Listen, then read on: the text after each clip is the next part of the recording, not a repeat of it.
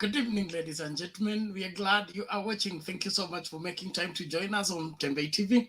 This is Open Forum Political Discussion Show, a show that gives you an opportunity to air what you feel and think about the latest development on our political front. Well, the headlines is Raila Odinga today is anointed using a 200 years old calabash. What is the significance of all this? What do you know about the same? Tell us what you feel. Is this the key to presidency or what? Please come in and let us know what you feel and think about the same.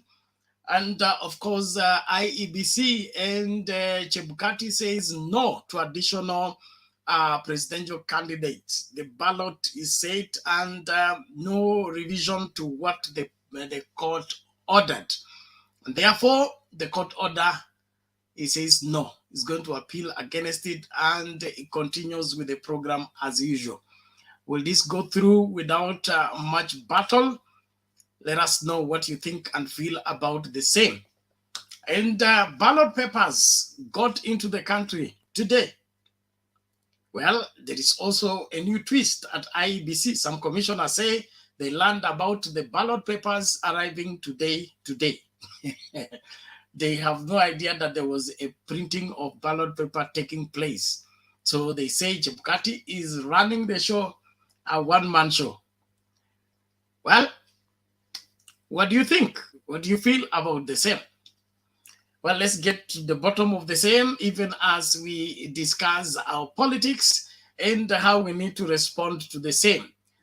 The link you need to get into the studio is now in the comment section. All you need to do is click on it, allow StreamYard to configure your camera and your audio for you, and you will be in this space for us to get talking. It is a home stretch for major political parties. 32 days to the election date.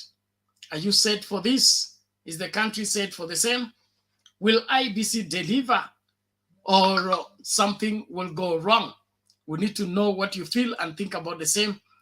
I want to appreciate all of you that are coming in fast and furious. And please, when you get us, help somebody else find us by sharing that link you are using to get us with everybody in your life. Share in your WhatsApp groups, share in your Facebook groups. Let the whole world tune into Mtembe TV and be part of this worldwide political show that gives you an opportunity to say what you think and feel about our politics.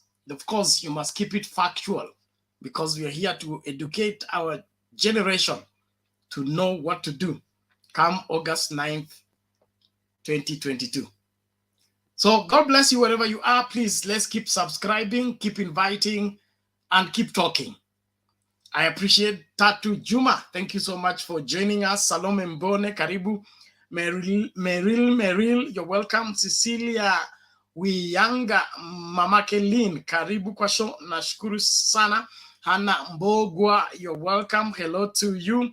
Patel Seboka Manyi, you're welcome. Thank you so much. Kuna Ras Bashir Were Wabusia, karibu sana. Felix Bichanga, you're welcome. Sam Ke, karibu sana. Kuna Evelyn Musia, you're welcome. Hana Mbogwa, ndio huyo. Thank you so much. Kuna Nya John, thank you so much. We are glad that you're following. Kuna nani huyu? Kuna Phyllis Omchanga. Hey, nakwambia. Oscar Yanga, you're welcome. Simon Hasabuli, you're welcome.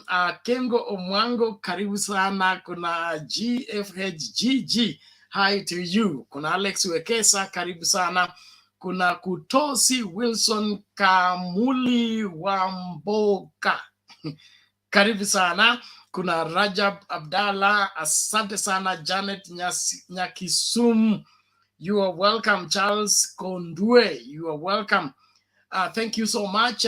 Those of you that are coming in, please, if you're able to get us, don't watch alone. The link to use to get into the studio so that you can participate into the discussion is right now in the comment section. Click on it. Allow StreamYard to configure your video, your camera, as well as your audio, and you will be in this space for us to get talking.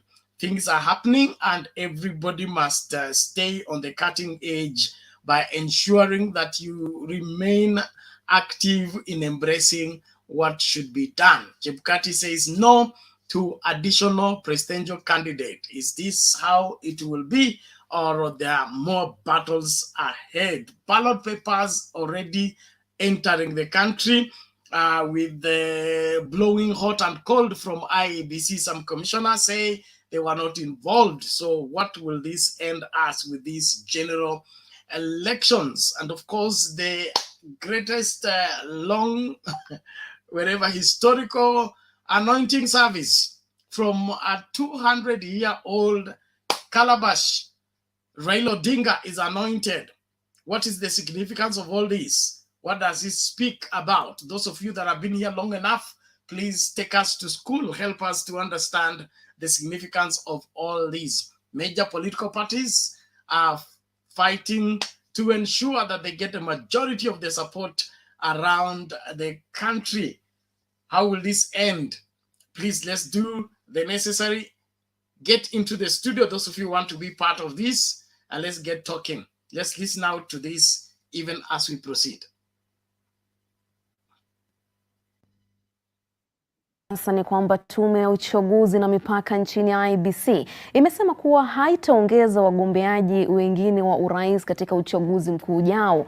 Mwenyekiti Wafula Chebukati ameshikilia kuwa tume hiyo itawasilisha kesi ya kukata rufaa dhidi ya uamuzi wa mahakama kuu uliotupilia mbali sheria iliyowahitaji wagombeaji wa urais wa kibinafsi kuwasilisha idadi maalum ya sahihi ya wanaowaunga mkono kabla ya kuidhinishwa kugombea urais. Vincent Odwor na kina cha taarifa hiyo. Tume ya Iebc ikiwa mbioni kukamilisha mahitaji ya kufanikisha kuandaliwa kwa uchaguzi mkuu ujao, imekata kauli ya kutojumuisha mwaniaji wa urais yeyote debeni baada ya mahakama kuu kuonekana kuwapa afueni. Hii ni baada ya mahakama kuu kuamua kuwa wawaniaji wa kibinafsi hawafai kuagizwa kuwasilisha sio tu sahihi za wanaowaunga mkono, bali pia nakala za vitambulisho vya wanaowaunga mkono ili kuidhinishwa kuwania urais. Wengine wao walichujwa kutokana na hitaji hilo. Hata hivyo, Iebc imeshikilia kuwa itakata rufaa dhidi ya uamuzi huo na kuwa mahakama haikuwaagiza kuwajumuisha debeni. The law does not act retrospectively.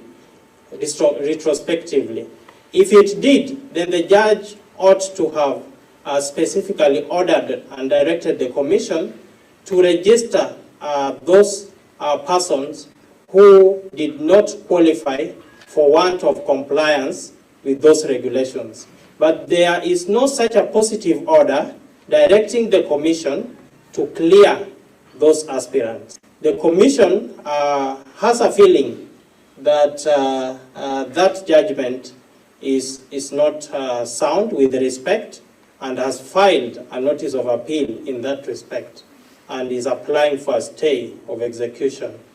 Wakati huo madai ya uwepo wa uhasama miongoni mwa makamishna wa Iebc, hususan kati ya baadhi ya makamishna na mwenyekiti Wafula Chebukati, umedaiwa kuibuka.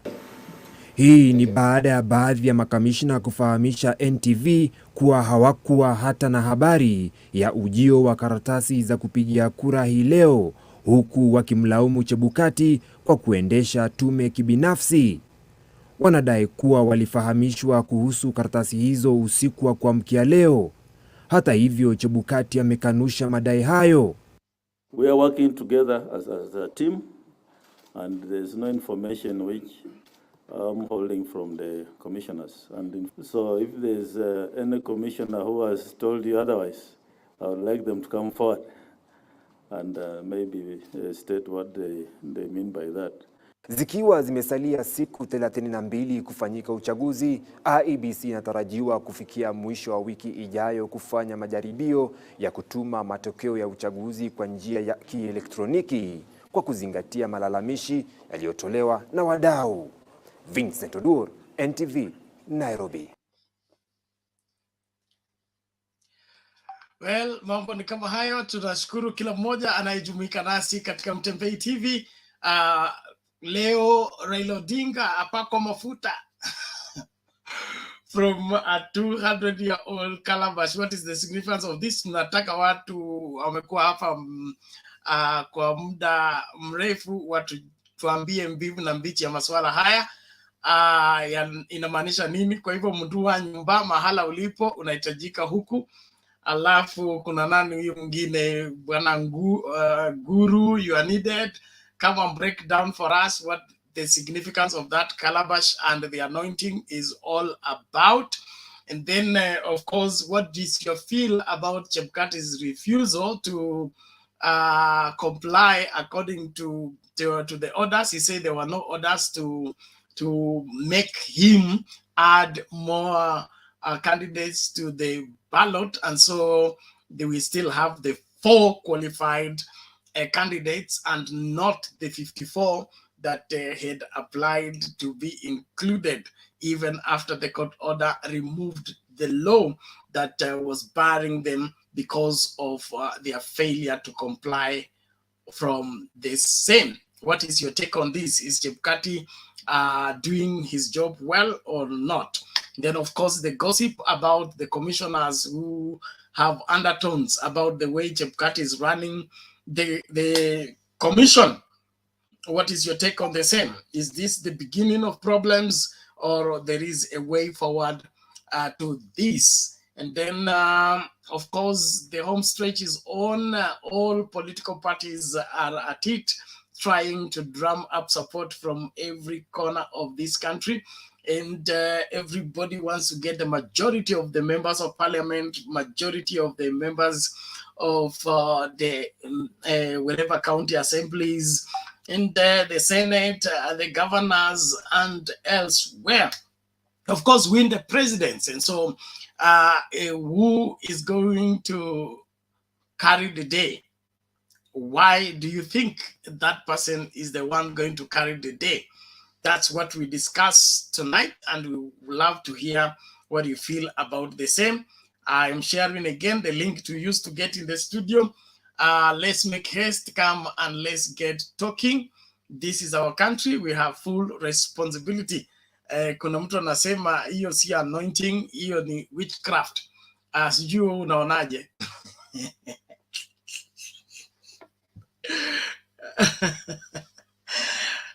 Tatu Juma anasema, I heard that Mzee Chebukati, let him respect the will of the people.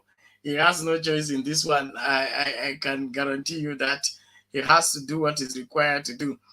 Probably in 2017, he let so many things happen behind his back. This time he wants to lead from the front. A positive move, in my opinion, but let him also carry along his team, not to go alone. That also makes suspicion very, very loud and not good for the public image of the commission. We want transparency at all levels, and we want everybody on board, even as we move forward. The elections are very important. Like I've said before, these are historic elections, and so your participation in the same is a great, great, great responsibility, as well as a great honor and privilege that you have. So if you're a registered voter, make sure that you are set to vote. Get your ID well kept. Don't let it be carried for you by another person. Keep it personally and be set on the 9th of August to go and make your voice be heard. Let your vote count by ensuring that you literally vote. Don't vote with your mouth. Don't vote with your shouting. Vote literally. Get into the wherever the line, and make sure that you cast your vote. All these claims that so-and-so has already taken, another one has already taken, it is not yet until you literally go to the booth and cast the vote in favor of that particular person that you wish them to win. The only way to make them win is make sure that you go and vote. Very, very important. Let's listen now to this, even as we wait for those that wish to join into the discourse tonight. We encourage all of you. Kwa hivyo sasa mimi ninataka, manake ndiko watu mnataka wasungumuze hapa, sio? Sio? Nataka babu.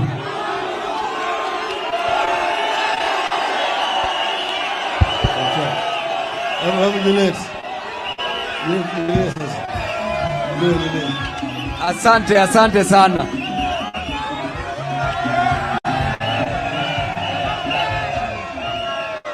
Haya, asante sana.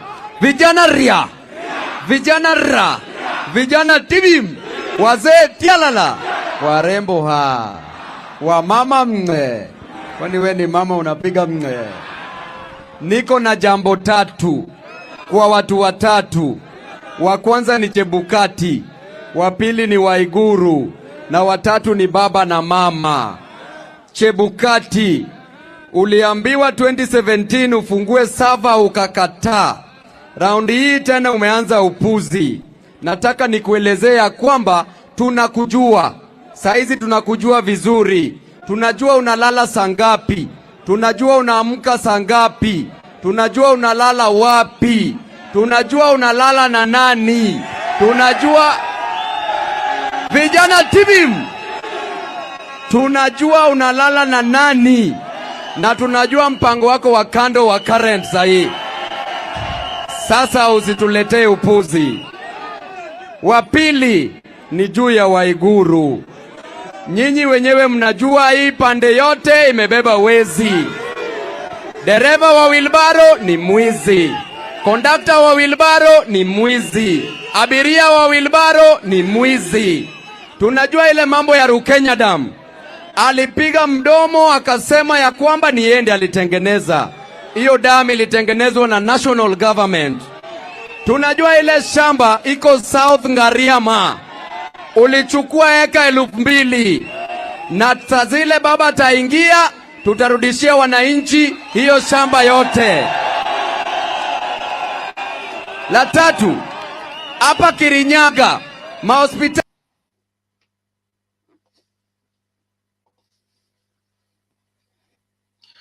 Well, that is Babu Owino making his claims on Kirinyaga campaign trail today, and his message to both Waiguru and the Kenya Kwanza Brigade, and what they stand for. You are entitled to your opinion from wherever you are. You're watching Tembei TV, and we encourage you to continue inviting as many as possible to join in the discourse tonight. We have a lot to look at, and I'm specifically appealing to Mundua Nyumba as well as Guru, Mama Selina, to come and help us break down the significance of the Calabash and the anointing of Raila Odinga today from a 200 years old Calabash. What does this signify, and what does this mean to his election and presidential bid this time around? Those of you that cannot stand history or the understanding of history, you are entitled to your opinion, but some of us will wish to know where all these things began and why they began from there. That helps us to hold on our heritage rightly, or even be able to transfer that information to generations yet unborn. There is nothing wrong with you knowing your roots, because it's from your roots that you stem from, and your branches can now bear fruit. You can't be a branch without a stem, and the stem cannot hold without the roots. And so it's important that we look back for us to find our way to the front where we're going, and be able to be significant and secure where we are going, because we know where we're coming from. The moment we begin to doubt where we came from, our insecurity can never be addressed. And as long as we are flip-flopping between two opinions, the Bible says it will make us unstable in all ways, and let us not think that we can receive anything from God. And so it's important for us to be secure as a people. The only thing that will make us secure is when we know where we're coming from and where we are going. So don't be afraid of history. It is important for you to understand it. And so as soon as Mr. Mundua Nyumba and Mr. Guru are here, and Mama Selina, they will help us understand the Calabash anointing issues with Raila Odinga and why it took place in the mountain. So if you know anything about it, you're free to come and tell us. We also want to learn and understand from you. What is your take about Chebukati's refusal to add any other candidate to the list? I am for the idea, in my opinion. Let Chebukati dig in and let's just go and vote. This other confusion of 50 people who just want to cause confusion, I have no time for them. Let them try. 2027 is not far from here. And if you really want to be president, let it be that Kenyans want you to be their president, not because you want to appear on the ballot paper. Appearing on the ballot paper is not an achievement, in my opinion. If you want it so badly, then go and comply with the law. Don't go to court to ask for the same. Well, I have MC Protocol here. Now, wengine wote nani anaogopa kuja studio? Hebu tafadhali njooni hapa tujadili. Kuna watu wanahepa kukwepa kweli. Tafadhali ni muhimu ufike hapa useme mawili matatu. Usingoje studio ijae ndo uanze kuteta, oh mara ulifungiwa, oh mara ulisema ukawe nini, ukawekwa quarantine. All those murmurers and complainers. Now you have a free flow. People are waiting to hear what you think and feel about our political development. Whether you are Azimio, you are UDA, or you are Wajakoya, the Roots Party, or the other one, Agano, you're free to come and air what you feel and think. Just make sure it is factual and is helpful to make this country a better place. MZ Protocol, habari leo? But unmute the mic is beside your name on the screen. Yeah, you can hear me now. Yes, I can hear you. Karibu. Hello? Hello to you. How are you? I'm good, and you? I'm well. Yeah, thank you very much. You have a very interesting conversation here. Yeah. Yes. I wanted to just make my input kidogo as Azimio supporter. I will go. Hello, are you getting me from today? Yes, Protocol. I think you need to get the minors from being caught on the mic. It is against the YouTube rules. So just get the kids to settle down, and then you can make your contribution. Okay, thank you. Yes.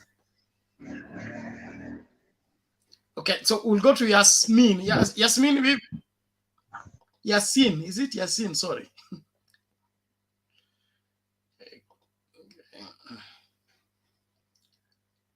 All right, where is this? Ladies and gentlemen, we are glad you are watching. Please keep inviting people to join into the discourse tonight. Many things have happened. Significant moves have been made. Where are we headed? Are we secure there? And are we safe? So please, let's ensure that that is discussed extensively and conclusively. This is one unique show that gives you an opportunity to speak like you feel and think. Just make sure it is factual and you're on the right side of history, even as you continue with this discourse. So, MC Protocol, if you have settled down, you can take it.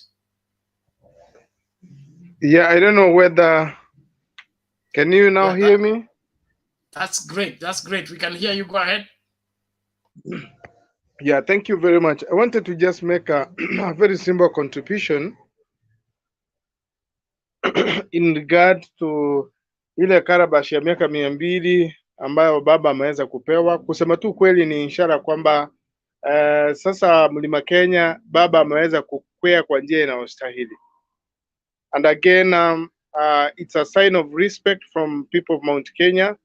And again, to be honest, Mlima, sisi kama watu wa Azimio na hususan wale watu ambao tumekuwa tukiunga baba mkono, imetukalia mgumu kidogo. Kwa hiyo baba kuweza kupewa ile Calabash ya miaka 200 ni inshallah tosha kwamba sasa Mlima Kenya haitatukalia ngumu tena na hatutateleza. Kwa hiyo kwa mashabiki wote na vile vile watu wa Azimio, ni njia mojawapo ama ni sign mojawapo kwamba hivi karibuni rais wa 5 wa taifa la Kenya atakuwa Mheshimiwa Raila Amolo Odinga.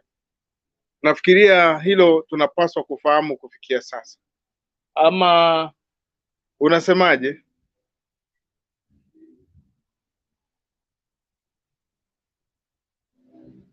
Na vile vile ningependa niguzie kidogo kuhusu asante, sijui kama unanipata kwa njia ya usafi ndugu yangu. Uko sawa, endelea.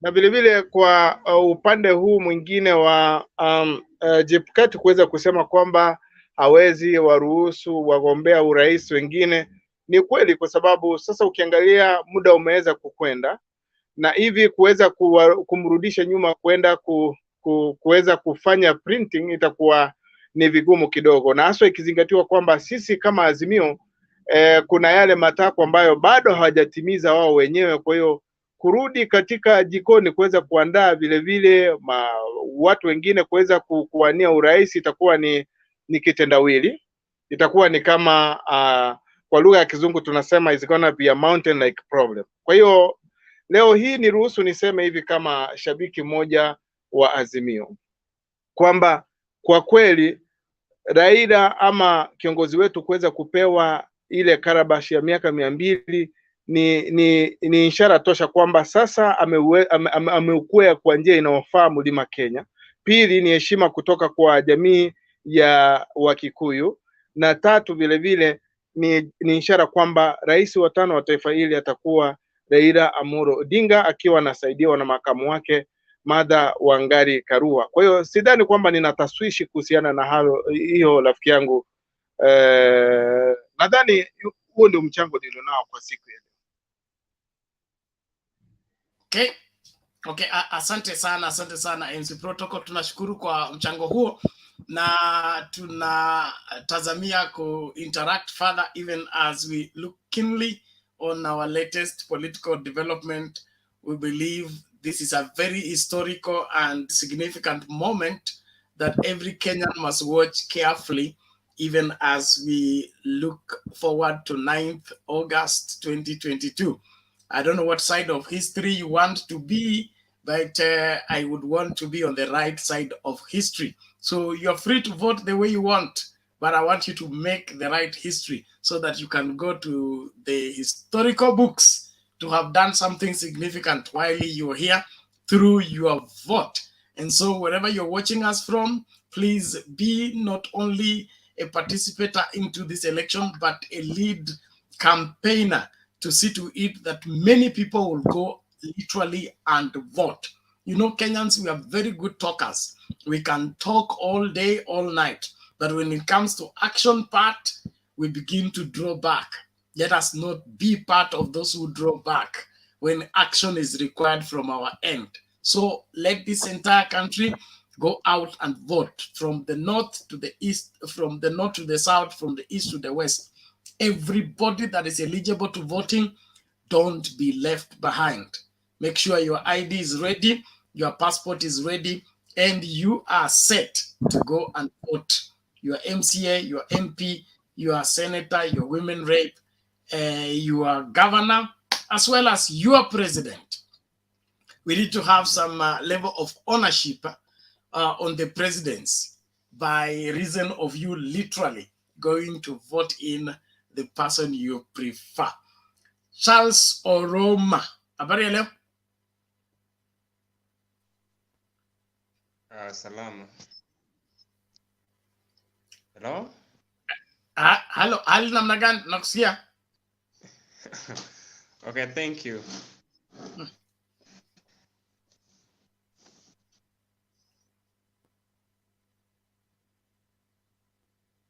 Hello?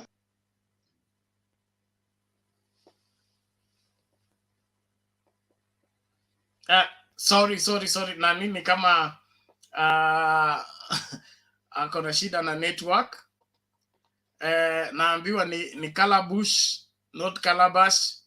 Whichever it is. Ndio nangoja wazee wakuje kuniambia maswala. Mimi I confess I'm green about it. I don't know much about the same, so I'm waiting for the elders to come and lead me into understanding the significance of the anointing, as well as that particular whatever action done in favor of one Raila Odinga. But in the meantime, let us ensure that we are focused and we are doing the right thing as far as helping this country understand where we are and where we are going is concerned.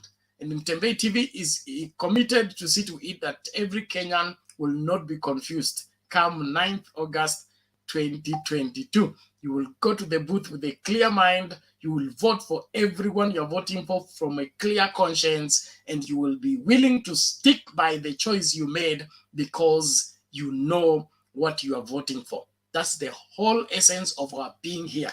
We're here to see to it that nobody will take advantage of your ignorance. And so we want to lay everything bare so that everybody will act from the point of information and not from hearsay and propaganda. And so please, when you come to participate into the show, understand the whole essence of our show. We don't want to confuse Kenyans. We want Kenyans to understand exactly what is happening and what they need to do in order to make what is right for this great country. And as I keep emphasizing, this voting is all about making Kenya better. And so don't go and vote for anything on the ballot.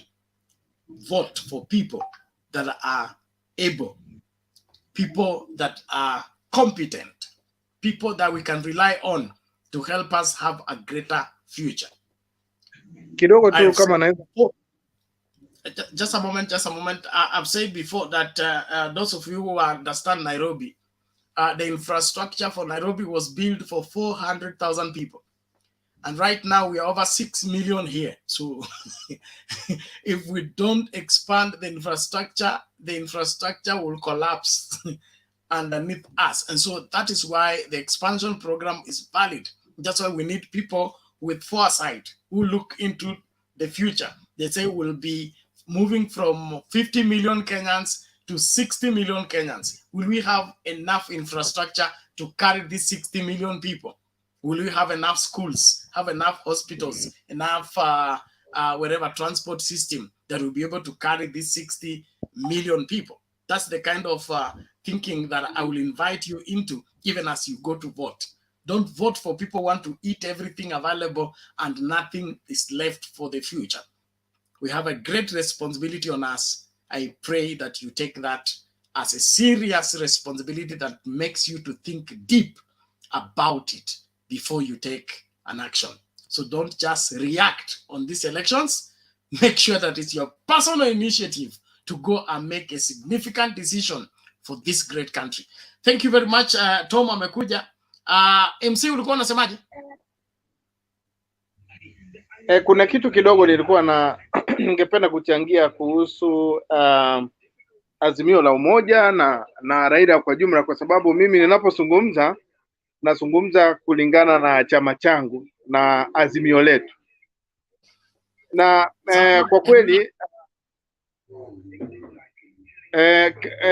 kwa kweli unavyojua kati ya propaganda ama falsafa ambazo zimeweza kujaa na UDA ni kwamba Jacom ama tuseme sisi kama azimio hatuwezi panda mlima Kenya. Matokeo yake umeona vile wengi wameweza kuwa na matusi na labda kuweza kutumia lugha ambayo haistahili mbele ya macho ya baba pamoja na Martha Karua, watu ambao wamepigana kwa muda mrefu kwa ajili ya freedom ambao tuko nayo kuanzia multipartyism mpaka sasa hivi mahali tumeweza kufika.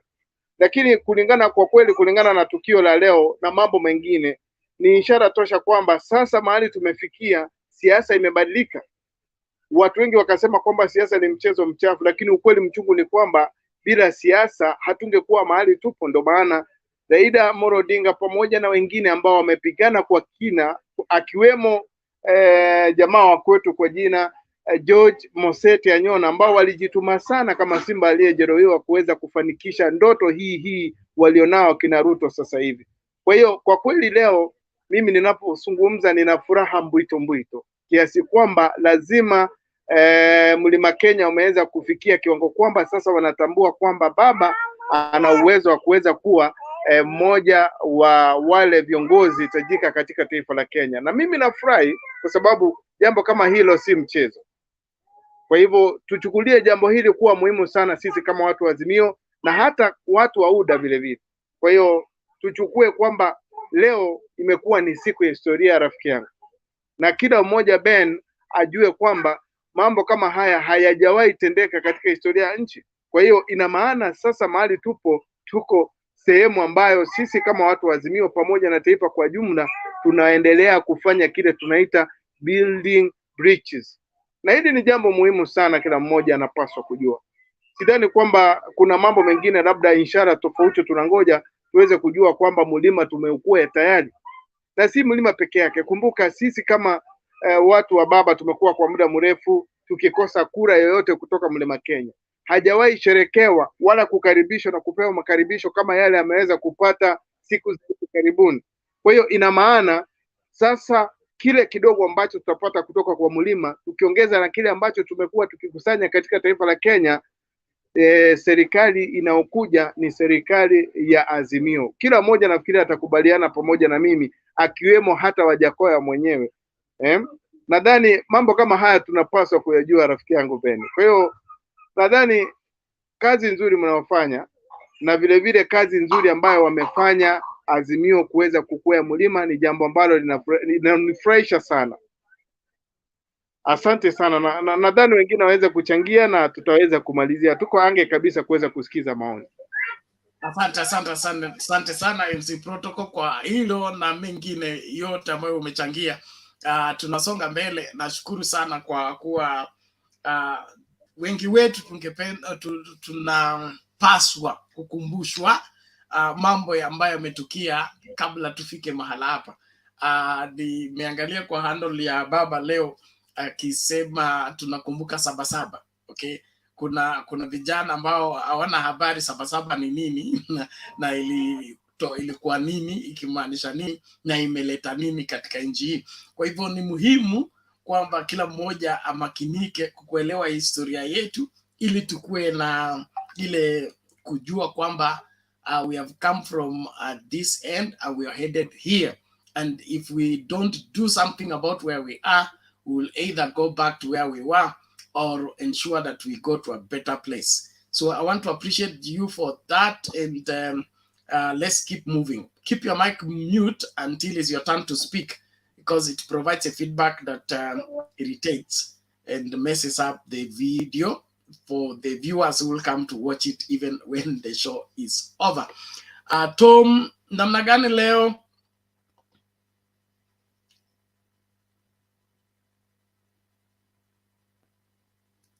Bwana Tom, kuna shida na audio yako, hatusikii kile unasema. Naomba urekebishe. Tom, if you can get me, fix your audio. We can't get what you're saying. Too bad. Please just go and fix it. It's not coming through, and I think it's because of your configuration. There is Susan Raga, the same thing. Your device is not well configured, so you can't be connected to the screen. Please, when you click on the link, don't direct StreamYard. Let StreamYard allow StreamYard to configure for you. If you begin to direct it, it will refuse to add you to the system. The reason why we ask you to allow StreamYard to configure, because it has a way of working out things so that they all interjoin. So if you mess up one bit, it will mess you. Yeah, like you can arrive here, you have your camera on and your audio is not working.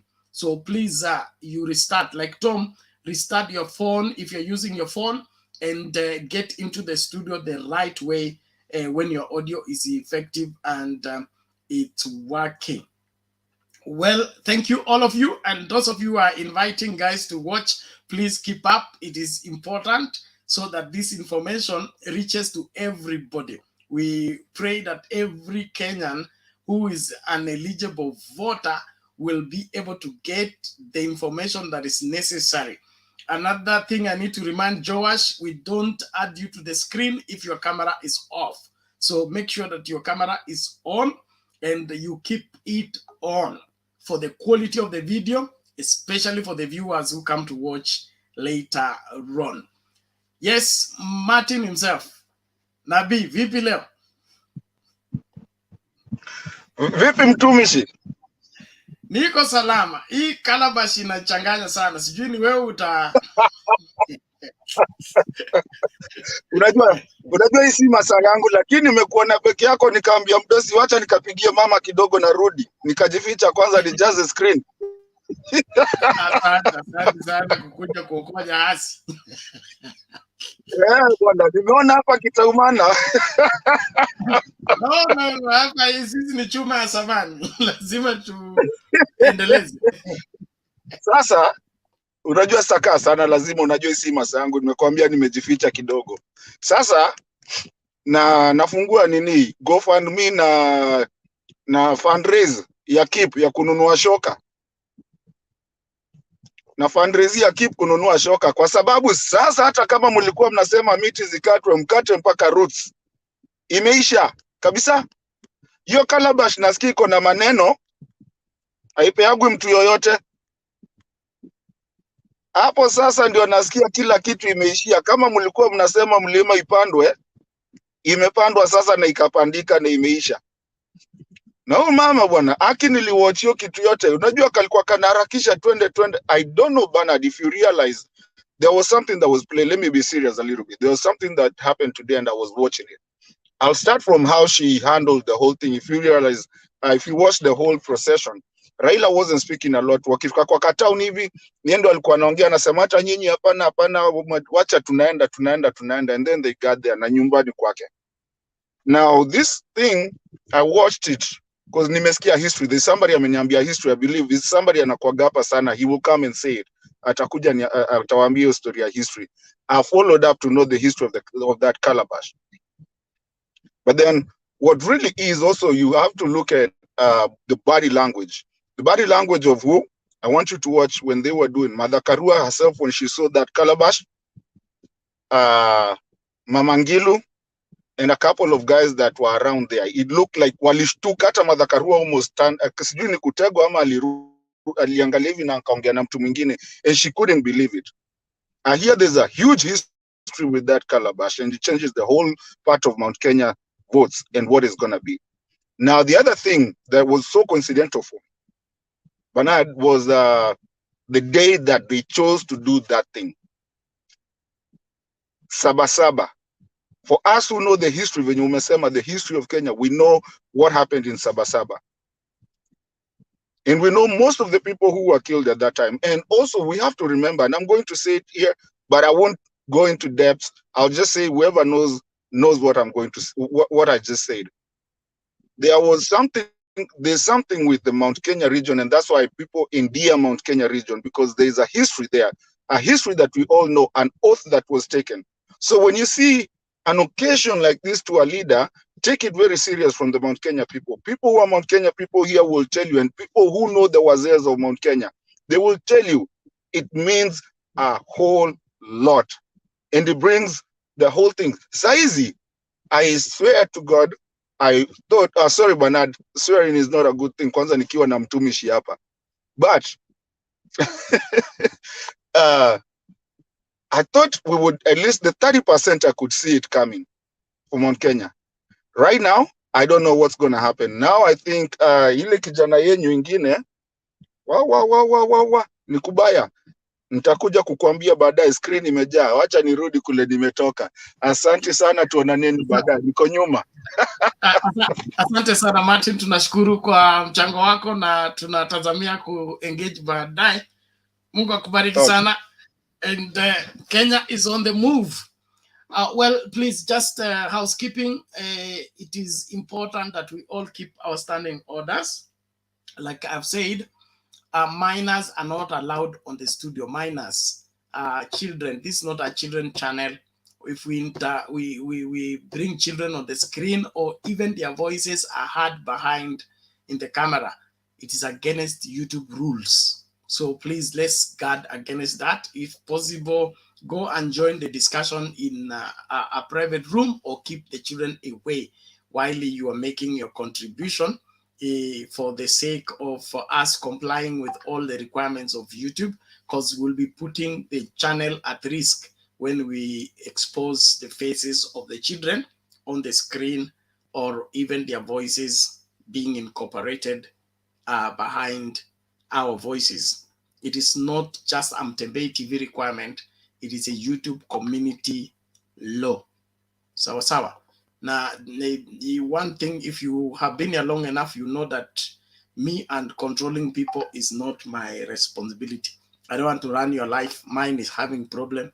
I don't want to add your problem to mine. So please, let's just comply with the requirement of the law, so that when we have our interaction, that interaction is not only profitable, but it leads to long-lasting results.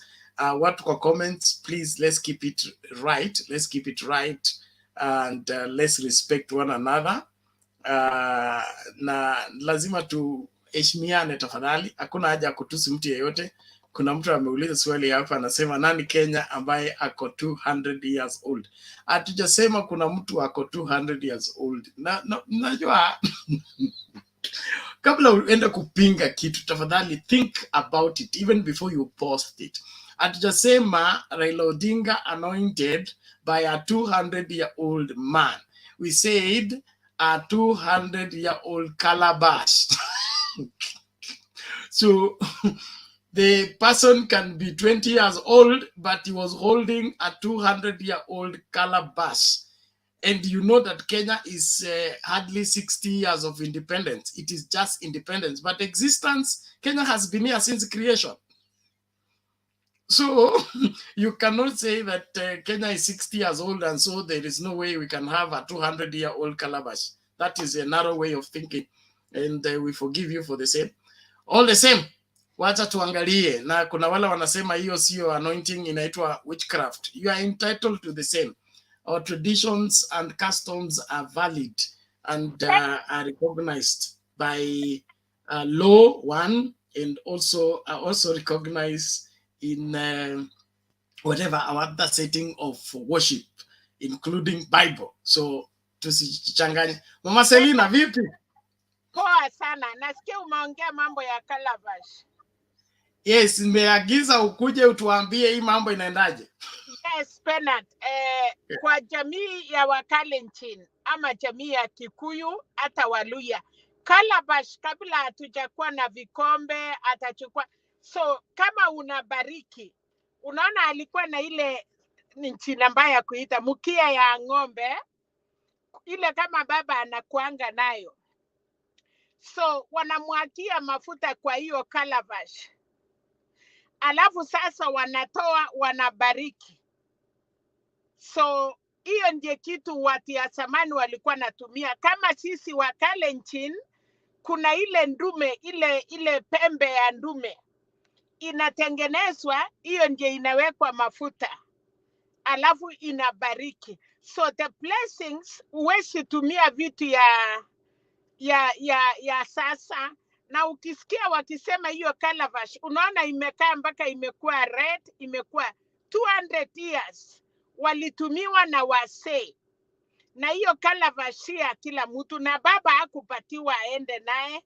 Hiyo ni kitu ya jamii, una place naye watu. Ni kama vile Catholic wako na ile ya kupatia kuweka sakramente. So that one you don't change.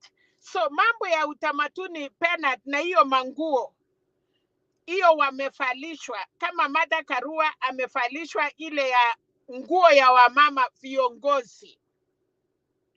na akabarikiwa na wakabariki mpaka mkuu. Sasa unaketi chini kwa ile kiti kidogo ndio unapata blessing, na hiyo blessing haifanywi na vijana. Na hiyo blessing, unasikia hiyo msee anasema alikatwa mkuu, yeye ni Maumau, na ameongea na wale elders wengine kutoka jamii ya Wakikuyu. You cannot do it by yourself. So wanakaa na wasee wa kiama, na hiyo sasa Kirinyaga wana face Mount Kenya, mahali Mungu wanasema ya Wakikuyu alitoka ni Kirinyaga. So Martha Karua baba amebless na wakabless Martha Karua, na hata mkiona wakati ya Uhuru ama wakati ya Kibaki, hiyo sherehe inafanyiwa mtu moja. Iwezi nyinyi watu wengine mumekimbia Central, hata Kajakwa ni Mkikuyu, lakini achapata blessings ya wasee ya Wakikuyu ya kiama na wasee wale wa Kema. So hiyo baraka haifanywi kama mchezo, hiyo ni kitu kama imepeanwa ni mara moja. So na kuna siku hiyo ni mambo ya wasee na imeisha, mutasikia hiyo blessing imeenda hivyo. So watu wanakuja vijana wanasema ati hiyo si blessing. Hakuna blessing ingine ya msee ya miaka 100 ama 80 years. Kijana mdogo hawezi bariki watu. Na hii ya kwenda kufungiwa leso ama kufaliwa tai ama kupatiwa hii mafuta mnaenda kuchukua kwa duka. Olive oil mnakuja peanut. Hiyo ni mafuta ya ng'ombe, inatengenezwa na maziwa ya ng'ombe. Huwezi enda sokoni ukanunua ukuje upeane blessings nayo. Na huyu mzee nilishukuru juu alitumia pia mambo ya Mungu. Otherwise angekuwa anaomba Kikuyu, but nilikuwa naona aliweka mambo ya Mungu sana. Kwa hivyo ni hiyo tu, hata mimi niko kwa gari nitasettle kama nimefika nyumbani, but hiyo Kirinyaga imeisha na vile ilikuwa imejaa. Na angefalishwa huko Nyeri na angefalishwa Kiambu, kwa sababu Martha Karua anatoka Kirinyaga. So wasee wanafuata desturi. Wakati ya Uhuru ilifanyiwa Kiambu huko Katuntu, wakati ya Kibaki ilifanyika huko Othaya. So placing a person, you cannot play kwenda kimbia kuplace mtu hata mahali haistahili. So hiyo ni mchanga amebarikiwa kwa hiyo stadium. Ni hayo Bernard. Otherwise nashukuru pia niliona makaratasi leo imefika na Chebukati for the first time. Bernard, hata kama wataenda kotini, wataenda kama tumefanya election ya Kenya tumemaliza. We cannot have 55 presidential candidate, watu wenye hata hawana China. Hiyo waine Kenya wametosheka. 32 days to election tunangojea, na niliwaambia msicheke na meno ya wenyewe. Nikawaambia baba mkate kasi yake imeisha, watoto ya mama wameshiba, sasa mumefungiwa firako, mutoke kwa wenyewe, kwa sababu mama mwenyewe mwenye nyumba mambo imeisha. Kikalenjin wanasema saa ile unalisha mtoto ya nje, afadhali ukue na wako. Ama ukituma mtoto aenda achunge ng'ombe ya nje, afadhali ukue na yako mdogo hapo. Hiyo ndio mambo watu yetu walisahau kufanya. Walienda kucheka na meno ya wenyewe bila kujua. Walienda wakakuwa baba mkate, sasa came short. Thank you Bernard. Thank you Mama Selina, tunashukuru sana kwa uchambuzi huo na mchango wako. Asante sana kwa kutufahamisha umuhimu na historia ya yale yaliyotukia leo. Na mimi kwamba tumesonga mbele katika ufahamu na tutajadili mengi wakati tunaendelea na show. Mahala popote ulipo ukitupata, tafadhali tazama na mwingine hakikisha kwamba una invite more people, share in more Facebook groups, share in more WhatsApp groups, share in all social media platforms, so that the whole world can tune into Mtembei TV and be able to get the latest raw information as far as our politics are concerned. Thank you very much for sticking by and continuing to follow us. Thank you for the support. Thank you for the followership. Please, if you have not subscribed, continue subscribing and ensure that your friends and your family are also subscribers. Now, naomba hivi twende kwa Anderson, alafu tutarudi kwa Yufin baadaye. Anderson, vipi?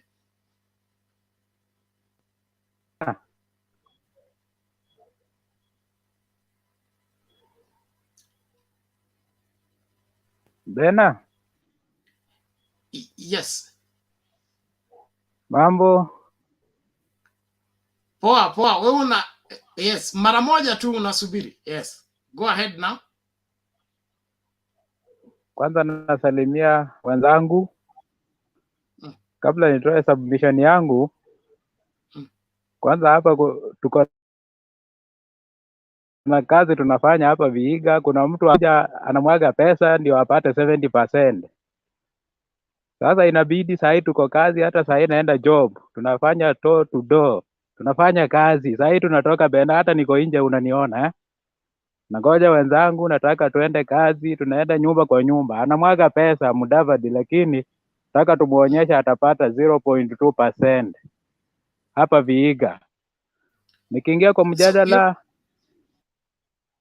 32 days to election. Hela mweke kwa kunia.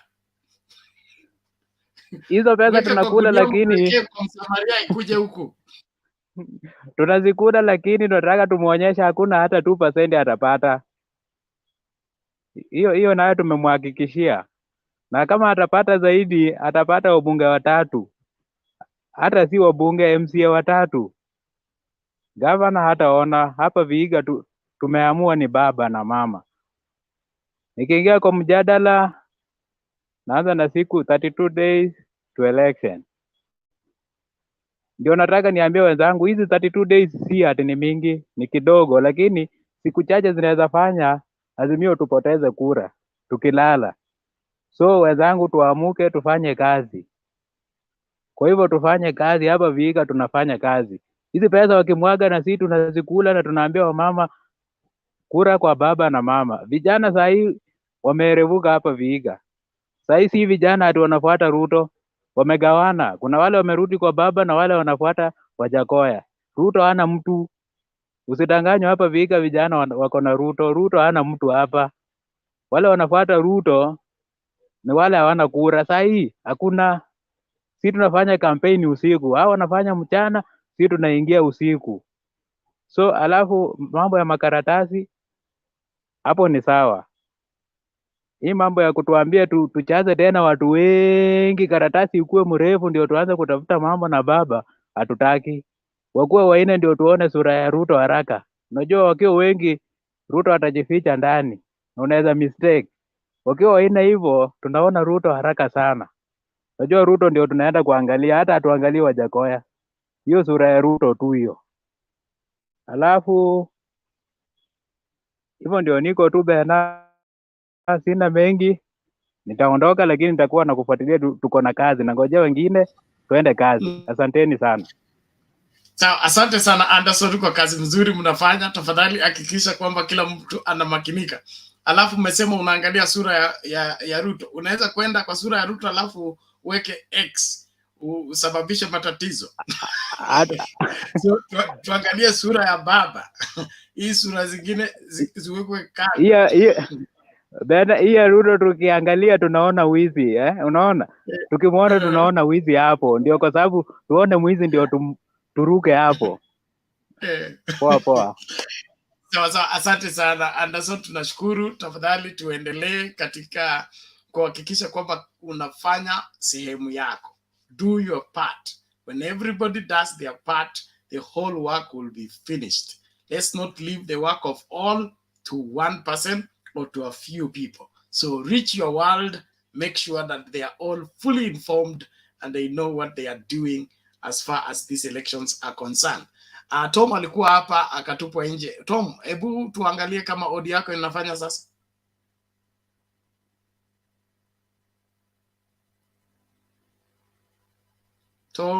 Tom leo uko na taabu.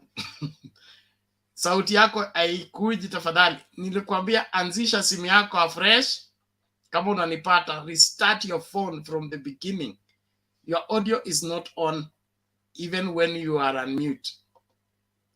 Ni kama ni party. So labda tufanye nini? Tupe nje kwanza akajipange akirudi. And then we do that. Yufin, karibu. Asante Bernard, I hope I'm clear enough. Yes, volume kidogo Alex ya kwa comments. Alex anafanya nini kwa comment? Aingie huku juu. Na saizi? Uko sawa, endelea. Yes. Habari zenu everyone. I hope you're doing great. Baba Annoited in Kirinyaga today was, we've always known that Baba is gonna be the president, but that one today was a confirmation that he is already the president. So the only thing we are waiting for is to go out. The elders have confirmed for us, and so it's up to us to go and seal it on the 9th. So let us not say like, oh, we've won it, now we can do anything, like we're just gonna sit back. No, we have to wake up very early in the morning on the 9th, go and vote and seal it. Now our part is just to seal it, and we are gonna do that in large numbers. And the Iebc says no to additional candidates. No. This is a great choice because we can't bear the stress of looking for the candidates. It's gonna be a whole booklet. We don't need that. We are okay with the 4. Let's choose because we already know it's Baba. So let's go and just vote. That's the best thing so far for me that Iebc can, the best choice actually that they've made so far, because you can't add those candidates that are now, and to budget again for the printing, it's not going to be easy. The ballot papers that have arrived, that's great because we only have 32 days, and this is the time, this is the last lap. So we are ready for it. We are waiting for the 9th. We are gonna go there and seal the deal. Baba and Mama are going to State House, and Kenya is gonna be the Kenya that we've always wanted it to be. It's gonna be a Kenya for all, not Kenya for a few. It's gonna be a Kenya where you can go to school, get papers, not fake papers, get papers from school, come out of school, get a good job, and move on, support your family, live the life that you want. And my last word is to all fellow Kenyans, to those who have not aligned themselves to the Azimio team, please, I'm urging you. Blue is the color, Azimio is the team, politics is the game. Baba is the captain and Mama is the assistant captain. Join us together. You saw it for yourself today. It's been confirmed. We are waiting to seal it. Come, we seal it together on the 9th of August. Thank you, Bernard. Asante sana Yufin, we appreciate that, and we should all join the winning team. Everybody should move away from the losing team so that we win together. We'll be one big family, and that is what Azimio is all about. One big family. Ana Baba, and mama. Well, kuna huyu jamaa anaitwa nani, anaitwa Geoffrey Ruto, okay?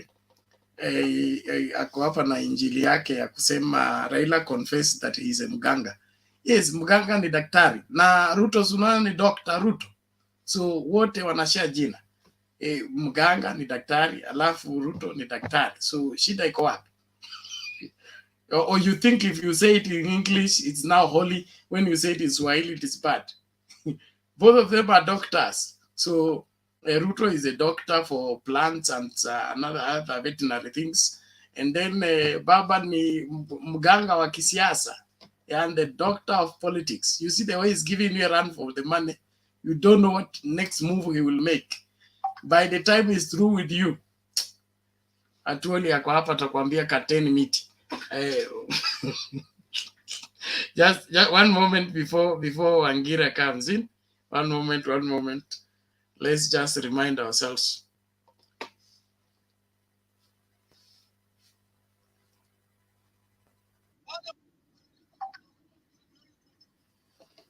Sugoi wakate miti isiwe karibu kwa ajili tarehe 9 usubuhi ya huyo usiku kura itatangazwa na huyo mtoto atajinyonga. Wakate miti.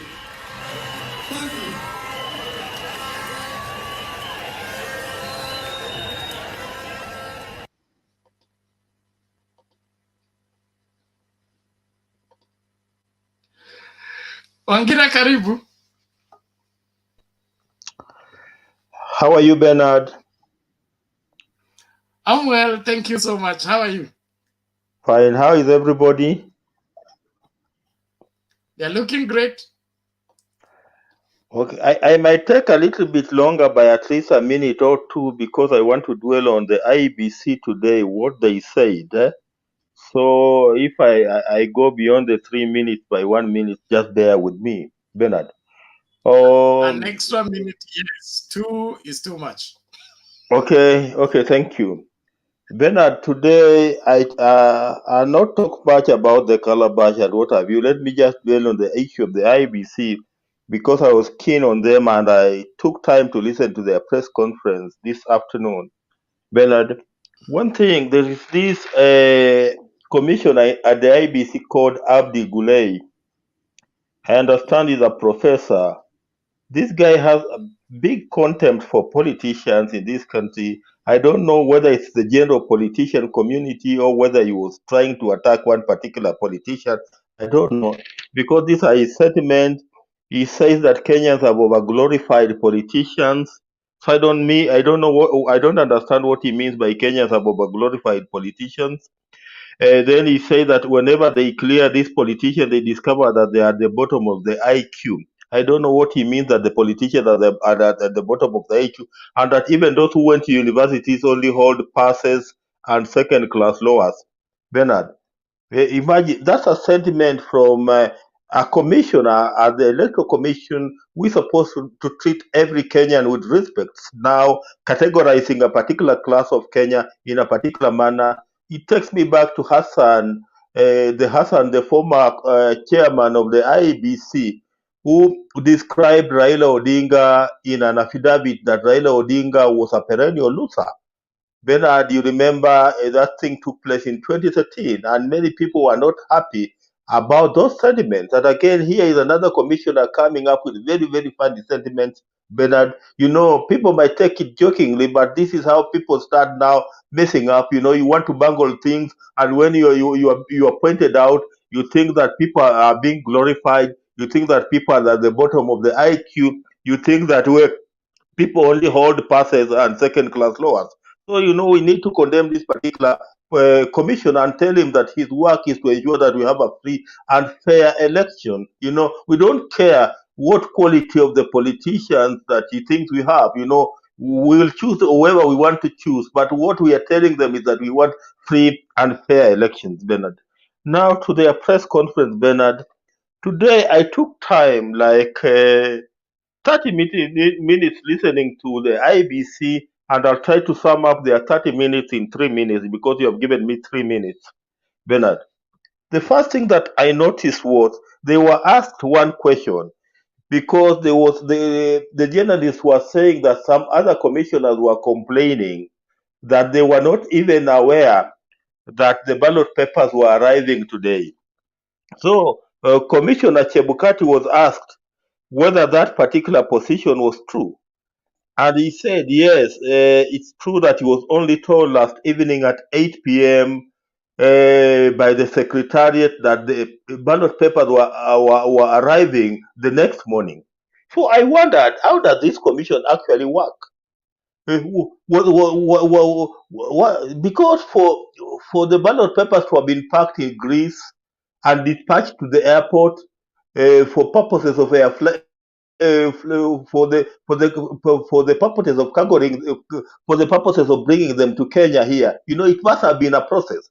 So if it was a process, how come that the secretariat was only telling them at 8 p.m. on that evening that the papers were arriving the next morning? In fact, when they were being told that papers were arriving next morning, they planned to attend a KEPSA meeting, a Kenya Private Sector Alliance meeting. And they were now forced to divide themselves between a team that was going out to the airport to receive the papers and another one that was going to attend the KEPSA meeting. So that issue came up, and they were asked severally, surely whether they were working in tandem, because and as much as they tried to cover it, as much as the Chebukati and the vice chair tried to cover it, but they seem to have been a problem on this issue of the arrival of the ballot papers, which means that they seem to be people at the commission who are running the show. Because if you are a commissioner, if you are a chairman of a board, and there is a managing director, and there is an event that is supposed to take place tomorrow, and is only telling you at 8 p.m. today that tomorrow morning at 8 p.m. there will be an event, then there must be a problem. And that is what journalists were trying to point out, that there seems to be a problem here, that if you are only told at 8 p.m. that ballot papers were arriving at 8 a.m. in the morning, then there is something that is not working up. You are not working in tandem here. Then Paul Mwangi, a representative of Raila Odinga, raised one very crucial point here. And we always discuss these things with Kuse, with the issue of the timeline, the IBC timelines. Because even as the papers were arriving today being the 7th of July, the candidates, the 16,000 candidates who are supposed to be running for this particular election have not been gazetted.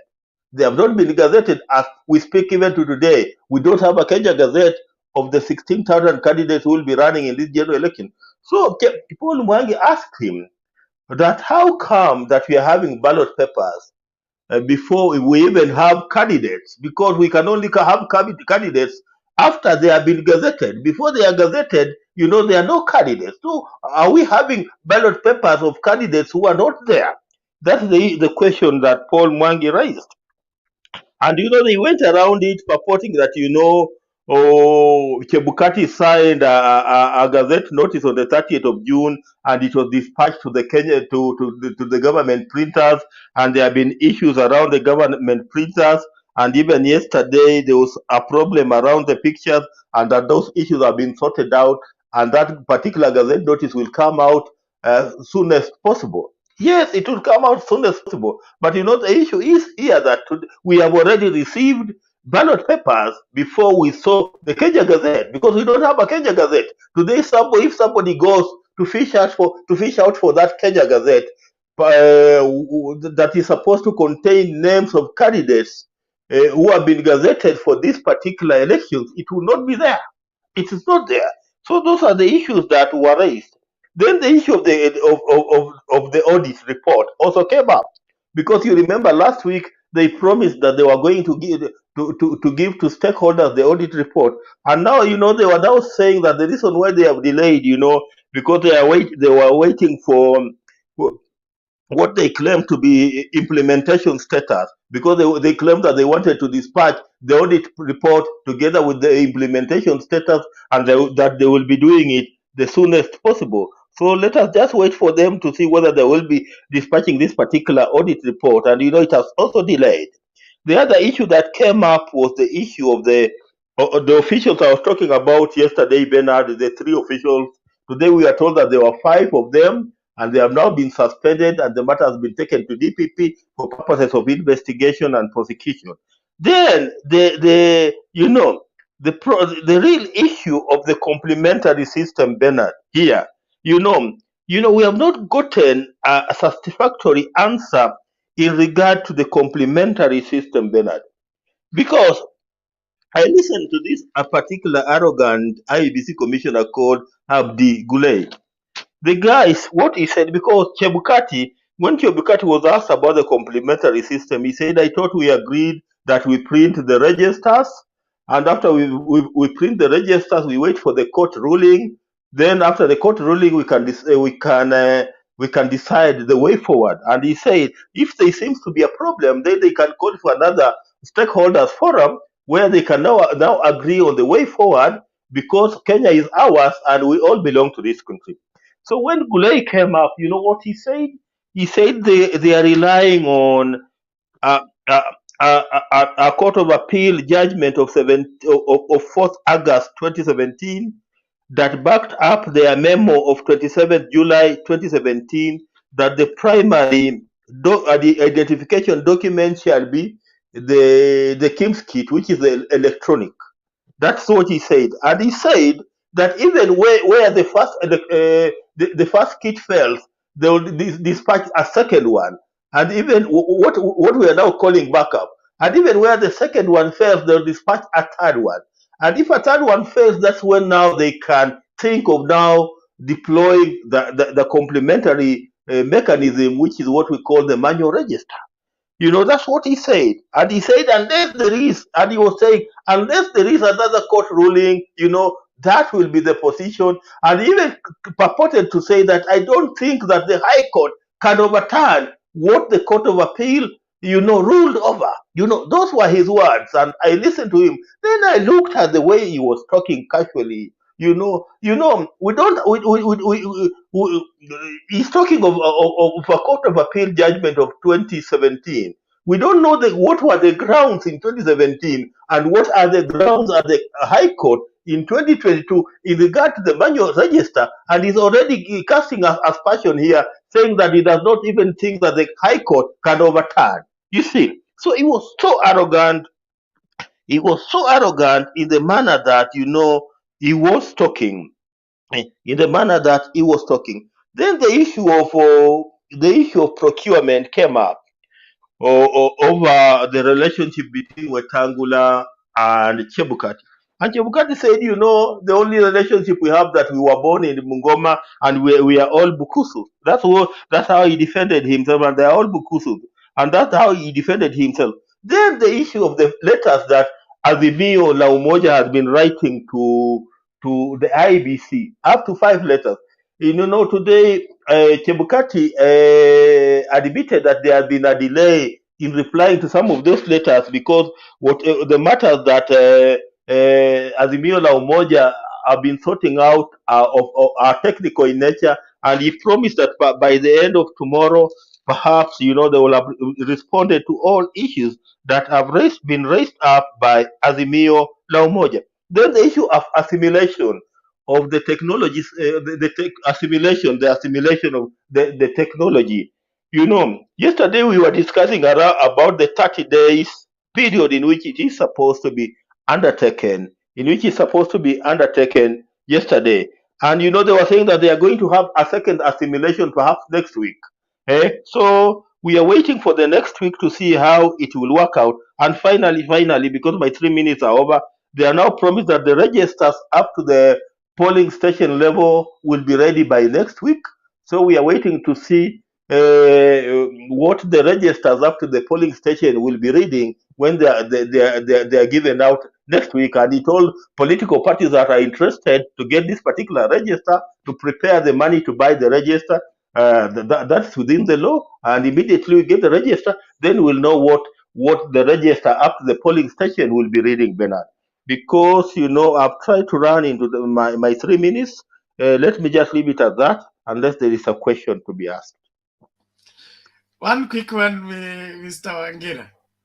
Are we buying an electronic register or a physical register? The register that we are buying is what you call the physical one. So, wacha kutuchezea. There is a physical register and we want Bernard, it at the police station.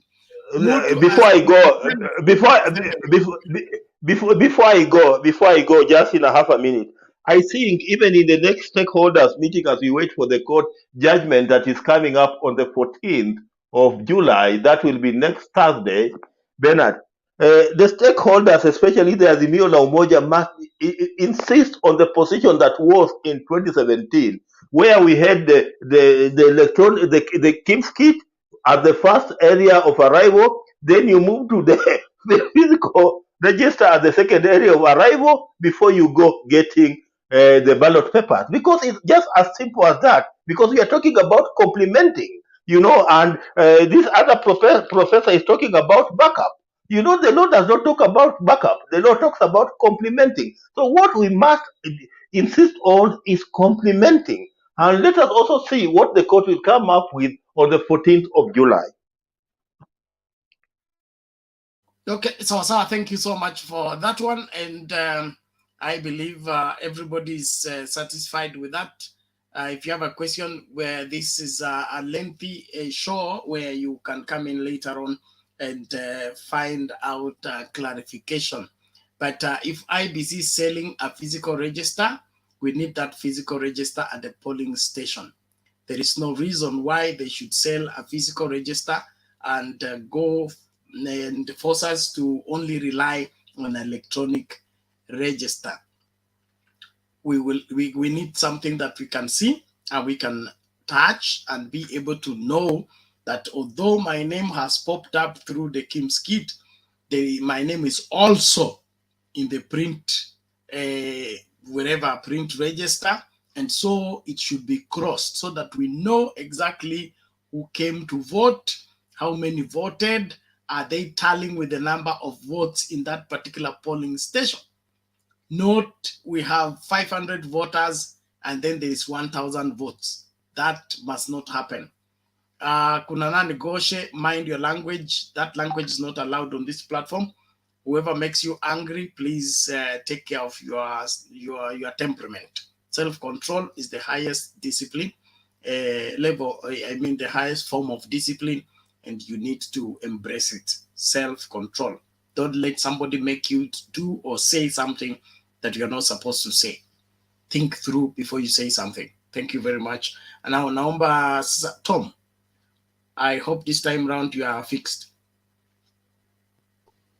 Yeah, I'm done. You can now hear me, Ben? Good. Yeah, yes, go ahead. Okay, now kulingana na vile leo siku imekuwa sawa kabisa. Tumeona baba kule Kirinyaga na wale wazee wa kongwe kabisa, wale wanajua vile inchi inakuwa, vile inchi inafaa iongozwe. Nimefurahi sana na huyo mzee vile aliongea, na kwa kweli bwana Bernard, mambo ya uongozi, ukiona wazee wanaweka mkono wanasema huyu ndio the right person to lead, iko na mambo mengi sana. So wenye wanaweka kando wabweke tu, lakini kwa kweli inasemekana whatever happens on earth, hata kwa Mungu ina happen. So Mungu tayari amechagua kiongozi, who is our 5th president, Bwana Raila na Mama Martha. So hao atakutuongoza vizuri, tumefurahi. Nikiendelea hii mambo ya ballot papers vile zililetwa leo, bado IBC tunaona wako na shida mingi sana, kwa sababu kulingana na communication hawana njia moja.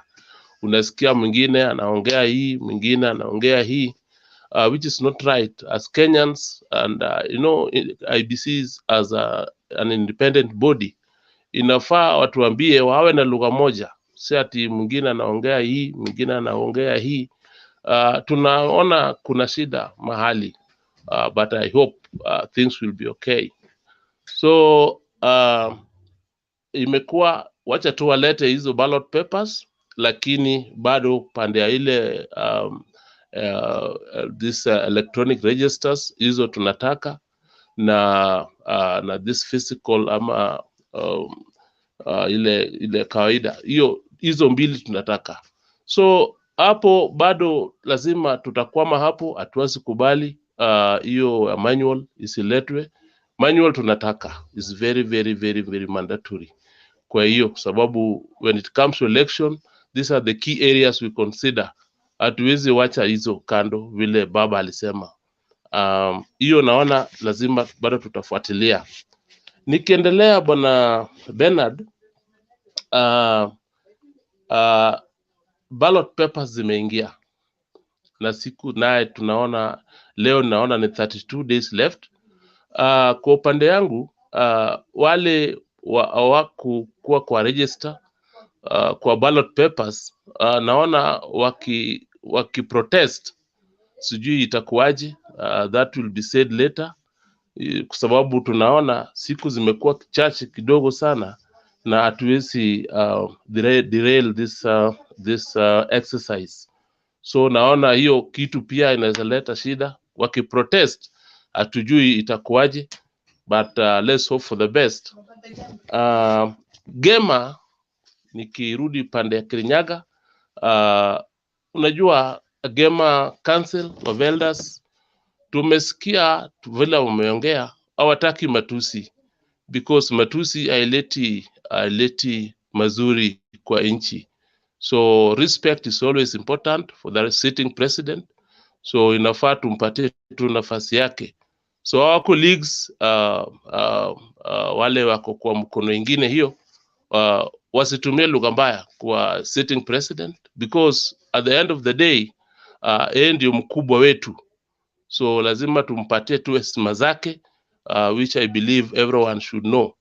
So vile wameongea bwana Bernard, nimefurahi sana. I hope wale walisikia now should get back to the line, you know. So hiyo matusi ni mbaya. Nikimalizia bwana Bernard, Kenya ni nchi ya amani. Amani ndio kitu ya maana sana, sababu unaona tukiendelea na hii matusi ni mbaya, because the two gentlemen we have, you know, kwa hii race tuko na wawili tu, wale wengine hatujui watakuwa wapi, lakini wacha tu wakae kwa basi nyuma kidogo. Lakini tuko na bwana Raila na ndugu yetu bwana Ruto. These guys at the end of the day, mmoja wao atakuwa kiongozi. Hakuna haja tutumie lugha mbaya kwa nini, lugha mzuri tu, alafu siku ikiisha, siku ya election siku moja tu, tukimaliza election tutakuwa na leader the following day. So hiyo pia naweza onya wenzangu. So I have all that, but for now wacha tu nimalizie hapo bwana Bernard. Nimekuwa na shida kidogo kwa upande ya network problems. This is now the third trial, but now because nimefaulu and nimefurahi. So just for that, for today nimesema asante. Nimeshukuru sana wenzangu. Naona bwana Njuguna pia nataka kuongea, lakini bwana Njuguna, nimekusalamia sana rafiki yangu. Juzi sijamuona, leo ndio nimemuona leo. Laban, Msiani, Sali, Chebet na wale wengine, nimefurahi sana. Muwe na usiku mwema. Asante. Okay, asante sana Tom, tunashukuru. Pole kwa story ya net, but we hope you are now stable and you are safe and secure. We will engage later. Thank you so much. And for the rest of the viewers, thank you so much for keeping up the invitation program of ensuring that every Kenyan is up to speed in following the broadcast and understanding what is happening. Please, let's not relent. And if you have not yet subscribed to Mtembei TV, please do so and follow us on Facebook page as well as Facebook profile so that you don't miss out on any of our programming. We really want to appreciate all of you, even those on the comment section. Please keep it clean, respect idumu, na tuache history ya kuitana mwizi, nani, mganga, mchawi. It's not helping anything. Let's think soberly, and let's also help people find something. When people go through the comments, what do they read against your name? Are they finding value in what they are reading, or they are just passing time? Don't put your signature on something you can't stand by for posterity. Respect yourself enough to write only what you can send your grandchildren and great grandchildren to come and learn on how you used to debate when you used to be you. So please don't just throw everything at everybody. It's important that whatever you refer people to will be something that you will be proud of, not something that you'll be ashamed of. It's that important. And whatever we do, let's do for a better Kenya. Better Kenya is all the Kenyans need, and therefore let's ensure that is done. Story ya siasa matusi haifai. Let's listen to this before Laban can come in and make their submission. I mean his submission. One of these. Okay, I wanted this. Let's have this first.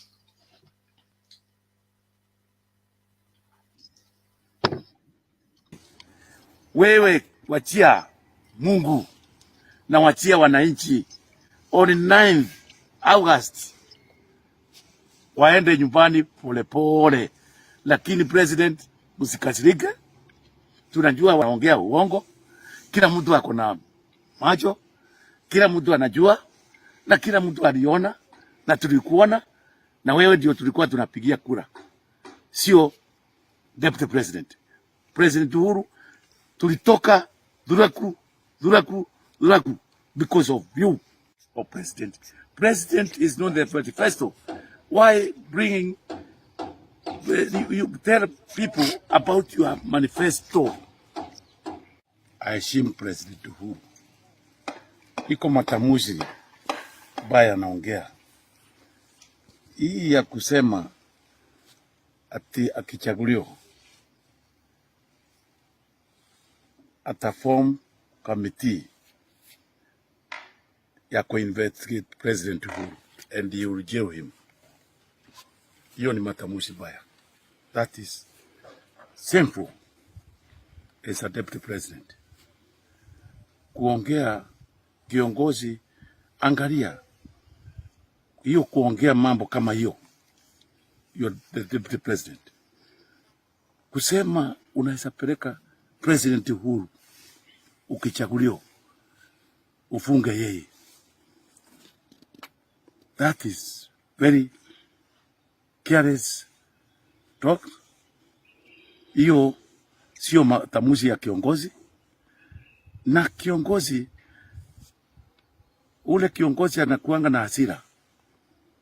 Sio kiongozi. You cannot lead this country. Ule kiongozi wa kuchukua hii serikali ni wa kuleta all people together. Don't forget, Deputy President. President Uhuru is still the sitting president, and he is the president of Republic of Kenya, commander-in-chief of military forces. Na wewe unaenda round kutukana yeye na anakimya kusema hata ungeslap yeye, kuslap president mkubwa yako hiyo, ati ungeslap, ulikuwa unataka kuslap president.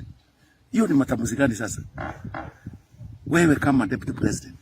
Na ule President Uhuru bado ndio ako kwa ofisi hata sasa, ati ungeslap yeye. Number 2, wewe, you said you have the one who has made President Uhuru, you made him to be the president. It's only God who made man. Leadership inatokana kwa Mungu, but not from you. You did not made president to be the president. Hiyo ni matamuzi Wewe unasema wewe ndio Mungu, ati wewe ndio uliweka president, ati president hakukuwa anajulikana. We as Kenyans, we elect President Uhuru as our president 2013, even 2017. Sisi Mount Kenya tulikuwa tunajua President Uhuru, but not you, Deputy President Ruto. Wewe President Uhuru ndio aliintroduce wewe kwa sisi kwa Mount Kenya, na sisi tulikuwa tunachagua president na kiongozi. Nikwambie, Mzee Jomo Kenyatta wakati Moi alikuwa vice president 1978, aliheshimu family ya Mzee Jomo Kenyatta. Even instead he appoint President Uhuru kama minister wa local government. Hakuenda kusema atapeleka family ya Kenyatta kwa jela. After Kenyatta, after Moi 2002, Kibaki akachukua serikali. Hakuthreaten hata family, hata Moi mwenyewe alikuwa anaenda kutembelea yeye, na akapatia yeye kila kitu, hata security. Then 2013 president akachukua Uhuru serikali, aliheshimu the both president Moi, President Kibaki. Alikuwa anaenda kwa President Uhuru kumtembelea, kwa President Kibaki, na wao wazee wakati ya mazizi yao, they were given a state funeral. That is respect which President Uhuru gave them. Now, let Moi, President Moi, and let President Kibaki, let them rest in peace. But the President Uhuru respect them. Alikuwa na waita baba yake. Na wewe unasema na unachaguliwa ati utapeleka Uhuru jela, ati na ulikuwa unataka kusirap yeye. Now, hiyo which Kenya do you think you can read? Nani anakwambia 9th utachaguliwa? Ida ni yule ana hasira. Respect is two-way traffic. On 9th wewe utachangaa, you'll be surprised.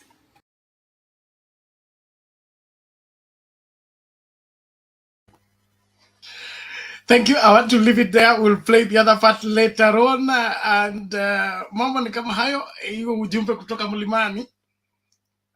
William Ruto, Mama Selina ametuambia hapa siku za baba mkate zimeisha. Kabla tumlete Bwana Laban, kuna huyu anaitwa Geoffrey Ruto. Ningependa tu Bwana Ruto usituingize katika kutojua kwako. Kama tunakufahamisha na wewe hutaki kufahamu, pole, lakini tumekueleza kwamba kuna tofauti kati ya mganga na mchawi. Okay? Mganga sio mchawi. Mganga ni jina lingine la daktari kwa Kiswahili kamili. Okay? Kiswahili mufti. Kiswahili halisi. So kukubali kwamba Raila Odinga ni mganga inamaanisha yeye ni daktari, na hata hahitaji kujitambulisha kama mganga. Matendo yake na umahiri wake katika siasa umeonekana tangu enzi za Moi, enzi za Kibaki, enzi za Uhuru. Umeona kwamba yeye amebobea kisiasa akiwa serikalini na akiwa nje ya serikali. Yeye amekuwa the fulcrum of Kenyan politics all through until now. Even you are discussing him. Why? Because he's a determinant factor of the direction of the politics every time. So don't mix yourself up. Just check everything out. If you doubt what you are saying, check it with Google. Google is a friend. It will help you understand things. but don't share your ignorance with everybody. Thank you very much. Laban, karibu. Yes, habari yako Bernard? Niko salama, karibu. Ya, nashukuru sana.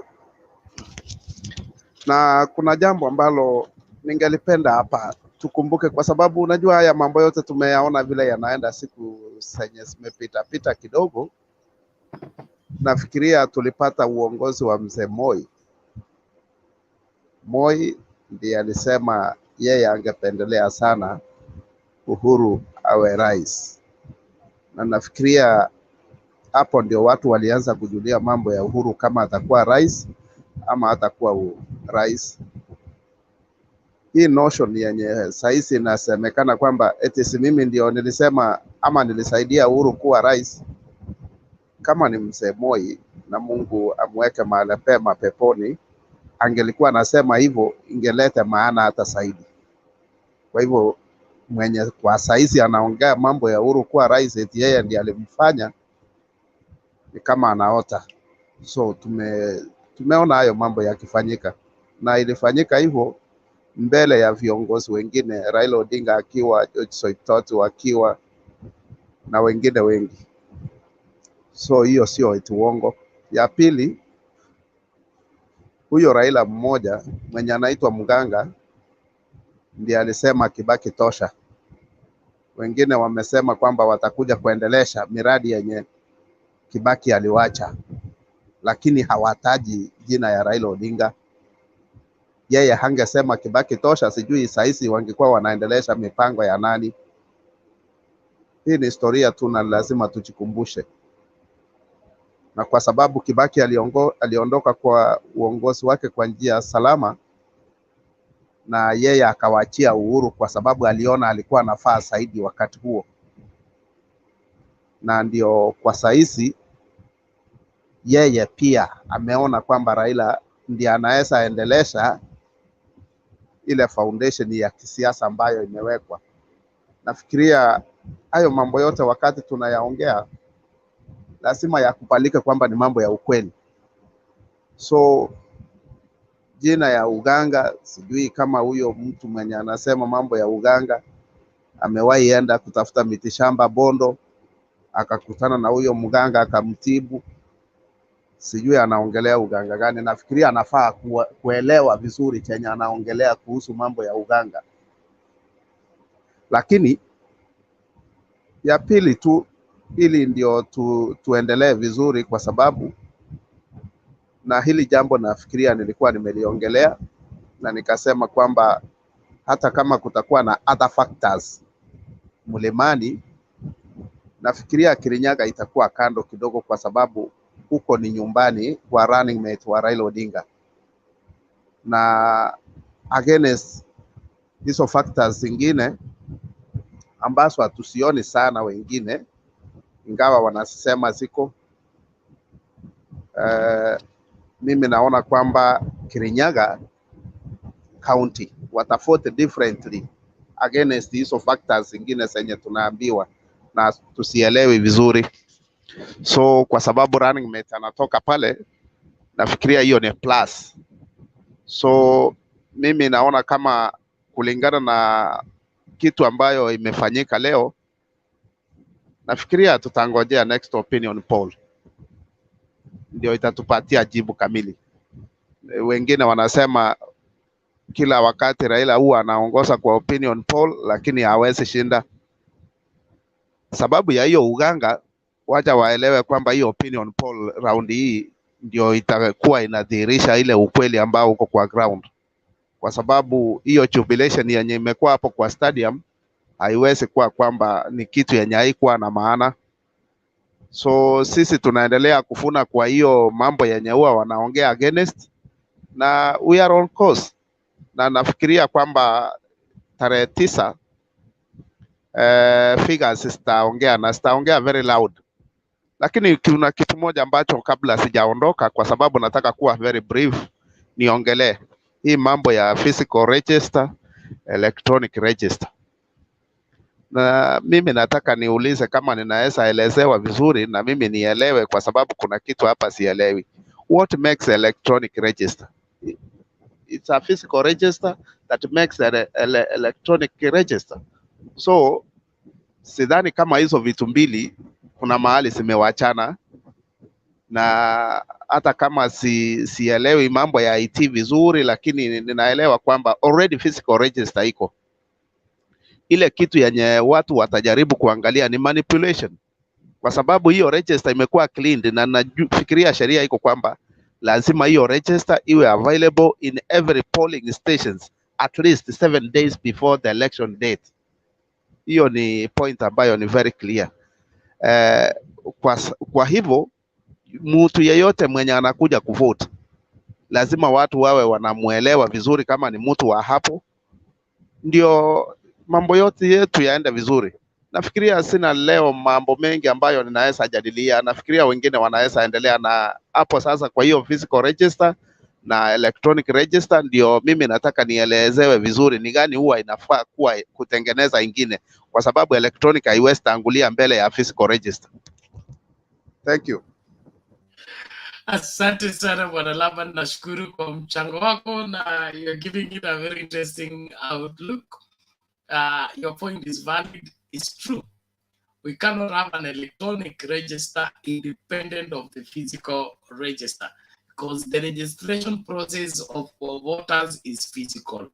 You produce a physical ID. You produce yourself physically at the registration desk, attended to by IEBC officials physically. We don't register by email, we don't register via SMS, we don't register via phone call, we register physically. So the first information that is taken from a voter is physical. Then it is put in the computer for it to become electronic.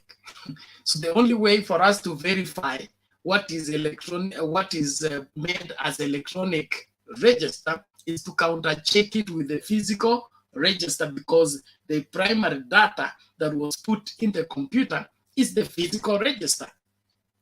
So I don't know why these people who Chebukati and team want to take us for. They want to take us for fools, or they want to take us for what? Let everybody own up to their responsibility. And Chebukati must play his role like a man. History ya mambo kufanyika around him na ajui nini kinaendelea around him. Na anaanza kukaa kwa TV kana kwamba amepotea. We don't want that confusion. Let Chebukati own up the responsibility and play his role like he's supposed to play. If he's not competent, akiona hawezi, aondoke mtu mwingine afanye kazi. We don't want those games they are playing, that electronic or physical and all that. They are going to make money selling that register. They will be selling a printed physical register. They will not be forwarding us a PDF register or something that that is electronic, and then they come around and begin to turn and play games. Let me address something on the comment section. Kuna huyu mtu ambaye ni Mkenya lakini ana jina la Kinigeria. Anaitwa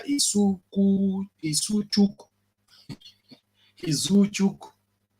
That must have a meaning somewhere. All the same, they are my relatives, so I will not get into the meaning of his name. But he claims that he's an Anglican, okay? And he says Raila is also an Anglican.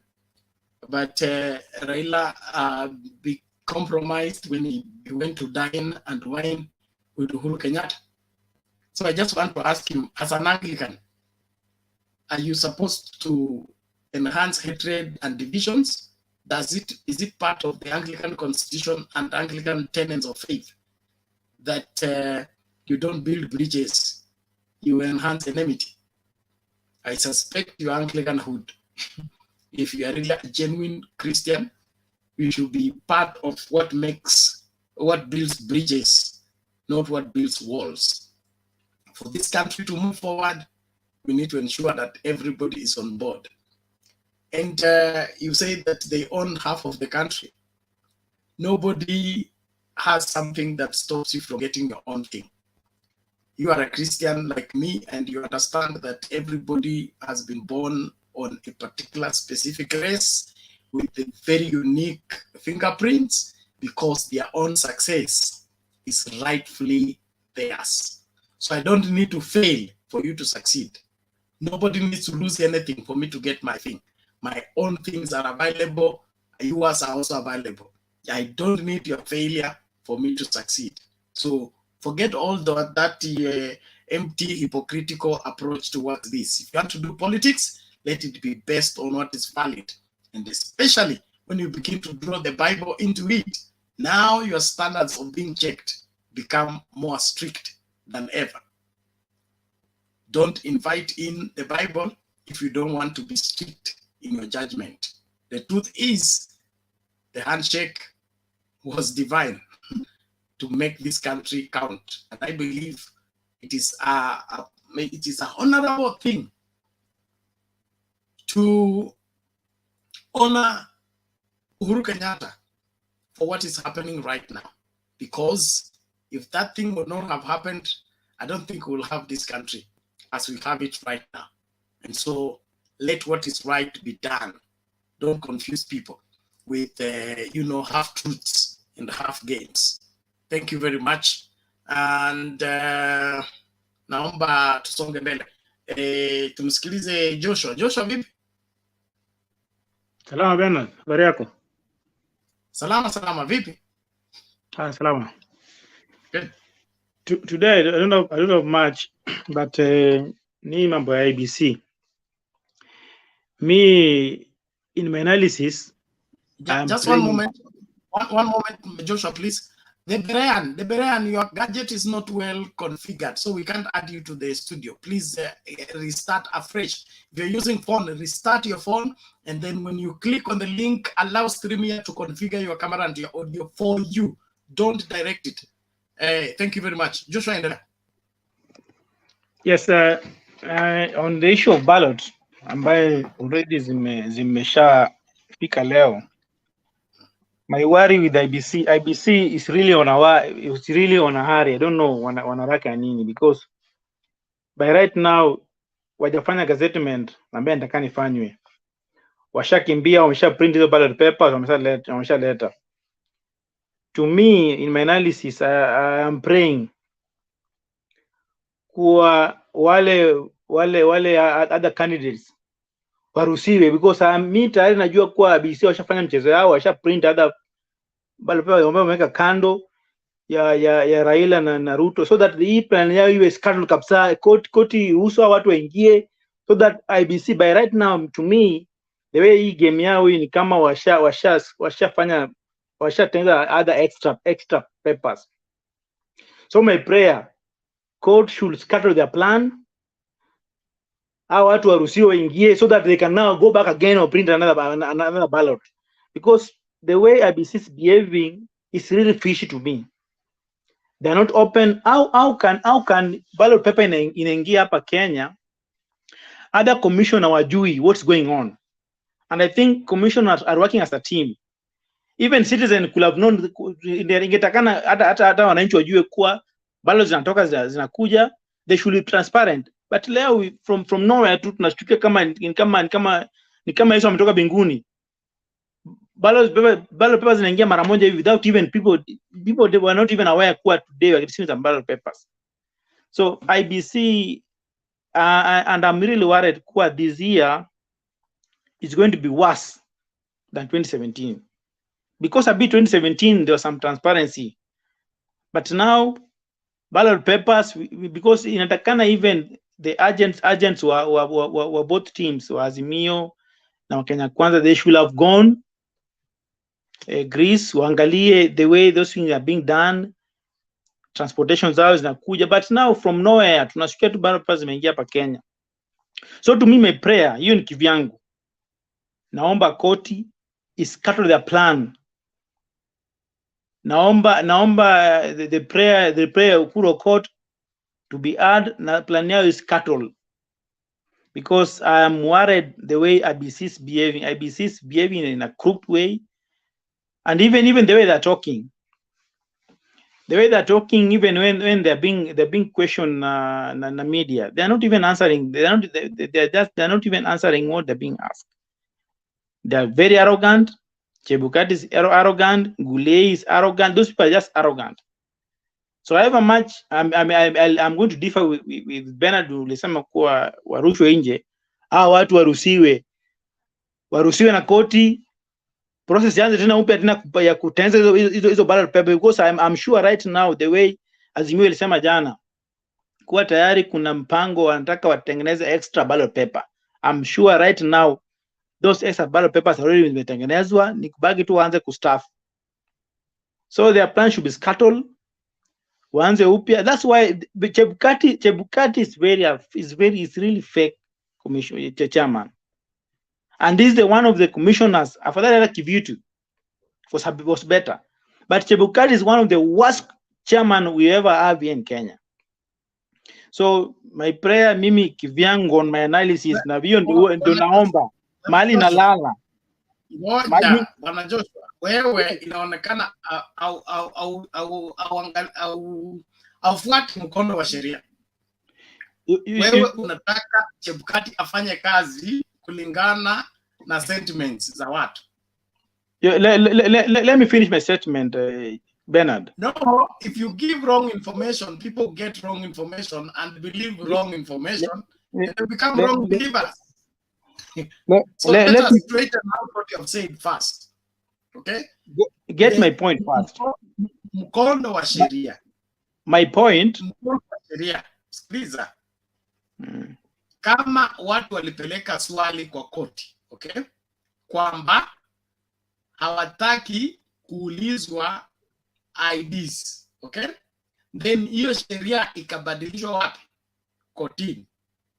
Hiyo sheria inaanza kufanya kazi siku ya ruling, okay, lakini haiwezi kufanya kazi backward, inafanya kazi forward. So that means that ruling can only be applicable when?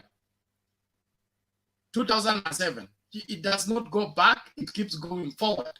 That's how the law works. Secondly, they did not ask to be added or to be involved, to be reinstated into the ballot. So the judge did not rule and direct Chebukati to put them back into the ballot. They just went to discuss the law, and the law was overturned, and so they were given what they asked for. But what they asked for did not require Chebukati to put them in the ballot. So they need to go back to court and ask for new prayers and get right ruling.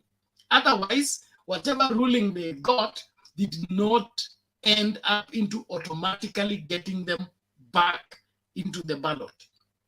So shida sio Chebukati, shida ni wale walioenda kotini wakauliza maswali ambayo yalijibiwa, lakini kwa hiyo maswali yaliyojibiwa, kama hiyo sheria inabadilishwa, haifanyi kazi kwa kurudi nyuma, inafanya kazi kwa kwenda mbele.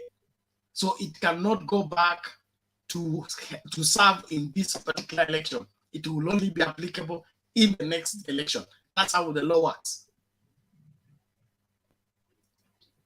So, yeah, and then the story of ballot papers. Ballot papers gani zimekuja kwanza? Ballot papers ambazo zimekuja zilikuwa za senator, but presidential ballot. But what I know, Bernard. Ngoja bwana, subiri twende polepole. Tunataka pia kufahamisha watu, sio sisi tuongee tu. Nataka watu pia wafahamu, okay? I'm a publisher, okay? And in publishing, it's not as easy as press the button and get things out. So if you have to print over millions of votes, okay, or whatever ballot papers, you need time, and 30 days is not enough. So I don't think IEBC is in a hurry. IEBC is really working hard to meet the deadline.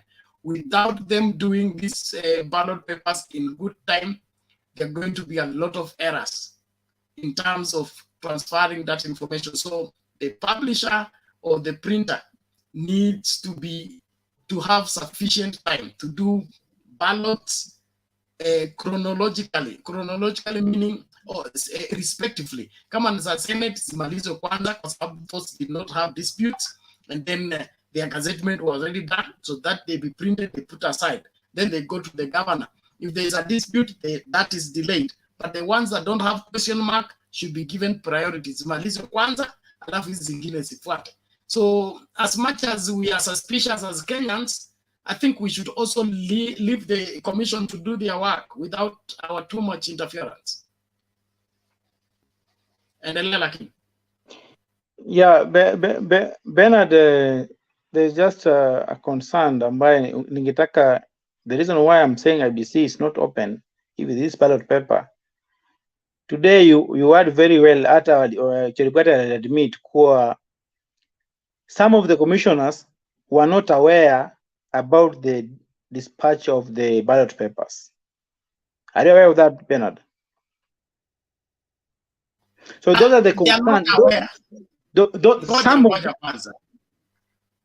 Did they authorize the printing of papers? Yes, but now the dispatching of the ballot paper. Ngoja kwanza tafadhali, sikiliza. Kama unafanya kazi kwa hiyo ofisi, okay? Na tumekubali kwamba tuna printer kitabu, okay? Hicho kitabu tumepeana kwa printer. Printer ameprint kitabu, alright? Anataka kutuletea hicho kitabu kwa sababu amemaliza kazi yake. Unataka tena tuite committee nyingine ya kuambia printer aachile kitabu kule kiko kije?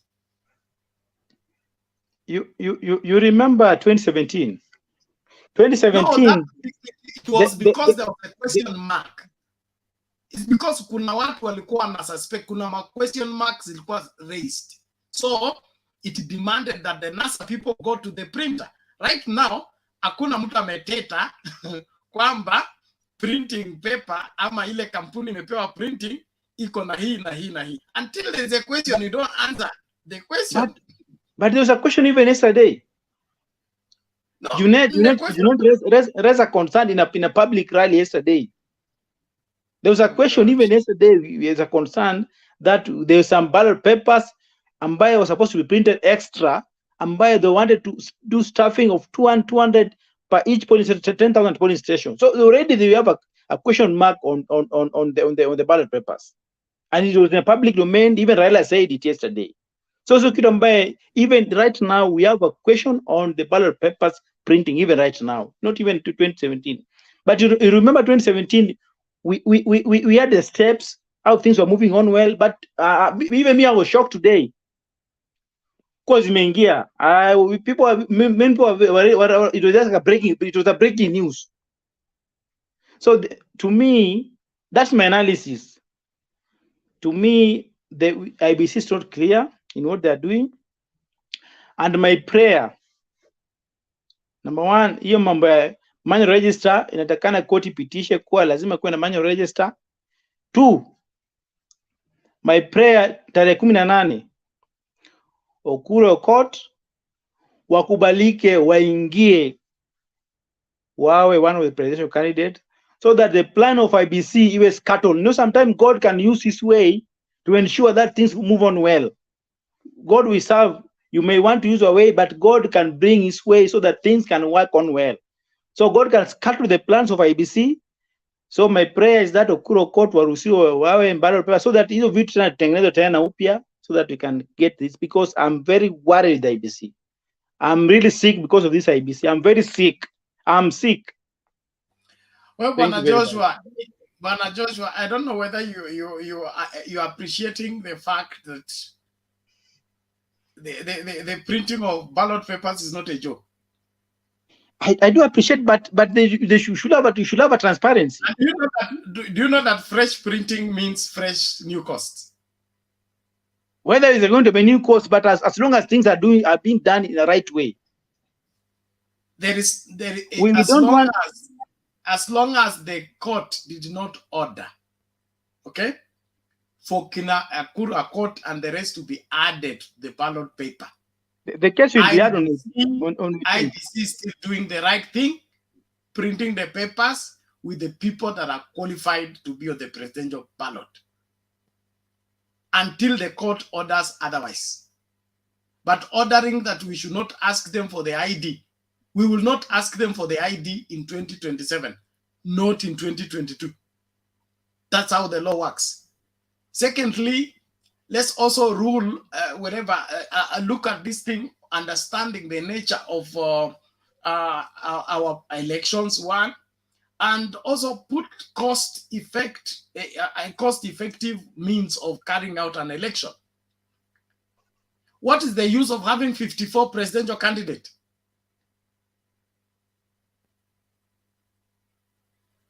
Some of them are jokers. Thank you. So we cannot pay a cost for somebody who is joking, who will get his vote and probably his wife. Unaelewa? Lakini hiyo karatasi kuprint, we have spent over 100,000 on one paper. We spend 100,000 for one joker to be added on the list just for the sake of the sake? I don't think so. So as a responsible citizen, and you are a good Christian, we should be good stewards of public resources. And one of it is kama au nini. I've given this example here. Excuse me, but I'll repeat it again. One of the criteria of who goes to fight, according to what I call Gideon technology, okay, is that you have 33,000, but God wants 300 out of 33,000. So what does he do? He gives them a test. Number one test, if you are afraid, go home. 22,000 left, okay? Remaining 10,000. He say even these 10,000 are still too much. Take them to the river for the second test. See how they deal with their own appetite. When they got there, only 300. So you can begin 33,000, but you end up 300. It's still a valid biblical provision. And one of it is that we only want credible people on the ballot. Not every joker that wants to be on that particular ballot. So increasing the number of ballot, increasing the number of pages, that is increasing the number of plates, and that multiplies the number of costs unnecessarily. I don't think is needed, in my opinion. Let those people run as governors, let them run as MCS, let them run as any other seat, if they can. If they can't, wangoje election ingine. 4 are enough. We are only 50 million. You want us to have a candidate for every 1 million? Every 1 million people have produced a candidate. Hey, tuko mbele lakini sioni hiyo nini. Okay, whichever the case, let the best thing happen. But in my opinion, cutting on the cost is more healthy. Kuna haja kwenda kuchukua deni lingine ili tufanye elections. All right, I think to let video moja alafu Mr. Njuguna aje. Thank you, Jesus. Okay. All right. Let's listen to Junet. Mimi nataka kusema ya kwamba tunataka hii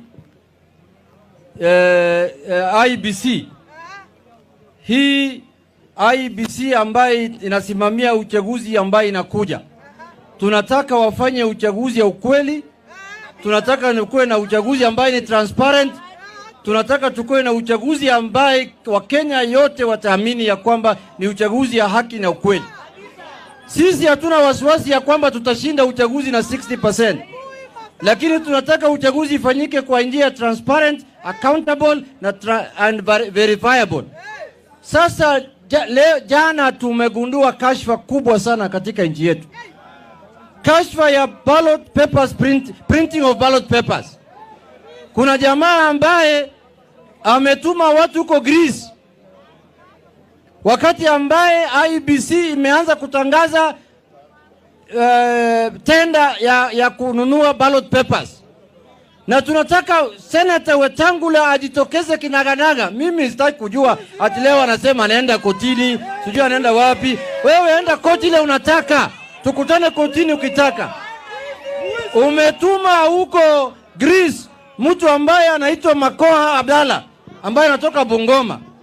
Na ukaalika wale jamaa wa huko Greece hapa ati hawa ni wawekezaji wafanyabiashara ambayo wanataka kufanya uwekezaji huko Bungoma, na hakuna kitu wamewekeza. Walikuwa wamekuja kuelewana na wewe hapa, na tunajua ya kwamba ulifanya mkutano mara mingi huko Karen na chairman ya IEBC anaitwa Wafula Chebukati. Ukitaka kwenda kotini mwende, mimi iko hapa Nairobi. Na sisi tulikuwa tunapima nyinyi, na tulijua hizo mkutano yenu yote vile mulipanga ballot papers itoke huko Greece, zingine ikuje hapa, zingine ipelekwe huko Uganda, tena mfanye huko ballot marking huko Uganda, tena mupitishe kwa boda ya Bungoma, tena mulete hapa ndio uweke kwa ballot paper. Unafikiri sisi ni wajinga bani? Unafikiri sisi ni wajinga? Sisi tumeshajua mpango yenu yote. Ndio maana sasa lazima Wakenya wajue vile mmepanga kuiba kura, kwa sababu William Ruto anajua ya kwamba hawezi kushinda uchaguzi hii bila kuiba. Niseme nisiseme? Niseme nisiseme? Shetani ashi. Sasa tunataka chairman ya IEBC Wafula Chebukati come clean, come out clearly and tell Kenyans what is the position of that matter. This is not a matter that can be taken lightly. Ballot paper is a very critical instrument in the election process. And we want to have ballot papers ambazo zimetengenezwa kwa njia safi. Mimi nakumbuka wakati hii tender ballot papers ilipeanwa, wale watu wanaitwa nini, Public Procurement Oversight Authority, wali cancel hiyo tender. Jamaa akaenda kotini, wakaenda high court, wakatafuta njama hapo na pale ndani ya koti ikatupa hiyo uamuzi ya PPOA, Public Procurement Oversight Authority. Sasa mimi nataka kusema Chebukati, tunajua vile ulifanya uchaguzi ya 2017. Maraga akadisqualify. Tukakuwa na shida. Hatutaki kurudia pale tulitokea. Wakenya wamerefuka, sasa Wakenya wanataka wakuwe na uchaguzi ya haki na ukweli na ya amani. Unajua mtu ambaye amezoea ya kunyonga hawezi kula ya kuchinja, si namna hiyo? William Ruto yeye amezoea wizi peke yake. Hata uchaguzi pia anataka kuleta wizi. Lakini safari hii mimi nataka kuambia wafuasi wetu wote hapa Kenya. Halo? Mimi nataka kuambia wafuasi wetu Kenya nzima, wakiwa Mount Kenya, wawe Nyanza, wawe Pwani, wawe kila pahali huko Ukambani. Tumejipanga na tunamulika hawa torch kila saa. Wakikata kona tunakata na hawa, wakikata hivi tunakata na hawa. Sasa tumeweka hadhara ya kwamba kuna njama na hiyo mambo ya ballot printing. Chebukati must come out clean and share with Kenyans what he knows and what deals he did with Senator Wetangula. Asante.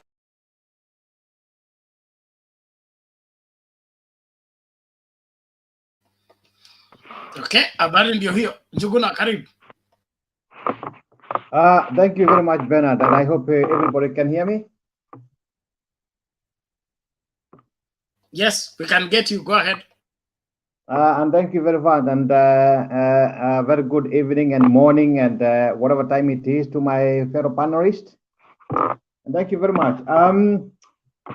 Let me first of all comment on this Chebukati issue. If there is one person who is going to drag that country into chaos for a long time to come, it's going to be that chairman of IEBC, because he behaves like a joker. He takes IBC, in fact, he's running IBC like his own kiosk. He does not seem to get the importance of his position. That country can break because of his stupidity, because I can call stupidity. It's nothing else. And in fact, I'm even trying to ask myself what kind of a lawyer he is, Chebukati, because this is the time Chebukati should be learning daily briefing or regular briefing and explaining everything to Kenyans. He should be buying times. to national TVs and explaining what is going on. And he should be inviting all the important people. That is one thing. And what he needs to know first, Chebukati should be very neutral. He's supposed to be, in fact, he should be like a Caesar's wife, should I say, that he should not raise some suspicion against him from any quarters, because it can be dangerous for this country, and coming back, it will be very, very, very, very difficult. And we had a taste of this in 2017. Yeah, and it's very clear something must have happened wrong in 2017. And I think since then, this is my own thinking. I think Chebukati and a clique in that organization commission has been on the payroll of one Ruto. That is my own thinking. Yeah, it has also been rumored that he has gotten says he has been bought a mansion somewhere in Mombasa. That I'm not very sure, but there is a rumors going around. Probably that one we should confirm later on. But he should know the post he's holding, and he must be the one. He should not be the one person to be blamed and come in the annals of history. The other thing I would like to say is our judiciary. I think our judiciary are not serious, because how do you make a ruling that all these people who are presidential candidates should come back now to the fold when the balloting is already going on and is already ready? Sometimes it's not a question of the law, the judges, you see. It's a question of the peace of the country and everybody. Because if those people, we need first of all to have some mechanism of clearing people to be presidential candidate. There should be some mechanism. We should not bring some jokers there, because I think you'll be the first country in the history of this world where we are going to have like over 50 presidential candidates, and we obviously know this is not possible. Because you can even look with your own eyes. Even some small kids can tell you this is not possible. So we should have been left with those four. Even out of the four, we know there's still some jokers there. Yeah, we need to be serious in the way we are doing. And I think this 2020 constitution gives us an overwhelming freedom that we can do even some bad things which are affecting ourselves. Now, the other thing is the issue of this. I watched another video of Polycarp Igathe having a town hall meeting with the European business. I don't know whether somebody saw it, and I was very happy the way he was explaining himself and the number of things that he's going to do to the Nairobians, and I found it quite fascinating. So I can only say he's assured of my vote. I think the other thing I want to say is the slapping of the president. And I think, you see, there's a gentleman who said that one, God knows how to work out some things to bring us to the fore so that we can see. Yeah. So this is Ruto who has said he was just about to slap the president. Why? Because Ruto did not want to go with the ruling of Maraga of 2017. That's why he wanted to slap the president. What does that tell you? Ruto cannot follow the rule of law. Whatever decisions the court makes, he cannot take it. And he can show us at this time what when he becomes the president, what kind of a president he's going to have. Somebody who has written the president, he's going to form a commission of inquiry to investigate the president. Come on. This is a dangerous person. This is a dangerous person to be our president. But I hope, by look of things, he shall be beaten overwhelmingly, and it means that you will not see the day. I think to add it, Bernard, it's the event that took place in at Kirinyaga in that stadium. I was very, very happy what took place because the anointment of Baba and the learning mate by those wazes was the culmination of the total acceptance of Baba in the mount. There is no doubt about that. He has been accepted, and I can tell you, Baba will keep on praying with the mountain. 30 days or 32 days left is a very long time in politics. Yeah. And like I said last time, Ruto started this journey alone. He has been learning again. He has been competing against himself.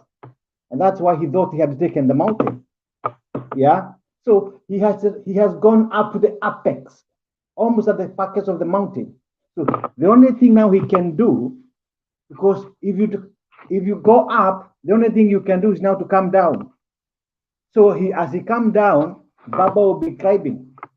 And they are at the point of intersection, yeah, I can tell you, Baba will have won the whole of the mountain. That one, and I rest my case, Bernard, and thank you.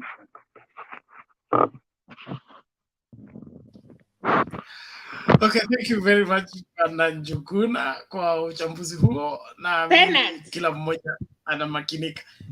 Yes, Mama Selina. Si atuambie maana ya Calabash. Nimesema vile wakale wanaheshimu Calabash. Si atuambie kidogo, naona yeye si kijana. Wala wanasema ni kitu tu. I think that is necessary of a Calabash. It's not something that is and it is not something that you see every day. And probably that Calabash, probably the other time it was used was many years ago.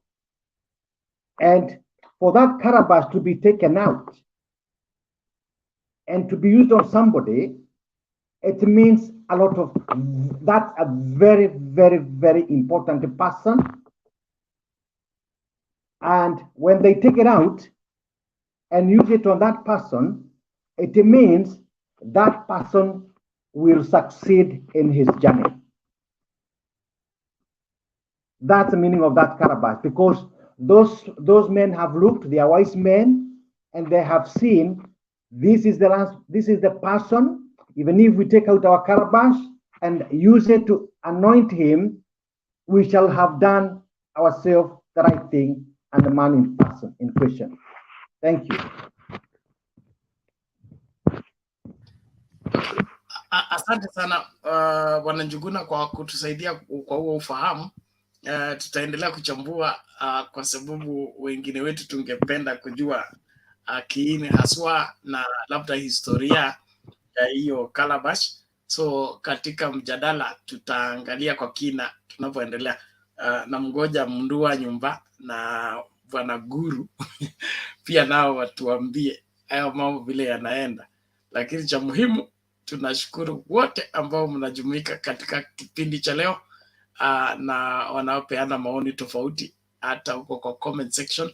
Tafadhali naomba tuwe heshima idumu na tusonge mbele.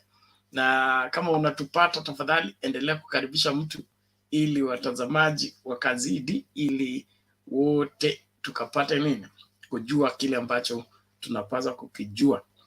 Naomba tupate hizi videos alafu yes Bwana Njuguna.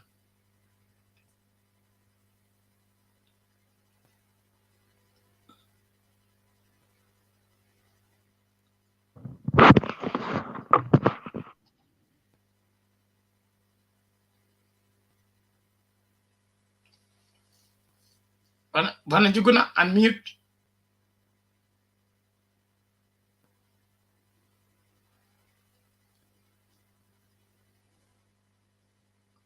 Bwana Njuguna, you have a challenge? Paul, let's play video as you organize. You are still on mute. We can't hear you.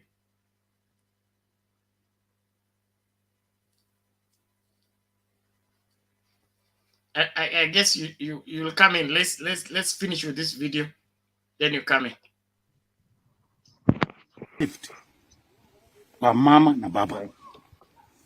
Na wewe, do you think you can read? Nani anakuambia 9th utachaguliwa? Shida ni yule ana hasira. Respect is two-way traffic. On the 9th, wewe utachangaa. You'll be surprised. Mount Kenya imesafety kwa mama na baba. Na wewe, about presidency, utaona on the 9th. Hiyo mambo unajipiga kifua. Whoever advise you, if it is your running mate, the Chagwa advising you, that is wrong. Respect our president, respect Uhuru, leaders, respect is with traffic. Wewe, uambie na mara, usitukane watu. Hata mimi nakwambia, usijipige kifua. Leadership come from God. It is God who made President Uhuru to become the president, but not you. Na wewe unasema, wewe ndio uli made President Uhuru to become the president. Na unasema alikuwa, tunajua Uhuru alikuwa naenda mkutano yote. And the second repeat, ile unasema ati Uhuru alikuwa nakataa 20 after election ya 2017. Uhuru ndio alituita President Uhuru. Akatuambia tunarudia after nullifying the election, the Supreme Court. The president himself, Uhuru, who normally called me, I deal with him direct. He called me on phone. He said, Wakangara, prepare the ground. We are going for a repeat election, but not you. President alikuwa amekubali turudi tena. Na akatuambia, even he called us in State House, all leaders of Mount Kenya. Na akatuambia tunarudia uchaguzi. Why telling people lies that president alikuwa amekataa? Ulikuwa unataka kustrap yeye. How can you strap the president? Hiyo respect. Na mimi naambia Mount Kenya sasa, tunataka president ule anachaguliwa atatulete pamoja na ana respect viongozi wale wengine. Ule mtu anatakiwa kupelekwa njera ni ule mtu ameiba. Kama umeiba mali ya wananchi, mali ya raia, wewe ndio utapelekwa kotini. Koti iamue urudishe mali na upelekwe njera. And mother will do that exactly with Raila. They are serious. But don't threaten the president, our president Uhuru, that you, after being elected, you jail Uhuru. How can you jail him without any mistake or Uhuru anachukua kitu ya mtu? Instead, wewe ndio vile mambo unasema, wewe ndio utafanyiwa hiyo. Sheria itafanya. Kwa sababu kila mtu anajulikana nani amechukua hii, nani amechukua hii. Everybody knows nani alipitia hapa akachukua hii, nani alipitia kwa damu akachukua hii, nani alipitia kwa our embassy Japan akafanya hii, nani alipitia kwa cemetery akachukua hii. Wote shule hazijangi huku ni wengi, huoni huku kote kumejengwa, ukienda ise kila mahali huku kuna watu na pia wenye wanakuja hii area bado wanakuja na watoto. Kinunua hii place ujenge shule yako pia bado unaendelea kuvuta wale wako karibu na wewe. Kuna madaycare, kuna vitu mingi sana unaweza jenga hii area. Place bado inaendelea ikigrow na ni place ina grow kwa haraka sana. Nice.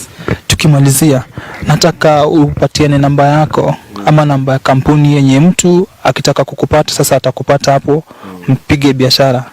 Yes, tunaomba kama pia uko na handles maybe Facebook, Instagram, handles za kampuni, maybe upeane tu, mtu akiwapo nje anaweza wafollow na anaweza kupata. Okay. Yeah, namba ya simu ni 07 29 822 548. Yes.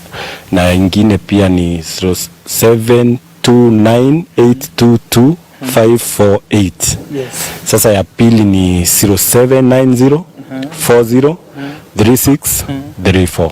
Nice. Yeah. Na maybe nini IG, Instagram.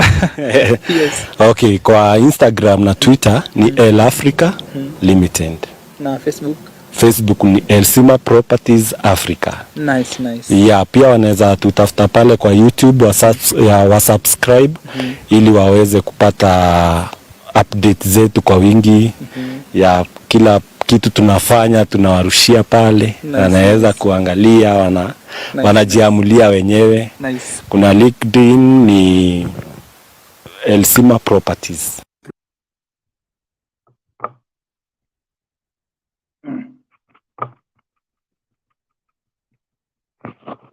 Yes, Bwana Juguna, you're saying something. Yes.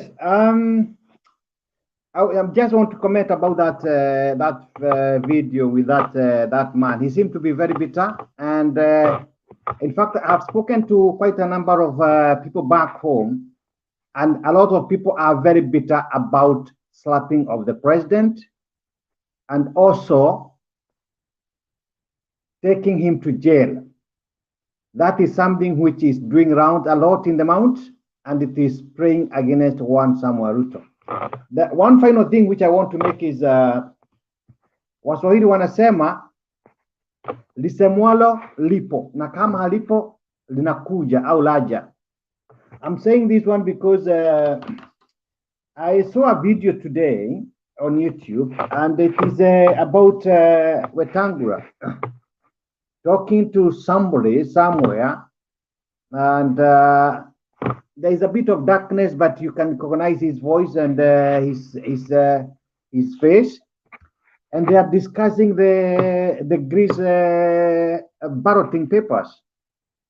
So it is not untrue that there has been some market business which has been going on. So that's what I wanted to comment, because what has been mentioned is it must be something which has been taking place. But obviously, we would expect those people on the other side to deny everything. Thank you very much, Bernard. Okay. Asante sana kwa hayo, na naomba tu tuendelee kukaribishana.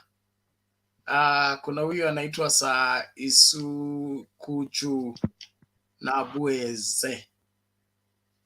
I don't know. We've said that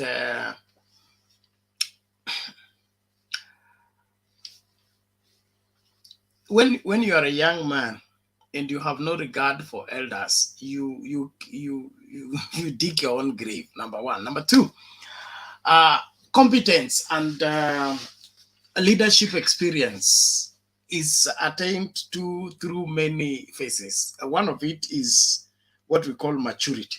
Okay, maturity. Asking Raila Odinga to retire because he's old, you need a young person.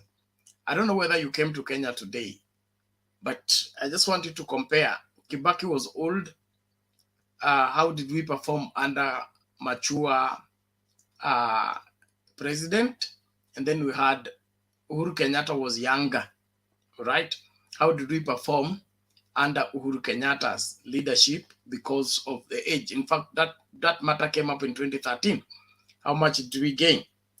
Maybe just to throw you back to wherever, to history lane.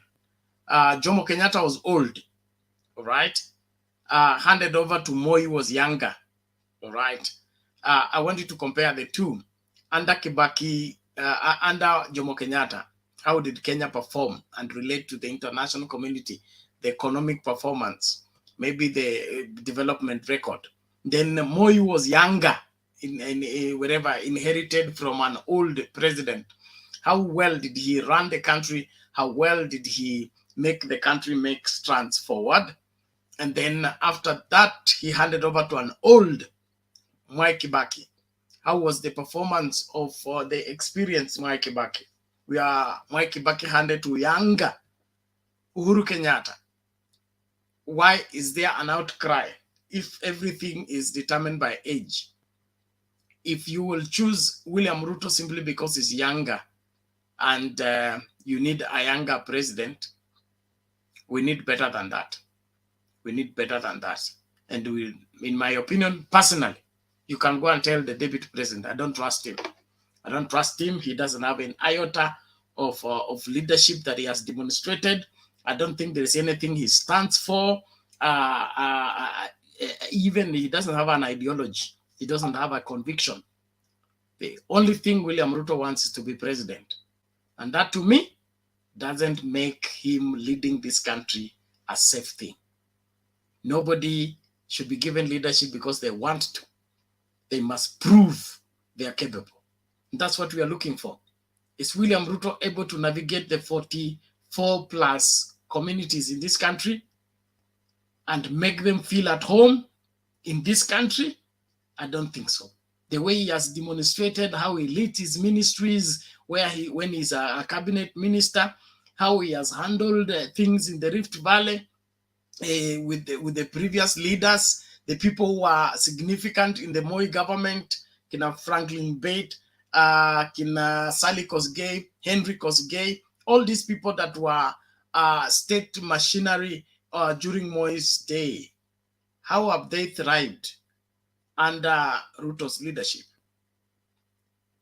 And if he cannot preserve what he was given, how can he save what he doesn't know? So let's judge everything. But if you are judging matter because of age, in my opinion, you have missed it. Let us judge everything properly. And it all begins by capability. And the first capability, the first test is somebody's ability of carrying the entirety of the country. 44 plus communities, different communities. Will they be at home in Kenya under the leadership of one William Ruto? I don't think so. Does William Ruto enjoy countrywide support? I don't think so. Does he have a conviction of navigating this country to higher heights? I don't think so. If you think otherwise, come and tell me why. Bwana Richard, habari leo? Mzuri. Labda yako hapo. Niko salama, karibu. Asante. Let me start from talking about Raila Kirinyaga. You know what I saw today? It is very, very much embracing, because what I've seen is that the mountain has already moved, and in fact, the percentage which Raila needed so that he can win the election has just come. So from that area, I don't see any doubt that Raila is going to be the 50th president of the Republic of Kenya. From there, about this printing of the papers, that one, you know, sometimes we cannot know which is which. But where it is now, if our leaders are complaining, that means there is a problem somewhere. Generally, what I can say, let Kenyans know that we are all Kenyans. Whether you are supporting Ruto, whether you are supporting Raila, or anybody else, we are all Kenyans, and we want a peaceful and transparent election. Like now, you see, the problem we have in Kenya is tribalism. I've seen there is my friend there at the comment section, Langat. Even if you ask Langat now, why are you supporting Ruto? Langat has no any reason why he's supporting Ruto. Me, I'm not a Luo, but I'm supporting Raila because of so many reasons. One, Raila has fought for this country for a long time.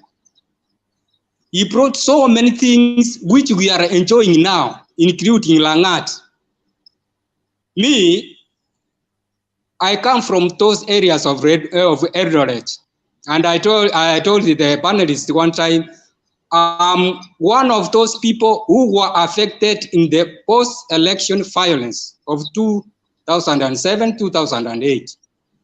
I understand what the challenges emerge.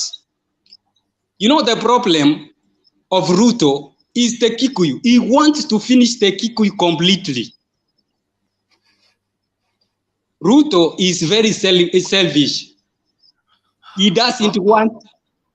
Richard. Yes, yes. No mentioning of communities. No mentioning of communities. Okay, thank you. I withdraw. So what I was saying is that his selfishness, he wants to eliminate other people, or he doesn't want anybody to be seen richer than him.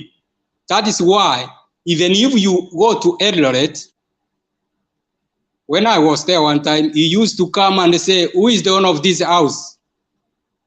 When he is told, is this, tell him that I give him money, or if he doesn't want, then I will take it. You see, such a kind of a person who doesn't regard other people, it is very wrong. He cannot make a good leader. Two, when you look for the 10 years which he has been given as the vice president of Kenya, people are crying, he's also crying.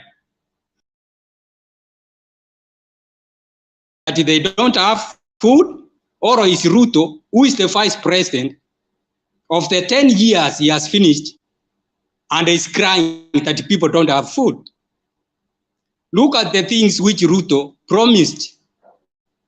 And it was a forefront saying on December, this and this will be finished. On April, Cameroon, go even to Iten, Cameroon, showground. It used to very good showground. But now if you go there, you will cry. So we have some things which Ruto was supposed to do even in his home, so that he can be telling us, you see this Cameroon showground in Iten, it is there, it is working. You see now, we have Prosper mines in, I don't know properly, but this route of going to Nakuru, Prosper Mines, it is a company which is sleeping now, and it used to help the Kalenjin very much. Ruto, instead of investing in such a company so that they can help his people, he cannot do it. He has been a minister for agriculture. Now, the Kalenjins are crying about the fertilizer prices. They are crying about their maize. They have no market. They are crying about the prices. Ruto is also crying. Who can help who? So please, Kenyans, what we want is a peaceful country. What we want is a peaceful elections. What we want is that if it is my brother and he has done a mistake, let us call a spade, tell him, no, this round, we are not going to put you because you have missed the 10 years. This round, let us try another person. Like now, let us, please, let us try Raila Amolo Odinga and Martha Karua. Because if you look this group, Ruto and Gachagua, in fact, that group does not even match. To me, what we are supposed to do now, let us continue telling people why we are supporting Raila and Karua, so that our votes, this month which is remaining, we can gather more. But after that, we should understand that Kenya will remain there. Whether you are a rich, whether you are a poor, if you mess this round, you remain where you are. But if you fought wisely, at least you will have something to say, yes, I did it. Thank you, Bernard. Okay, asante sana Richard, we appreciate that. And Before we go back to Mama Selina, there are 2 videos I want to play, but let me quickly respond to this Isuchuku. Anasema Ruto is not a tribal leader. Ruto is the liberator of the poor masses of Kenya. All these lies cannot stop Ruto's presidency. His only offense is being born in a poor family. Ruto Tosha. You seem to have an issue with your understanding of our history, and you don't even appreciate the fact of who is a liberator. Show me one thing that William Ruto has fought for all his time in politics. Just one he has fought for, stood for until it came into existence. In my opinion, even Wajakoya is fighting for something. I don't see what Ruto is fighting for. Secondly, being born in a poor family is not a ticket for presidents. Jomo Kenyatta was a meter reader, was an orphan. He was among the poorest of the poor. I'm told that when he became president, it is the community that built for him a house. The community came together and say, hey, now that the president has come in our place, we must build a house for him. So he did not even have a house by the time he was becoming president. So what is this that you are wearing us out with? Moi, he was a school teacher, a primary school teacher, okay, teaching in the remote part of Rift Valley. Every one of us has come from one poor family or another. All this, your mindset of being brainwashed to think that Ruto is being, Ruto has a baggage. And the baggage is he got into the palace, but he did not know how to behave in the palace. He's being kicked out because of his bad manners in the palace. It has nothing to do with his background. So don't buy into the shallow understanding that is being villainized because he's a son of a poor man or he comes from a poor family. I come from a poor family. So is most of Kenyans. And nobody's fighting me because I come from a poor family. Not even you. So take it easy. Let us be on this platform to give people credible, right information about people. Which book has been written about William Ruto? It's in which bookshop? The Rise of William Ruto. I'm yet to see it. He went to the university, yes. What did he study? Okay. Can we study William Ruto and become a William Ruto? I don't think so. So to wachana na hiyo story tafadhali. If you're considering William Ruto to be the best leader, he's yet to show me the leadership. Okay. Look the way UDA is working. Look the way Kenya Kwanza is working. Is that the leadership you want for this country? I don't think so. Look at his language. Look at his demeanor. Look at the way he treats other leaders. Mara mtu wa kitendawili. Mara mzee wa kuzimia. Mara, is that the kind of example you want to give to your children to follow in terms of leadership? That your children will begin to call you names. They have no regard for the elders. And you're telling me that William Ruto is a leader. He's not. He's an imposter. And he needs to be given, taken where he belongs. Tell him I'm the one who said it. He's an imposter. He got to the palace. He doesn't know palace etiquette. He doesn't know that there are things you hear in the palace that you're not supposed to share with the public. He's free running his mouth over everything. And every gossip here and there. No presidents for William Ruto. Not until he grows up to become a man and mature enough to run the affairs that pertains the 44 plus communities in this country. Until we feel safe in his hands, he must be kept away from leadership. Well, listen to him here. We're going to play 3 videos. And then we bring in Mama Selina. Out of the farmers that we have, we are targeting 2. Hey, y'all, come look at this. Out of the farmers that we have, we are targeting 2 million farmers who today, they are farmers. How will they be identified, these 2 million farmers? we have already a data bank. It is with the government. We already have a data bank of all our farmers. We carried out a census of farmers 6 years ago. 6 years ago from data science is almost what you'd consider irrelevant data in terms of farmers list.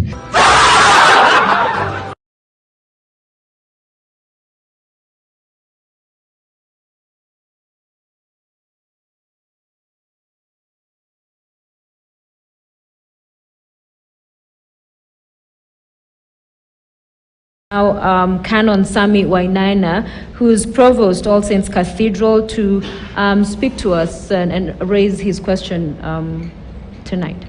Your Excellency, I have two questions to pose to you quickly. In the Corruption Perception Index 2021, Kenya is ranked 128 out of 180 countries for corruption based on how corrupt its public sector is perceived to be. Due to high levels of corruption in government tenders, Kenyans now have two tribes, the rich and the poor. As a result, many Kenyans go to bed hungry, children cannot receive quality education, healthcare is on a very high level of cost, and it's getting higher and higher. Kenyans want to know today from you, how can they trust you and your government? How do they hold you accountable so that the manifesto you have given is realized? What will you do to address corruption in Kenya? And how will you hold your own supporters, if you become the president, to be accountable on matters of integrity? And how will you remain accessible as a president so that you don't become the president and later they cannot access you? Secondly,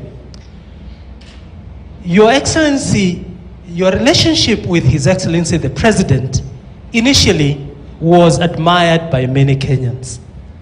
As you campaigned together in 2012, when you went to The Hague together, and during your first term in office. It is now an open secret that your relationship with the President has reached irreparable levels. We don't know what has happened.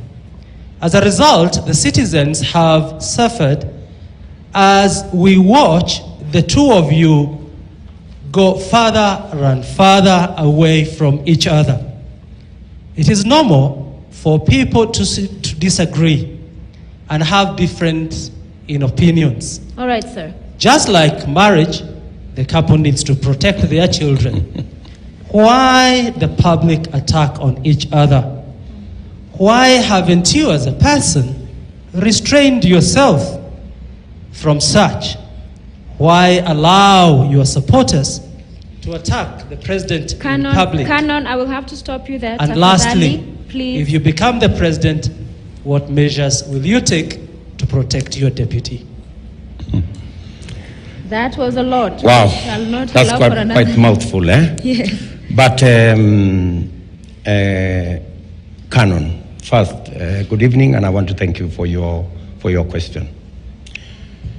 Corruption, conflict of interest, state capture is what has put this country where we are today. And we have been paying lip service to the fight against corruption. You hear all manner of statements. Oh, we are going to jail the corrupt. Oh, I don't know, this and that group is going to be put behind bars. But up until we create institutions, until we remove or end the weaponization and the politicization of the fight against corruption, we will never get it right. The fight against corruption must be institutionalized. The Kenya Kwanza government we have taken the firm position that we will do 3 things. Number 1, we are going to create capacity and empower institutions. Forget about the individuals. We must build the capacity of every institution to execute their mandate. Up until today, the IG, the DCI, don't have an independent budget which they run the way they want, to investigate whoever they want, to deal with the corrupt in the manner in which they want. They have to go to the office of the president to ask for money. The budget of IG, DCI, and all those institutions is run from the office of the president. Why? The Constitution is very clear. These are independent offices. As Kenya Kwanza, the first day, God willing, when I get into office, I will operationalize and give an accounting officer an independent budget to the IG, DCI, and the criminal justice system, so that they discharge their responsibility without reference to me. I don't have to tell them investigate so and so. The Constitution tells them. I don't want them to investigate my enemies. I want them to investigate the corrupt, even if they are my friends or family. The problem today is that because he who pays the tune calls the piper, the only investigations that are going on are for the people who are not politically correct. That's where we have lost the war against corruption. That's number 1.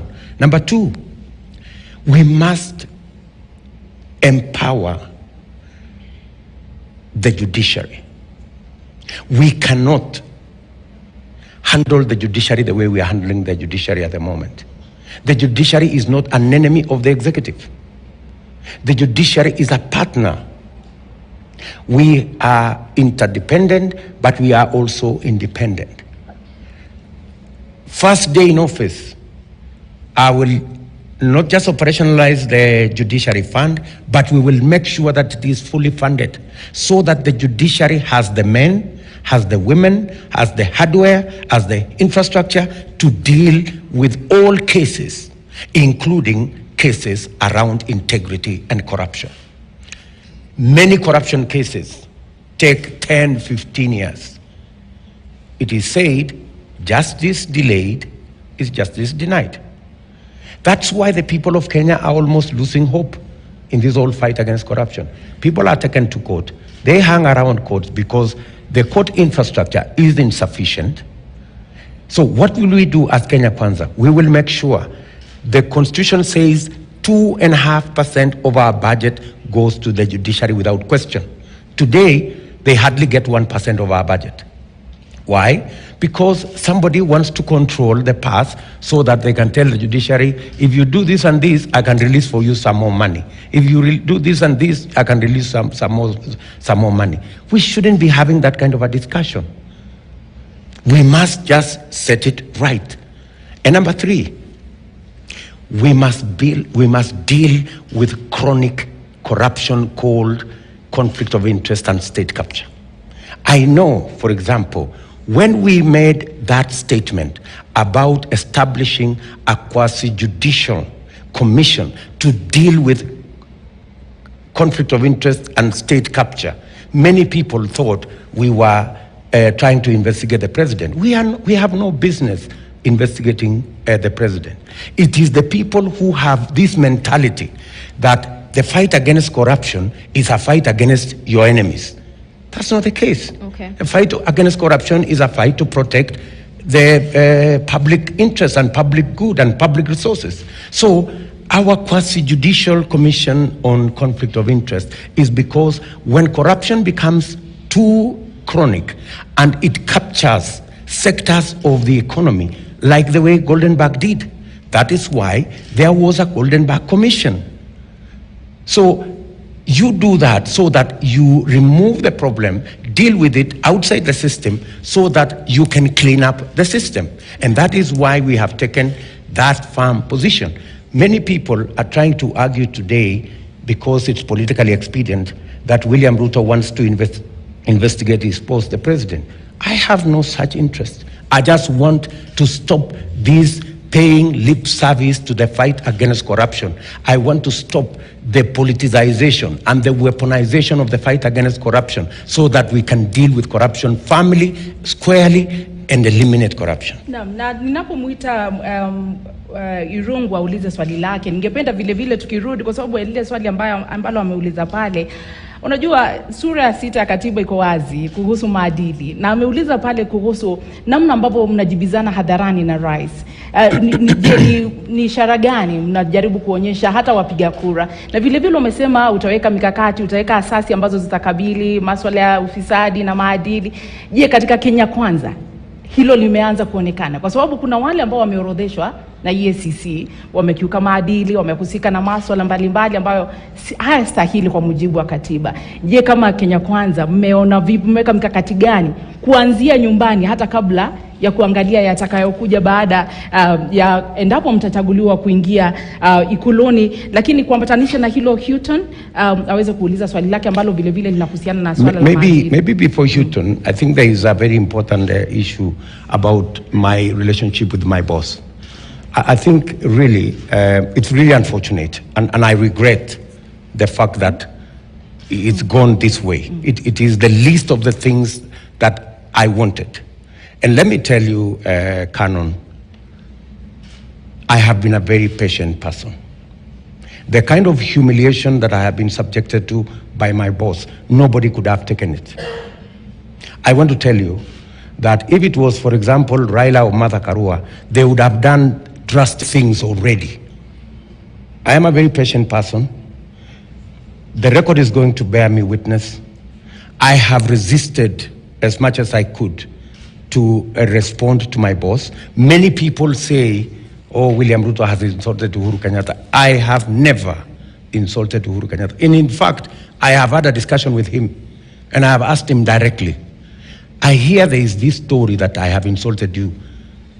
Can you produce one clip? Because either from the intelligence, whether it was at night or in a private meeting or in some place where I said something against you. You know, but he said it's not there because I am a very careful person. You know very well, Canon, that bishops talk to me. Bishops talk to the president. And when they came back to me, I told them, I want to have a chat with my boss. He refused. He flatly refused. He refused the bishops for us to have a chat. You know, ask the bishops. Ask the Bishop of AC.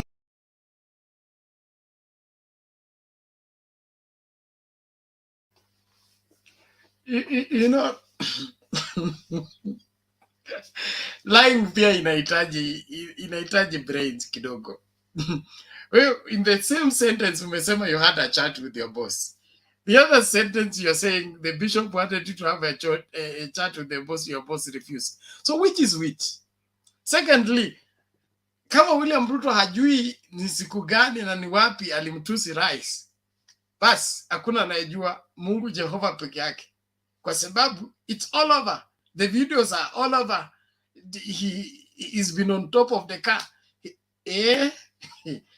And then you want to make him president. President for where? Not for Kenya. Not for Kenya. We must not allow such. Be given responsibility of leadership of this great country. I would have said, but let me leave it there. Naomba tumsikilize Mama Selina kidogo alafu tuende kwa Lydia. Hey. Bernard. Kidogo nasomewa hapa na Wanga Abraham. Bernard, next time play other useful videos. So, Mama Selina endelea. Si wewe Bernard. Anyway, yeah, hata imefanya mambo yenye tulikuwa tunasema karibu inapotea.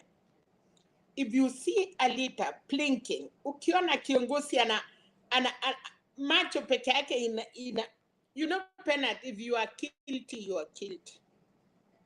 And I like hii mambo ya wasungu, they say see me in the right eye. You know, you cannot speak to Musungu when you are looking up or aside or blinking. They want you to speak high to high, so that kama una kitu unataka kusema ya uongo, it cannot come. I think it is high time for Kenya waseme mambo direct. Hiyo kijana ama huyo mtu ameuliza hizo maswali imemsumbua sana. And then the deputy president, the all deputy president, corruption. Unatengeneza institutions. Kwa sababu amekuwa deputy president for 10 years. Hakuna siku amekaa chini akasema, can we propose? Can we give these people money? And uwezi kuja kuwekea kila kitu president. Amekuwa amesema ameteswa sana. Na yeye anafanya nini?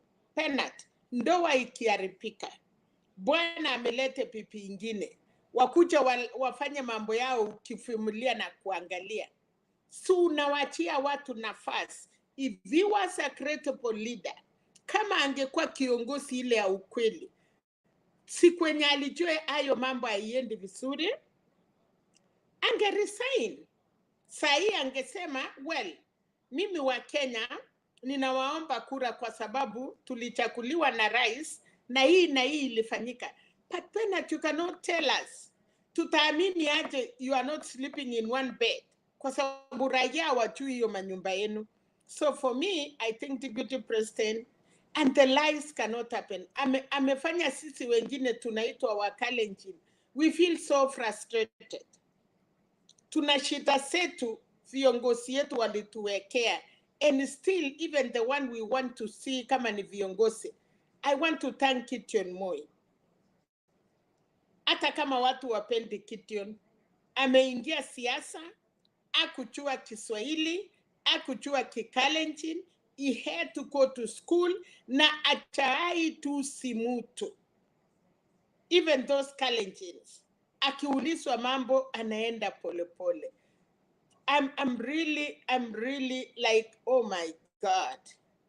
But musituweke sisi wote wa Kalenjin kwa ratili. We have good leaders. We have good people. Kwa hiyo kitu umelete penat, hata ungewacha tusikie hiyo uongo yote. I don't know why ama ilikuwa short. Because you cannot just go and say Kenya Kwanza. You don't even have Kenya Kwanza. It is UDA. Because in Ballot there is UDA. There is no government of Kenya Kwanza. You cannot accuse something that it is not there.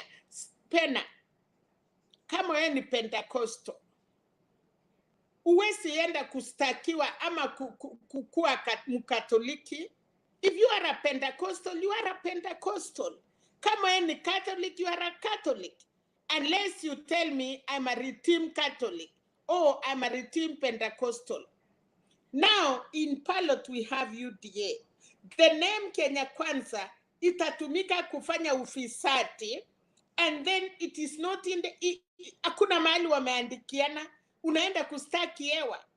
For example, Penat, if anything happened today, and you want to go to court, I see somebody putting...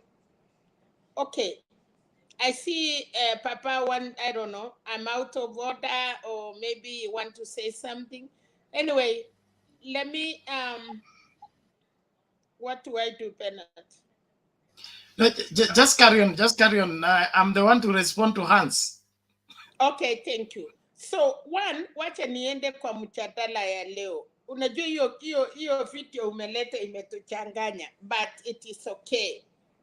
The weakness people, you want to be elected, but hiyo tumewachia wa Kenya. Wacha nikuje Raila Annoited in Kirinyaga. A lot of young people, watu wachanga, wengi wawezi chua kwa nini kuna uongozi ama kuna kubarikiwa. Hata wakati watu wanaenda kuoana, mnaenda kanisa na pastor ana bless familia yenu. Pastor anasema, Pena tunaenda kuanza jamii. Wale wanaolewa hata kwa DC wanaoana, wale wajaienda kanisa wanawana nyumbani. They are leaders. Kuna wasee watabariki familia. So ile baraka imefanyika leo Kirinyaga. Wacha niseme for example Kalenjin. Ruta ametafuta hiyo baraka kwa wasee chamia wa Kalenjin in vain. Wanaenda ya kununuliwa na baraka penalty you cannot buy. Huwezi ita wasee kama ule wa Kirinyaga umwambie nikupatie 200 ukuje unibariki. Blessing ni pure, hata ukuli kitu ya mtu. Eri hata siku ingine akuite akuambie asante. Lakini watu wengi hawajui maana ya baraka. Watu wengi wanaona kama hiyo ilikuwa mchezo. Muliona kuna wamama walikuwa hapo na kuna wasee walikuwa hapo na wote walikuwa na uniform. And penalty, I think kila mtu aliona. Hakuna mama mdogo ama hakuna mtu mdogo hapo. Mtu nyinyi wenye batu mnaenda huko chioni mnaulizana maswali kwa boma, you cannot place anybody. Wale batu mnataka kuunda serikali dunia na you cannot do that. Inasemekana wale watu wameretire kwa hii mambo yote ya dunia. Hawa ndio watu wanaitwa wanakaa chini. And then blessing, it is not from anybody. Kuna kwanga vile Matakarua anawaambia headmaster ni mmoja at a time. Huyo mzee ni kiongozi ya Kirinyaga. But still ni elder kwa ile kiama ya kiama na kema. But today because it was Kirinyaga, ndio uliona vile hiyo baraka imefanyika. Bernard, nashukuru Mungu na hiyo nguo yenye baba alipatiwa. Hakuna mtu ingine mumeona naye. Hata hao wenye wameenda Central 4 years ama 5 years. They have never had something like that. Kwa sababu wasee hawachai kukaa chini wakawafikiria. Ni kanisa na vijana na vikundi. But kupata traditional like that. For 4 years they have never seen that. So hiyo baraka ya leo. And then Kipuyu, watu wanasema Calabash. Hiyo ya 200 years penalty. Kwanza kuna Calabash na mnajua samani hatukukuwa na vikombe. So Calabash walikuwa natumia kwa uchi. Wasee wakitaka kukunywa ile chakula yao maratina, hiyo viti ya wasee, wanakuanga na hiyo Calabash. Na hata kwa watu wengi, sisi Calabash, wacha hiyo imekatwa kutengenezwa, tunatumia kwa kuweka maziwa. So, generation hii yenye tuko naye, wataona hiyo mzee alifanya kitu. Unasikia wengine wanasema uroki, sijui wengine wanasema sijui nini. They have to know that. Kenyatta, hata Moi, hata Kibaki. These people, na mtaona hiyo blessing imefanyika leo. Matakarua, hata nilisikia kuna mtu alisema leo Matakarua alikuwa na interfere. Yes, kama wewe ni kiongozi. She is the deputy president of the Republic of Kenya. Matakarua alikuwa na ruhusa ya kusimama na kupeana direction. This country penalty for now, we need direction. Yeye ndiye atachua nani ataongea. Because there was a very important function na lazima ingetendeka. So mkutano ya baba leo haikukuwa ni yes. Kuna hiyo demand kama Babu Owino. I know a lot of people are against that young girl. Lakini Babu Owino akona blessing pia. Kifyake ya Mungu. Mahali popote watu wanamuona, they demand. It is not just kwa sababu ni Babu Owino. Kuna kitu mtu akisaliwa, anakuanga na hiyo kitu ya kuattract watu. Kama Joe. So tunataka tukisema hapa for 32 days. I know it is 31. Penat nisichukue nafasi. Mambo ya EPC, I don't know. Niliona mapolisi pale, niliona serikali pale, niliona wakisi ballot. Penat, Chebukati pia amejua mambo sasa si commission, it is individuals. It is individual. Utashikwa wewe kama wewe. And maybe many things will change Penat. Hata hizo ballot kuingia, mtu mwerefu akisikia vile Junet Mohamed ameongea, hata ingawa anaongea na ni kama siasa, anasema hapo kwa hapo, mahali mnaenda we are there, what you are doing we are sitting there. So wanajua all information. Na Penat unajua ukijaribu kuipa na umechulikana, unajua badala ya mambo mingi unaambiwa surrender, na ndio hiyo kila kitu itafika tu. And I'm telling this kama ninajaribu, I'm sure the deputy returning officer, he will be the one atatutangazia election. I'm really very sure. Chebukati kama hawezi simama imara, you know, January is going home. The 4 commissioners, the 3 commissioners, and the 4 commissioners will remain until we get another one. And again, this time round, we have lawyers in that commission. I know Chebukati anasafanya kasi ya punda ikifika jioni, because si lazima akuwe returning officer. Siku ile ingine ule mama alikuwa naitwa Maina ama alikuwa nani, ndiye alikuwa nafanya kasi, if I'm not wrong. Even this time round Chebukati, anasema uhusiano yake na, we don't want to go there, kwa sababu hatuwezi nyima watu kasi kwa sababu wametoka sehemu fulani, lakini ukiharibu it is only you. So Penat, wacha niwachie, naona watu wameingia na watu wako na maoni ya kutaka kutuambia, but Kenyans, we need peace. Na hiyo ballot mnatuambia mnatuongezea. I think Chebukati amesimama hapo, na kotini hii pia, hii kotini Penat, I don't know what is Martha Koome doing when everybody is trying now to make sure Kenyans. Mama Martha Koome, please usiwache nchi yetu iambukizwe ama ingie kwa dogs. Usiwache Kenya ingie kwa maumbwa, kwa sababu wewe mama, you are the first woman. Ukiwa na Plomena, hata mliwachiwa, ndio mnaongoza hiyo ofisi ya judiciary. Martha Koome, you are a mother like other mothers. Usiwache nchi ya Kenya itetekee kwa sababu ya corrupt churches. Kutuambia kuweka watu 50, it is too late. We want Penat, huyo mama, asave watoto ya Kenya.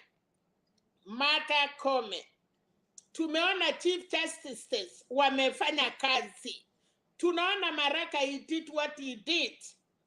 Hata kama baadaye aliamua vile aliamua, na alikuwa mwanaume, alisema kama baba achaenda uchaguzi, nitatangaza ule amerudia. Please, tusinyamaze kwa mambo ya Martha Koome. For 31 days remaining, we want to tell that lady, sifa zako za kukua church mzuri mpaka ukafika hapo.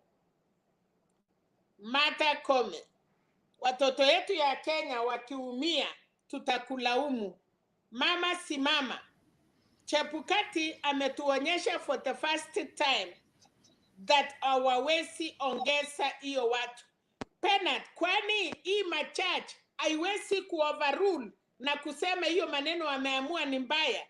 Anyway, Kenya ikichomeka, mama, utajua mahali ya kupeleka watoto. Thank you.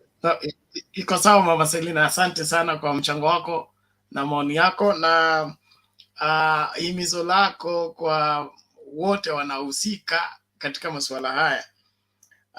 Chebukati ana haki ya kufuata mkururo wake kulingana na sheria, na nikichangia tu kile ambacho yule mtu wa IEBC alipeana as response, ni kama hawa macandidates waliassume kwamba kwa sababu hiyo sheria imebadilishwa na court inamaanisha wanarudishwa kwa ballot paper, lakini hakuwa na any orders yao kurudishwa kwa ballot paper. Ilisemekana tu ile sheria inahitaji au kuleta IDs, copies za wale ambao wanawasupport na signatures. Hiyo sheria iko kinyume na nini? Na constitution, kwa hivyo haifanyi kazi. Na kulingana na sheria haifanyi kazi ikirudi nyuma, sheria inafanya kazi ikienda mbele. So kama judges hao kupeana orders ya kwamba hao warudishwe kwa ballot, hakuna vile Chebukati anaweza kuwarudisha. So Chebukati ataendelea na program yake. Alafu labda Wangira na wengine wote watachangia wakipeana light on the same. I just want to respond to Geoffrey Ruto, and there is another Rono and the other people. Wanatuambia Ruto anawini kitu early in the morning, but you're not telling us how. How is he going to win? Is he going to win by your declaration? Is he going to win by your posting it over and over on YouTube? Where are the numbers that Ruto is going to use to win this election? Ruto is nothing without the mountain, and the mountain has gone. It's not with William Ruto. Now, William Ruto without the mountain, he doesn't even stand a chance against Wajakoya. That's exactly what I'm telling you, and I keep telling you, and I'll keep reminding you. As long as mountain, tell those Kalenjin ya kwamba walienda kwa boma ya wenyewe, and I'm talking to those people now. Mulienda boma ya wenyewe, mama akawakaribisha, mukalisha watoto ya wenyewe, amukusaa hata moja yenye mama angesema eri at least mumsaidia alinisalisha. So mumepoteza wakati, na baba amefunga nyumba, na sasa ukweli ya kwamba Wangare mother wa Karua ametoka sasa kusil boma yake na kusema mimi niko baba mkate, hakuna tena, na nje imefanyika.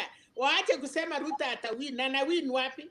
Hata kura ya Masai hawana, hata kura ya Waturkana hawana, hata kura ya Wakalenjin wenzao hawana. Wasipotezee wa Kenya wakati. Pole Penat. Sawa Mama Selina, nashukuru kwa kusisitiza. Tulikuwa tunaenda kwa nani? Lydia ni kama umedrop off. Pole, lakini nafasi bado ipo, unaweza kurudi tu, bado kuna chance. There's still room for you to join. And so those of you who are claiming win, give us reasons and how the winning will take place. William Ruto, he may not even get the 2 million from the North Rift. The 2 million from the North Rift. The women vote is going to Mother Karua. And when that happens countrywide, I promise you, Alex anasema that is unfair. I'm not campaigning for Wajakoya, but I see a Wajakoya surprise coming number 2 and Ruto becoming number 3. Chairman wa kukata miti, kuja utupatie update. Martin alikuwa hapa akisema tuanzishe mchango wa kuongeza shoka za kukata miti. Kila mtu ajitahidi, especially you bloggers, the bloggers for William Ruto and UDA. Tafadhali ambieni captain wenu ukweli. Mimi natoka Navakholo constituency. Navakholo constituency ulikuwa na mbunge alikuwa anaitwa Newton Kulundu. Newton Kulundu alidanganywa na campaign manager wake kwamba yeye amechukua hii kiti mapema, na ile kitu ilifanya akapoteza kiti ni kwamba after alipofanyika mbunge akasimama mbele ya wamama sokoni akasema yeye amefanyika mbunge kwa sababu yeye alipata distinction 1 in English. So wamama sokoni wakasema basi kama ni distinction 1 inakufanya mbunge tutaona. So ilipofika siku ya kura, campaign manager wake akapewa hela aende nyumba kwa nyumba kuconvince wao mama na kila mtu ampigie kura. Siku ya kura ilipohesabika, matokeo katokea Newton Kulundu ameanguka nini? Kura. Na manager wake akapanda juu upstairs kwenda kumencourage kwamba ni kawaida kupoteza nini? Kura. Hey, wale watu wako chini wakaanza kusikia commotion huko juu. Walipopanda huko juu wakakuta mtu ameshikwa matai hapa na nyongwa. So mwache kutia mtu moyo wakati hakuna nafasi ya yeye kuwin this election. 2022 elections is already gone and is not gone with William Ruto. Even on medicine, he can't get it. It is too late. Something has to happen very drastic for William Ruto to be a factor in the 2022 elections. Please help him understand that. And you bloggers, tell him the truth. Thank you. Haya, naomba sasa tuende kwa nani? Tunaenda kwa na hii Wasike, hii ni jina letu. Ukuje kwa inbox uniambie unatoa wapi jina letu, kwa sababu that is a name for my grandpa. My paternal grandpa was called Wasike, so you ukuje kujitetea kwa sababu hiyo ni jina letu. Papa, umeinua mkono na wewe uko number last. What is the matter?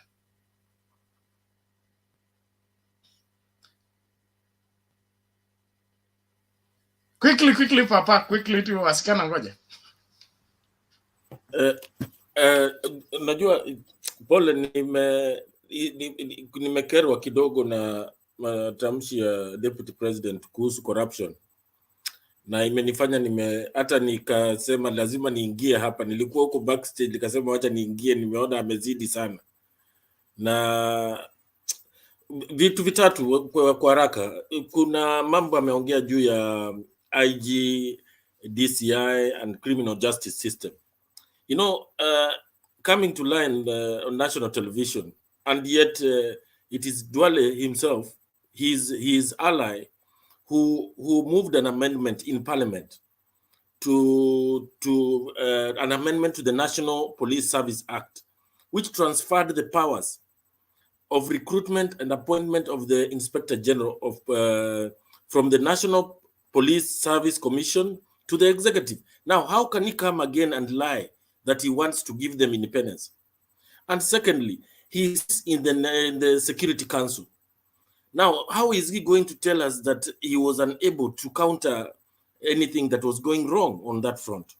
Number two, he comes and talks about state capture.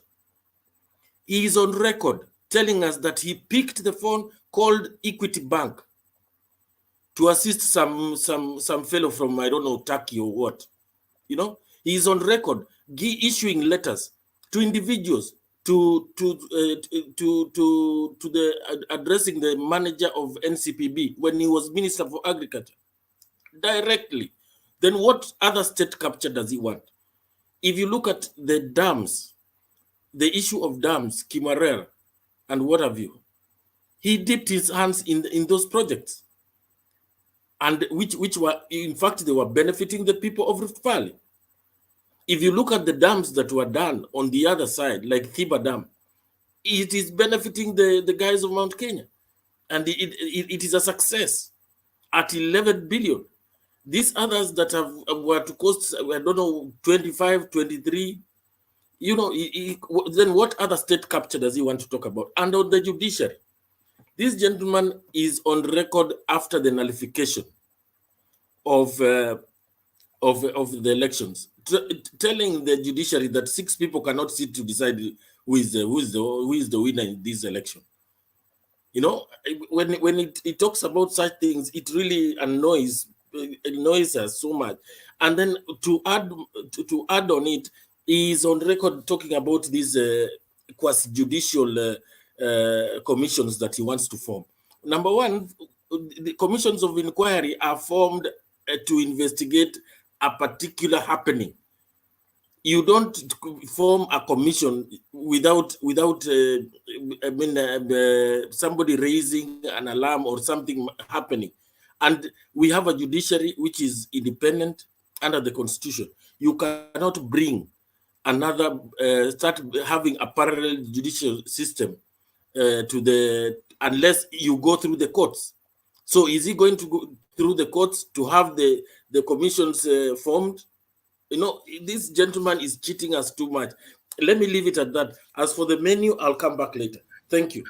Thank you, Papa. We appreciate that. Wherever Bible college or theological school, there is something called replacement theology. Replacement theology. And it's something that is not widely accepted by, it's used in some parts, but there's the other part of the church that is against it. So William Ruto seems to be practicing that replacement theology, whereby where there is judiciary, he wants to replace it to something else. The economy, he wants to replace it to something else. Where there is, so it's just a matter, I think it's just the author of confusion, and he wants within the confusion so that he can do his monkey business without anybody interfering with him. I see the incarnation of the old Kano leadership in William Ruto, and he wants it back by all means, and that is, be the author and finisher of everything. Akiinua hivi kidole kila mtu ameinua, akisema Rambe kila mtu anasema UDA. Hakuna wimbo ingine, hakuna sauti nyingine. And if that is what he wants, he's too late. He's living in a wrong time. He cannot get that in the current Kenya. Kwa hivyo ajiandae number 3. Number 3 tumempatia. Na zipo chunga hata nani atakuja Pasike, karibu.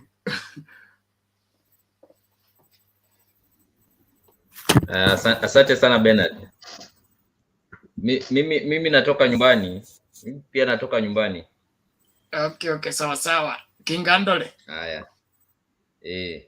Nilikuwa nataka kusema huyu jamaa Ruto leo nilikuwa namsikiza kwa KTN.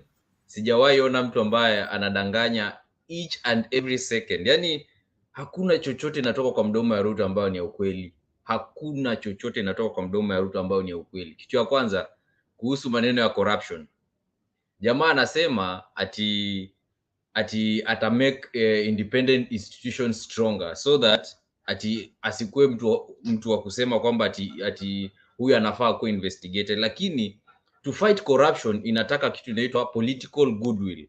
The president must be there, aambie watu mimi sipendi corruption, okay? Nataka watu waendelee wakifanya biashara na serikali wakuwe watu wasafi. There's political goodwill lazima ikue kutoka kwa ofisi ya president. This guy is just lying all through. Aya, kitu ingine ile ningependa kueleza ndugu zetu wa Kalenjin ambao bado wanafuata Ruto. Nataka kuwakumbusha kwamba Kimwarer na Aror, hiyo pesa ambazo ziliibiwa zote zilipelekwa Central. Na ilipelekwa Central kufanya nini? Kudanganya Wakikuyu wampigie Ruto kura. Huyu ni mtu ambaye anaafadhalisha watu wake wakufe, wakose maji, wakose huduma, lakini apate power. Leo alikuwa anaongea, anasema ati yeye na Uhuru kwa ile kukosana yake na Uhuru hajawahi tusi Uhuru. Ruto mwenyewe hata kwa ile clip anasema alipata Uhuru akikuwa kwa hali ambaye haieleweki, na sisi wote tunajua hali yenye alipata Uhuru ndani. Unaona? Akaendelea kusema kama haingekuwa, kama hangejizuia angempiga kofi. Inamaanisha alikuwa ameshafikiria tayari, na huyu ni mtu ambaye alidharau Uhuru even before Uhuru was elected. Alimdharau. Kwa hivyo ile najaribu kueleza Wakenya ni waangalie mahali tuko saa hii. We are at a very critical juncture. Na hii inchi tukipatia Ruto na Rigathi, tumejiharibia and we will never recover it for the next 50 years. Kwa sababu gani? Angalia pesa ile Rigathi ameshikwa, anadaiwa kwamba ameiba. Anadaiwa ameiba 12 billion. 12 billion, hizo ni hospitali 12. Okay? Juzi anaambia Wakikuyu wenzake kwamba yeye anajua kwamba ameshikwa kwa tuhuma za wizi. Lakini kitu gani atawafanyia? Anasema anataka achukue uongozi, ile kesi aimalize, achukue pesa ambayo wameifungia kwa bank, akuja atengeneze, ajenge nyumba, wale Wakikuyu wakule mchele na nyama. This is a leader mwenye anataka kupatiwa kiti. Just imagine the way the guy thinks. Anafikiria, the way Rigathi thinks is very miraculous. Aya, nikikuja kwa maneno ya ballot papers imefika, na Chebukati ilifaa aambie watu hizi ballot papers zenye zimefika imeaffect constituencies gani na gani, kwa sababu kuna makesi ambayo ziko kotini na hazijakuwa resolved, na hizi kesi zina affect ballot printing. Okay, leo asubuhi alikuwa anasema kwamba kama polling station iko na 600 voters,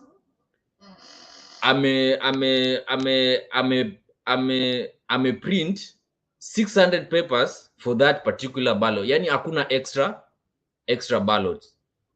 I sielewi nini inaweza endelea pale, lakini according to me kitu inaweza tokea wakati unaenda kupiga kura.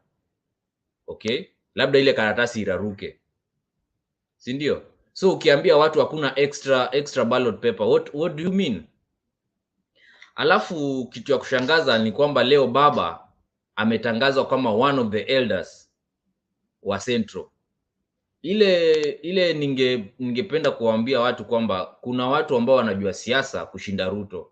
Ukiangalia vile baba ameingia Central kwa njia nyingine, hata Ruto mwenyewe ameshangaa, kwa sababu Ruto yeye alifikiria pale kwenda Central atapatia Wakikuyu pesa, of which amemwaga pesa nyingi sana, lakini chenye hakujua kwamba Wakikuyu kuna njia ya kuwa approach. Kitu ya kwanza, ukitaka kuapproach Mkikuyu, enda kwa Wakorino, kwa sababu Wakorino wale ni watu wa uhuru na wale ni watu wanashikilia kura za Wakikuyu. Kwa hivyo ukiangalia baba, yeye amefuata mkondo ya Uhuru. Uhuru ameenda amejulisha baba kwa Wakorino, na wale Wakorino ni wengi, na hao ndo watapiga kura. Alafu kitu kingine ambao watu wa Ruto hawajui ni kwamba 32% ya voters wenye wamekuwa registered, they are youths, and youths according to history they don't vote. Okay, watu ambao wanapiga kura Kenya ni 35 years and above, na hawa watu wenye wanapiga kura they understand the history of Kenya, they understand where the Kenya imetoka wapi na Kenya inaenda wapi. Unaona? So this person amepigiwa hesabu yote na ameambiwa you are going to be defeated. Ndio unaona anaanza kuja na slogans, so freedom is coming. When did Ruto think of freedom? Hajawahi fightia freedom in any way. So is clinging on narratives ambazo hazitamsaidia. Kitu kingine, Ruto yeye anaadvaisiwa na David Ndii, na David Ndii is an economist, na yeye ana offer services zake to the highest bidder. He doesn't care. Hao ndio one of the intellectuals, they don't care about sijui nani so long as you pay Ndii atakupatia ideas. Lakini hizi ideas ambayo Ruto anapewa hajui kuziimplement. Kama leo anaulizwa kuhusu njia gani atasaidia farmers, anasema serikali iko na data ya farmers ambayo ilifanywa 6 years ago. Sasa ukisema uko na data ya farmers ambayo ilifanywa 6 years ago, inamaanisha ilifanywa in 2016. In 2012 kuna watu wameuza shamba, kuna watu wamesubdivide shamba, kuna watu wengine wameweka real estate. Sasa ukisema unaenda kwa database alafu unaenda kusaidia hao watu, inamaanisha ujielewi.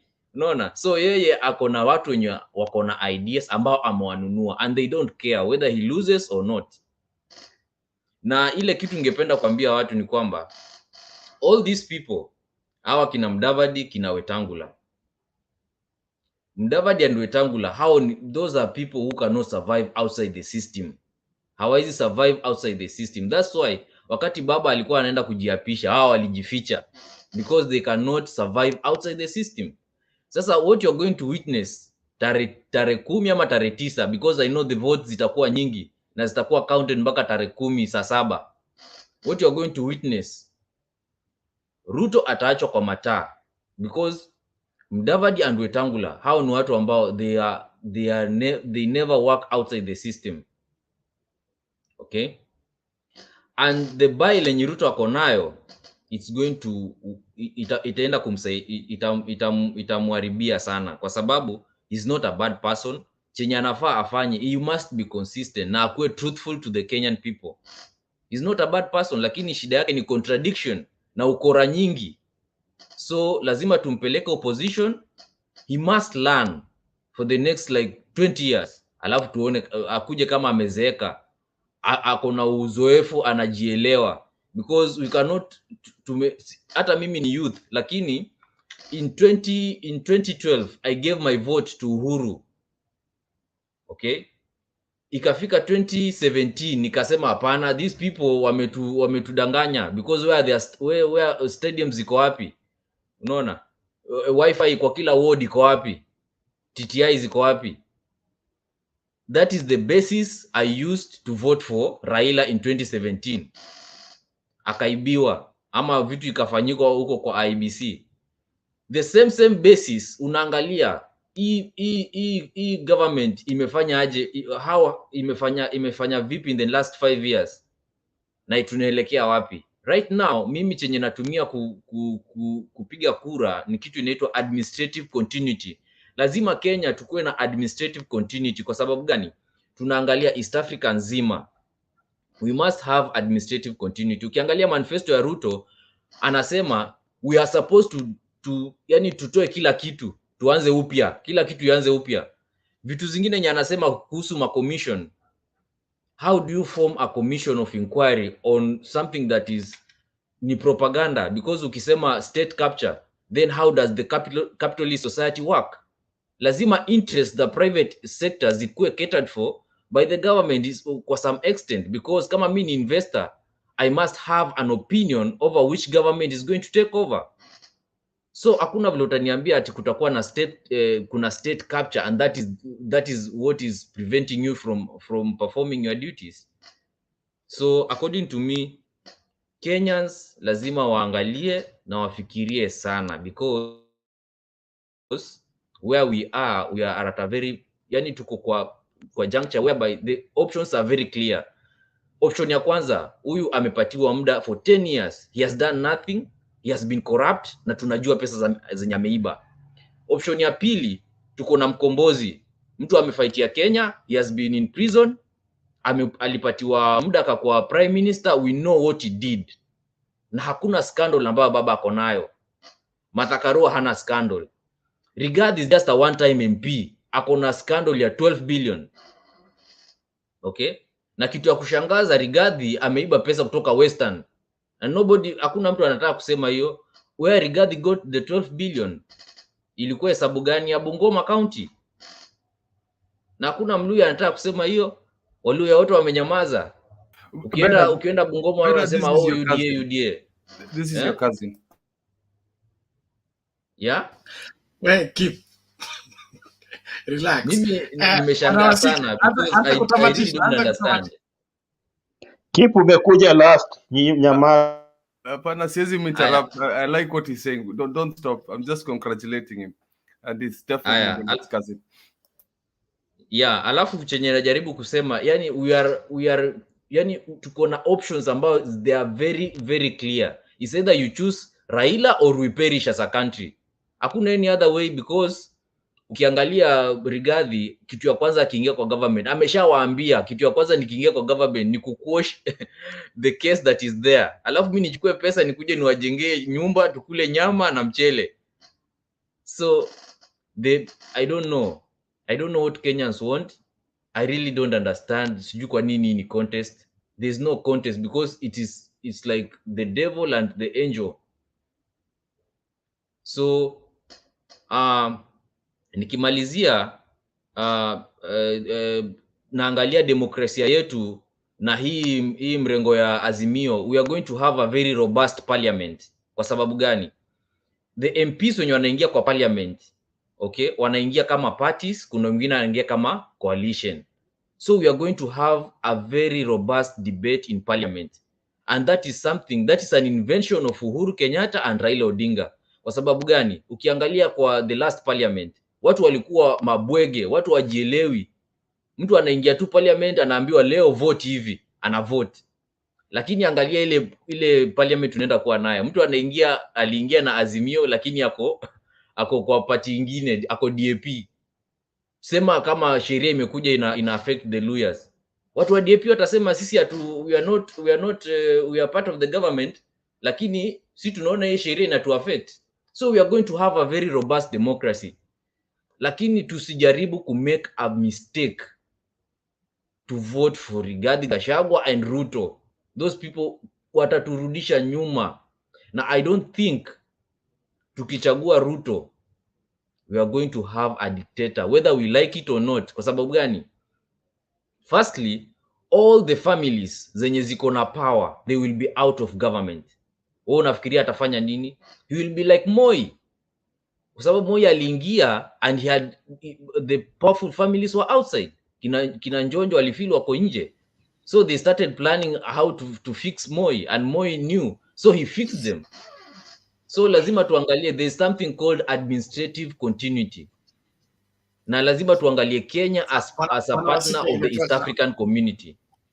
So hii election yenye tunafanya si ya Kenya peke yake, ni ya East Africa nzima. Now we must choose good leaders. That was my opinion. Asante sana. Ukitaka tuongee zaidi, mimi pia natoka nyumbani, lakini sijui ni lugha gani umeongea. Mimi ni Marachi. Thank you. We'll talk. Thank you. Aya, asante. Wasike is our family name. Wamesema summarize. Asante kwa kutamatisha. Tunashukuru kwa mchango wako. Na unajua ukienda kuona daktari, na huyo daktari atake kujua daktari gani uliona kwanza mara ya mwisho, ulitibiwa vipi wakati uliona huyo daktari, anakuambia madaktari wote ni fake, mimi peke yake ndio true. Kwa hivyo hiyo dawa nyingine tupa mbali, hiyo prescription sitaki kuiona, hiyo scanning ulipewa tupa mbali. Mimi nataka nifanye scanning yangu mwenyewe, nipime mwenyewe, alafu nipeane prescription mwenyewe. Unajua wewe ni mkora. Anataka kuincrease your charges. He doesn't respect any other person's opinion. And that is the clear picture of one William Ruto. Ukweli ni kwamba William Ruto hana agenda yoyote ya nchi. Ukimpeleka tu kwa kona vizuri ya kuambia ukweli, ile heart to heart, hana plan yoyote ya nchi na hana agenda yoyote ya nchi. The only thing he wants is because he promised himself that when he's 50 what, he will be president. That is all he's pursuing. He has no plan for this country. He doesn't know what's happening in this country or what he will do with the presidents.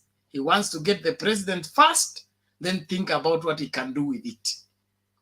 That is one person that must be stopped by all means, Lakini, we don't have a problem. Number 3 is his. Wajakoya comes second. Baba will be sworn in early in the morning. Hiyo kesi inaisha namna hiyo. Zoeeni tafadhali watu wa UDA. Anza kuzoea number 3. We are preparing you and it's for your own good. So that your depression na hii masuala mengine ya nini ya makasiriko, mukasirike mapema. It is number 3 na hiyo ni number 3. 1 million from Rift Valley, okay? Then another million around the country. Those are 2. Wajakoya will have 3. Okay, so 5 million, and then the rest is for Baba. Wacha tusonge mbele. One video alafu Papa kuje, and then chairman of Kata Miti huyu atuambie amefikisha wapi. Bernard, sasa unaniruka mimi, nimekuwa hapa mbele. Wangira, Wewe unaniruka. Mimi sijaruka wewe. Wangira. Hey, watu wamekuja tu saa hizi, Yes. You're given 6 ballot papers. Yes. So you decide, as you may decide, yes, that you'll only vote for a presidential candidate. Correct. That leaves you with 5. Yes. Those 5 are not stray. No. They are unused. Yes. You've been given 6, but you have elected to use only 1. Yes. That leaves you with 5. Yes. What we are asking, where do those 5 go? How are they accounted for? It's a simple question. Oh, yes. They're not stray. No, they're not stray. They can only be stray if they have found themselves through in the wrong ballot box. And that's the point. Okay. So they're not stray. So you still remain with 5. Yes. Where do you put them? You carry them away? No. How are they accounted for? No, and that's the point I'm making. You vote. You vote for 1, and vote for the 2nd, and vote for the 3rd. You have 6.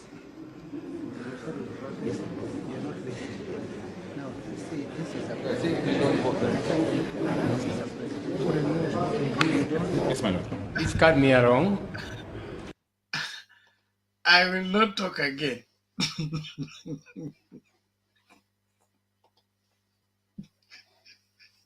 Kip seems to be lost. That's an IBC lawyer in the Supreme Court.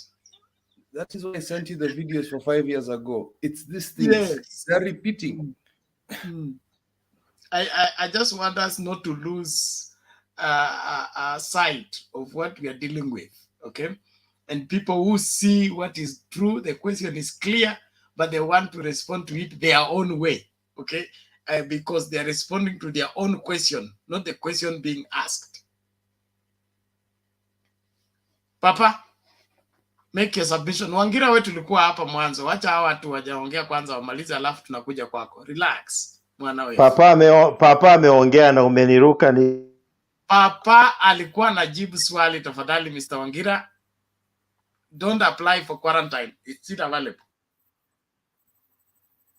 Yeah, thank you, Bernard, once again. I don't know why Wangira wants to fight me. He's itching. I must be having some good dossier, and I'll try to be very, very brief. Hey, Kipril, habari yake. Namuona Mama Sali. Mike ameingia hapa, naona wamekerwa. Hii nikiona Mike ameingia hapa mbio hivyo, ninadhani amekerwa sana na matamshi ya Deputy President. No.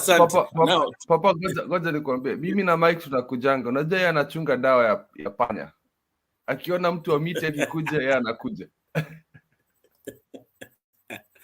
Yeah. Now, I want to comment on Raila's and Martha's rally in Kirinyaga. That was out of this world. I didn't ever imagine that it would happen this soon, but it looks like there is acceptance and procedurally so, because he has not tried to force himself on the people, and he has used very diplomatic means to reach out to the mountain, and we can see the fruits. So I'm really happy about that. There was some ceremony there. I don't know what the significance that it has, but the reception was what carried me totally. Now, regarding the ballot papers arriving, I have heard while on the at the back that there are commissioners who are not aware that these ballot papers were arriving. Now I'm not so sure about that statement, but now I'm trying to imagine that is that commission working together, or is Chebukati running a one-man show? And why does he want to repeat the same mistakes that he has been making over and over the years? You know, this is a serious matter. We need closure in this issue of elections being marred with the irregularities. We don't need this kind of shenanigans. And in any case, what kind of greed is driving? Because these things cannot just happen in a vacuum. These things must happen with some consideration, and that consideration is definitely something exchanging hands. So I don't know why somebody wants to be so stubborn. He's stubborn with trying to create his own rules. Now he's probably doing his things the way he thinks is running the place like a kiosk. That is not what we need. We have come a long way, and we do not want to behave like a banana republic. We have institutions which are structured. Let him just play by the rules, by the use the law. That's all. But he tried to convince people, but I really doubt that he's serious, because he keeps on making the same mistakes. And now, let me leave it there, because I feel like there's something that Mike and Wangira want to give, and I can see Alex is looking like a rally driver there. Hi, Alex, how are you? Karibu sana. Yeah, let me leave it there, and then I'll comment as we continue. Okay, thank you. Wangira, I'll still keep you on hold, because justice delayed is justice denied.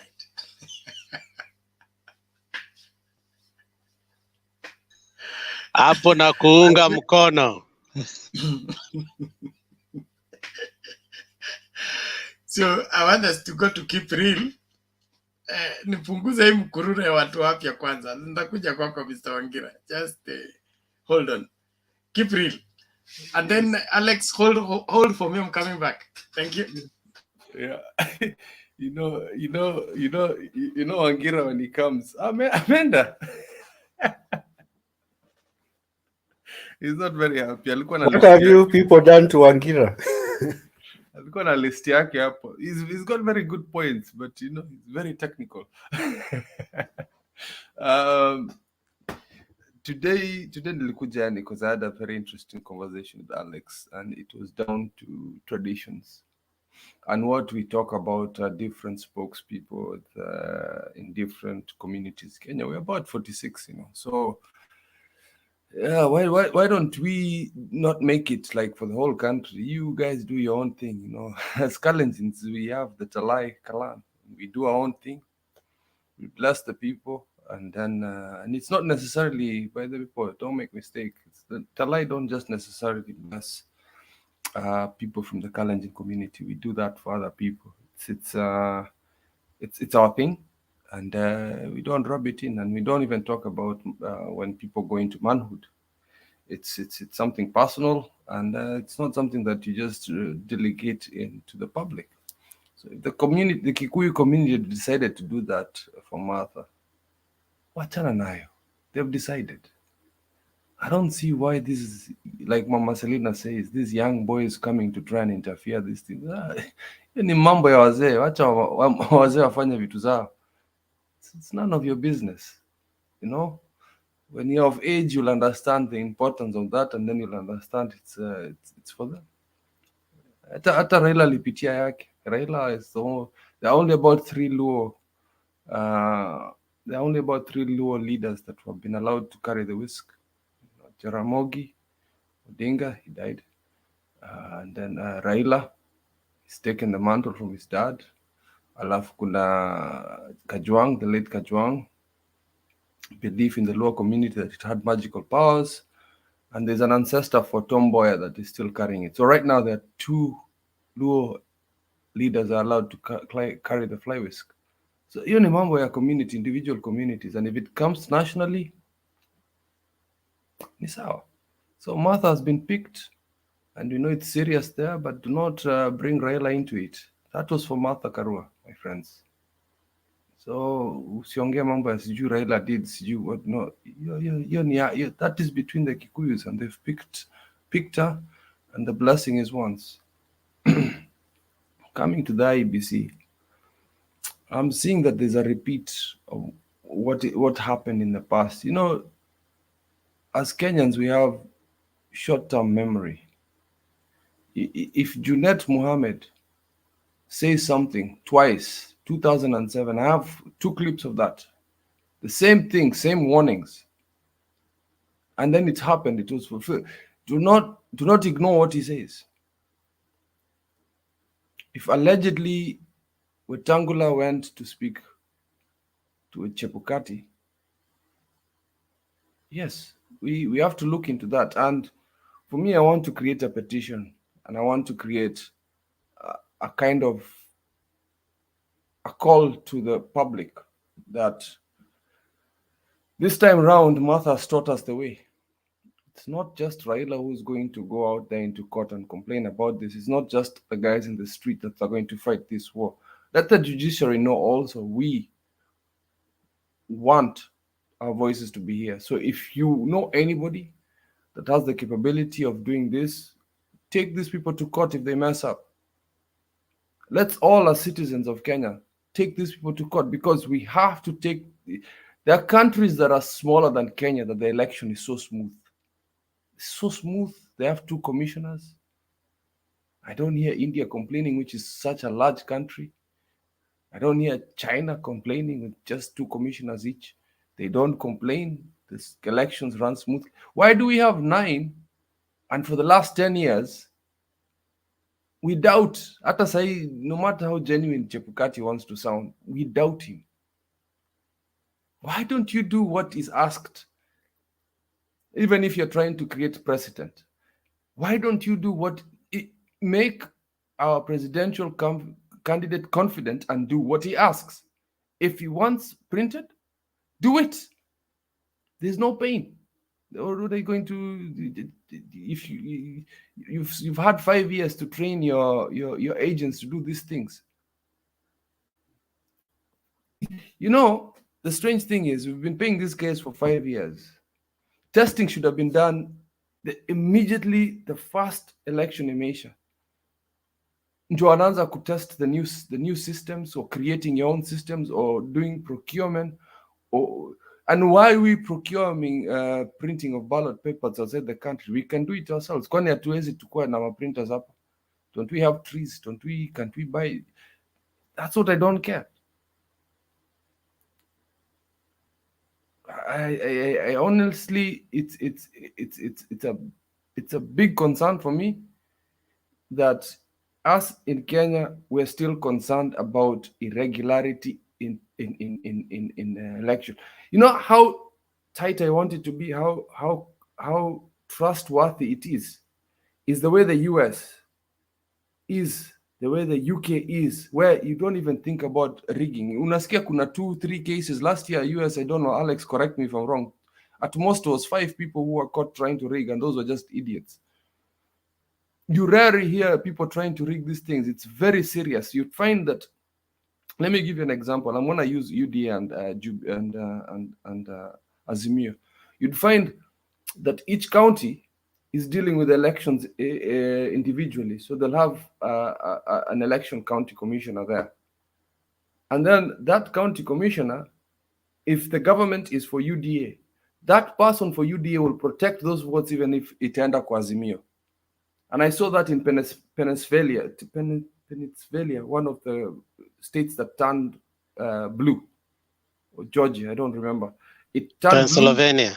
Blue. Pennsylvania, yeah. And the commissioner But was... Georgia is the one that turned blue. Yeah, and Georgia, the commissioner, at the Trump's people are trying to say, oh, why are you not being a lawyer? The guy was like, I'm doing my job for my country. Why can't we have that? That was a red state, a red commissioner, yet they went blue. And the guy let it go. That is how loyal you should be for your country. The people have spoken. Let it be. We can't have a few people being bribed here or a few rich people running the country. It's a shame. Okay. Now coming to Azimio, which is going to be a very painful topic. Azimio, I think it's a bit late now because there are very many stubborn people out there, and it's very shaming, whereby you'd find Wiper or ODM, Jubilee, going for the same seat. These things that should have been decided. Now the ballots have been printed. Now you're gonna make a lame president on Raila and Martha. You know, Jubilee. I mean, UDA have done it well. They've wamefinya kila kitu, and when they're getting it purely Kenya Kwanza. And then us, we're still fighting. You know, we have this thing should have been decided a long time ago. Anyway, Raila will have executive powers to do that later on. Alafu ndio mtadecide. Then you'll understand how important MPs are. Not just because somebody thinks they have the right to do that, that they think they're popular. Well, the polls say that they're not. The other person is popular. We literally need to sit down and think, Azimio, because we cannot allow Raila not to have soldiers down there. You have it next time. You know, have it next time. You know, if you think so. So I think free for all. I thought it was a good idea before, but now I think let's just think like adults. You're all supposed to be leaders and elders. Let's be honest. If you're going to come out second, don't siphon off your votes to UDA. It's not good. It's not good. And Hillary, come with points this time. I'll not allow you to talk to spew some. Mimi naonanga umetumwa hapa bana as a PA. You're one of those people that has been sent around blogs and discussion forums to find out what is going. We talked about the corruption last week, and we talked about it, why it's not on your manifesto. All of a sudden, Ruto is talking about corruption in his manifesto. Hillary, if you're coming here, come with points, and you know, me na protect hapa. You know, hii watu hapa taku. They're very careful. Tutaacha hapo. I think kwa sababu nani alikuwa amekwama. Hillary, karibu, but be careful. I bite. Hata ndio Bernard amekuja. No, ilikuwa Mike. Mike, you are next. No, Mike alikuwa next, sir. Yeah, Mike. Mike, chukua shukani. Thank you, Alex. Thank you, Kip. Na hiyo panya.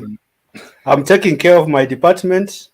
Waendelea kuchunga forest, me I'll chunga agri-chemicals. I will pick up very, very briefly on the topic you have raised of elders, culture, and whatever. But there is a from a spiritual point of view, I think there is an agreed philosophy that certain elders in the community have certain powers that are that border on spiritual powers and whether you are a Christian, whether you are cultural, you will honor those positions in the community. I was when you started talking, I just perused through, and I saw people like Koitalel, like Syokimau. These are people who predicted with precision about certain aspects of outcomes in life that came to pass, like the coming of the railway and all these other things we read in history. So we cannot ignore the position and the influence certain people in these communities have. And you can only just ignore them out of ignorance, but not out of wisdom and understanding. So I agree with you. Whatever discussion you had, it is it is actually factual that every community has certain elders that have been installed with near supernatural powers and foresights that they can be able to give guidance to the community. And that has been there historically from time immemorial. It's just that culturally we've been westernized to think that anything cultural African is primitive or evil. But it is a fact that there's a place for such kind of people. Mike, sorry for interruption. What you don't get is I don't like what the youth are doing and weaponizing it. I'm just trying to say that it's a place for the elders to discuss. When I see these bloggers, these people writing some nonsense about it, it affects me because hiyo ni maneno ya wazee, and for each culture they have their own thing, and it has to be protected and not spewing nonsense about it. So I'm protecting it. That's I'm part of Talai. That's what I'm saying. I'm a Talai member, so I'm trying to protect my community. Thank you, Kip, and I'm in total agreement with you. So that I pick on something else. The foray Martha is making is brings to the fore also the other aspect. Again, universally and naturally, we have psychologists or people who study human beings tell you there's the natural power of attraction, and people are naturally attracted to certain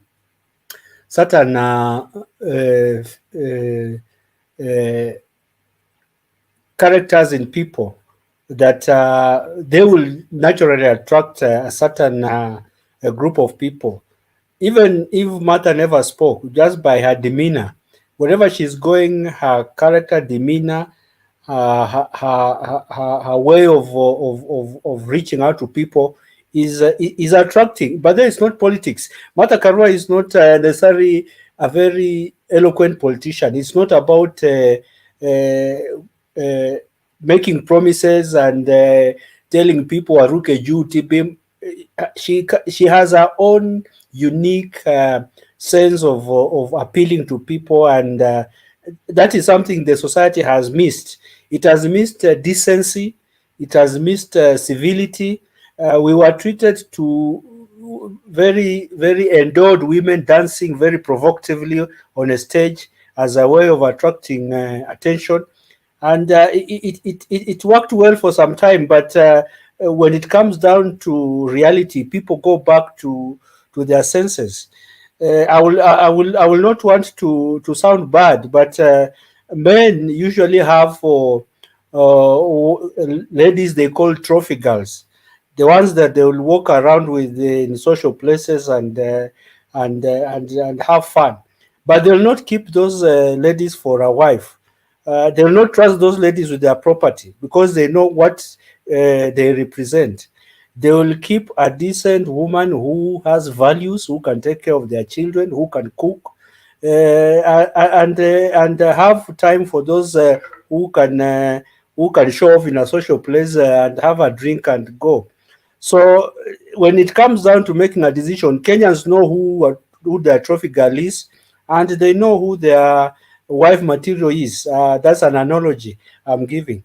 So Martha is presenting that, and I can tell you for sure, they will not talk about it. Kenyans will not verbalize it, but deep in their hearts, they know who they can trust their house with, who they can trust their children with.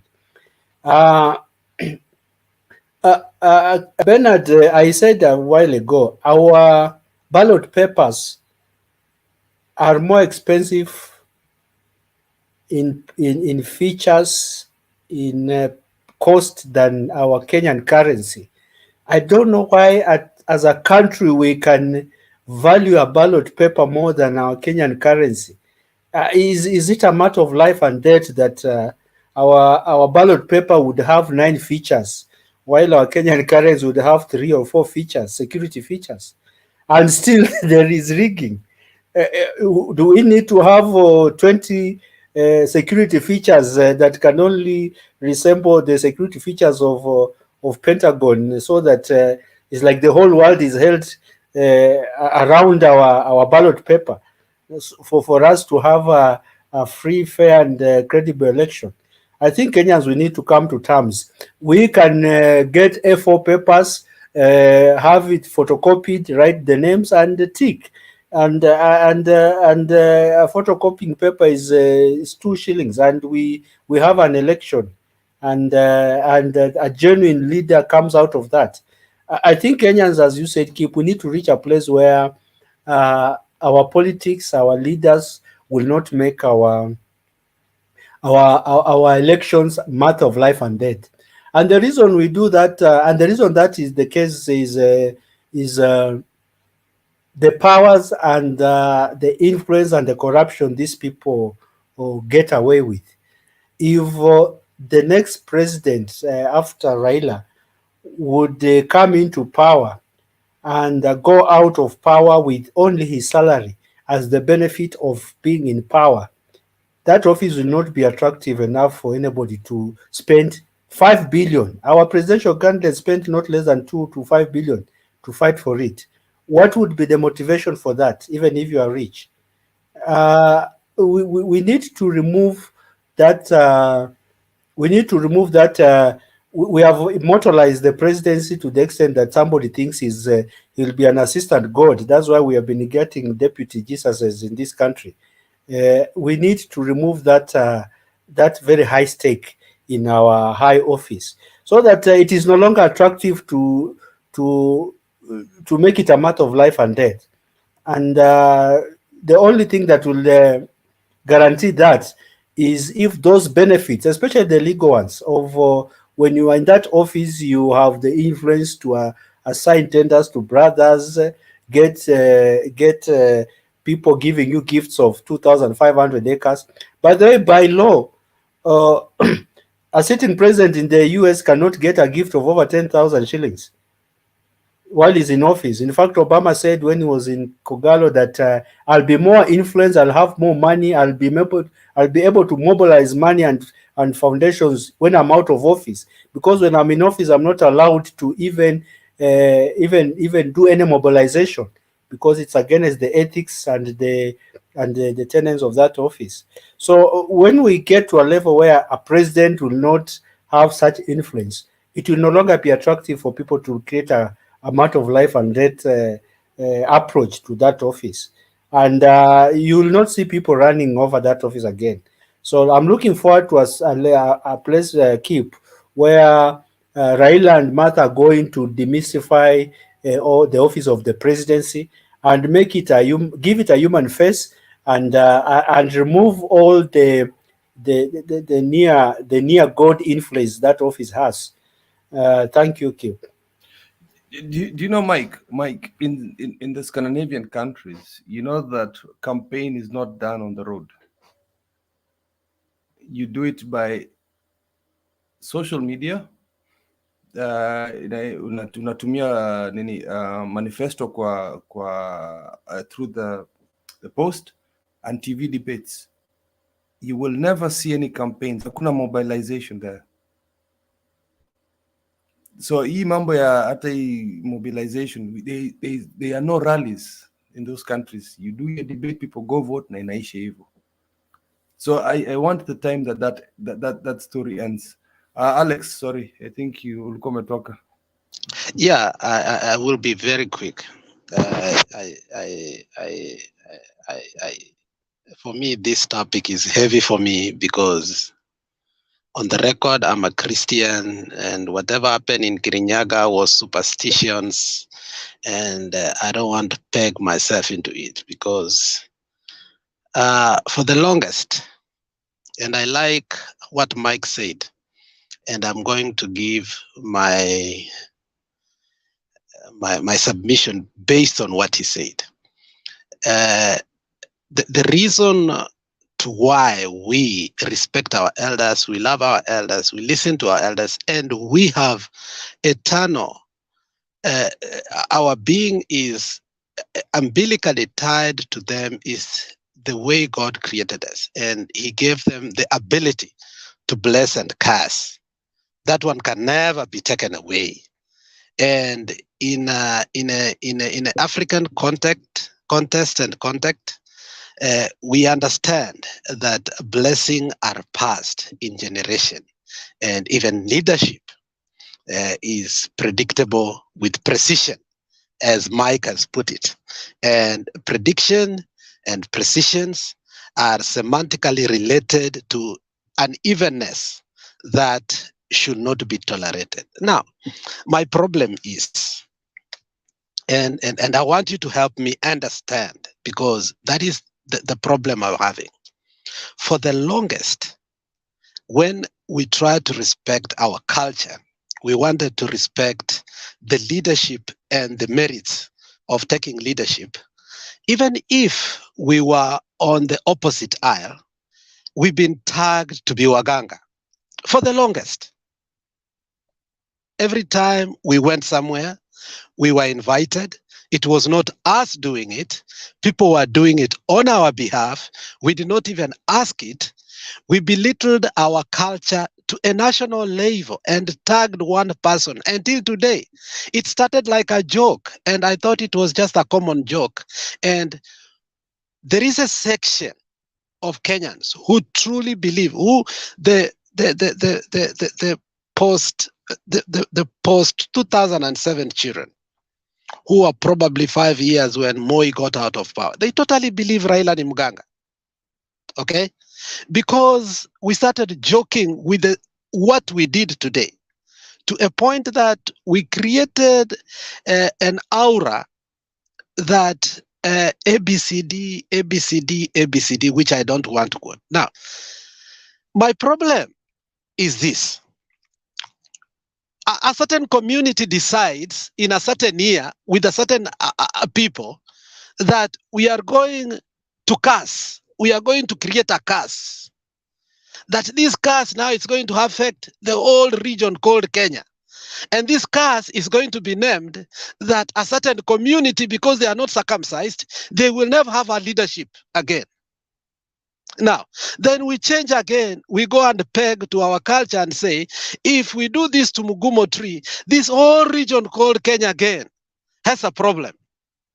Now, we come again, we decide this river called Chania, leadership will never pass again and go this side. Today again, we come up, oh, the Calabash has to burst in order for a certain person from a certain community to be, you know, that is where I think we are going wrong. I have no problem with our leaders. I have no problem with the so-called elders. We have eternal respect to them. But at least, let us be careful. Sometimes we create leaders like Congo. Is it Congo or Makungu? Kungu, I don't know even who chose him to be a Kikuyu elder. He comes, he contradicts one day. Tomorrow we have these leaders. Today Gideon Moi is being, cleansed and being blessed with some Talai elders. Tomorrow we have a different faction of even eldership, even blessings has had factionalism to a point that now that precision and evenness that Mike you are talking about, you understand, and I like it. Prediction, precision, evenness. You get what I'm talking about? So if now, because Martha Karua is the deputy presidential candidate, now we abide by it because now it is, but if it was taken that, okay, let it be without, it will be a muganga.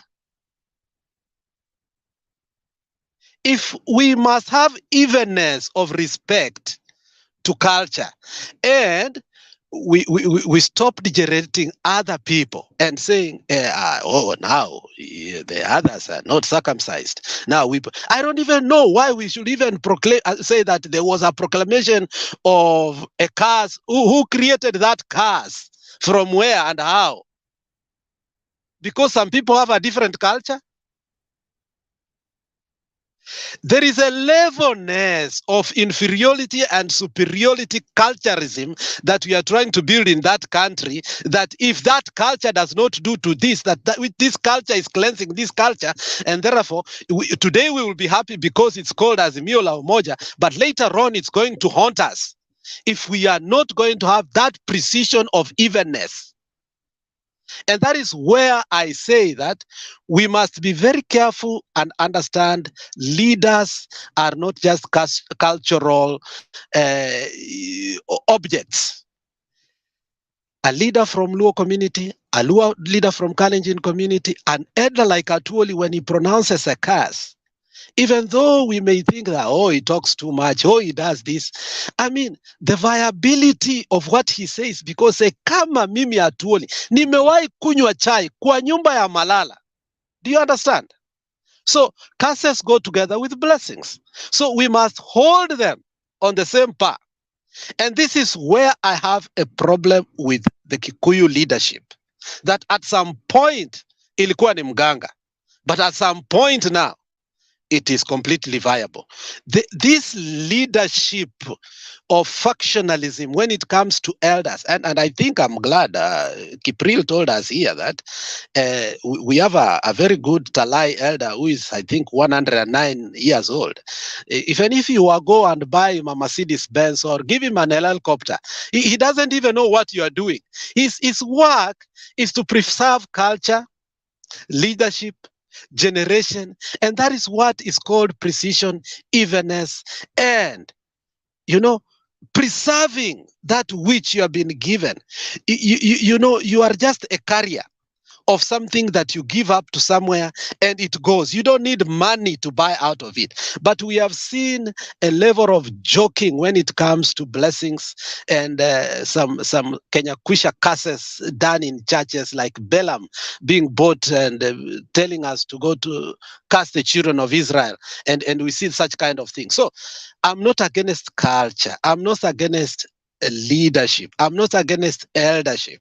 But I think we have deduced it to a level that at times we wonder, is this done for political expediency or it's really done for the progression of a nation as a whole? Since we have found ourselves in an intrigued situation as an entity, we never used to exist as a unit. We existed as Omogusi, we existed as Luya, not even as Luya. The thing called Luya and Kalenjin never existed. We, Abukusu used to exist, the Maragoli used to exist, but now we are in a unique situation whereby we exist as Kenya, a combination of so many cultures. So when we come together as a nation, let us be careful how we carry on these things, because in the end of the day, we might joke with them and get to a point whereby we are not able to carry the necessary blessings that are needed to the next generation, because we are going to create fake leadership and eldership and blessings. Because they even said Mamangina blessed Ruto to be the next president. We were told that. So then you come to ask, where is the level of evenness? I hope what was done in Kirinyaga, and I wish, I know Njiru is going to hit me. What I'm saying, I hope what was done in Kirinyaga was legit and stands firm, because we Kenyans looked at it and we were amazed. And sometimes we even wondered, oh, nywele ya huyu mama lazima ikatwe, ikikatwe inakatwa na mama ngina, uongozi. Sometimes I wonder, is this true or Mama Selina is just superstitious? No, educate me on that. I don't know, but I think this cultural practices being done during election, for me, sometimes we go too much. Thank you very much, Bernard. Thank you too for holding on and also bringing up that matter. I would just say two things, I think, on the same, in response to what you have said. You said initially that you may not know how to respond to it because you are a Christian. There is no Christian requirement that negates our traditional practices except to the degree they interfere with our faith. Okay, that means. Let me make clear why I said that. Yes. Yeah, it's because Njiru wanted to convince me that it was not the elders. It's once the Calabash busted, and I was wondering, was the leadership in the Calabash? That is what was. Alex, Goja, please take it easy. I want you to understand and keep real. Hold on. Alex, I want you to understand that when it comes to somebody's belief system, okay, something that I hold sacred. When you make a joke with it's not taken lightly because it's a matter of conviction. And as much as you may not understand it, it may not be necessarily be wrong with the people who are practicing it, but to you, it may look like a joke or a triviality. So you must respect what other people believe in their own field. And if you get much keen and interested in the same, then go and study it and begin to know why it is done the way it is done. But this is what I was saying. Christianity does not require us to stop being lawyers or to stop being Kikuyus or to stop being Luos or to stop being Kalenjin. Christianity of the Bible, wacha ile a white man, the Christianity of the Bible is expressed in our different cultures. And as long as those our cultural practices don't introduce us to strange gods, don't take us out of the faith system, they are still valid and they need to be retained because they contain what constitute our identity. And that identity, unique identity, is what gives us, that capacity to have security even in our presentation and in our speaking. So when the white man couldn't rule over the black man, he attacked his culture so that he makes him insecure, make him get lost. And when he's lost, he can be tossed around. So let's be careful on the same. But different, also like Alex, from what you have said, with like every other right thing, it will always attract some fake people, or it will attract some what we call an abuse. Okay, so we can comfortably say that the matter of traditions and cultural practices have been abused by certain places. We have raised politically, somebody goes and hires some elders hapa Madhare, anawavalisha magunia alafu anawapeleka hapa kwa sababu amewanunulia soda na mchele na nyama. So anawatangaza kwamba hawa ni Kikuyu elders, alafu anawaambia sasa wampatize ama wamvalishe hiyo magunia. That is for political expedient, but that does not negate that we have genuine Kikuyu elders and we have genuine Kikuyu cultural transfer of that eldership system. So let's not mix the two. We have the fake one, then if there is a fake one, there must be a genuine one. There is one that is being mimicked. And the one that is being mimicked is the one we need to find and then be able to ensure that we sustain that because it is important for us as a people. One of the greatest assignment was given by Kibaki to Angomudi, okay, to come up with a Kenyan dress. And after the whole commission of inquiry, they still couldn't come up with Kenyan dress. They came up with several Kenyan dresses. So we are so much into no culture yet cultural to an extent that we cannot come up with something we agree on as Kenya. Okay, we may agree on the green color, black color, but even in that agreement, there's disagreement. So I think we need to respect people in their belief system, believe in their tradition, and us being Christians, we should also respect what other people believe. And converting them over to Christianity begins by respecting what they believe and being able to show them, although you believe this way, this is the way you ought to believe because of this and that. But if we attack people's belief system or trivialize what people believe, we create more animosity unnecessarily. So No doubt there is abuse of this thing. We have what they call where the Kaya elders, they have anointed everybody. William Ruto, who else? Kalonzo Musyoka, Raila Odinga, Uhuru Kenyatta, all of them are Kaya elders and have all been made Kaya elders.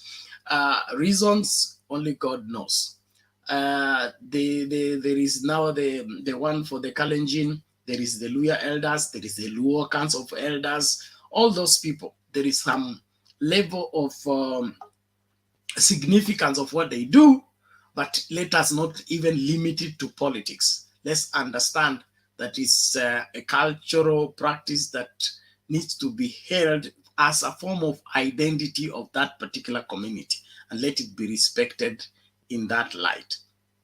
I think I will stop there, and I also want to let Njiru take over the chairmanship. I have an appointment at 8 a.m.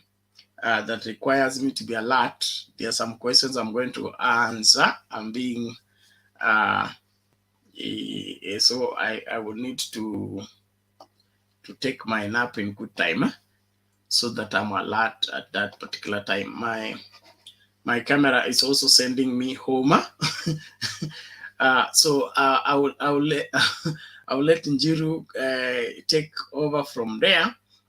Njiru, from my statistics, keep, you help me, lakini umpatie Wangira priority. Wangira amenichapa sana. Kusema ilikuwa Wangira amekaa hapa sana. Rono ameongea? Nilikuwa Wangira alafu Rono, alafu tunarudi mkururo ya kurudi kwa Mama Selina, Bob ikikuja hivi chini, lakini Wangira first, then Rono, Mama Selina, na tunaenda hivyo. And Bernard, congratulations my friend. Wewe utakuwa future host, talk show host bana, KTN, NTV and Citizen. We are going to campaign. Asante sana. We'll campaign for you. I want to host that debate for president. Yeah, tukutafutie hiyo. Wajakoya said, he said, if Raila Odinga is going to attend the debate, he will also refrain from it. Out of respect. But yeah, keep it up. I will not say the other part. Look for that other part by yourself. So, Njiru's nafikiria video, you are able to play videos?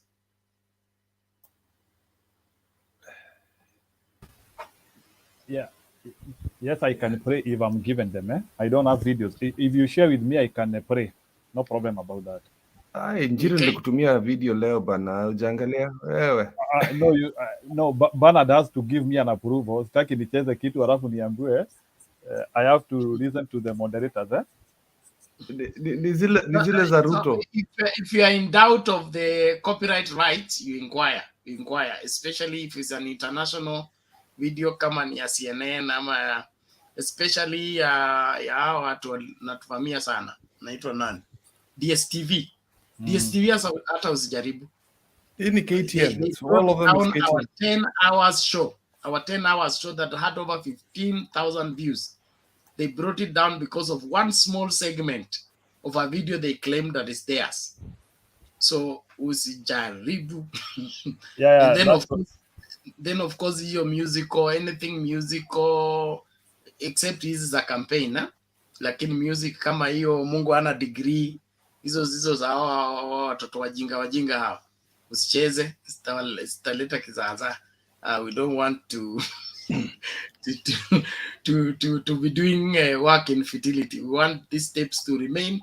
In one of these fine days, we will compile all these things and come up with shows that will be playing even after the elections. So we'll download all this, get them in segments, everybody's giving, then we can have a full year show that keeps on playing on Mtembei TV. So we are going bigger than this. I believe that we have put content together that is able to educate a whole generation to understand what needs to be done. So some of the things we have been saying here. We're going to go after now the elections. We'll take our sabbatical leave and go and compile together and come up with shows that will be having all this replayed and then viewed and then discussed. So this is only the initial stages and we are moving forward. So tujaribu kuhakikisha kwamba kila kitu kinafanyika vizuri. So kuanzia hapo wacha ni nani Wangira alafu Rono and then Jakindube pia amefika.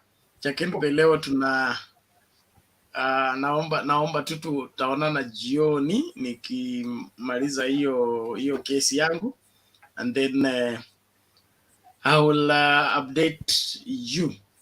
The rest of the assignment iko na Alex By the Bernard, the rest of the pictures, the rest of the videos are actually just KTN. Ile interview Ruto. Hiyo interview nimecheza tape kama 3 hivi ikaleta vita huko kwa comments sana. Watu wamechoka na hiyo sauti, wamechoka na uongo mpaka karibu wanitimue hapa. So naogopa. So Bernard, you can send me the videos which you think I can play here. It will be good. Lakini pia unaweza niruhusu pia I counteract a little bit Just a moment, ngoja kwanza. Bernard unaenda? Yes. Wacha tu nichokoze hii alafu niende. But I'll talk to you kwanza ndio niende. Going to see the boots, even your life will be in danger with those guys if you just now go and load things you have not seen and verified, and you arrive there and you find they are not what you are carrying. You must go and verify them tomorrow. The police will catch you. The police is going to check them from Wednesday night. When they arrive. And we leave on Thursday morning. Yes, this is what I've been telling you. Honestly.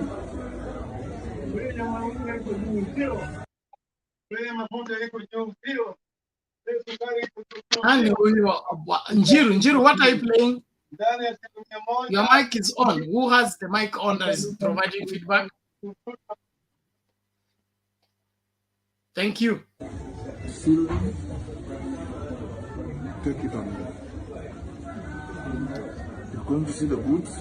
Even your life will be in danger with those guys if you just now go and load things you have not seen and verified, and you arrive there and you find they are not what you are carrying. You must go and verify them tomorrow. The police will catch you. The police is going to take the gold from Nairobi to Wednesday night.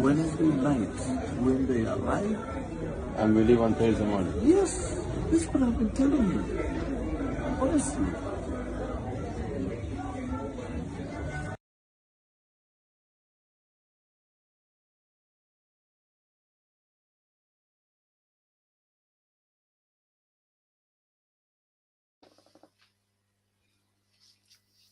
Okay, there is a Morias.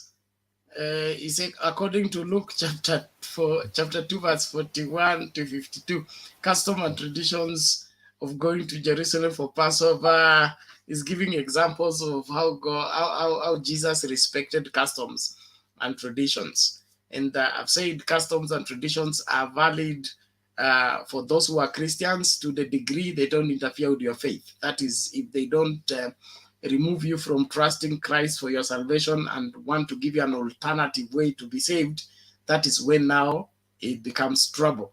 But you don't have to stop being a Luya to be born again. You don't have to stop being a Kisi to be born again. You can still express your Christianity through that, your cultural practice, but let it not be an alternative God. Let it not be a form of idolatry. That is all the limits that are there on that practice. I don't know, Njiru, mimi nataka niwaache tu na Alex mkipambana kama nimeenda. Acha Kindu ulikuwa unasemaje? Mimi naondoka. Okay, nitajibu. Jackie, unataka ongea kwanza ama? Jackie alikuwa na swali na mimi ndio naondoka. Mimi nawaacha wewe Wangira, Rono. Ungekubali Wanjiru ajibu, mkono wake ilikuwa juu in regard to that, kwa sababu akiwa moderator hataweza kusema vile anataka. Ama Njiru ni aje? Si unajibu and then unawacha uchukani. Hiyo maneno yetu yenye ilikuwa ngumu. Ina shida, nitakujibu tu, acha Jackie aongee. Sawa. Acha mzee aongee. Sawa. Najua that's going to be lengthy. Bernard. Yes sir. Kabla hujaenda nataka kukuomba wakati unaenda uombee wa Kenya kabisa, kwa sababu nimekuwa nikiwaambia kwamba mambo ya uongo ni mbaya. Hatufai sisi kama wa Kenya kutumia neno propaganda. Hatutakiwi kutumia hiyo kabisa, kwa sababu hiyo jambo inaleta uhasama kati yetu. Ukitumia kitu inaitwa hiyo, mnasikia watu wakisema ati propaganda. Hiyo inaletaga uhasama, inaleta vita, ni kitu mbaya. Ukiangalia zile vita zote, vurugu zote zile zimetokea hata saa hii, zile zimetokea hata Kisii, hata popote, ni hiyo mambo ya vurugu, hiyo mambo ya kusema porojo, eti unasema ati ni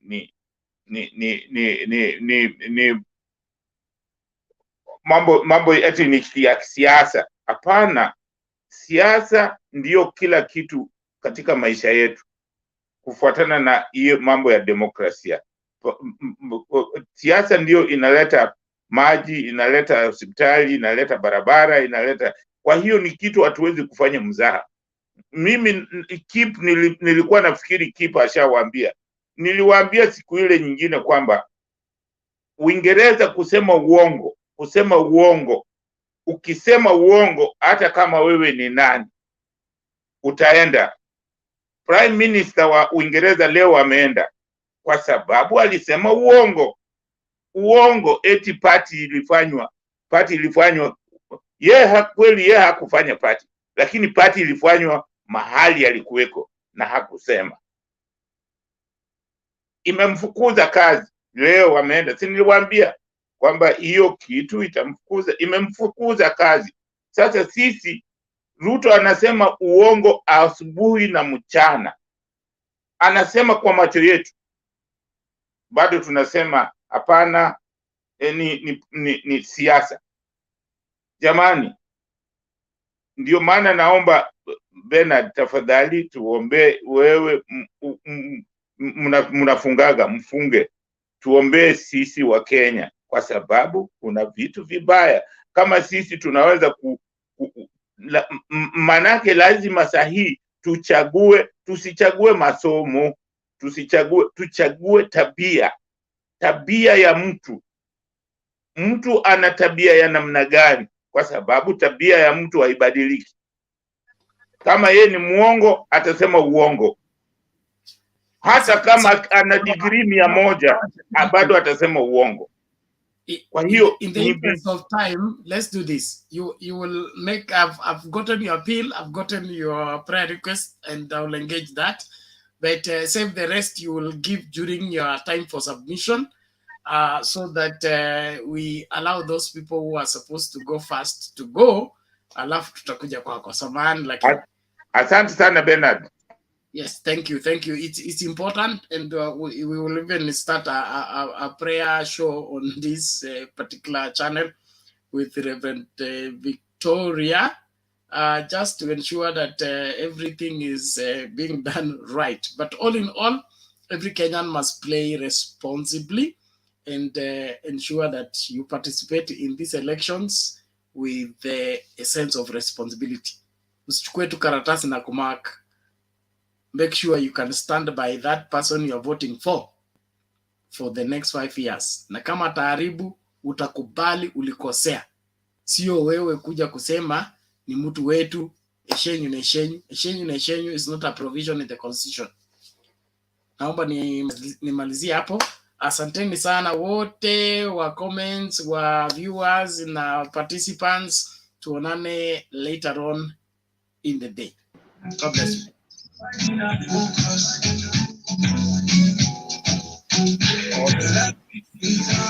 Nani ako na ngoma? I don't. This Victor man. Victor Ngeno. Victor Ngeno. Toa yeye. Please, and keep it mute until it's your turn to speak. Thank you. No, Alafu patia Wangira na Rono kwanza, wapatie priority kwanza. Wangira priority. Yeah. Okay. Sijui kama Wangira, kama tu mtaniruhusu tu ni dakika mbili tu, I just respond hii story ya Alex hapa, sababu Alex hata ndiye amenileta hapa, sababu nilitaka pia ni mgonge tena. Alafu tuendelee. So bwana Alex, okay, ayupo Wangira mumeniruhusu. Habari nzuri kwanza. Habari yako ndugu yangu? Jema kabisa. Oro wako. Timoru. Sasa there is something I wanted to tell you. In fact, whatever happened today, first of all, you should be very happy. Hata kama ujui ni nini kiliendelea hapo. And I will tell you the reason why. In a summary, sababu sitaki kukura time ya watu wengine. So number one, which we need to know is that yes, we are Christians, but we practice Christianity embedded to our customs. We do not practice Christianity in exclusivity. Ni kama vile mzungu kama ana practice Christianity yake, kuna zile vitu wao wenyewe wanafanyanga, kama ile mavitu ya heroin. Kama sisi like in Africa tuna vitu kama heroin, lakini wao wanafanya vitu kama hizo. So what I'm trying to say is that kila mtu ako na customs zake. Na hawa wazee hiyo kazi uliona wamefanya leo, they are also sane people. Remember hiyo kitu walifanya, hata Ruto mwenyewe angeitwa na wao angekimbia huko. And I would like to tell you, hii umeona imefanywa ya leo, don't expect that kuna mtu mwingine atafanywa hiyo until this election cycle is over and until the mandate is over. Sababu this one is a bit a condensed one and a specific one. Kama ulisikiliza vile hao wazee walikuwa walisema wamewapea mandate ya miaka 5 na wakiweza pia miaka 10. So miaka ingine 5. So it is a swing one between 5 to 10 votes. And these people, we take them as our sane, they are our sane think tanks within our communities. Hawa wazee wa miaka 90 na miaka 100 wameona mambo mingi, they are the custodians of our society, generational changes, they know the people, yani they monitor people by the way. So hii kitu si ati wanaamuka wanasema ni huyu, and it is embedded. Na nataka kuambia Alex hapa, the reason why we also trust our culture, it is embedded in the concept zile tunasemanga, kile ambacho mumebariki hapa duniani hata mbinguni kimebarikiwa. So nani hawa wanabarikiana hapa duniani? Ndio hao sasa, some of those people sasa mumeona hapa. And hao wazee, they cannot just come from nowhere kukuja kuanzia kukuanoint if they have not monitored and looked at you and also seen about the season. So there are those people who want to use these things for cash. Sikatai, lakini this one which is being done for instance in the Kikuyu community, it has connection with the Mau Mau, the rebellion war, and some of the things which used to happen during those times. It has a lot of connect. It is like a umbilical cord over time. So si ati kitu tu imetokezea tu. And what happened is that for the first time hiyo kitu hawajawahi fanya mchana ama nini kukua na watu. Maybe if you want me to tell you the reason why it was done today in the open, it is because it was being done to a lady.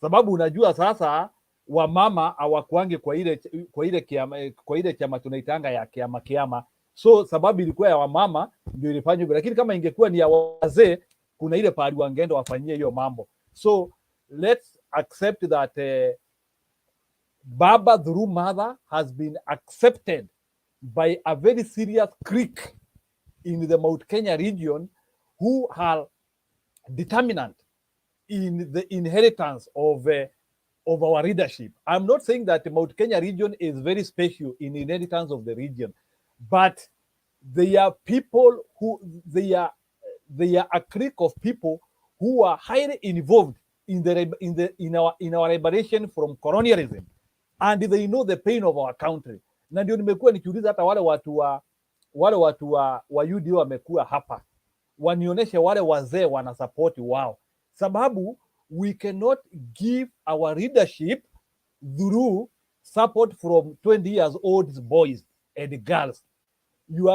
We need to see that connection with the umbilical cord, na hiyo ndio ile kitu hatu kuona. So Alex, during my time nitakuambia hiyo, but you need to be very happy of that.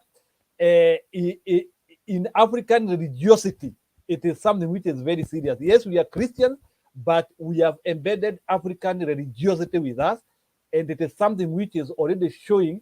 Hata utaona wazee wa Kiambu, wazee wa Nakuru wapi, utaona wakitokezea, and it will only be done once. Na wale watatokezea huko Kirinyaga ati wanataka ati kuanoint mtu mwingine, hao watakuwa wazee Imbo. Wale wazee wamefanya leo, hao ndio wale the true wazee, na ndio wako na hiyo connectivity. Na kama uliona hiyo Calabash ya miaka 200 hapo, walitumia mafuta ya kuna mumea specific, I think sunflower, wakawa anoint and they gave them the mantle, and it is something they do out of character watch. Now the reason why how wazee na for you to be anointed by these leaders, maongeo yako lazima ikue vizuri, lazima ukue wewe, you are not somebody ukisimama in podiums you are altering insults. Hawa wazee, they will never anoint you kama wewe ni mtu wa matusi, hata ukue wewe unafanyanga nini. And that's why I'm trying to tell you, until mtu kama Ruto a model speech yake, he will not be anointed by this wazee, sababu hawa wazee they have a concept of speech they want you to be doing, na wataki pia wewe ukue wewe ni mtu ambaye anaongea anything. They don't want people who do not have measured talks. So kama umekuwa ukiangalia mtu kama Martha Karua, she has some measured talks, aongei tu just from anywhere. So for you, ili uweze kufika hiyo level ya to be trusted na hao wazee, your talks have to be very streamlined. So, and Ruto cannot be anointed by anyone with such talks. Hizo talks ako nazo. So he has to streamline himself, and maybe in the future some people might consider him somewhere, but in this election cycle it's done, it's over, and we take this wazee with a lot of regard, because wakati wa mzee walitupitisha vizuri, and they have been the custodians of our society for close to 100 years, and they even made us get our country for after independence, kutoka kwa mukoloni, and they are the people who used to do a lot of things in our society. So Alex, that's what I can tell you. So let's respect that. This one was not option. Thank you very much. Yes.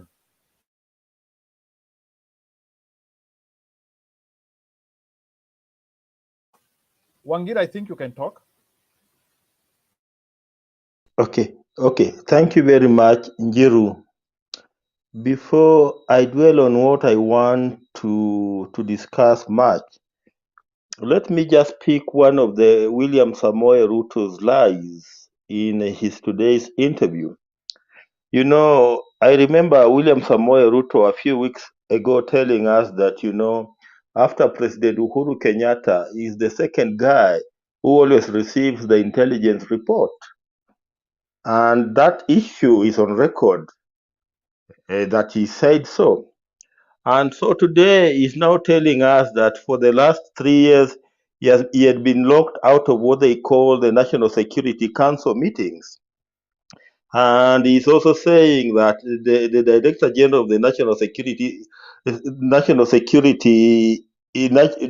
the Director General of the National Intelligence Service no longer receives his phone calls.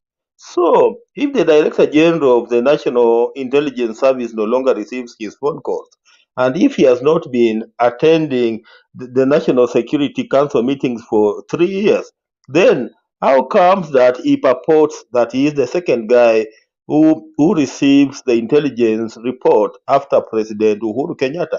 Because where does he receive it from? So, you see, William Ruto, a man full of paradox, a man full of contradictories, a man full of lies. And because I don't want to spend time discussing issues that are not of importance as William Ruto sentiments, let me dwell on my topic of the day. And I'll come back to this issue of the IEBC. Today the IEBC received the first bunch of the first bunch of the voter of the ballot papers. Sorry, so they received today their first bunch of the ballot papers, and today something came out. And to keen observers, those who observed it keenly, you'll notice that it's not very well at the IEBC. And the reason why it's not very well at the IEBC, already there are some commissioners who are saying that they were put in the dark in regard to the arrival of the ballot papers today. They did not know that the ballot papers were arriving. And in fact, Chebukati himself said that he was informed at 8 p.m. last evening. Today is Friday, so 8 p.m. on Wednesday. That's when he was informed that and the ballot papers were arriving on the morning of Thursday, and he was being informed at 8 p.m. of Wednesday. So if you are if you are the chairman of a commission, a serious commission like IBC, and there are serious matters pertaining the arrival of ballot papers, and people are putting you on the dark up to the last minute. So what does that tell us as Kenyans? Is it telling us? Is it telling us something? I want you just to try and read in between the lines that something is not adding up here. They seem to be some people who are running the show at the IBC at the expense of other. There are some commissioners at the IBC who seem to be running the show at the expense of other commissioners. For example, Njiru, I've been looking at one of the letters that was written to the IBC by Azimio la Umoja One Kenya, and is among the letters that have not been responded to. One of the 5 letters that have not been responded to, and which Chebukati said were or technical in nature, and perhaps they will be responded to by tomorrow. One of the issues raised by Kanchore, our chief agent, was the issue of why the constituency returning officers and the constituency returning officers, presiding officers, and deputy presiding officers were largely from one single community in this country, given that that one is against the constitution. Because if you read the constitution clearly here, my brother Njiru, in article, you discover that even at public service level, employment and deployment must have that ethnic balance. They must be that ethnic balance. And you know what one of those guys said? Well, there's a professor at the IBC called Professor Abdi Yakub Gulei. This guy, we need to start observing him very, very keenly, because he said that at the IBC, they do not consider, they do not look at their employees through what they say ethnic or regional prisms. Ethnics or regional prisms. In this country, do you want to tell me that there's any public office that does not look at their staff through ethnic and regional prism? Even in the armed forces today, there is that ethnic and regional prism, and that's why they recruit across the country. In the police, there's that regional and ethnic prism, and that's why they recruit across the country. Then how come that majority of the returning officers and majority of the presiding and deputy presiding officers at the IBC are largely from one community. And I'm raising that issue because there seem to be many, many issues here that are not adding up. Yesterday, we were discussing the matter of the complementary system that is provided for under Article 44A of the Elections Act. And we discussed it at length here yesterday with Wakina Papa here. So, what Professor Goulet is talking about now, he's not talking about a complementary system. Today, he was talking about a backup. He was saying that what we are going to have 3 kits. In fact, he said we are going to have 3 extra kits in every polling station. That if they try to identify you with the first kit and it fails, then you'll move to the second kit. If it fails, then you'll move to the third kit. So then if the third kit fails, then that's when they can now think of opening what we call the physical register or the manual register. And even the issue of opening up of the physical or manual register is a long procedure that even involves the constituency returning officer. So what he was telling us that as much as they are going to have the manual voting register at that particular polling station, they will not use it. That's what he was saying. He was saying that they are not going to use it unless there's another court order saying otherwise they are not going to use it. That's what he said. That's what he said. And he was trying to apply a particular Court of Appeal decision of, I don't know, 2017, that he did not tell us what it said, and I don't. What I don't understand is if there was that decision of Court of Appeal in 2017, which he said was given on the 4th of August 2017, why didn't they apply it in 2017? Because in 2017 I voted, and I remember I was first identified. Then I moved to the physical register where I was also identified, and my name was crossed. And after my name was crossed, then I was given the 6 ballot papers to go and cast them into the ballot box. So I don't understand who this Professor Goulet is gatekeeping for at the IEBC. Because looking at the way he is talking, because I remember Chebukati was very clear that they can reach an understanding on this issue of the complementary register or the complementary mechanism, and he said that they can have another stakeholders forum to discuss the matter and come up with an agreement. But this Goulet man was adamant. He said no, we are going to rely on a backup. In fact, he was saying backup. So it makes us wonder: are we talking about a complementary system here, or are we talking about a backup? Then the other issue that also came up was about the issue of the gazettement of the various candidates for this particular election. There are 16,098 candidates who will be running for various elective seats. As we speak today, these particular candidates have not been gazetted. So that tells you that as we stand today, we don't have candidates, because candidates can only be there if we have a gazette notice showing that they have been gazetted to be candidates. But as we speak today, there's no gazette notice to show that they are candidates. And even before there's a gazette notice, we are seeing ballot papers being printed. So you're printing ballot papers for who? If we don't have candidates who have been gazetted to become candidates. So I tend to agree with many people who have been discussing on this platform that somebody is preparing for this particular election to be contested in case things don't go their way. Because, for example, a simple issue like of gazettement, gazettement was a simple issue. Imagine what Chebukati did was that, he sent a letter dated first.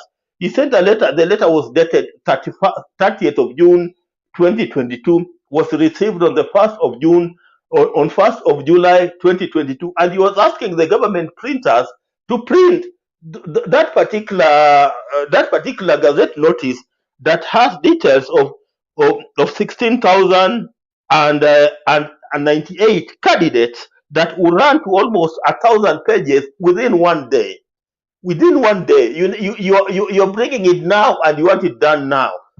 as if government printers just sits there waiting for Chebukati's only work to be done as government printer. And you know, that is why there have been a delay. And the other reason why there has been a delay is because even the picture part, you know, they were not very clear on the pictures that were to be part of the Gazette notice. And that has made it delay. And you know, that has made it to delay. And as it delays, they are continuing to print ballot papers. So they are printing ballot papers for who? If we have not gazetted the candidates. Because if you don't gazette candidates, that means there are no candidates. And you know, to somebody who is cheeky or somebody who is keen on the legal on our legal jurisprudence could decide to run to court tomorrow and say that we have started receiving ballot papers before we have gazetted candidates, and that could bring up issues here. So as we move forward, my brother Jirum, given the scenario that we had in 2017, where you remember Akombe resigned and later 3 other commissioners resigned, I don't know whether Chebukati has learned any lesson from the way things were in 2017 to apply it positively in 2022, because it doesn't look like a person who has learned any lesson the way he's behaving. Because if commissioners who are the engine at the commission can learn at the last minute that ballot papers are arriving, then you know what is that telling us? So this issue of ballot papers, the way it has been handled, you see, it has brought up another bad big picture of a commission that is not working in tandem. And if this commission is not working in tandem, then you know where we are likely to get into, to my brother Jiru. So let me leave it at that and allow somebody else to also contribute.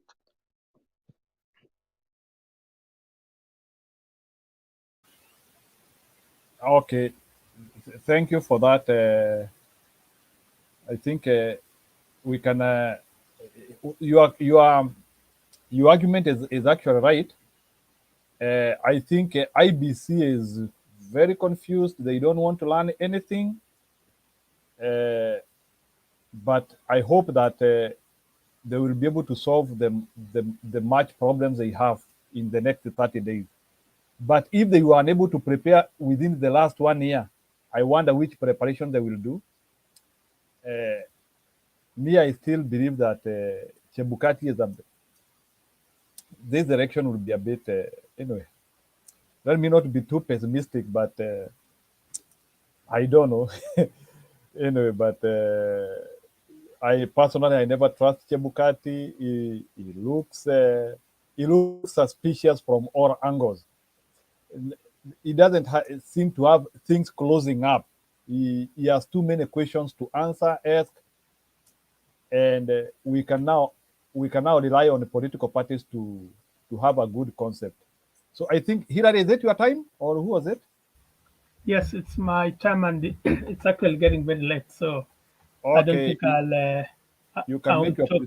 I'll not talk for very long. So, I mean, regarding IBC, yes, I think you know, the concerns that the panel has expressed is actually very correct. I think they don't seem to be very organized.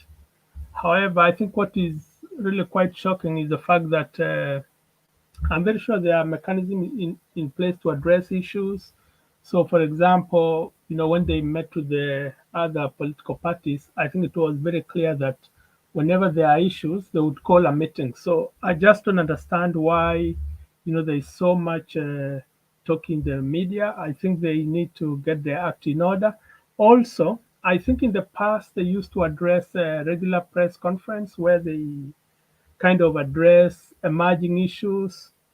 We don't see that happening, and I'm not sure when that one will start. I think I read somewhere in the paper that they were about to start that, but I think it's important that they start that very soon because, you know, at the end of the day, confidence in election is something that is very important.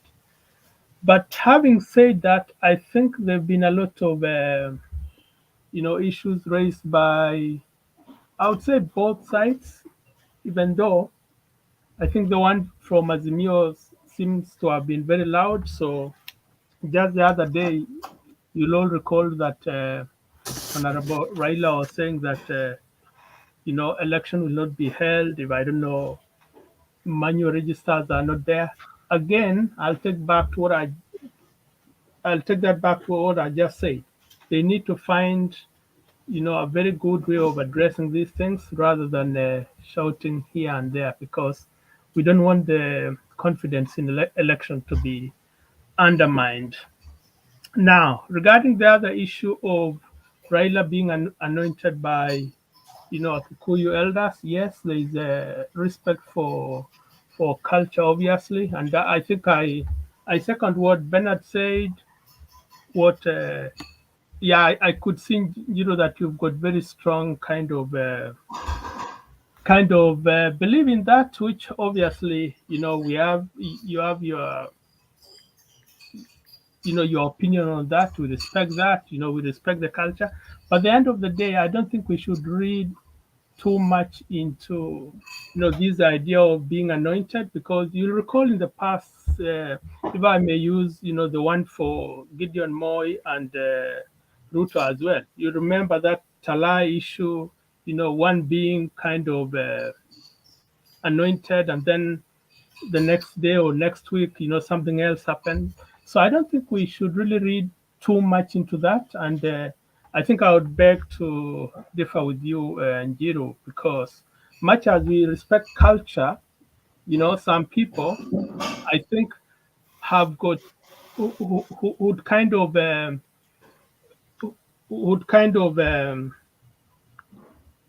get attached so much to religion and culture, even though there's obviously a gray area between the two, and both need each other. So I think in this political season, really, I totally disagree that can influence election on the ballot papers. Sorry, one more thing regarding the candidates, that should be on the ballot.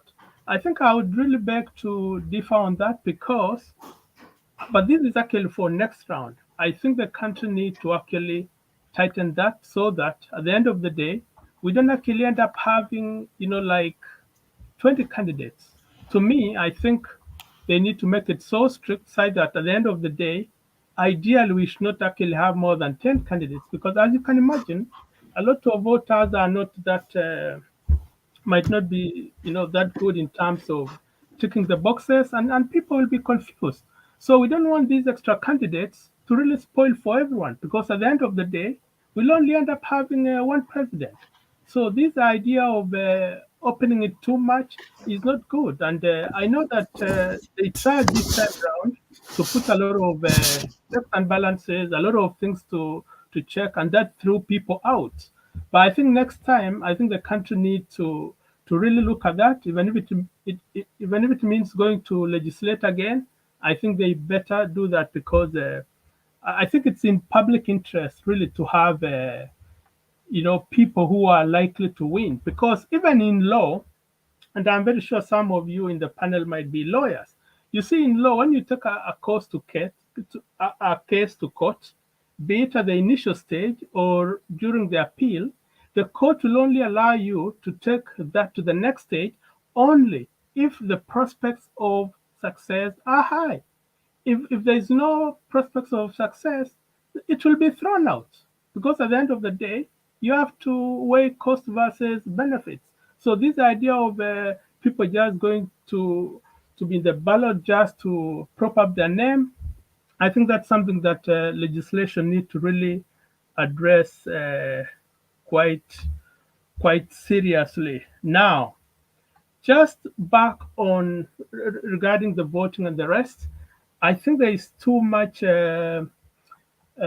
shouting from the Azimio side, quite honestly, and I don't think it is healthy. And I wonder whether it's an indication that there is some panic on the Azimio side. So I think that's something else that I think Azimio need to quite frankly tone down.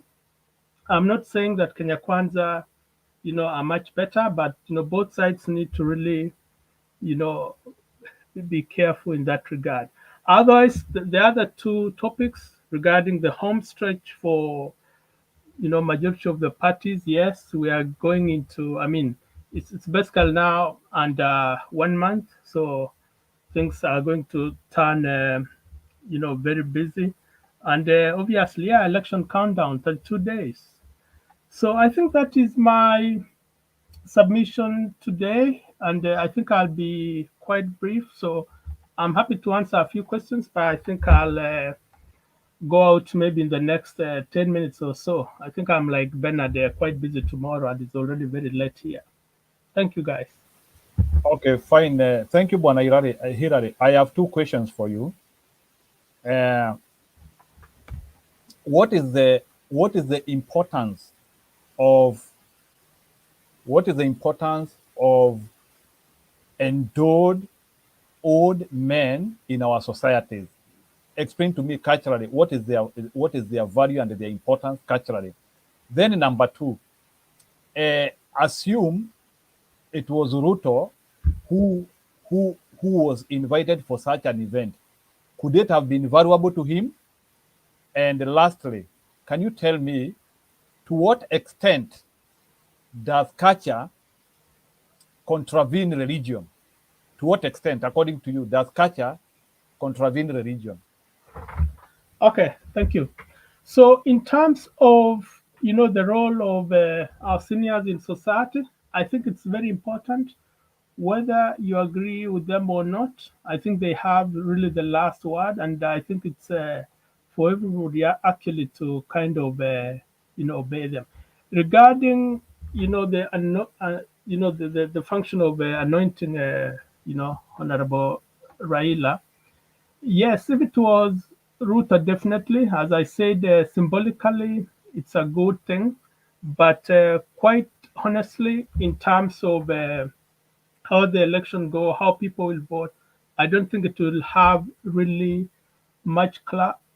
And I've given you an example where, for example, both Gideon and Ruto, the elders were competing to kind of bless each one. And at the end of the day, it was really kind of 50-50. And I don't think it will have a huge impact. On your third question regarding whether religion and culture are consistent, I can say yes, but obviously there are some cultural practices that actually are not good in terms of religion. So look at FMG, for example. It's not, some cultures practice it, but actually, if you look at it biblically, it's not something that is actually encouraged. So there's some sort of so there's some areas that both are consistent, others there's some inconsistency. But one thing I must say is, as a Christian myself, and I believe that's how most religious people will see it, as a Christian, I think I put more weight to my religion much more than my culture. So if there is a clash in a few things in society, personally, I'll actually take the religious dimension. That is my principle.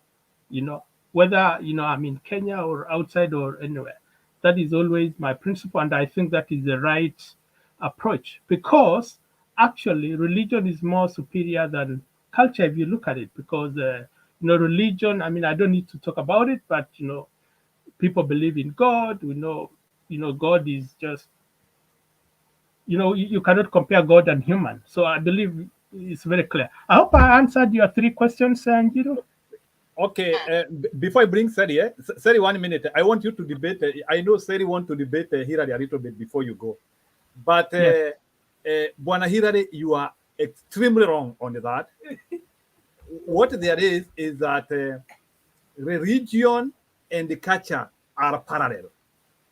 There is, and let me tell you, and that is the problem which we are having with many Christians, whereby in Christianity we tend to fight our customs and our culture too much, whereas the people who are practicing culture, they are not even fighting the religion which we practice. So that's where those are some of the demeanors which I usually see that as Christians we are not fair, because you have brought like the issue of FGM here. Here it was not the issue of FGM. Here it was the issue of leadership transition.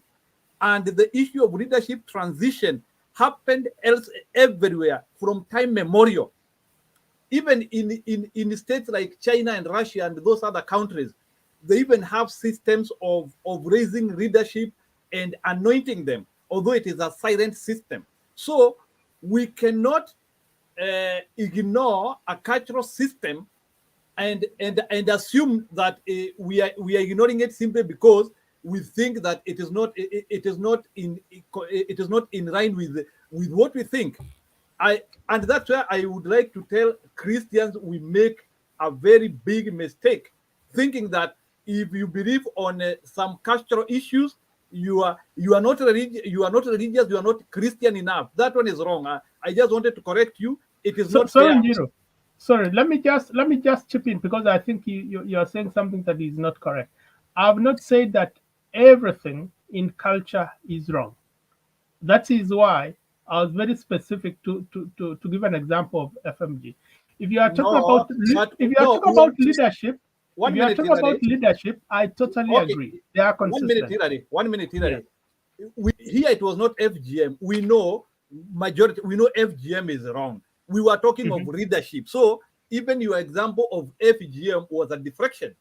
What I was talking about, it was about leadership, transition, and the foresight in a community. That one is not religion. That one is culture. They are consistent. I haven't said they are not consistent. They are consistent. I think the only thing that I've said that it's not consistent, and I've just given you an example, and I totally understand it might be out of sync in terms of what we are discussing, but I just gave you one example. Another example in terms of culture is, for example, witchcraft. Witchcraft, we know some cultures practice that, but in terms of religion, it's not acceptable. Okay, but either way, I say you are wrong. You are saying that you are saying religion is more strong than culture. You said it is superior, and I cannot agree with you. You said according to you, you believe religion is superior, and that's where I'm wrong with you. Maybe let's say contribute. I don't think we can agree in that. But honestly, Njiru, I mean, that is his opinion. Even me, religion supersedes culture. I mean, that's why we can discuss here. Because after all, we are Christians. Our cultures are different. I subscribe to a different culture, but I respect your culture. But if you view culture as superior and religion as inferior, it is your opinion. And that is his opinion too. Opinion. They are parallel. You cannot say that. No, that is his opinion. That for him, one supersedes, one intercedes. That is his opinion. And your opinion is that one is superior, one is inferior. There's nothing as a common denominator here. We are all trying to find what is going on here. And he's giving his view. You are giving your view. One is not the answer. And that's why we are in a debate. Okay, I don't want to go into the details of that. Sarah can go ahead. Okay, thank you. Hilary, nafikiria umesema mambo mawili.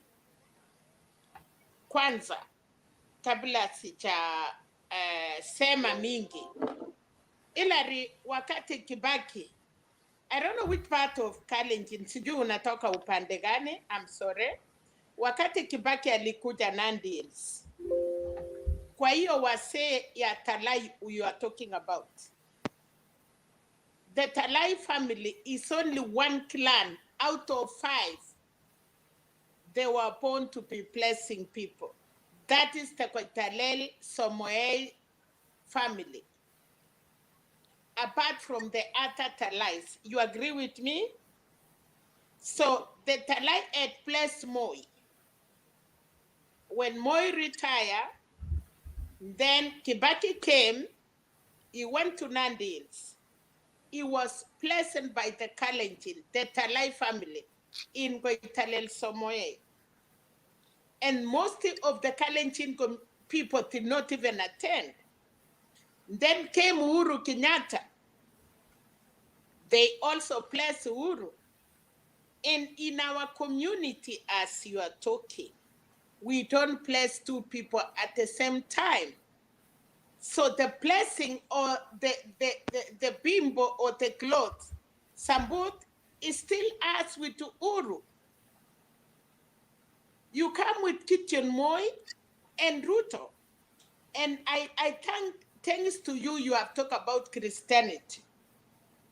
Do you remember the first time, because Ruto believed to be a Christian, he did not like those who are says and say those are all the things. I want to bring you back to Eldoret when Ruto was placed as a young warrior. Alipatiwa silaha ya kwenda vita,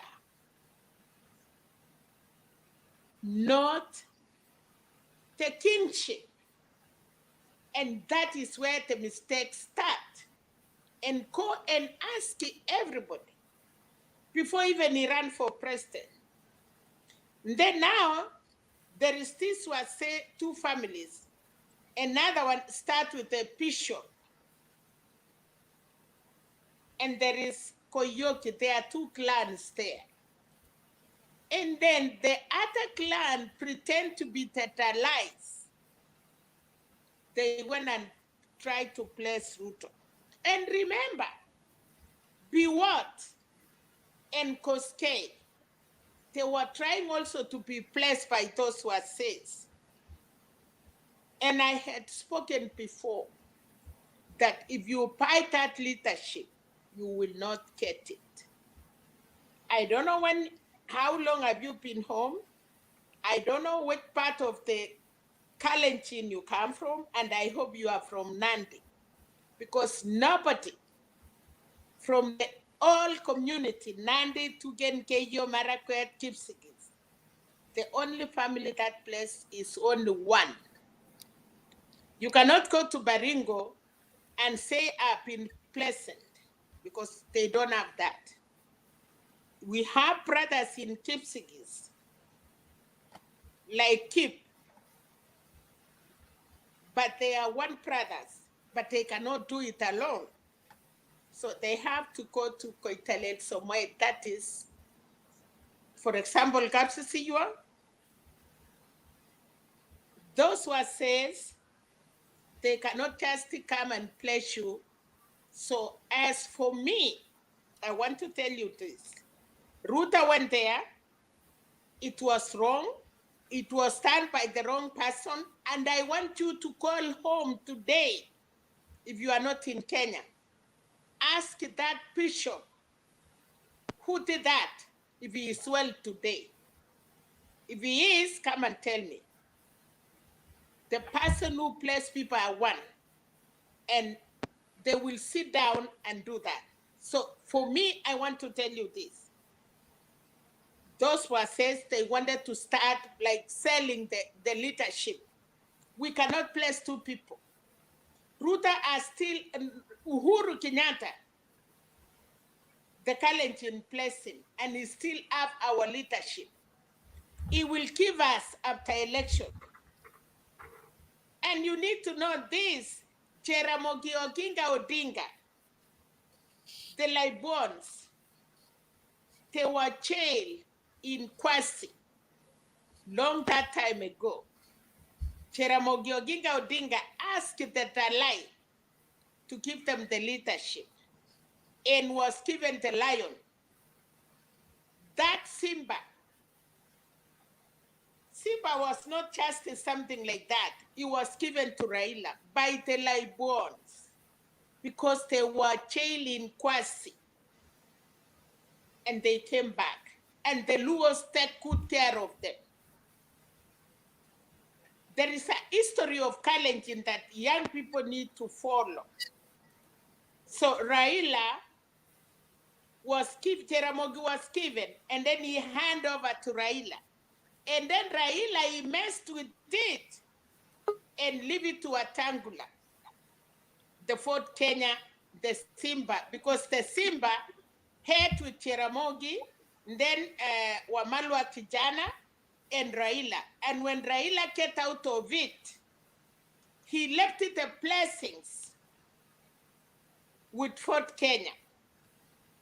I want to tell you today, the leaders of Kalenjin community, the Talai and the Luos are to come and sit together. And it is not very far. When Raila now get out of that, when now today there is no Fort Kenya because it is finished. Raila has a blessing with those people. And that is why the naming of Aramibe, a lot of people are playing with the name. Uhuru Kenyatta was given Arab Seure. So, Hilary, I want you to follow. And again, in our community, we have Christianity, but we respect the culture, as you know. And you know, they say, we have, as you know today, as a young man, our children, when they get to that very important thing of December, what do we call those boys that they go to get circumcised in church? What do you call them in Kalenjin? You don't know. Ask your father or your relatives. Do we bless them the same as the men that they go manger? You need to know that. And that is why your man is that group of, I don't want to talk more because this one is not for anybody. But I wanted to tell you that the community, Kalenjin koto ne ngalega boisek, they will show you that today the country is not well. Do you know, even as we are talking today, those people, they know who will be the president of the Republic of Kenya because they were blessed by God. Go ask again, that lady Mother Karua, she went to Kapsisiywa. And the first day she went there, she did not make it. She had to go the second day. She was blessed and given all the traditional, the way you see today with the Kikuyus in Central. The second person to enter Kapsisiywa with official, the old division, was Jaramogi, and then now Mother Karua. And go and ask those people. She was present in that meeting. No other woman from Kalenjin community, even Sally Koskei. No. Even Ruta himself, he has never had a division like everybody, but he was present in Eldoret as a warrior, not a leader, a warrior. Mama summarize sasa. Sorry, let me I just wanted to tell him because I see him is a great man, but I want him to go and ask all those questions. I have tried to open up, and I know Hilary will come back. Go and ask those stories. Let's go to the topics, man. Sorry, let me just respond just 1 minute. I mean, I totally get what you are saying, Sally, and to be honest with you, I've got my own opinion in terms of even our own culture as a Kalenjin. By the way, I'm a Kipsigis, and yeah, I do respect our culture really a lot. But I've got can you tell me where? Okay, I come from Nandi. Where do you come from, Hilary? Bureti, Nakuru. No, do that behind the curtain. Yeah. But anyhow, let's leave this idea of religion. Really, everyone has got his own opinion, and as I've said, given religion and culture, I would really attach more to what religion says, to what the Bible says. So anyway, let's rest the case there, and yeah, thank you very much, guys. Unless you've got any other question, I think I'll drop off soon. Sawa, no problem. I think get some information about culture. Culture is also good. Okay, Jakedube, go ahead.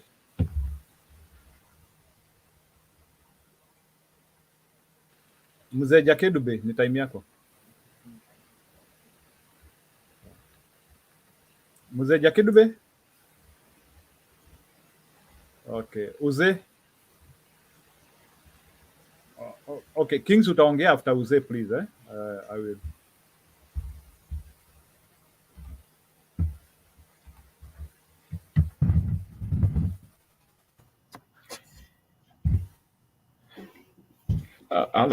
Good evening, Sally, Jiru, Bob absent, Alex absent, Hilary, Wangira absent.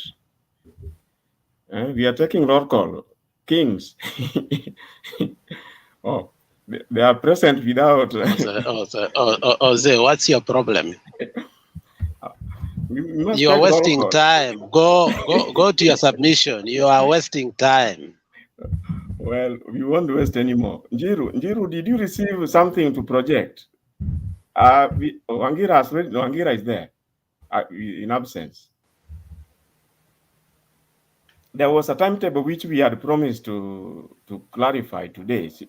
Njiru, I do not know whether you have the schedule of the different dates. Like, for example, the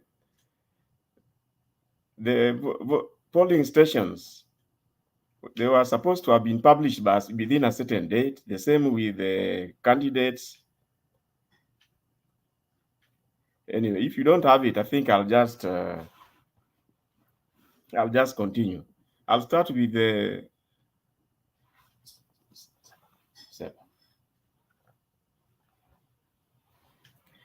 I'll start with this old Calabash.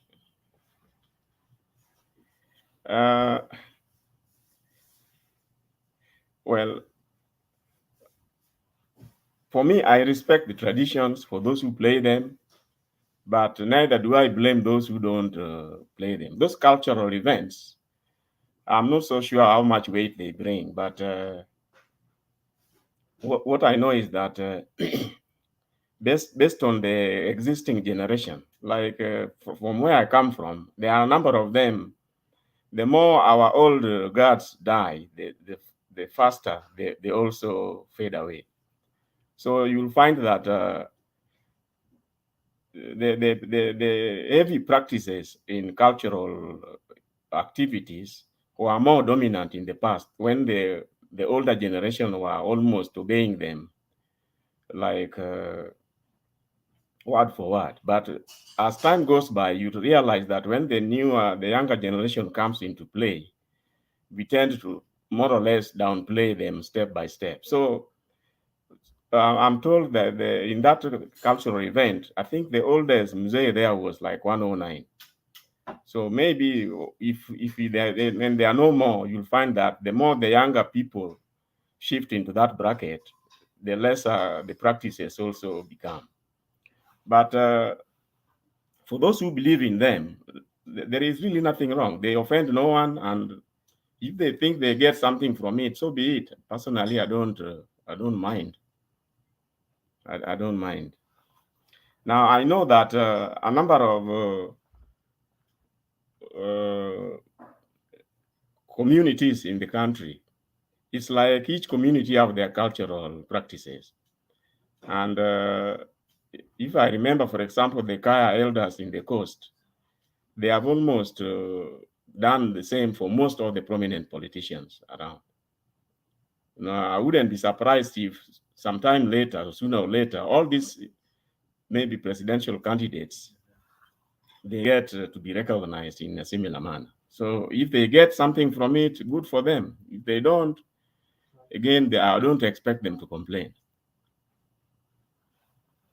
Now, on matters Iebc, I think we keep saying yesterday, Wangira is not there. Yesterday, Wangira, when we were talking about this, people are trying to imply that Iebc seems to be quite a force in itself, but not exactly. Personally, I think the way we have put the topic here gives the impression that it's more or less trying to portray Iebc as dictatorial.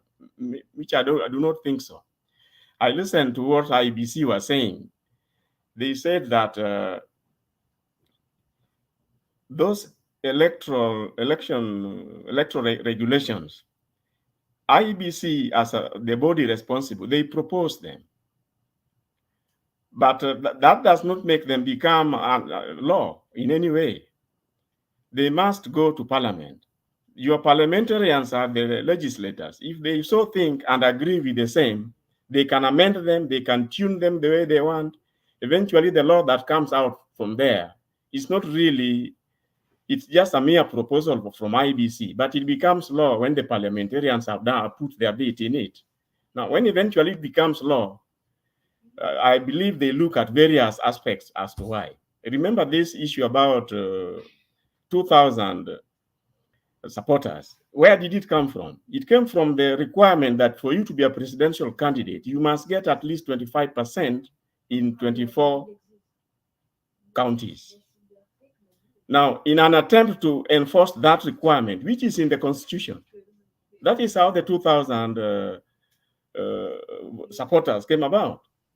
No, sir. No. For you to become a candidate, you have to get 25% in 24 counties. What is that you're talking about? Alex, listen. Do more listening. I wish Temba was here. Do more listening.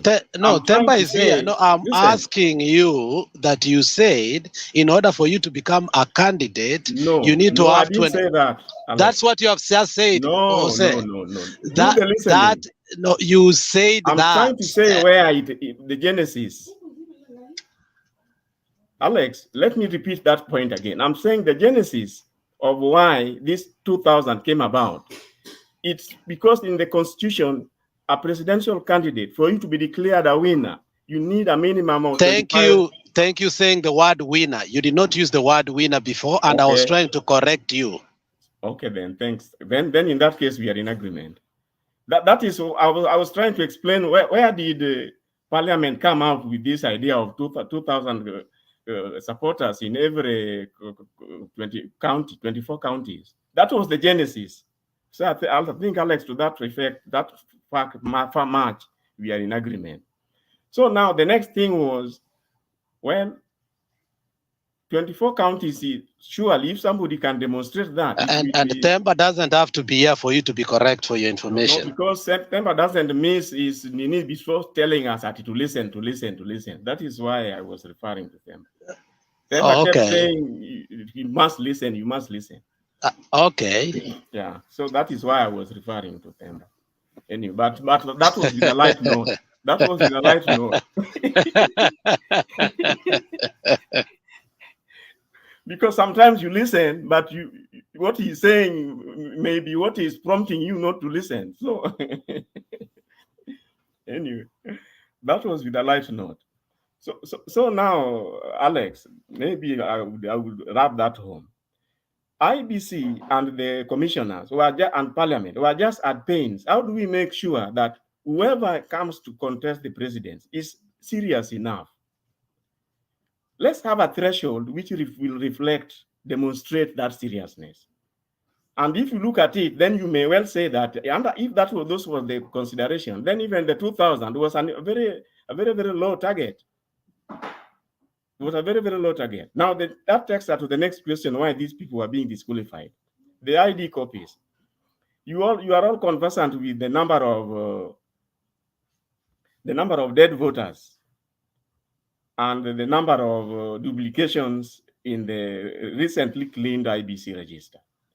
Now, if you are the one sitting in Parliament, how would you make sure that at least the 2,000 supporters are really people who are existing today? Now, that brought us to the issue of the IDs. Now, you remember, the judge who was trying to disqualify this said that there is potential chance that the IDs might be misused. The voter data or details can be misused.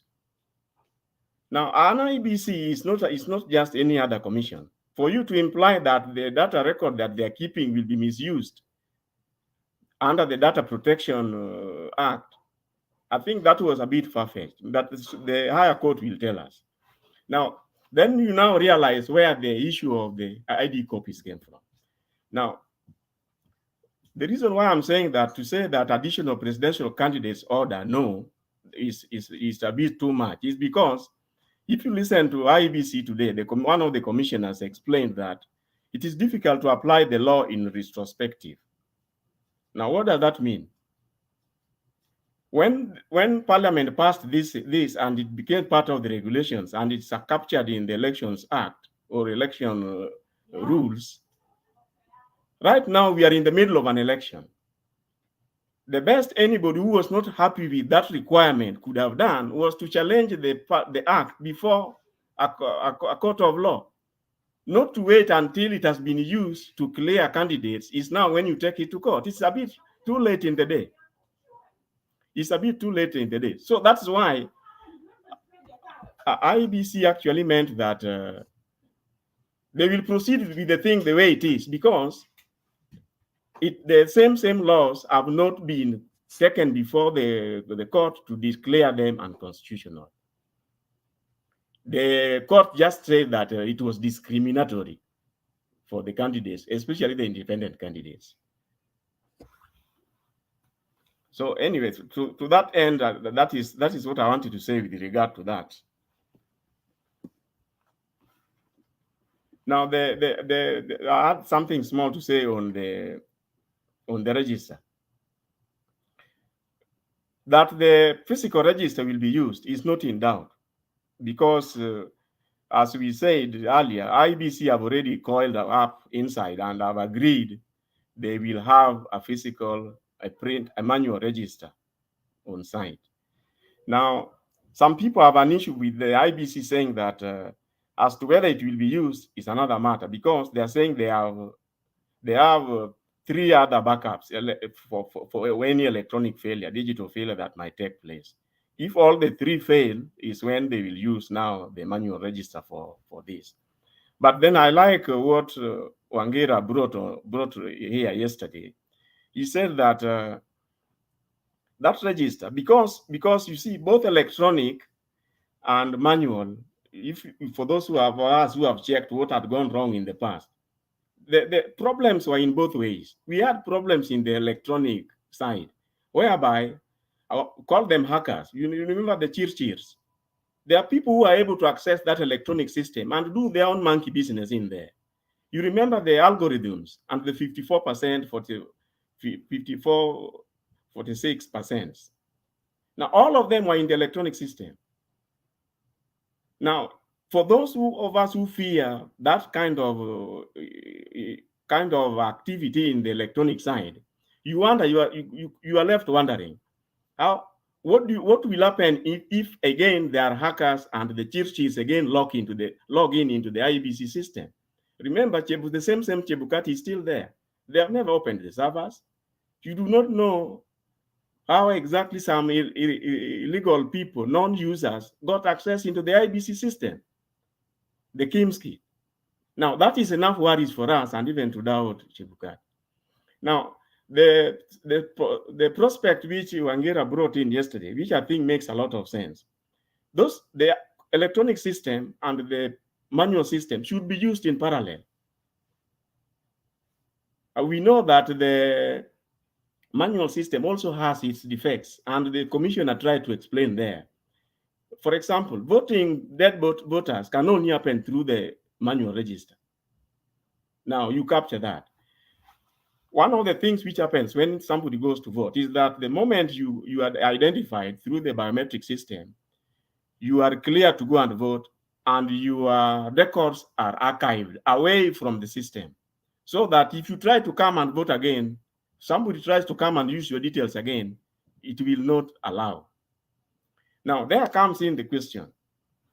In the event that some people, illegal people, log into that system, when you come in and when you exit after voting and your fingers been, you've gotten the indelible ink, what will tell us that by the time the counting is being done, the people who are captured in the system are the same people who exited the polling station? Remember, the rigging that took place was through collusion. those who colluded, IEBC officials, agents, and supporters. Now, to help curb this and to reduce them to a minimum, you need the parallel, the manual register, and everybody who has voted, their names must be cancelled there. So that by the end of the day, the number of ballot papers in the MCA box, MP box, women rep box, senator box, and governor and president, if 500 people are voted in that polling station, all the boxes should be having 500 ballots in each of them. And alongside that, the register, which every time somebody votes is cancelled, should also be reflecting 500 cancellations. So as far as the people who are misusing the turnout to bring in their friends and to vote for their friends is concerned, if it is well guarded, that is one good way to go to help protect the misuse of the electronic register.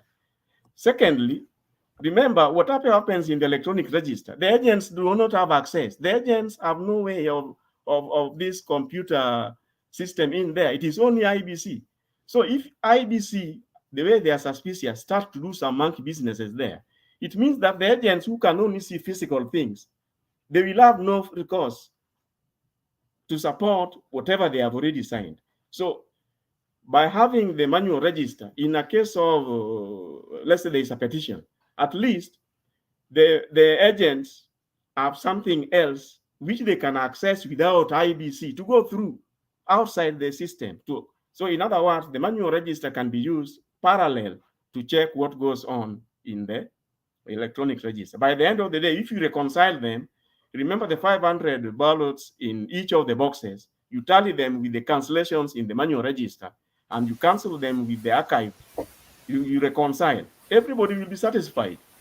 Okay, so you can conclude. I can conclude with one last point.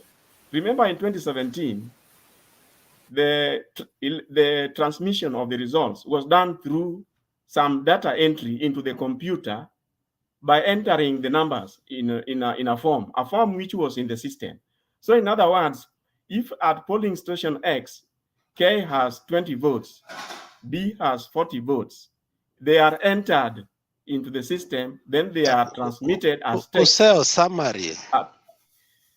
Alex, there is a full stop immediately. Why are you worried? They are transmitted as the text of 400 and 500 to the tallying center. This time round, there is no entry of anything. What is transmitted is a picture. So to interfere with that picture is almost next to impossible. Then secondly, if it is used in the WhatsApp format, it means it gets encrypted at the time of sending and decrypted at the end. So hackers in between would be blocked. Alex, now I think you are eating too much. You can proceed. No, it's King's time, please. Hi everybody, can you hear me? Nanisikiza? Yes, finally we can hear somebody speaking. Thank you. Alex. So I still have a problem with the how of Ruto's promises, because the how I remember him mentioning the tax base expansion, and today from my definition of tax base, it's just the amount of income that gets taxed. I mean, so he was complaining about today when he was asked about bringing the cheaper internet. He was saying how Safaricom makes a lot of profits, and I was like, okay, it makes a lot of profit, but now you are fighting their profit, and you know when they're making less profits, they will have to pay the people less. And then he was trying to say that these people are paying a lot of taxes, and the taxes are going to be reduced. So I wonder, if you want to increase the tax base and you're talking about reducing the taxes, that's the biggest thing that I have. I just came to ask about that. If somebody understands that, please help me also understand. Thank you.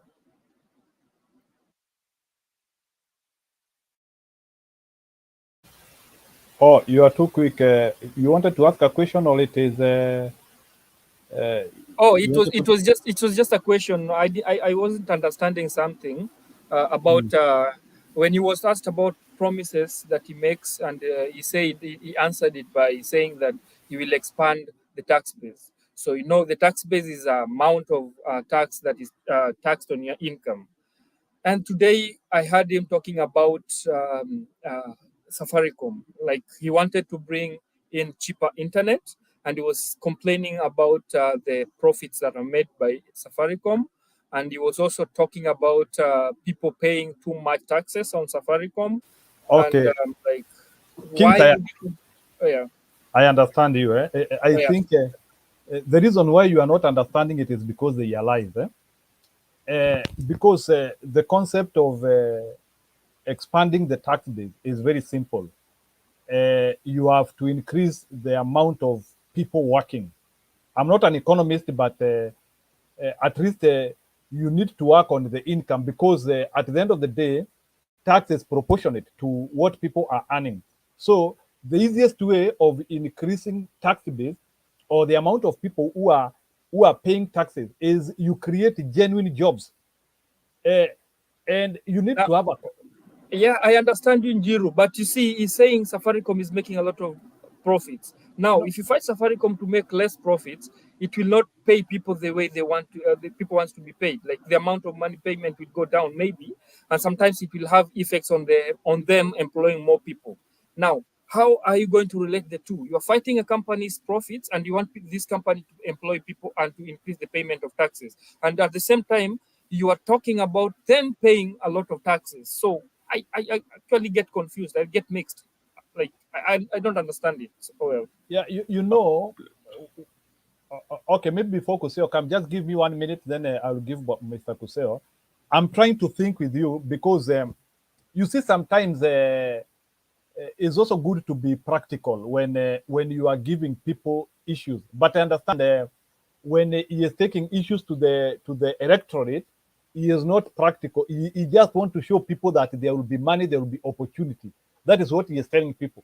But because companies are managed by stakeholders and shareholders, like for example, you cannot split Safaricom without approval of shareholders. So it's a private company. So even if the government will want to regulate it and come with other policies, you will have to do it like to a million other companies, because it is not only Safaricom which is making tons of money in Kenya. So if you want Safaricom to split or maybe to become a subsidiary, you might also maybe want to go to companies like Centum, other companies like other communication companies. So it is not just pegged to one. So like we cannot say that we need to companies like Equity. So we cannot peg a policy on one company. We need, if you want to do a policy, you need to see how can it homogeneously affect other big companies which are in Kenya, including even multinational companies, if we have. So I doubt the concept. I think the concept is based on anger, simply because maybe that company might be owned by, or maybe the biggest shareholders, they are not supporting him. But that concept is not natural. It is a concept based on anger. It is not implementable, because if you want to create a tax base, there is a better way. Instead of just jeopardizing these companies, there is a way in which the government can be able to come up with good policies. And even without even touching these companies, they will even be able to attract more people. If we want them to have more agents, I think there is a way. But don't be worried of that. It's just a lie which is confusing you. Koseo, you can add. What I can add here is, first of all, I want to support what you are saying. You see, Kings, one of the things you want to know is that this is just one of the white elephants the DP is promising.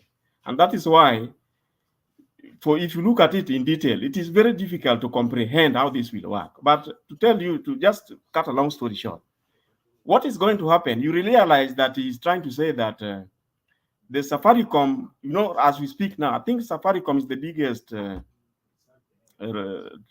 taxpayer in Kenya today. One single institution that pays so much tax. Then, secondly, Safaricom has been a very, very fast job creator also. in Kenya.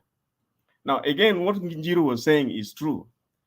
The moment you try to interfere with these figures, the Safaricom has been able to do this and to accomplish so much because of that fast growth. Now, if you interfere with that fast growth, what the DP is trying to propose is that you try to deny Safaricom that growth so that you try to recreate it down here for some other small timers. And in the name of individual contributions, forget about the absolute. Individual contribution from so many, it's like dividing, call it 100 million tax. If in the beginning it was only contributed by 3-4 employers, so to say, or companies. Now, by hindering the growth of these companies, you try to reduce whatever the activity they are, call it the mobile provision service, now to other people. Now you create more users down here who can each of them also chip in to bring a small tax, because now because they have some income, they can pay a small tax. But in the process, you have reduced the heavy tax you are getting from the big company. By the end of it, you have what I would call a zero-sum game. Whatever you have removed from the top there, you have redistributed it at the bottom. You end up with a zero-sum game, and there will be no growth. You remember, the likes of Safaricom are the ones who drive the market in terms of research and what have you. An individual like me, even if I have my, call it my M-Pesa shop, you remember what we used to call those funds you are using to call. Do you remember them? The kiosk funds that we are using before they came up with the mobiles. Mzee hujui simu ya jamii bana, na wewe ulikuwa yako na ulikuwa na moja. Alex, thanks God. Simu ya jamii. You see, you can redistribute what Safaricom is doing to the simu ya jamis, but it will end up reducing the number of the potential growth that they continue to accomplish. But by the end of it, you have zero-sum game, and really there'll be neither gain here or. But Bwana Kuseo, my question is simple. Yeah. What will be the role of stakeholders and shareholders of a company if the government can just take the role of these people? Because I think it is the role of shareholders through maybe annual general meetings or collaboration meetings to decide on what they want on their company. So, to what extent is the government influencing what shareholders can also decide? So, can you try to separate for me that? Because let me tell you one thing which is clear: it will be interference in the private sector enterprises. You see, Safaricom heavily, I think the government holds, I think 33% in the single, followed by the majority shareholder is the private side. So by doing that, you are interfering with the private enterprises. So I do not know whether now it will mean that the government, because remember, the people the DP is talking about will be getting those mama bogas who will be getting 100 billion here, 100 billion on the other side. So if you kill the private enterprises, basically you'll be killing the economy.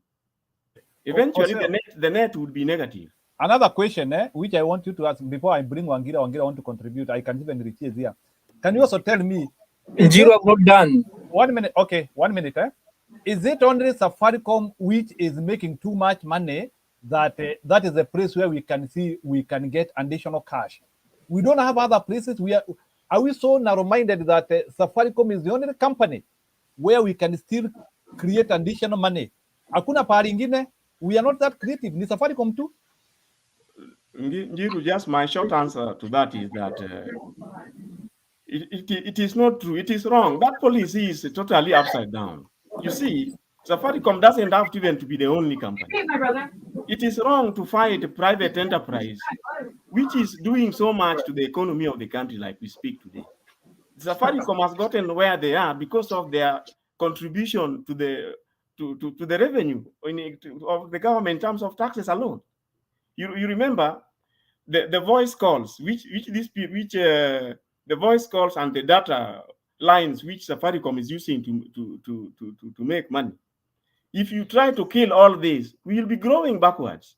I'm not so sure whether the government, through those 100 billion to Momambogas and borders, will be able, as much as you want to spend so much to develop the digital superhighway, we'll be able to realize the same kind of revenue the government is receiving on taxes, especially in the mobile industry. I think let somebody else. Yeah, another thing. I had one of the attendees asking him. His name was Wambua. Wambua was asking him, how long is it gonna take for these transformations to be effective? Because you've been promising heaven. Another thing, where are you going to get lands? Because he's been talking about coming up with big projects in those lands. So the question was, those two questions. The man would take 3 minutes, which is quite, like, it's tiring. Like, it's getting the listeners to get lost, you see. So if you make the listeners get lost, what kind of information are you trying to pass? Do you want to tell them things that you want them to hear, or so okay. This guy was trying to say that he will buy lands, like the government doing the business of buying lands and putting projects. So I don't think that's a good idea, but maybe somebody might understand it differently. Okay. But how long is the transformation gonna take? That thing sikuskia answer yake. It only, like, I heard him talking for 3 minutes without even answering that. So yeah, Kings, before I bring Wangira, you see, we are not supposed to think on somebody's manifesto. When somebody presents his manifesto, he is supposed to tell us everything. Like now, somebody cannot just say there, I will help Mamamboga, and you want us to think how you will help Mamamboga. You are supposed to bring your idea explicitly to the extent that I can be able to isolate what you are saying. And I find it difficult when we want to reason what maybe KKA thinks. So I don't want us to reason. I want us to say this is what they are saying, and this is what they are saying they are going to do. But when we come here and like we want to reason on their behalf, I don't think we are adding a lot of value. We can't speak. You see, to answer Kings, Ruto has said that right now you have 10,000 kilometers of the fiber optic highway. That's what he said. In his government, he says that you want to do 100,000 kilometers of the superhighway, the digital superhighway. Now, that is why we call these promises being just dreams which will never see the light of day. And that's why I think Njuru was right to say that there are hefty promises meant to hoodwink people. But if we try to spend time here trying to find how they'll be delivered, you can straight away see that it is a very, very happy task. Thank you. Okay, Wangira, then Alex. Let them respond. Then Kings, you will make your final conclusion. So Wangira, you can respond. Then Alex. I'm not responding, but I want to direct something perhaps at Kuseu. Is it all right?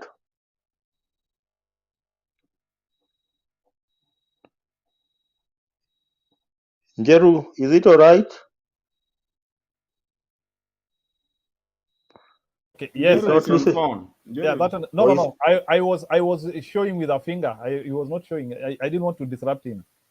What? Okay, then I'll just pick something from this Safaricom issue, and I'll just say one short thing. That there's what we call fair business practices, and even in this country, they are applied, especially where large corporates are involved, and that's why we have what we call the Competition Authority of Kenya. And I just want to leave it at that and come to what I wanted to raise to Kuseo. Kuseo, there are 2 or 3 issues I want to raise with you. You remember yesterday we are here longer, and even my brother Makiade was here, and you promised to come with that timeline for the IEBC. So today we have seen a strange thing happening. The strange thing that has happened today is that we have received ballot papers. We have started receiving ballot papers for the 16,098 candidates who will be running for the 1,882 elective positions before there is a gazettement of those candidates. So just like we were discussing yesterday, and somebody hinted, Don't you think that somebody is planning to bungle these particular elections? How can we start receiving ballot papers or people who have not been gazetted as candidates? That would be my question number one. Let me just give you that question for then, but perhaps the rest we shall discuss. Okay, number two. Then I just finish. Number two. Yesterday we discussed at length the issue of the complementary system, and we even looked at section 44 and section 44A of the Elections Act yesterday for those who were here, and we tried to define amongst ourselves what really complementary means within the meaning of the Elections Act. Today, I've listened to this guy called Professor Gulei saying that what they are going to have is a backup of 3 kits in every polling station. That if kit number 1 fails, then you'll move to kit number 2. If kit number 2 fails, then you'll move to kit number 3. Then if the 3 of them fail, then that's when perhaps they will now think of the complementary, which is the manual register. And even the procedure of arriving at the manual register involves now calling the constituency returning officer, having him involved, and I don't know, calling witnesses, a lot of things. So I want you to make me understand whether this Gulei really understands what the complementary mechanism within the meaning of section 44A of the Elections Act means. Kuseo. Those are the 2 areas that I'll leave to you perhaps to answer to me. Oh, well, what I can say on the issue of the ballot papers is that I'd circulated something which you can refer to as an extract of the remaining events pending the elections. Point of order. Okay, Kuse, you can give Alex some time. Let Alex say. Although, Alex, you need to be observing standing orders, eh? Yeah, I said point of order.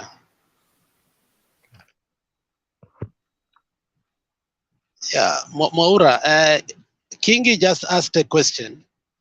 We have not finished answering it. Another question has been asked, but on top of that question, my hand was still up to answer the question of the internet, because the only reason he came to the panel was to get clarity of what the DP was saying. So I think we just ignored what he was saying, and we have carried already. Already it has been carried. We are already on IBC again.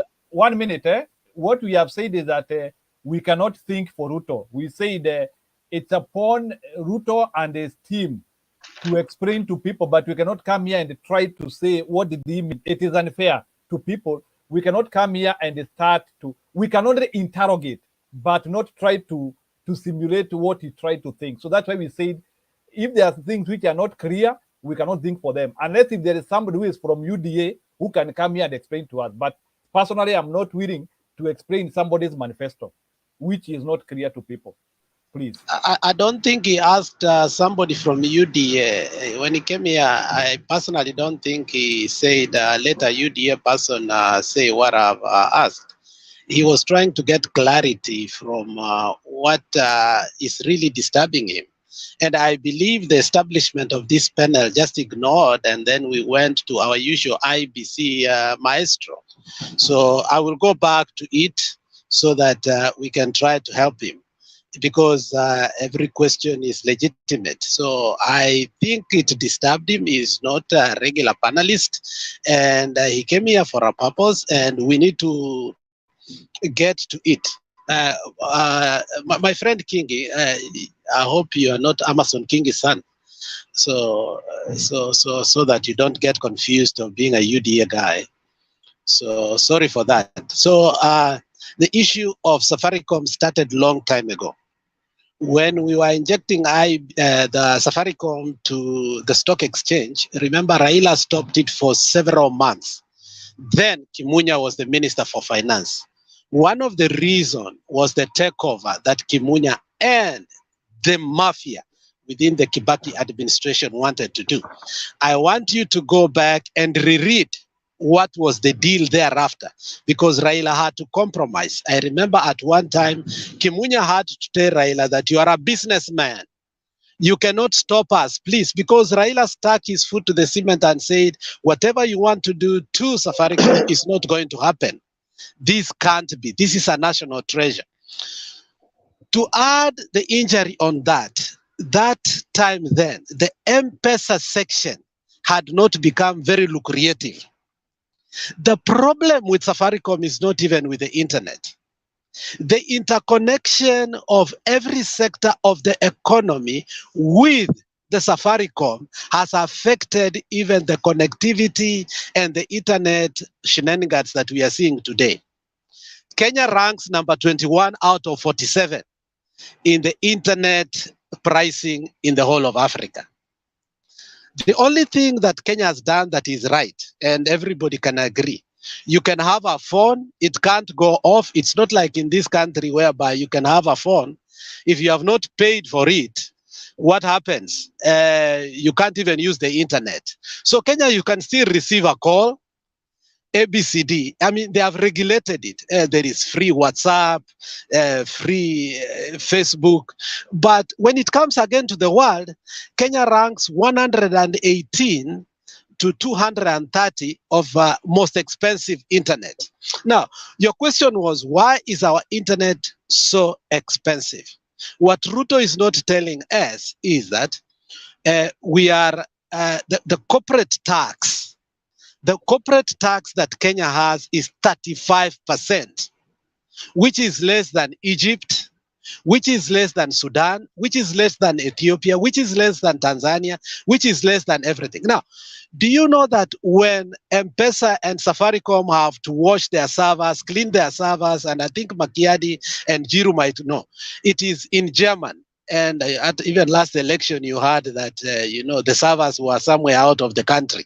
I don't know if they were there or not. But what happens is that the servers of Safaricom are not even within our country because we can't even trust the running of the Safaricom within our country. So Safaricom seems to be an entity that is pseudo-held by Kenyans, but most of its security and everything is held by private enterprises who are not even Kenyans.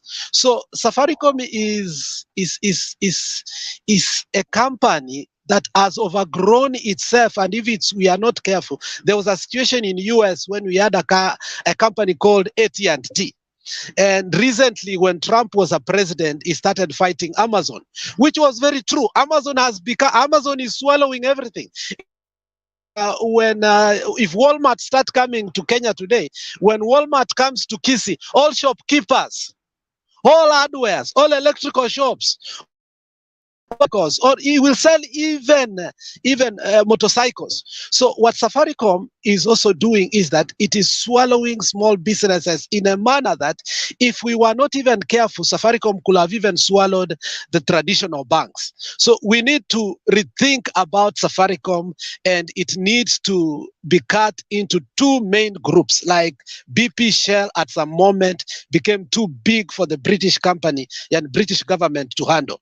It will be difficult for the future for us to handle a company like Safaricom because, first of all, it will have to be political. Secondly, Safaricom has a say in all election matters because now it has grown too big and is involved in every sector, including our election. Thirdly, when you look at companies in the US that are big, like Google, like Facebook, like Amazon, the funny thing and the most hateful thing about these companies is that they don't pay taxes. What we are not being told is that the tax code for big companies like Safaricom, they do research, they do training, and they can lie. They have done this. They can create some funny thing and say, we are doing research on this and we have put 3 billion. Okay, It can Alex, be... 1 minute, let me just, so that you can harmonize your question. So can you, as you answer your question, can you tell us to what, now because you have decided to answer the question, to what extent do you agree with Mr. Ruto? Because I think, let's not give Ruto details. Tell us up to what extent do you agree with him? Because I see. No, you can't force me to answer the question that another person asked so that I can tie Ruto on the simple question. Everything doesn't have to be tied on Ruto. I'm just answering it on a normal basis like a Kenyan. It is not a Ruto thing. What I'm saying is that Ruto is using it because he knows what governments have been doing in a wrong way. And we need to come forthright so that we can solve the issue of Safaricom in a national way so that at some point, Safaricom has to pay the taxes.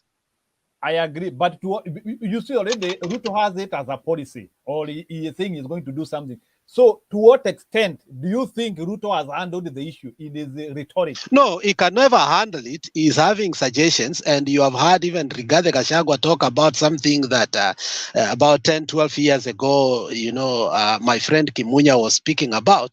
The whole issue, Mr. Kingi, is the reason the internet is expensive in Kenya is because of the politics. Kenya needs to be one of the countries whereby by now, because by research, even Form 2, Form 1, Class 8 people have phones right now, including kids in Class 8 have Facebook, Twitter, all these Instagram.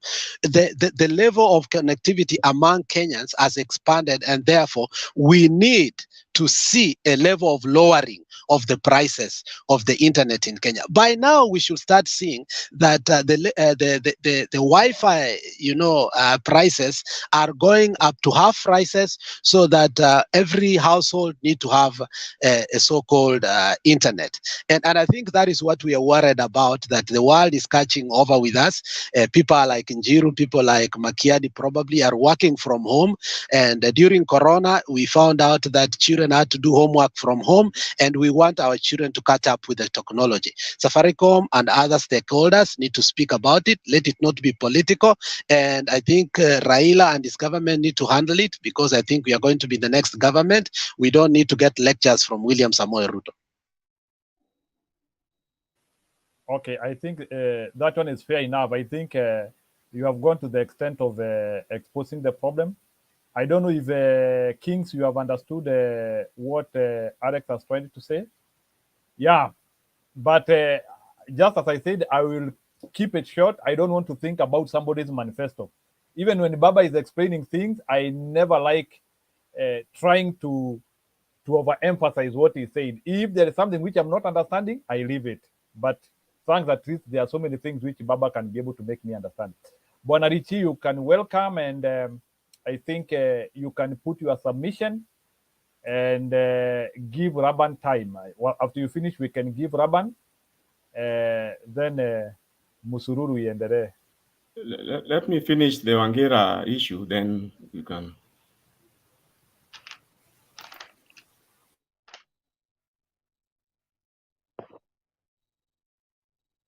Njiro, do we deal with the Wangera issue? Then we close. We close it. Richie, I don't know if you. I wanted to welcome Richie, then maybe you can continue with the issue, because Richie is the next moderator. No, Ose, is it something to do with the IBC? Because I have a video I want to play here. Perhaps it might help you also. I think that's fine. That's okay. Okay. So give me a minute. Let me find that video. Okay. SnapTube.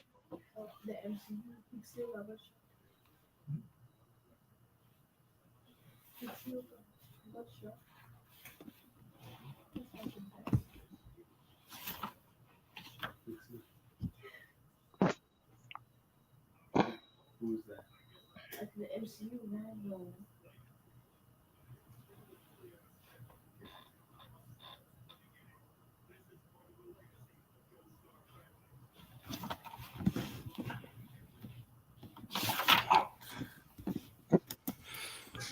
Njiru, can you hear me? Ose, can you hear me? Yes. Yeah, sorry. I think I had a problem with my connection, so maybe that's why I thought. Okay. So let me play this one first. has disagreed with Iebc, has gone ahead to find that there has never been any removal or impeachment from office of one Paul Karongo Thangwa, and has gone ahead to say that Mr. Karongo Thangwa is qualified under Article 99 of the Constitution to run for Senate Kiambu County.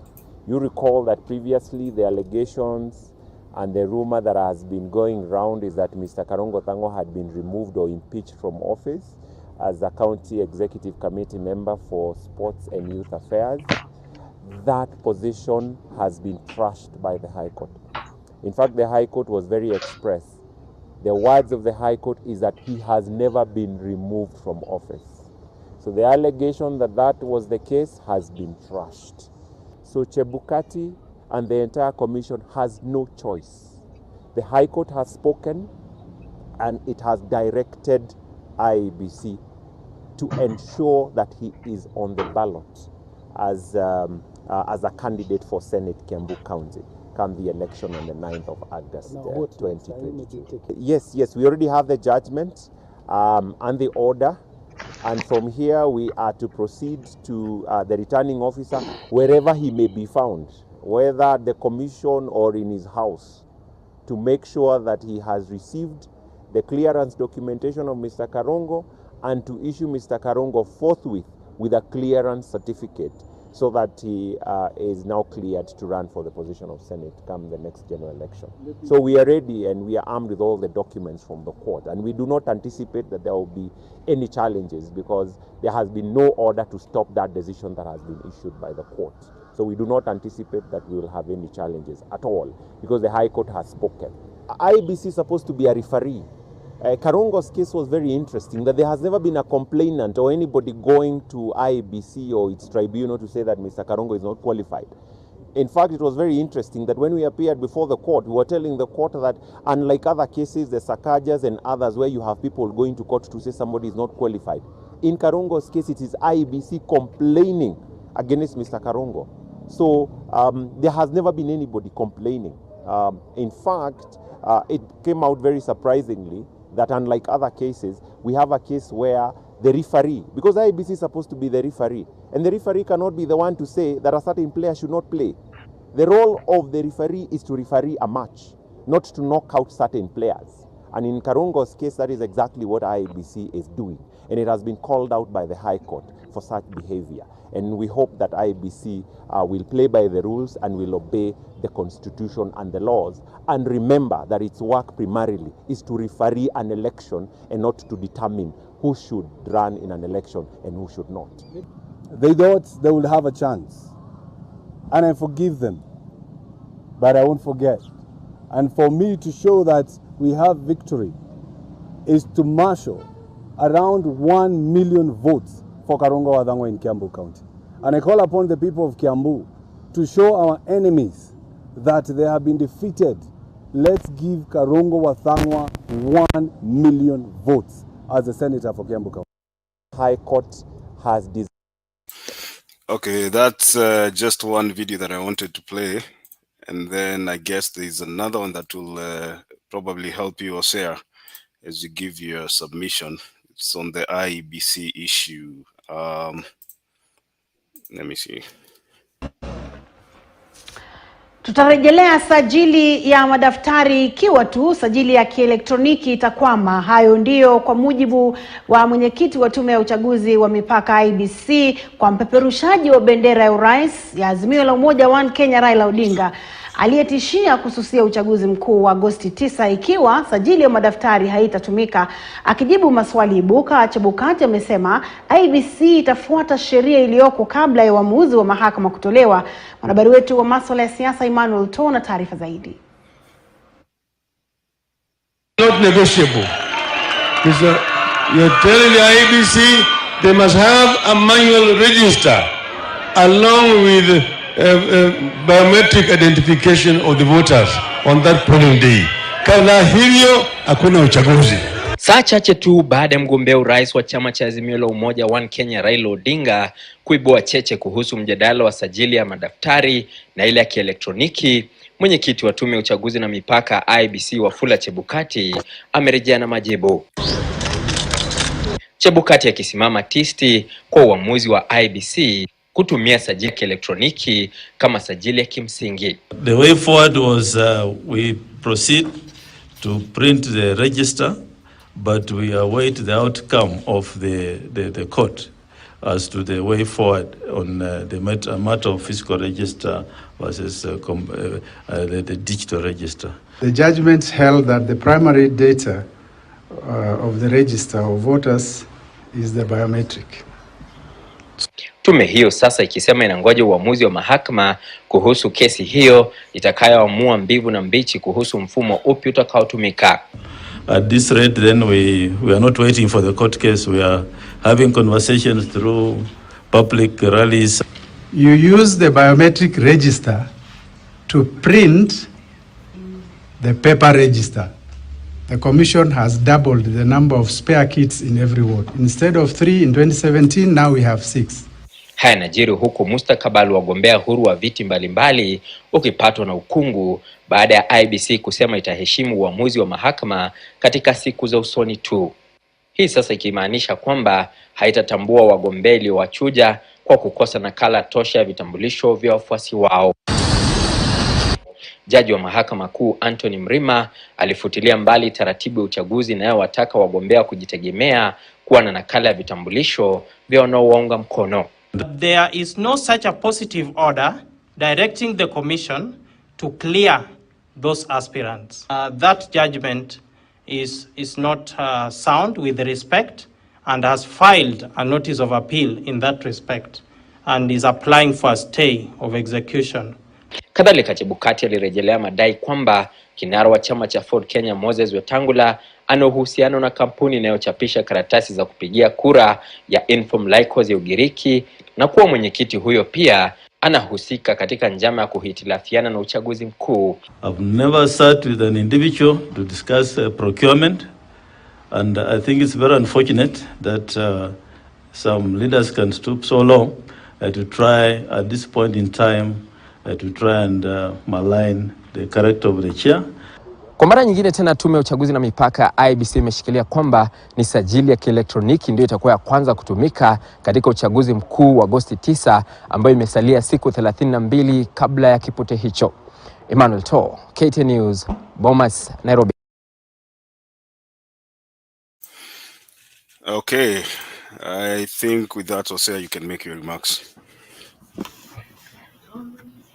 Well, I'll start by Hosea, perhaps yes. before you make your remark, I want you to correlate the word primary data and complementary mechanism in trying to make me understand what this professor was talking about. Well, I think I'll start with that. You see, when you go to do this voting, to identify the voter, it is not so much of what the word primary and complementary means. What they are trying to refer to, as far as election issues are concerned, what is your primary way of identifying the voter? And they are hinging their argument on a court ruling that the court had ruled that the primary, as at that time, which they are trying to use this time, the primary way to identify somebody is through the electronic system. Now, you realize that in the last elections, that is what they did, but of course, with a lot of consequences. Now, earlier on, I think we did say that some of those consequences were ourselves, they were inbuilt, were man-made, were by design. Now, even in the places whereby the manual register was used in 2017, it was by design. The manual register was not used in the entire country. It was only used in the places they recognized that there were failures. And even in those places where they were used, where there were failures, the issue of transmission had nothing to do with the manual registers. That was electronic issue. But the places where the voting identification was a challenge because of the primary way to do so was electronic, which had failed, they resorted to just use the manual register and abandoned the idea of the electronic. Now, then the matter, you remember this issue which went to court as to what do they do in the event of failures of the electronic system. Then the court ruled that you need a complementary system. That complementary system, as at the time, was what? The one they used was the manual register. It's just that this time around, they are trying to say that they have other better complementaries other than just the manual register. And that, but remember, some people have said, no, for us, we want the manual register, the way Baba is saying. And what has Chebukati done? He has gone ahead to own up and say, okay, the manual register will be there. But you listen to one of his commissioners saying, the manual register will be there, but we will only use it as a last resort. After all the other electronic complementaries fail, is when they'll go to the manual register. So it will be there, but not for automatic use, only in the event that the 3 other systems fail. Now, that is as far as that is concerned. Based on the issue where Richie has just played as a clip there, you see, that is why some of us say that Chebukati seems to be dictating, sometimes he knows in the side of the law, but the way he puts things is like he's dictating what must happen. Now, what has happened in that Kiambu case should teach him a lesson. And if it is true that that fellow was not cleared for the wrong reasons, I think then he's in trouble. They may have to redo the Senate papers for Kiambu, if at all they have been done. Because remember, the ballots, the ballots which have been done were for the regions or areas where there were no issues. You can be rest assured that the Nairobi case, the ballot papers have not been done. Mombasa, they have not been done. Even the presidentials have not been done. But the Kiambu case will serve to teach Chebukati a lesson, to ignore things instead of going slow where there are cases in court. He was trying to say that the people who are contesting all the current regulations under the Elections Act ought to go by whatever Parliament had already passed. But from the look of things, it looks like the Kiambu case does not fall into any of those categories. So Iebc is squarely to blame. If there's a question you seem to have forgotten, as you tie it up with what you are just talking about.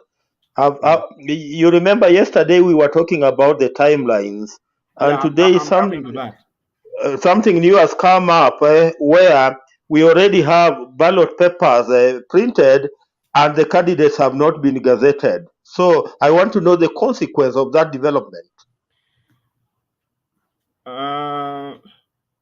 Let me tell you the way I know it. You see, the fact that they have not been gazetted, what is the essence of gazettement? That is what Chebukati was trying to rely on. You see, like the location lists, which are supposed to be pinned at the polling stations. According to, by the way, I got a small extract of the timelines, which I tried to share with Njiru, but I think he didn't receive it. Now, those timelines, the starting time to print ballot papers for areas where there are no issues is already on. It is the closing time which is not yet. So Chebukati is still okay to have started printing ballot papers where there are no issues, but the presidential he cannot start. For Nairobi.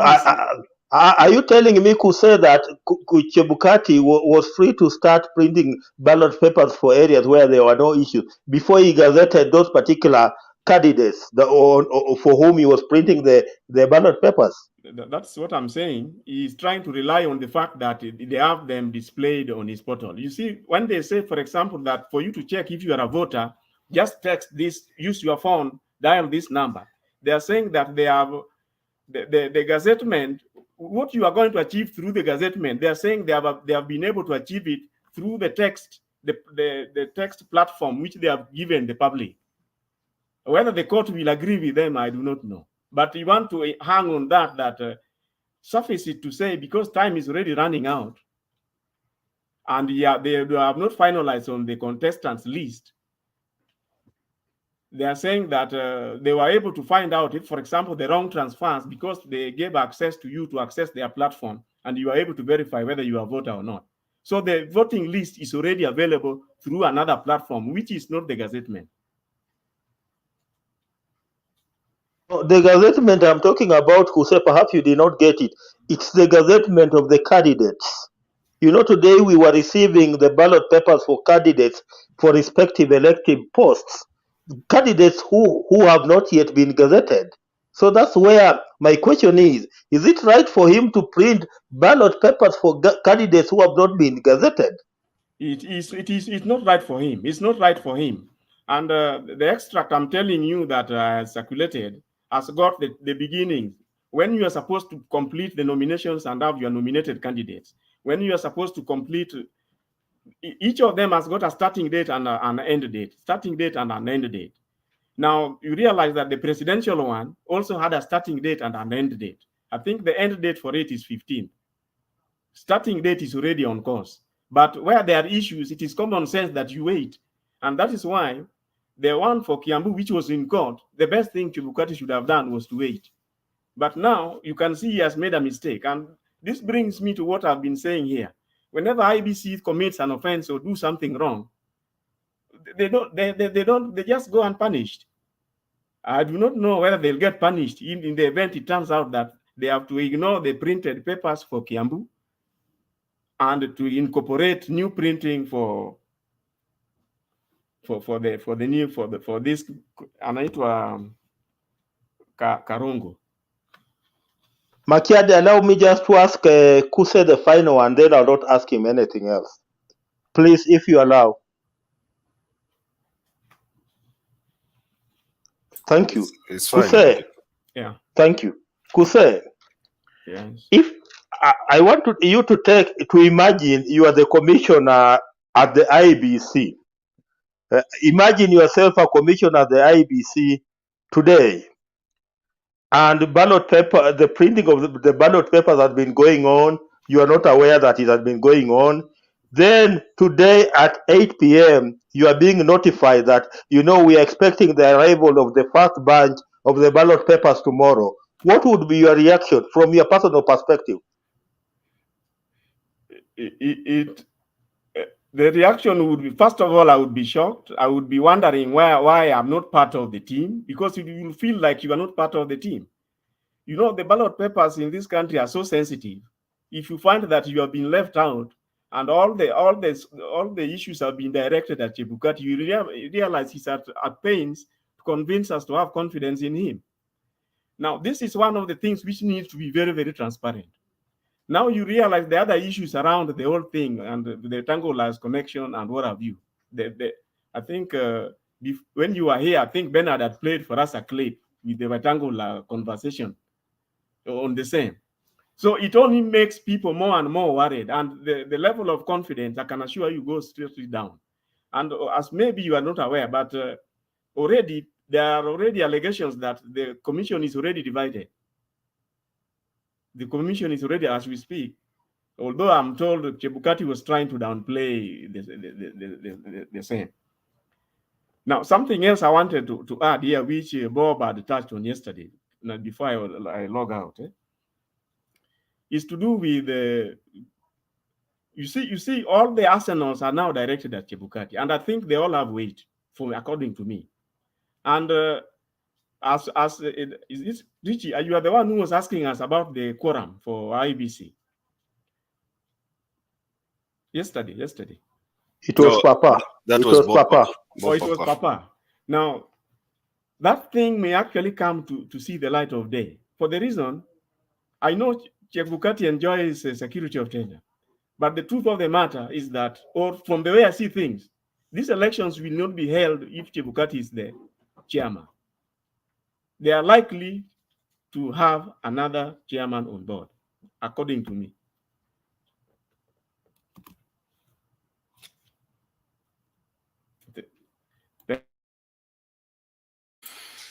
You are muted. Are you done, or sir? Yeah, I think I'll stop there. If anything, Okay, I think I I'll have a question for Wangira. I think Wangira is raising a very genuine question, but let me ask you a question, Wangira. Now, there's that act of I'm not saying an act of parliament, but ile kitendo. There's that act of the regulation. IEBC. No. It's not a regulation. Yani kitendo act. Policy. Yeah, so there's that act of the IEBC submitting names to the government printer, right? And there's that act of the government printer putting the names in a gazette, like publishing the names. So my question is this: the IEBC claims that they have already submitted the names to the government printer, and the government printer has not printed. Actually, let me just use the name printed or publish the names. So whose fault is it? For logistical reasons, they have not. Yeah. No, whose fault is it? Can you blame the IEBC for going ahead and printing the ballot papers, and the names have not yet been published? Let me try to answer you. You know, IBC assumes that the only work that the government printers does is the IBC work. Government printers does many works for government. They print succession notices, the probates, the grants, many things. There are many government notices. They gazette legislations, regulations. There are many things. So you cannot bring on my table a notice to be printed on the 1st of July, and you want it to be printed on the 1st of July. It does not work like that. Let me tell you, even where there are matters to do with even succession, you know, matters of succession, where you are applying for succession and it must be gazetted. You know, you must do it within a time frame that is comfortable for you. Because the gazettement will only become effective on the day it is gazetted. So whatever that IEBC is telling us is neither here nor there. Because if they knew that they had a bulk gazettement of 16,098 candidates, they could have presented these things on time to the government printers so that the government printers could have had adequate time to work on. And because by today the government printer has not gazetted this particular gazette notice, we don't have a gazette notice for candidates, which means just like what Raila's lawyer is called Paul Watt. Raila's lawyer was saying. What Paul Mwangi was saying today, as far as we are concerned today, because there's no gazette notice saying who the candidates are, we don't have candidates. So those things that we received today at the airport cannot be purported to be ballot papers. Ballot paper for who, when we don't have candidates already? Okay, so let me ask you this way. Because Paul Mwangi is saying that they do not have candidates and the ballot papers have already been printed. Let's assume ballot papers for a constituency like Kasarani or Kiambu. No, yeah. Kiambu is actually a county. Let me ask, leave alone Kiambu. You know, Kiambu has issues because of the senator, right? Let's take a constituency like Kasarani, which the IEBC has Wangira, Kuseo, and Selina, who are going to contest on that on different parties for that seat. Now, Paul Mwangi is telling you that these ballot papers are inconsequential because the names, the names of the candidates have not been gazetted. So what happens if they get gazetted and it's still the same candidates? Are you still going to complain about the ballot papers? Perhaps the only question I will be asking, and I'll be sending it to Kuse. Kuse, within what timeline is this gazettement supposed to be done? Within what timeline? The gazettement for the candidates. That's what we need to find out. No, the timeline I think already passed. The printing of the ballots is where they still have a headroom, I think up to 15. So the gazettement for candidate passed. Already passed. I think I don't know how Chebukati will explain this. Let me ask a question. Yes. When they declare them the candidates, yes, to print the names, but already they were cassetted because we have presidential candidates and all candidates in all other positions. No, the 16,000 have not been. But I want to say this to my point. If Chebukati say he was select on Wednesday night, yes? And we had these rumors that they wanted to take some ballots to Uganda and blah, blah, blah, so that they can get it in. Can we say like this? Maybe the plan of Wetangula is failed, because I see a lot of security men there, police. So how about if the government knew they wanted to do something with those ballot boxes and the government get it in? Because But the problem is here, Mama Selina. Yes. The chair of IEBC is saying he's not aware. He was given a call that the ballot boxes are already in Kenya. Now, that raises serious questions. Okay, from your part, you know how to mend it. But from the point of view where the chair of IEBC is saying, I received a call at 8 p.m. that the papers are here. Now, you know, that raises serious questions. Can I say something? Wait, Mama Selina. Wait there. Now, that raises many questions. And one of the questions is, are you in control of IEBC? Who is in control then? Now, that's the question. Now, if you say that then the government is trying to avert that, then I think you put the burden of proof to the government that, okay, now the state is manning the election. So that's a dangerous statement that you're saying. The Chebukati is trying to be cheeky here. Kama wanasema, wacha tuende polepole. Kama wanasema Chebukati amekuwa akifanya mkutano na Ruto na wamesema watatoa, na hata mumeweka hiyo picha Chebukati Wetangula akiwa na watu ndani. Na leo Junet Mohamed jana amewaambia, jana walisema, and then today wakasema tumekuwa tukiwafuata all the steps na kila kitu mumefanya. Swali langu ni hili.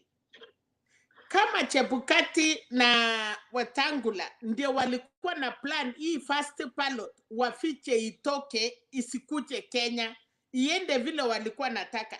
But kwa bahati mbaya ikashikwa. Na kwa sababu wangerudisha, Chebukati ndio unaona amekuwa baridi. No, unajua Mama Selina, let me do this. We are not helping each other kwa sababu what you are saying is speculative. Hiyo yote umesema ni kama hakuna ushahidi. Kweli? Aya, and asante sana Makiadi kwa kusema hivyo. Wacha basi tutumie statement ya Chebukati. I received a call that the ballot papers are in Kenya. Who called you? Why did you receive them? Okay, under which condition did you receive them? Now, we need now to interrogate Chebukati, not to say things that have been said on the podium, speculation, because then I think we are... I get your point, Alex. Now, let me explain this one thing. And I want you to agree with me or deny or, take your own opinion on this. In the last 2017 election, we actually did not know much about how the IEBC worked until there was a vuta nikuvute between the other guy. What's the other guy who was sacked? Akombi, is it? No. The secretariat. Hassan. Oh, Chiloba. Chiloba, exactly. There was a lot of push and pull between Chebukati and Chiloba, and that is when I realized that the secretariat, IEBC, it's like an independent body itself. It works the way it wants, and it is true that the chairman of IEBC, it's like he has no control. He has no control on what the secretariat does. And that is why I believe today, when Chebukati says he received a call, it is the secretariat which went ahead and procured the ballot papers, organized how those ballot papers will get to Kenya. And when they realized that the ballot were already here, it was given a call by the secretariat, which means Chebukati is there as a chairman who is giving policy, but in terms of other logistics, the secretariat is doing that job. And Machiadi, I disagree with you. I disagree with you fully. I disagree with you fully. Wangira, you don't have to shout. Yeah, it's okay. Okay. And no, I'm just giving my point, Wangira. I'll give you time. And so from the way I see, the secretariat is doing his own thing. and Chebukati is here making policy and how to run this election. And then when the secretariat goes another step, it formally, by mouth or by phone involves the chairman. Wanamwambia hapa ndio tumefikia, and so Chebukati cannot control even the secretariat. Wangira, what is your point? I've heard you. If the commissioners are in charge of the policy at the commission, they're in charge of the strategy at the commission, they're in charge of oversighting at the commission, then how can they be in the dark on the operations of the commission? I just don't understand that you are being given a call at 8 p.m. in the evening, being told that the ballot papers will be arriving at 8 a.m. next morning when you're in charge of oversighting. Let me ask you, Wangira, why is Onswago in court and not Hassan? Maybe you should answer me that. I think Richie, what you are saying may have Jose, point, wait. Let Wangira answer this. Why is Onswago, the former CEO, I think CEO of Iebc, why is he in court and not Hassan? And they were in the same body. He is in court for whatever he's charged for, and that's why he's in the court. But me, I'm just looking at. I'm looking at. Listen. You don't have the facts. Just say you don't. You are not sure of the facts. Wangira, you cannot escape that question. I want you to tell me, because you said for whatever he was charged for. No. You said the chairman of the commission is in charge of the whole IEBC, and that is why I'm asking you. Onswago was taken to court, and he was the CEO.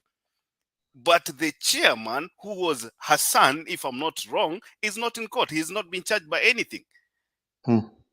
So you tell me, why is one in court and the other one is not? Rich, you remember the chicken gate? I think he was directly involved. Yes. Richard, we are talking of very, very serious matters here. Matters of the only returning officer of the presidential election. Very, very serious issues here. Wangira, the commissioners wanasaidiana, lakini kasi mingi ni vile kweli Richi amesema inafanywa na ofisi secretariat, and then Chebukati na hii story yao imechulikana na hata wakati ya ile chulipa na yeye alikuwa nasema kuna vitu hawezi ambiwa. So if the office wako na CEO wanafanya kazi yao, and I think that is where Chebukati na group yake wamekutwa unaware kama alikuwa na plan mbaya. Lakini Richie, what Wangira was saying as a point, you see, how can the ballot papers already be printed when the list, what Paul Mwangi was raising there, the finality on the contestants list has not been reached. And also, I understand what you're saying. My question is this: who is supposed to take that gazette notice to the government? Who is supposed to forward that gazette notice to the candidates list to the government printer? Who is supposed to do that? Secretariat. The secretariat, the CEO. The CEO. And that is why I'm asking you here. If hii mipango ya kuendelea kuprint ballot papers inafanyika na Chebukati mwenyewe anasema ya kwamba the issues with the government printer, and the CEO and the secretariat already has gone ahead and started bringing the ballot papers here. So you want to tell me that Chebukati has control in this commission? Well, maybe ceremonial. Wangira. Ceremonial. Anytime there is an election petition, especially the presidential election petition, I've never seen where the secretariat becomes a respondent. Yeah, you are right. You are right. First. Then secondly, do you know that the IEBC commissioners are full-time commissioners? From 8 to 5? Or 8 to 8 in the evening every day, full-time? So if you are full-time commissioner working on full-time basis every day, and you only come to learn that the ballot boxes are arriving next morning, and you're learning about it at 8 p.m. In the evening, then don't you think that there will be question marks even in your own brain? But Wangira, Chebukati has been known with funny things he's doing. How about if commission did their job well done, and then this Chebukati alikuwa na mpango yake na hii kurupi yake. Now they are surprised, vile hata sisi tuko surprised. Kwa sababu you cannot believe in Chebukati na unajua anaenda kuipa kura. So why can't we believe that I hope secretariat hawajahusika kwa sababu Chebukati alikutana na ile group. Now, if the secretariat wamefanya kazi yao vile wa Kenya wanataka, and Chebukati was not aware of it because of his evil things anajaribu kufanya, who will you believe between Chebukati and the office?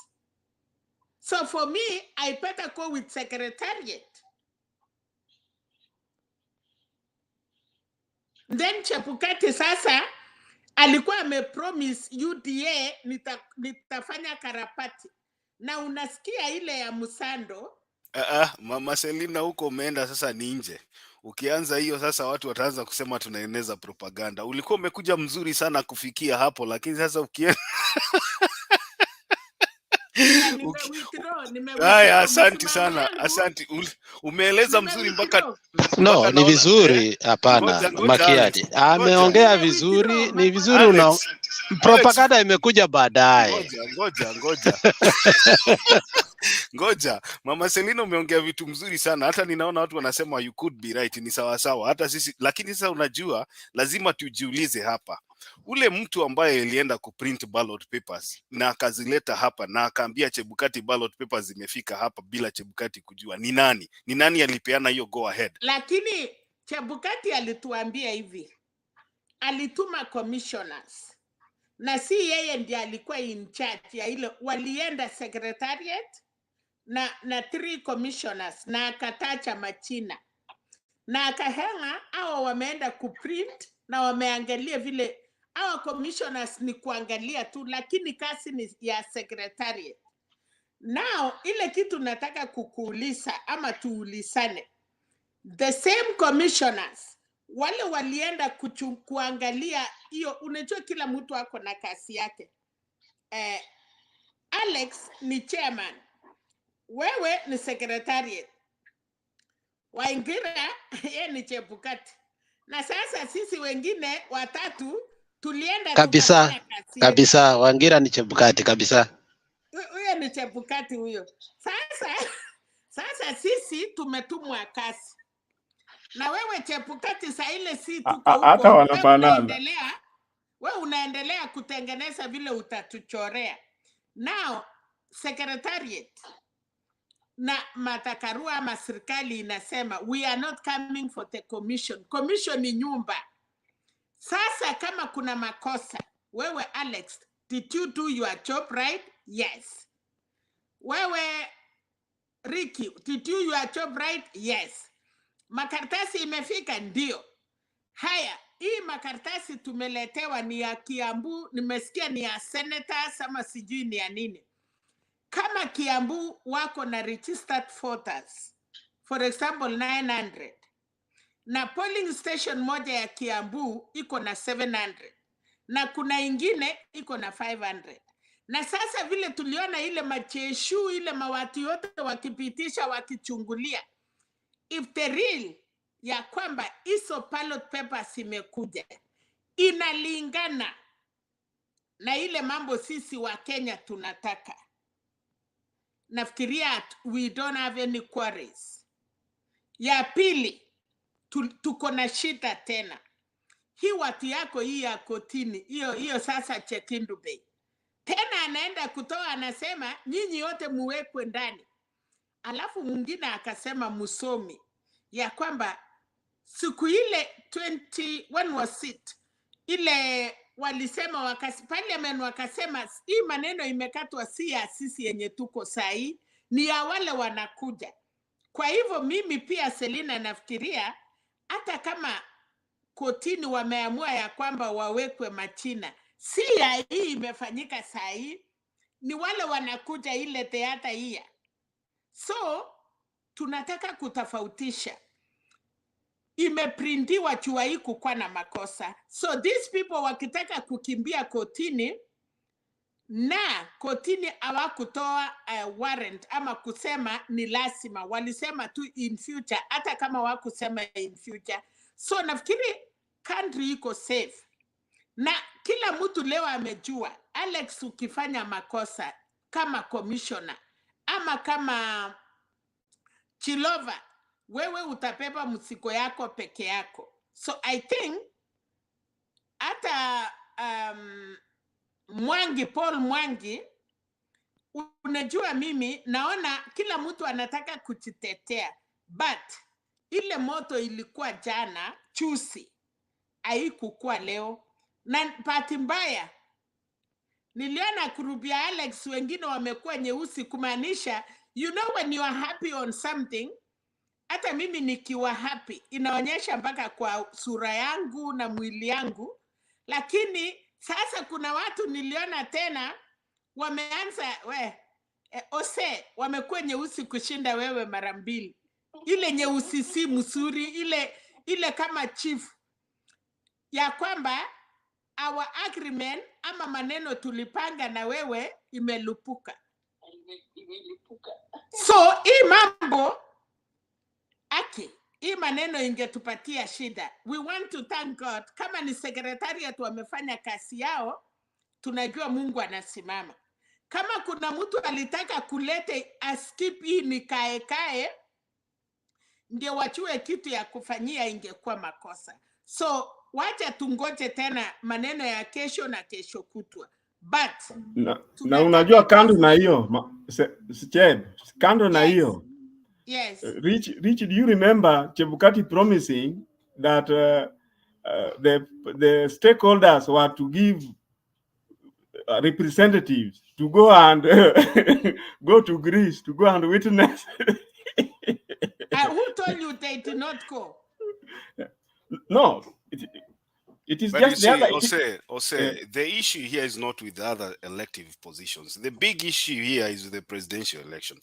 Hizi zingine watu washughuliki nazo sana. Even when you hear the chairman wa IEBC akisema anataka representative, hakuna mtu ako na shida na MCA.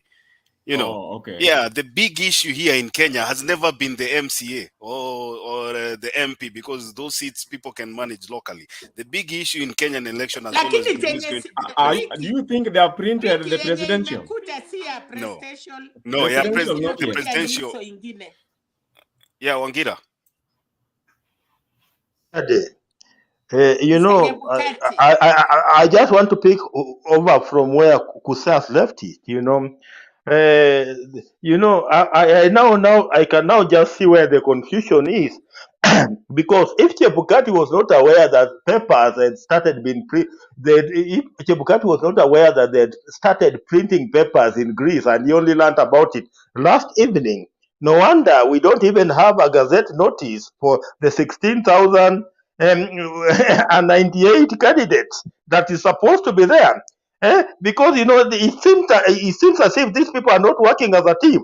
They are not working as a team. There's a guy there, perhaps with his own interest, is telling the printer in Greece, start printing. There's a time I used to work in stores, and when I used to work in stores, and my work was to receive, you receive goods. Then there used to be this guy, because he was one of the directors in the place I used to work. He thought that he could play around with me. So he had a guy who was connected to him, and he told that guy to bring things to the store so that I can receive. And when this guy brought these things to the store for me to receive, I told him I'm not going to receive. Where is your LPO first? For me to receive, where is your LPO? So I'm seeing the similar scenario in IEBC, where people are not working as a team, where everybody decides to do whatever he wants to do, because you are now telling us that there is the secretariat and there is the commission. So the secretariat works the way they want to work, and the commission works the way they want to work. And no wonder we are having printed ballot papers, and you don't have a gazette notice. And again, my brother Makiade, I'll leave this one. Ask you a question, a short question. When the Musando was a commissioner, or he was in secretariat? He was in Secretariat. He was in Secretariat. He was a director in Yes. Secretariat. I see it. So Chebukati ni chairman. Unajua chairman we ni chairman ya board. Lakini kazi ile unaenda kusimamia, kuna watu ya technology wamefanya kazi yao. Nataka kuuliza, hii IT, hii watu hii nyinyi ni watu ya IT. Mnaonyeshanga mambo yenu port members, ama nyinyi secretariat mnafanya mambo yenu? Kwa sababu saa hii Chebukati, hata hiyo mambo ya kuchunguza ama kufanya nini, hata tunasema ana election. I think the real election ama ile vitu inafanyika ni hii watu ya secretariat, hii watu ya hapo. That is correct. I agree. I agree. I agree. It's their CEO that goes to the meeting with the commissioners. Sasa ukikuja uonyeshwe tu, na kwa sababu kuna kitu kikale ama sijui kama dunia yote wanasema kama umai kimbishwa na nyati, si nyati ni nyeusi. Na wanasema ukiona ng'ombe nyeusi unatoroka ukifikiria nyati inakupata. So I want to say, hii watu ya secretariat wamai fukuswa na nyati. Wakiona Chebukati ng'ombe akikuja, wanatoroka wakifikiria ni ile nyati anaingia. So I think hakuna mtu anataka kuchezea kazi yake, because transmission of election Chebukati ana receive na imefanywa na secretariat. Hii watu ya IT tusiende kupotea. Mimi sijaenda shule ile kama nyinyi mnajua maneno, but kwa siasa yangu ile nilijua lazima tupeleke maswali mahali inatakikana.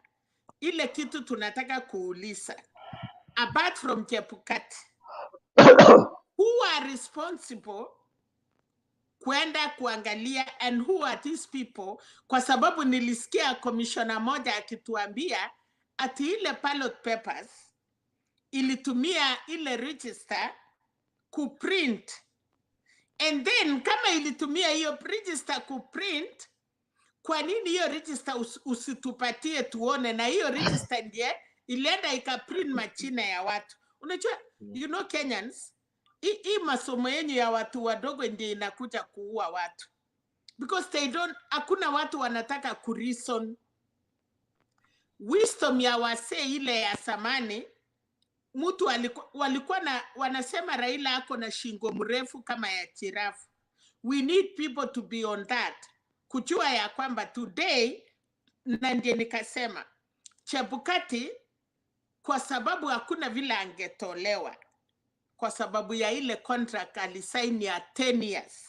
Si ati Raila angekubali kwenda election na Chebukati is but hakuna vile utaotoa yeye kwa sababu hiyo contract alimaliza. But by January, Chebukati will face people of Kenya, kwa sababu hata kwa commissioner 10 years yake imeisha. Lakini saa hii anaweza tolewa, si atabaki tu ordinary commissioner. He can be removed from chairmanship. Wacha kwanza nicheze video Mama Selina hapa dakika moja. Wacha nicheze video moja hapa. Unajua leo mambo ya IEBC imewaka moto. Kila mtu anashangaa na ile kitu inaendelea IEBC. Start by saying that in terms of election preparedness, procurement has been completely finalized. What we are doing now is the printing of ballot papers, which is ongoing. Today, I'll be taking a few commissioners with me. I'll leave you, I think, Vice Chair and 2 or 3 others to continue this conversation. We are receiving the first batch of ballot papers that are arriving in the country at the airport. All ballot papers will come through Jomo Kenyatta International Airport. There are no ballot papers from Uganda or anywhere else. So don't accept individuals to lie to you. All ballot papers are serialized. We are only printing ballot papers to the tune of 22,120,258, which is the number of registered voters per every elective seat. So you multiply that by the 6 elective positions and you'll get the total number of ballot papers which are being printed. So there's no additional ballot paper. We know very well that there's never 100% voter turnout. So whoever, if there's any spoiled vote, it will be accommodated within that number. Those ballot papers are serialized, they have security features, and they're specific to that polling station. So we have, if a polling station has 600 voters, the ballot papers that station will be 600.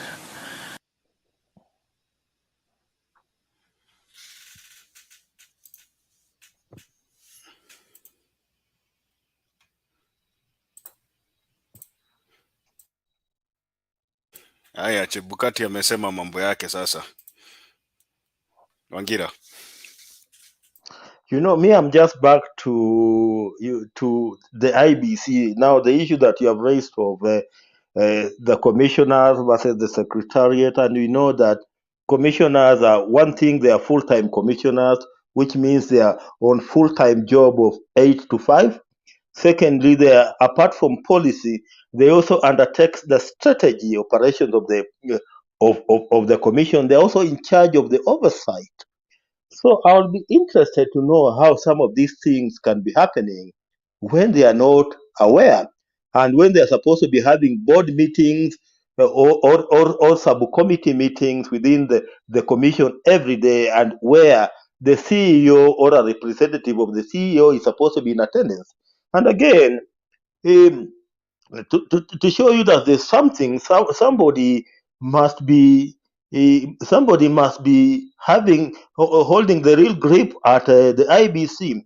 There is this letter that was addressed to the IBC by the Azimio la Umoja One Kenya on the 1st of June. Machiada, I don't have your number. I have Kuse's number. I'll send him this letter so that he can look at it. Look at even the way the way the county and constituency returning officers have been appointed. Look at the way they have just been appointed. Very skewed. You find that majority of them are from one particular community. Majority of them, one particular community. Then you wonder, how was it arrived that majority of them must be from one particular community? You know, if you look at those things, then they make you wonder, you know, who is this person who is so powerful within the commission that has the mandate to do all these funny monkey businesses within the commission. Those people were when serikali ya Uhuru ya Ruta Uhuru, yeye ndiye walifanya hiyo watu. They have not been employed now. Hawa returning officers wamekuwa tangu 2013, na unajua wakati hiyo serikali ya Uhuru Ruto vile walifanya mambo ya party ya kuendelea, so waliweka kwa sababu walikuwa na interest yao, lakini hao watu ni wafanyikazi wa serikali, na hii election ya sahi cha employee, unless wale ulisikia wanaitwa deputy returning officers, wale temporary, na hivyo hawa temporary sasa ndio wameandikwa na commission at this time, but wale wanakuwa ya one community iliandikwa wakati ya 2013 Wangira, and 2017, not now. Na wakati hiyo, these people were darlings. Walikuwa na lala kitanda moja. Lina, I agree with you. Lakini, we are also guided by the Constitution of Kenya that is very, very clear on the values and principles of public service. And they say the values and principles of public service include, it's very, very clear here, it includes representation of Kenyan diverse communities and affording adequate and equal opportunities for appointment, training, and advancement at all levels of the public service. Which means kama kuna watu waliamua kwamba majority of returning officers and presiding officers who are supposed to come from one particular community, that one is wrong. It's wrong, especially when we are dealing with an election. What happened with the cabinet secretaries walitoka the same community for 10 years until chusi wakati wamekosana, they get out of office. So constitution ya Kenya, where was it that time? You know, yes, you are right, unatuambia mambo ya constitution. Itafanyika wakati ya serikali baba na mama, watu wenye wanaheshimu constitution. So hii maswali unauliza is right, but the people who are supposed to implement walifunga, wakutaka kujua hiyo. So kama ingekuwa ni ukweli, wakati deputy president alipatiwa 50-50, alikuwa na face of Kenya, but alichoose nini? Tribe yake. Wakati ya commissioners, the returning officers, kwa sababu ya interest na vifaranga ya computer. Wewe unafikiri tukitaka kukimbia ile wakipchoke wanakimbia, wanaongea lugha moja, anamwambia wewe tangulia kikimbia, wacha nikuwe namba 3. Haya, Mama Selina, wacha nikukate. Mimi nataka kuuliza Wangira swali. Wangira, I know you are bringing this issue, and this issue is a genuine issue. When did let me say ODM, or for that matter Azimio, when did ODM or Azimio, for that matter, discover that most of the commissioners are coming from one community? Good question. Good question. Hold on. And good why question. did hold on. And why didn't they bring that issue then?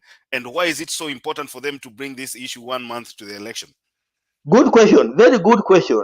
You know, first of all, for you to be a returning officer, either at the county or constituency level, you must be gazetted. So we are talking about the gazetted returning officers for the gazetted returning officers for the 2022 elections. Those are the people we are talking about, the ones that were gazetted recently. Those are the ones that we are talking about under gazette notice number 4,961. If you look at the gazette number 4,961, you'll find that majority of the returning officers at county and constituency levels are from one community. And that's why we are asking, are you telling me that everybody in IEBC comes from one community? There are no other people there that could have been gazetted as returning officers either at the county or constituency level? No, my issue is this. When was that gazette notice published? When was it published? This gazette notice 1 month ago. And that's why that's why we are raising it. I'm talking of a letter that has been raised by Azimio la Umoja on the 1st of July. Okay. Now wale walifanya kazi 2013, 2017. Mama Selina. Wale walifanya kazi 2013, 2017. Waliwahi toka kwa ofisi ndio wakaanza kusema wana recruit impia, ama wenye walikuwa kwa ofisi ndio wanaendelea. Hata kama inakuwa gazetted, they can say those who are working there, like Chebukati. So Selina, unless you are telling me, there is also deployment. Even if they were employed, there is also the issue of deployment for the coming election. I believe the commission has got power to. Yeah, let's have some order here. Hold on, let's have some order here. So my question, Wangira, I understand that you're talking about the timeless and 1st of July and all that, but from what we are hearing or from what we are learning is this: most of these people that are now permanently employed as presiding officers, most of them were still there in 2017. I don't believe that's just my opinion. I don't believe that 1 month to the election, and it's even less than 1 month. Now we are counting about what, 33 days? 33 days. I mean, it's something that you can express as a genuine player. 32 days. It's something that you can express as a player in these in the upcoming election. But then you look at the major goal, and from where I sit right now, you can still complain to the IEBC that you are not comfortable with the presiding officer. That's your right as a player in this coming election. But then it's still wrong for you to try and bring other issues. You know, that's why you unapata the other side inasema it's like you're not prepared for an election, because these issues could have been raised sometime earlier. It's like right now when you start complaining that the ballots are late. What do you want? What do you want the IEBC to do? But Makiadi, what Makiadi, Wangira when is the saying. Makiadi, when does Let's have some order. Yeah. Yeah, Alex, wait, go. Makiadi. Wait, Wangira. What Wangira is saying, the gazettement was 1 month ago. And in that gazettement, we wrote a letter. And he's saying he's forwarding that letter. And I know I have the letter too. IBC has done nothing about it. So an illegality should not continue because it is 1 month too. I mean, that's a lousy argument. Secondly, if this were what's had been happening earlier, which it is true according to Mama Selina, and we know it has always been true from 2013, 2017. So should we not correct it because it is 1 month too? I think that is a serious issue that Wangira is raising. And having raised that too late, is there something we can do? Absolutely, there is nothing. That is what Makiadi is saying. There is nothing we can do. Even if we jump up, we jump low, we have to deal with it. But now that legality can bring a problem also later on, because I think according to the PRISM Ethics Act that you have read several times today, it looks like even the explanation of that guy that we do not work on the ethics law that regulates this country, especially when you said the police, the military, the corporate worlds, and everybody subscribes to this kind of, ethnic balance. Balancing. Yeah, the ethnic balancing. So if that thing can go to court, it can be challenged, and it can bring serious problems later on if Kenya Kwanza wins, if they win, which I know they are not going to win. But I think what Mama Selina is telling us, it did not start today.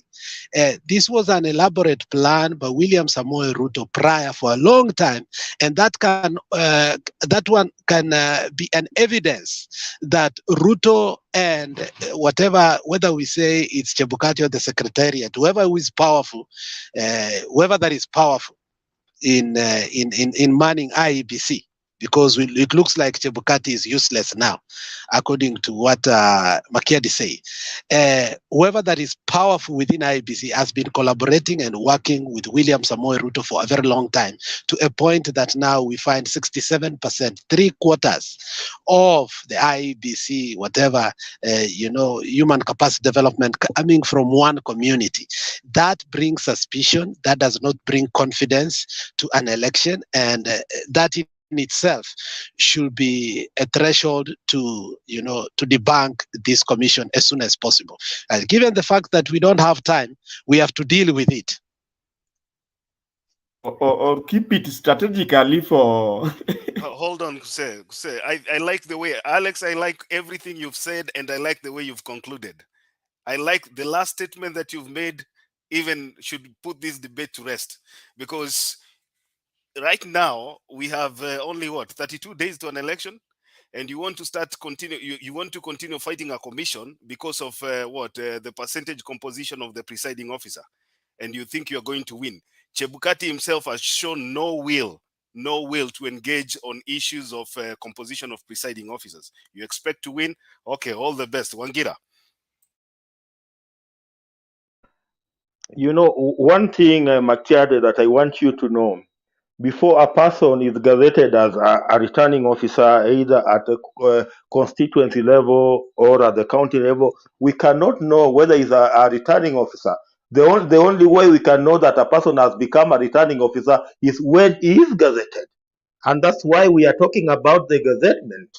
It's on the basis of the government that we came to know that majority of the returning officers were from one particular ethnic group. Secondly, you're asking whether something can be done about it. Yes, something can be done about it. We need to redeploy. Wangira, redeployment does not affect composition. Your issue here is not redeployment. Your issue is composition. Now you're mixing up two issues. If we have 10 people on this panel and you say now wacha tutume Wangira Western kwa sababu walikuwa nasimamia Nairobi, it's still the same issue. No. Western, no, hold on.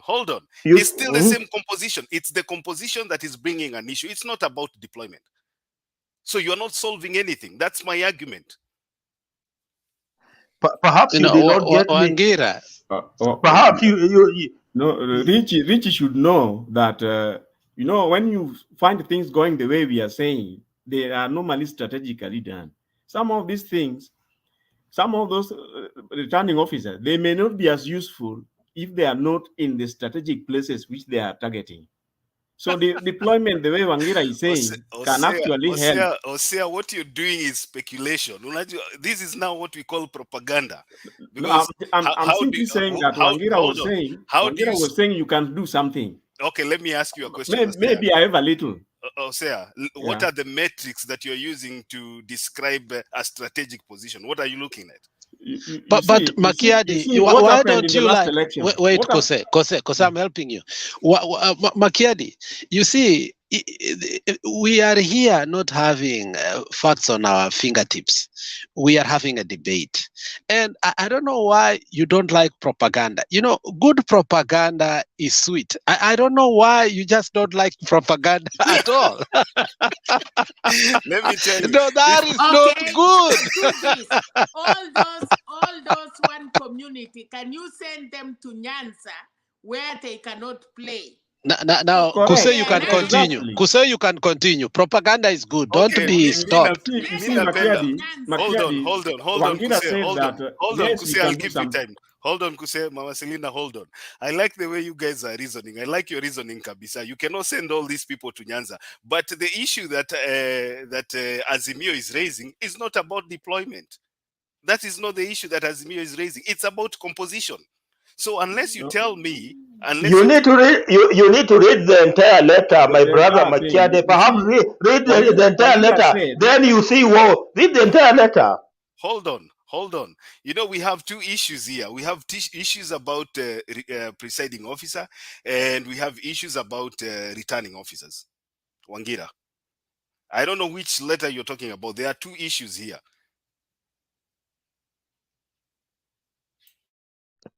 I am talking about the letter dated 1st of July 2022, and it addresses all those issues we are talking about. I need perhaps to forward to you this letter. Or say you have that letter, send it to me. Send it to me on my WhatsApp. Let me give Julia a chance to also come in and give a presentation. Julia, karibu. July 2022 or July 2021. We are not even in July what? I said 1st July. Nimesema 1st July. The letter is dated. The letter is dated 1st July 2022. So hata Azimio are wrong. Hiyo watu wanastahili kuwa wametrainiwa, wamestahili. Julia atatuambia. Kukua returning officer is not something that you come na unaingia. Tumejua wamekuwa train kwa so long. So kama ni barua ni ya July, wangeandika mapema hata hawa. Haya, Mama Selina amekuja mahali niko sasa. Haya, karibu Julia. Asante. That's an interesting debate. Hi, Njiru, Makiadi, Wangira, Kuseo, Selina, Alex. I stand to be corrected. I think I know somebody is a returning officer and he's a permanent employee of the IBC. And he's worked, this must be I think he's working for 10 years now. I don't think Mr. Wangira, they are appointed like presiding officers. They are not presiding officers. I think they are permanent employees of IBC, and that is what I think, because I know that person. He's been working for IBC for the last 10 years, and he's permanently employed. So I don't think he can be, I don't know, but I stand to be corrected. Like he can be changed or be changed. So this, like Alex is saying, this must have been master plan of Ruto if we are so suspicious like that much. If we are so suspicious that much, this must have been a master plan of Ruto. That's I want to take your line of thought. Maybe for the last 10 years. But Let me interrupt you for a minute, Julia. So you are saying a returning officer who is a permanent employee, you who said, has right? been working for the last 10 years. He's still there now. Even me, I have a relative. I know him. Relative. He's been working 10 years now. Yes, Okay, and when we an have employee is not elections, necessarily a returning officer, isn't it? no, he's a returning officer. And returning officer is an No, event. a returning officer is a gazetted person for a particular event. Yes. And that's why I was citing a gazette notice. He could be an employee of IEBC, but we are talking about a returning officer gazetted for the 2022 general election. That's what I'm talking about. Okay. Let us give Julia the mic. Okay, I said Julia I chukua microphone. I stand to be corrected. Okay, go but ahead. I know that person because he's been working as a returning officer for the last 10 years. Kama kuna by election, unasikia ametumwa Kisii, sijui ametumwa wapi. He's been there and he's still there. So these people have been there for the last 10 years, like Selina is saying. So someone is asking you, how come Azmio or Jubilee or ODM has just realized that it is one tribe?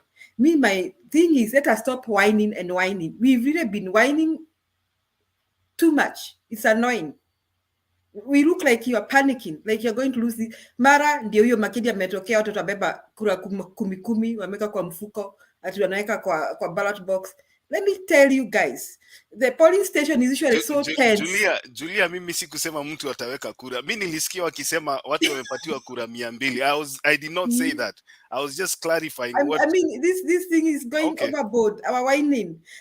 I'm telling you, the polling station is usually so tense that hata kama siku hiyo umepewa 10,000 hata unaweza karudisha tu juu chances hata unaweza chapwa. Yani chances unaona, you people, me, I have voted in Kenya for the last since Kibaki vibed. Na ukisimama hata kwa hiyo box hiyo unaandika upeleke kwa president, macho yako, it is never two people doing that, it is just one person voting. Sasa mimi niingie nimalize na Selina will not be allowed until I'm done, and about 2 times 10 eyes are on me, about 20 eyes are on my fingers like this. Tell me, ni wakati mgani nitatoa hicho kibahasha cha makaratasi ndio niweke huko? First, remember, I'm also tense. And then I'm just giving an example. Unakuja pale Tomotomo police station, unapata mimi, Selina, Kuseo, you need 200 of us. I mean, you need a number of us. You give us some money. How successful and effective will you be to make sure all of us do what you are going to ask us? Because chances are some of us are going to leak that plan and talk about it and tell Makiadi at by there tumechetewa pale tupeane hizi. Some of us like me and Selina will be so terrified tutafika nusu hata kura yetu yenyewe hatutatoa, even our own vote will not vote. So that thing may not literally be effective. Ama you'll vote the other side. Yes. Yeah, because now you people, let me give you an example. Let me tell you something happened in college to me and my friend. We used to sit with this boy and this girl, and this boy alipenda kubeba Mwakenya Makiadi. Sasa akabeba the instructor, the professor of maths used to give us questions, the same questions, lakini he could change the numbers. The same examples, lakini penye aliweka 2 anaweka 4. So this man, my friend called Kemwaki, said, akaniambia, hey, Julia, niko na Mwakenya. Kwanza alikuwa ametetemeka hata hakurealize kwamba the professor changed the numbers. Do you know, I'm telling you, it is so hard to cheat. It is so hard to cheat. So that plan of people carrying extra votes cannot work effectively. There could still be people who dare to do that, but cannot work effectively. The only plan that may have worked effectively is dead people voting and absent people voting, because what I think used to happen in polling stations is that after kila mtu amepiga kura, some minutes to 6 before voting stopped, wanaangalia, this polling station we have 800 people, only 600 people have voted. So the agents are compromised, and then wanachukua those ballots, check, you know, and then their names are crossed. The names are crossed on on the manual register. So in fact, even what Demba was saying, 97% turnout in Mount Kenya or Nyanza, that's a lie. There was no turnout, Demba. That was rigging. Nobody turned out 97% turnout. I think the highest turnout we can afford is about 80. We cannot go to 90. So if you scare 90 something, that's rigging. When they check the voters register. So this time, if they are going to solely depend, I think what Kuseo said, on the digital register, it's going to be a little bit hard to check.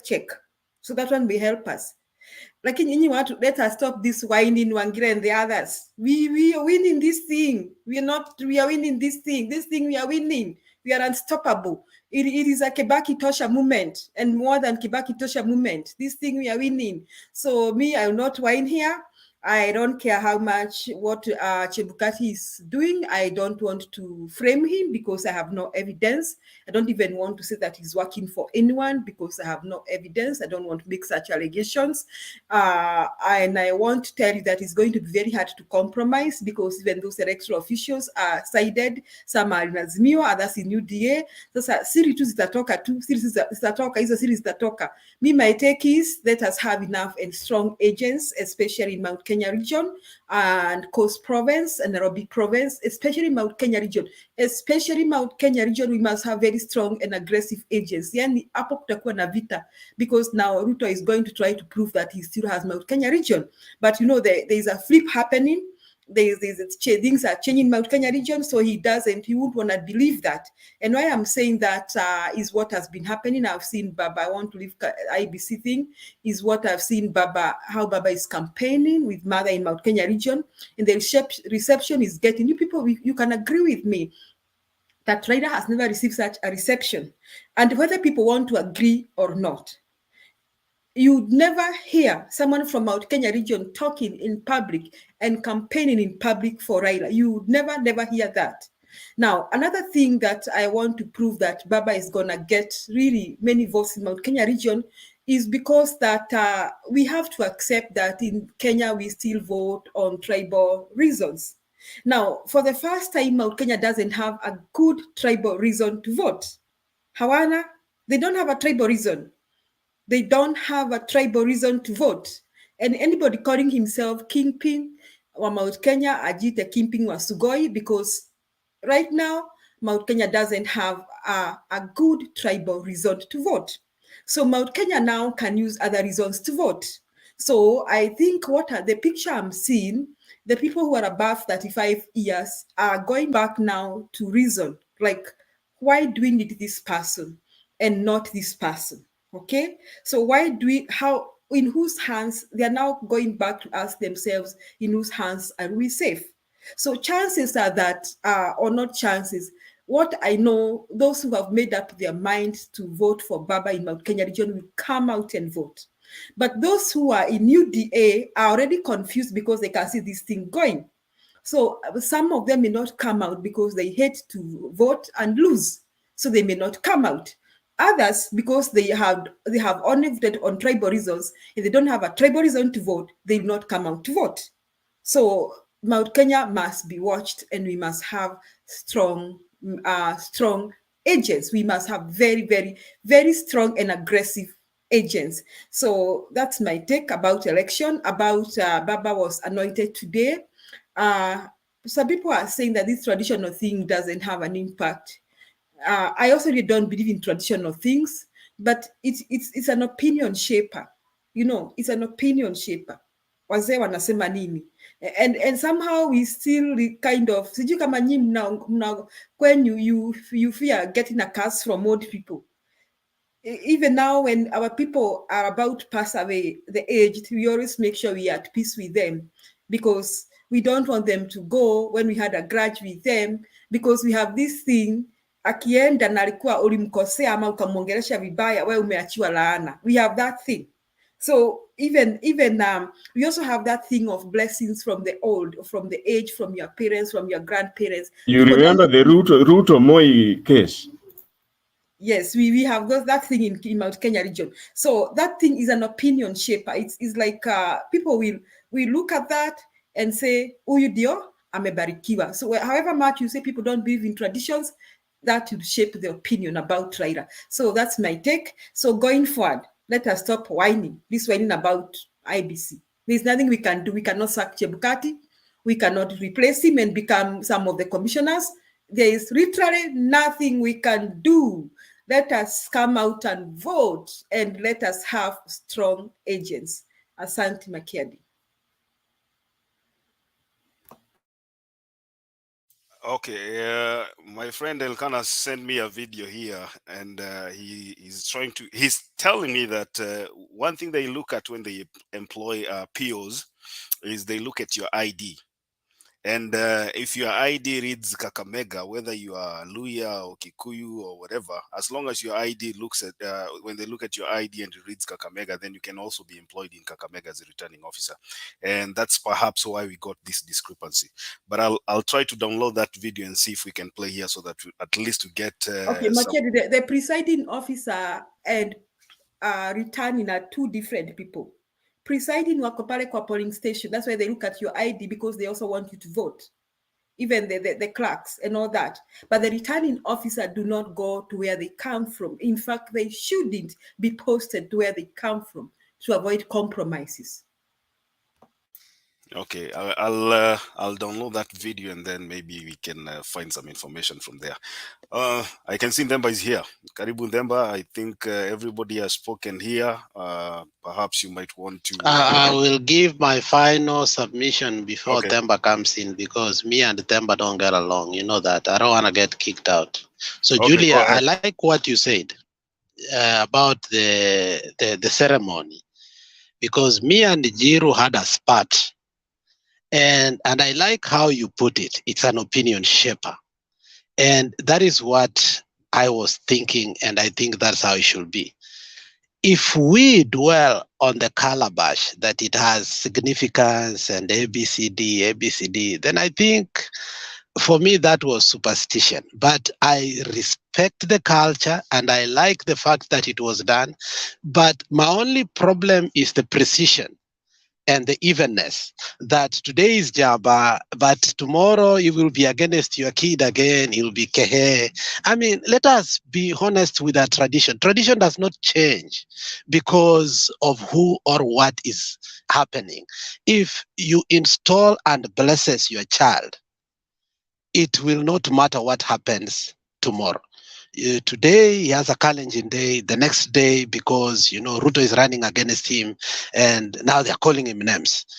I think then we degrade our tradition and we put it to be a political process, which we know that politics changes with the times and the events. I hope this one will not be dynamic, it will be static, and you will continue to respect Martha Karua, because I do respect the woman. The woman has shown in merits, in character, and a resiliency towards the cause called Kenya as a whole. It's not even about Raila or anything about the Azimio. To be honest, Martha Karua has been excellent, a leader that if you have a good political optical lenses, you will appreciate by all necessary means. Anybody that says that Martha Karua has not added anything to Raila Amolo Odinga will be lying. Martha Karua is a big asset to us. And had we chosen to anybody other than Martha Karua, we will be having a few liabilities. We don't know to what extent, but I like what is happening now. Finally, she is being appreciated to a level that I don't know if she deserves it, but I believe from what I see, and that's my opinion, she has deserved more than that as a woman, and the aspect of her being a trailblazer in many things in the politics of Kenya. And I thank God that she never became a governor. Had she become a governor, she could be muddled in so many things today.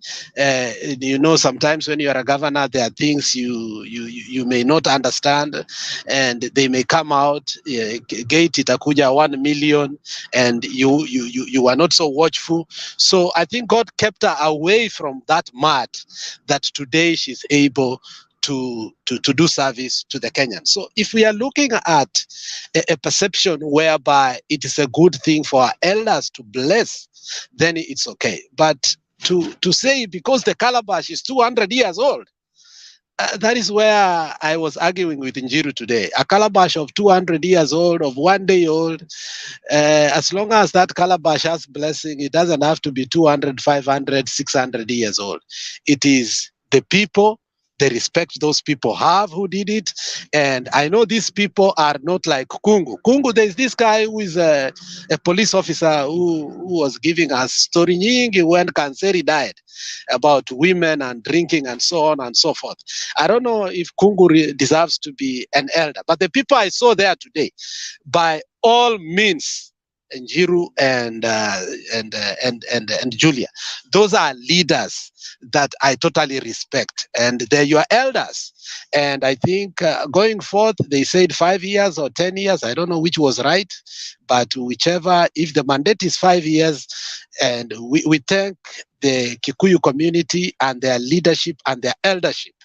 So, and if that mandate will end, let us still respect Raila as an elder in Kenya, and let us not start calling him names because maybe he's competing against our son.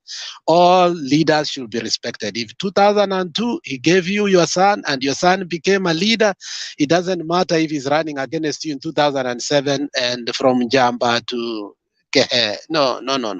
That is where we lose respect for our tradition and our leadership. But I think today it was structured. We thank you, people. Kirinyaga was good. And I believe that is what we should be doing as a culture. Thank you. Bye, guys. And Eleni na manene ya Lingala and Makiadi. Thank you.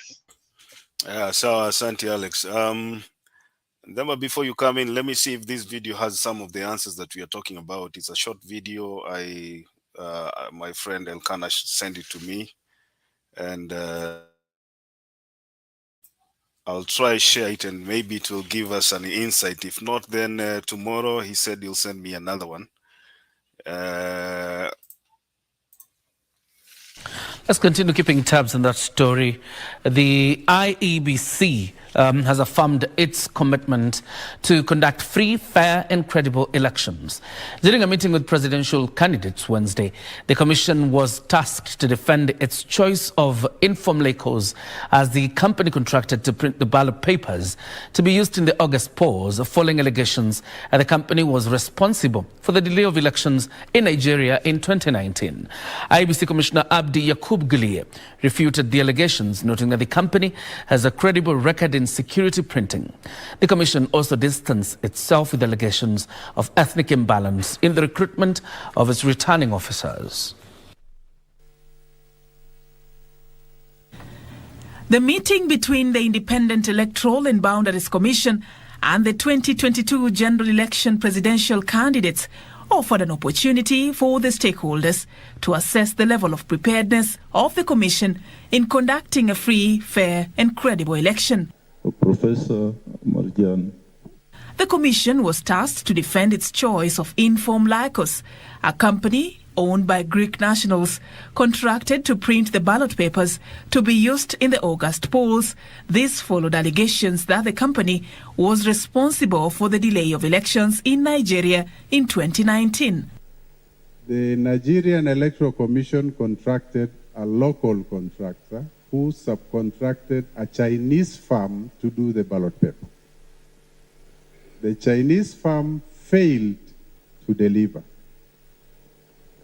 and they were only contacted at the 11th hour to help them to print the ballot papers that were used in the finally in the election.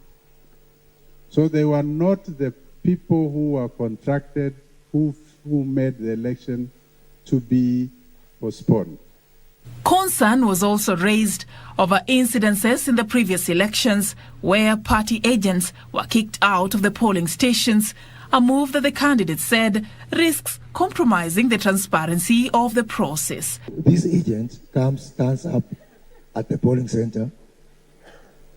They are told you don't have original oath of secrecy. You don't have original agent accreditation form, you don't have the badge. My question is it possible that you can have a pre-verification on a day before, maybe for the oath of secrecy and the agent form, so that the only thing that's retained by the commission, by the returning officer, is a badge? If the allegations of agents being kicked out, then the commission needs to be alerted, the presiding officer needs to be alerted, the county election manager needs to be alerted so that action is taken against those POs. During the heated meeting, which took close to 4 hours, the Commission was pressed to respond to allegations of ethnic imbalance in the recruitment of its returning officers. Out of 580 key personnel at the constituency level, we have nearly 100 from one community.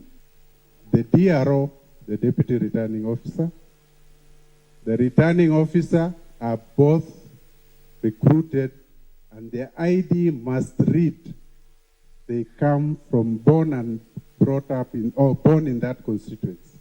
Let's not politicize the staff of IEBC.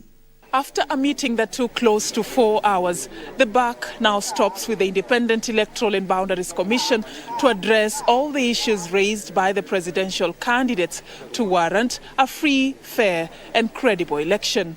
The Commission is equally committed to engaging stakeholders through consultative forums with a view to addressing any emerging issues of concern and enhance transparency in the electoral process.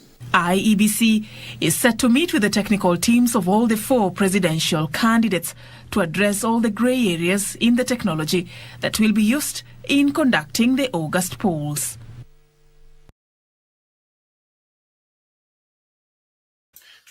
Okay, I don't know if that answers some of our questions, but I think at least we've got some information about the POs. Is it DROs or what? Deputy Returning Officer. Did I hear DRO or what? Julia, umesikia nini? Kuna deputy returning officer, kuna returning officer, kuna PO. PO is presiding officer. Presiding officer na ako kwa polling station. Lakini returning officer ni ako in charge of a constituency. So he said DRO and ROs ndio ID yao inasoma constituency, right? Yes, inasoma constituency. Okay. Okay, no, RO and DRO should not be posted in their constituency. That is, but PO wanapelekwa their constituency. I mean, most of them are usually in their constituency, POs. Okay. Haya, Ndemba karibu. Asante. Good evening all. Sali, Kuseo, Wangira, Bakiadi, Julia, na Njiru. Ambiani Alex, mi sijui tunang'ang'ania nini. Me, I have no issues with him. Wale wananyang'anyana ni nini, anaitwa nani? Mise na Papa Bob. Mimi sina issues na mtu. So mwacheni kupiga Alex huko chini. Mwacheni mna nini. There's Alex ana issue. Najua labda akinitaja hapa akisema ako na issue na anapata bonga points. Pigeni makofi hapo chini, mnamwambia Alex, you have done good. Yeah, msimchape sana. Alex is a good man. Is just excited about Baba's win, and Baba's win is coming fast and furious in a few days from now. So the excitement sometimes can get over many people in different ways. So Musi Chape, Alex is a good person. Yeah, so and it's important that we understand everybody who is here. We have different ways of approaching different things. So munamsame, we learn to appreciate everybody how they come. So Alex, I have no issues with you. If you have issues with me, sasa wewe sasa sijui utajipangaje. We have an election to win. Kuja tupigie baba siasa na kura. Having said that, I want to address myself to, I don't want issues of IEBC. I see a lot going on. And I also see that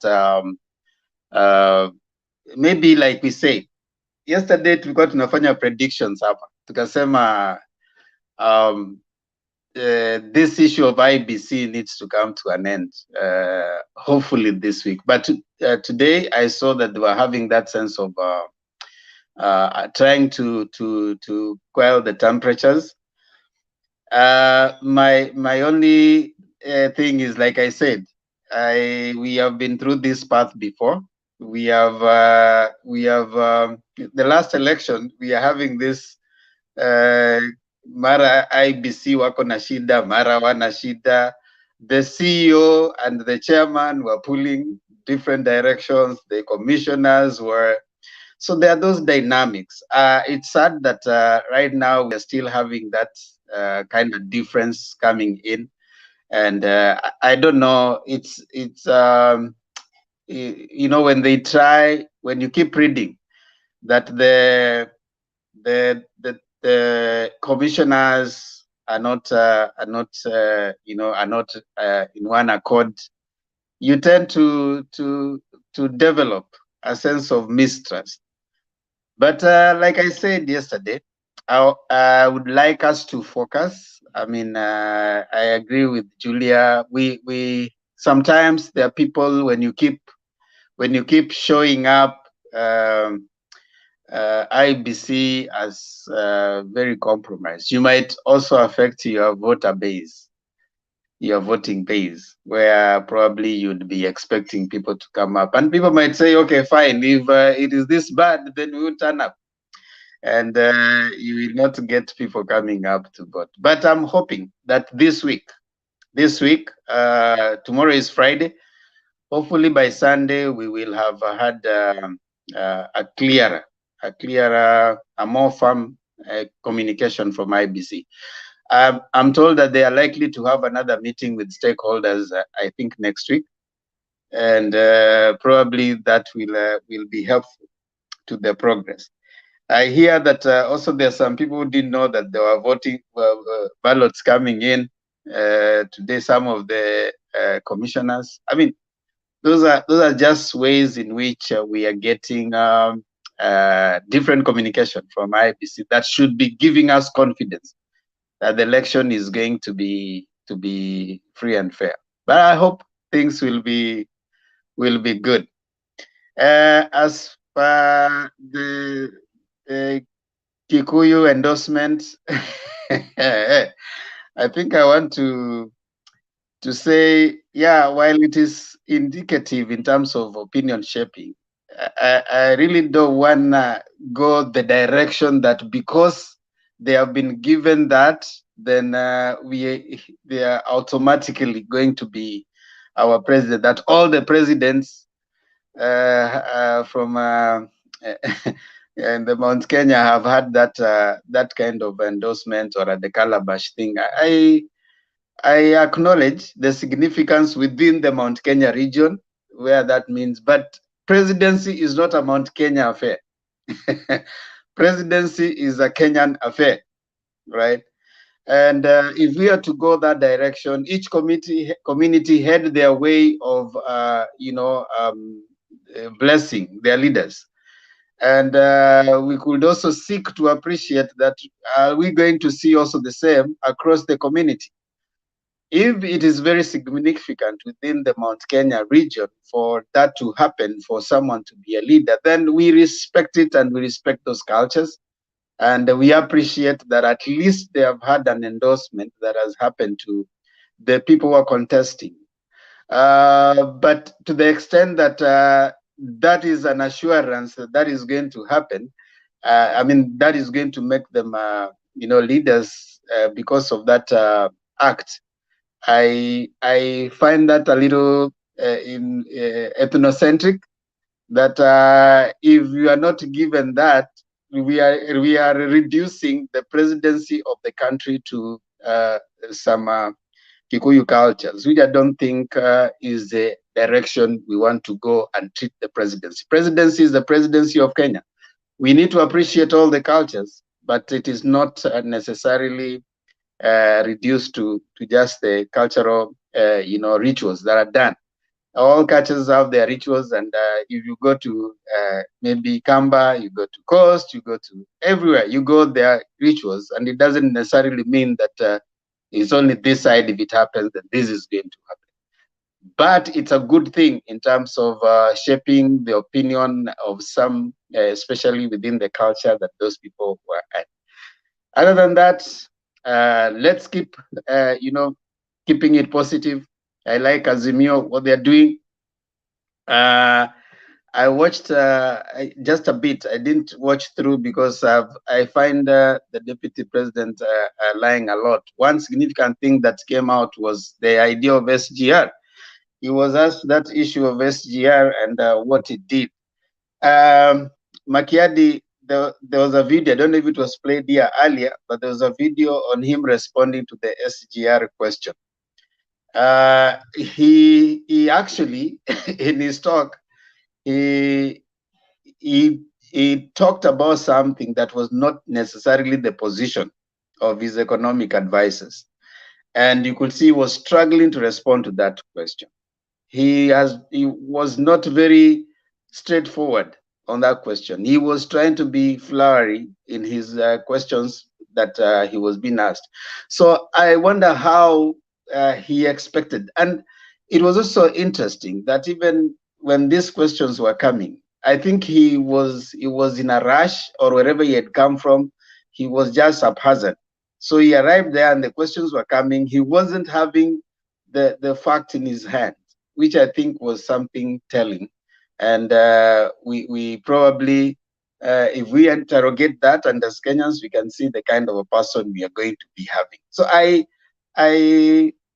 like that the Kenya Kwanza people are faltering. Moses Kuria was complaining that UDA are fighting him in Kiambu. That was a good thing, and it shows the crumbling on the other side. So I think I'll leave it there for now, and then we can move on to listen to. I'll comment on others as we move on. Thank you so much. I think Alex tried to, not Alex, sorry, Bernard tried to play some videos here, and people got so mad at him. From the deputy president. I'll give you a minute, Njiru, before I give it back to them. So I prepared some videos, but people really complained in the comment section, and I think Bernard could not hold it anymore, so he stopped playing those videos. I was also watching the interview, and I think I stopped at the point where the deputy president said that he who pays the tune calls the piper, and that's when I turned off. The whole conversation went into in fact he spoke a lot of lies until hata hiyo msemo ya kusema sijui he who calls the piper, sijui he who pays the piper, sijui he calls the tune or something, reverse, akaanza kuongea maneno ya Proverbs sijui 20 what. Mimi nikaona this guy was not even prepared for this meeting. He spoke a lot of things that are not even, he spoke about the SGR. He spoke about there's another issue that I thought we even tried to talk about here, the issue about the NIS, saying that he receives the intelligence report after the president, and then today he said it's about 3 years. It's almost 3 years since he tried calling the NIS boss, and he has never even picked his call. I mean, I looked at the whole thing and I thought I was wasting my time. Now, Njiru, I'll give you an opportunity to ask them, but I know you are very passionate about the Calabash. I could see the comments even from morning. Okay. Yeah, go ahead. What I'm saying is I want to confirm something to Demba. It is not that we are saying that because the Calabash thing was done, everything is done. What we are saying is that it is a key indicator in one of the section of Kenya which has been skeptical on Raila Odinga presidency. So whatever happened today was a confirmation that that section of Kenya, which has been skeptical, has accepted Raila leadership and has blended into his thinking and in his way of lifestyle.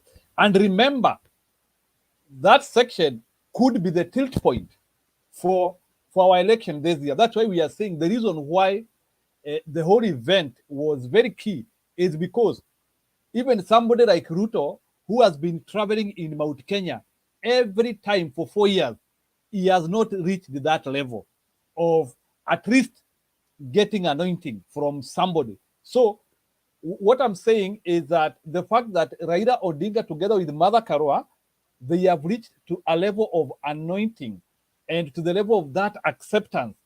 It's a tilt point for this election because we know in Nyanza, Raila is accepted there. In Masai Land, he is accepted there. We have ever seen him undergoing a lot of rituals, if we can call them that way. But it's a game changer because it is a section of Kenya which might decide this election. And now we can see that acceptance whereby now Ruto cannot brag and now say that I'm Alpha and Omega in this region. We can see if he was that serious in that region, why didn't he reach that level of being anointed? So that's why we are saying it's a game changer from a section of Kenya which had not accepted Raila presidency. Thank you. Okay, Ndemba, I think before you come in, it's only fair. I think Julia, sijui kama uliona video ya Ruto leo, but I know sometimes I want to spoil your. Let me say something before you spoil. Let me say something before you spoil. Let's annoy each other. Let's annoy each other. Let me say something before you spoil people's moods. Njiru, I don't know if you listen to me. I respect the what you're saying, and you're right to the extent of that community. My contention is is the argument that simply because he was anointed with that calabash, then it is an indication that he's definitely going to be the president. I don't think so. I think it's a good sign from within the Mount Kenya, and we've had elders, everybody. I mean, go back to when we've had elections. We've had people being made elders in different communities, and that in my view is a good sign for opinion shaping. But by itself, it's not a guarantee that you're going to be the president. To be the president, you got to have the mandate from across communities in Kenya. You got to have people getting out and voting. Then I also believe that from your argument, there's still that sense of treating the presidency as though if the Mount Kenya doesn't make that decision, then someone is not fit to be the president of Kenya. I've always said here, and I want to repeat again, it's time we started thinking about Kenya as a one country and in composition of over 42 communities. And we need to appreciate that the decision that has been occasioned over time that Mount Kenya has been in leadership, it is one example of what happened in the US for a long time, where the blacks were not able to rise to power, and in some cases they cause it a case of systemically, the elections had been rigged to favor the whites. Now, in this case, systematically, the elections have been, the ground has been tilted towards facing the Mount Kenya, and we need to appreciate that right now that is changing, and we don't need to push the narrative that now that this Mount Kenya people have decided, then this is it. No. We need to move to a point where we treat Kenya's election as anybody who is a Kenyan ought to get to the point that they can actually become presidents. And I think it's not a discussion we can have for now, but we can appreciate that the blessing, according to the Kikuyu culture, is significant to shaping certain opinions.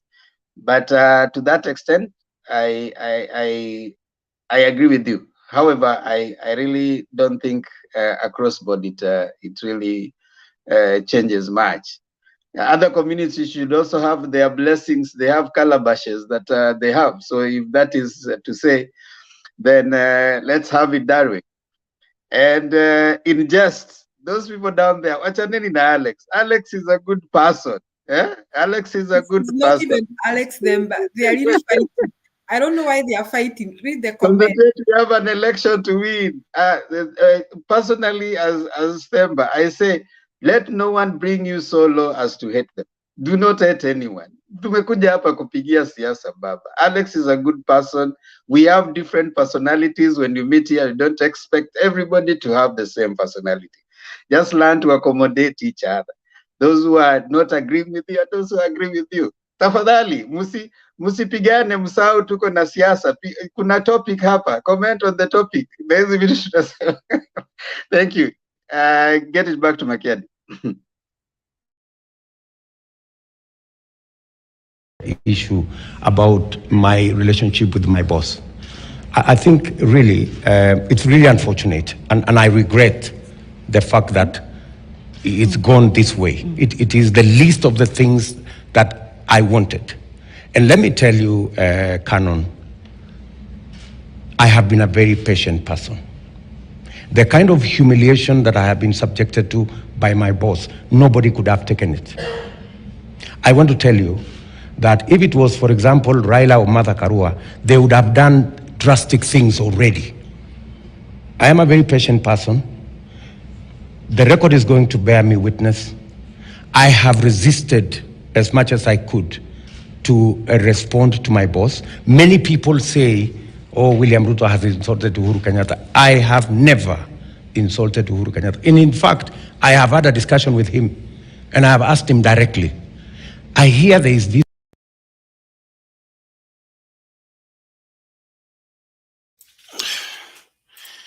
Makiadi, I'm about to mute you. But you told me to play one video. Like I told you, people were listening to these videos. I was reading the comments now. Everybody was mad at Bernard Mbaka akasema sitacheza any more videos. But I wanted to play at least one video so you see what I was telling you. He said he has never abused Uhuru Kenyatta. He has never. Anyway, then but take it, I think no, Adams ndiye amekuja, the rest of the people wameongea. Naona kusema ameinua mkono. It's your whatever. Okay.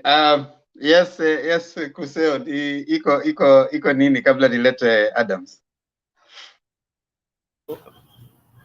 You always advise here that we should listen.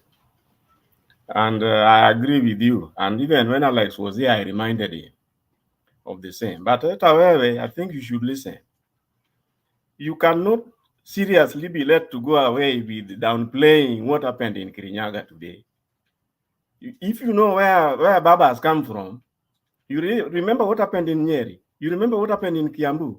It is climax after another after climax. And this one was even better than yesterday's. And surely, you remember last time Baba got less than about 2,000 votes in Kirinyaga. Hey, I think you need to rethink what you have just said. Then I want to talk to Richie and Julia. They are talking about given what has happened, what is happening around Chebukati. You are telling Wangira that there is nothing that can be done. I'm not so sure. Today, given, like, remember what happened in Kiambu, the senator who is now, the ballots have come, and yet he was apparently impeached. That this Karago is called Karungo. he was impeached and was not cleared, or denied the clearance by mistake by Chebukati. Now, that means for Chebukati to include him now, he has to cancel those ballots and reprint fresh ones. Now, for me, that is a mistake. That is something for which Chebukati should face the music. That is enough for us to go to the court and insist that Chebukati cannot be allowed to chair this commission. He may be having security or tenure for whatever to be a commissioner, but not to be chairman. So we can do something. It's not too late. And if we add that with refusing to open the servers, court contempt, I'm sure we'll get somewhere. We can disqualify him from chairing that commission. That is what I think.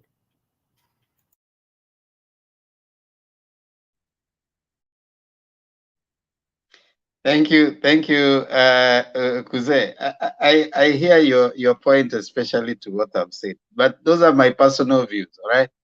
And I think you may not agree with me, but I have a right to express what I'm saying. But you can't get away with personal opinions. That is not a good excuse. If you ask the rest of the panel.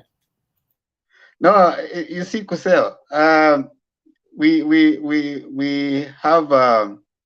We call it a modus operandi, a way of operating here. You know, we may not agree, but everybody has a right to say what they want to say. So I also have a right to differ. I may not agree with all of you, but we do have a right. My contention is that I agree it will shape the opinion of some people within the central region. But as far if it is a general, in my view, if by it shows that like some of us want to believe that because Baba has been blessed by the Calabash, then he's automatically president. Therefore, it translates therefore that if Uhuru was anointed by the Calabash, he should have been the president. If anybody, even Kibaki, he was anointed by the Calabash. So if anybody wasn't anointed by the Calabash, then they could not be president. You know, that is the kind of notion I want us to get out of our head. That because the rest had not been anointed by the Calabash, Kibaki then and Raila had not been anointed by the Calabash, therefore he didn't deserve to be the president. That is a very dangerous way to think and imagine. In future, if someone has not been anointed by the Calabash, therefore they will not qualify to be presidents in Kenya. That is, in my view, a very wrong way to start imagining presidency of Kenya. Let's appreciate it's a good thing that it has happened. It will shape opinion, but I think it's a conversation we need to have. That was not my point. I was just saying it is a big jump. I didn't say that he must be president. To that extent, maybe I agree with you. What I was saying, it is a big leap given Baba has been trying all this time to climb the mountain. Remember the 2,000 votes of 2017. I said I agree it's a good thing, but the relationship is what I'm contending.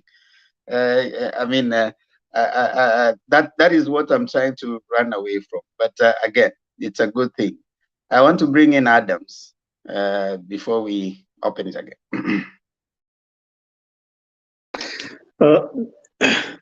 Thank you, Themba, and everybody. Hello, good evening, good morning.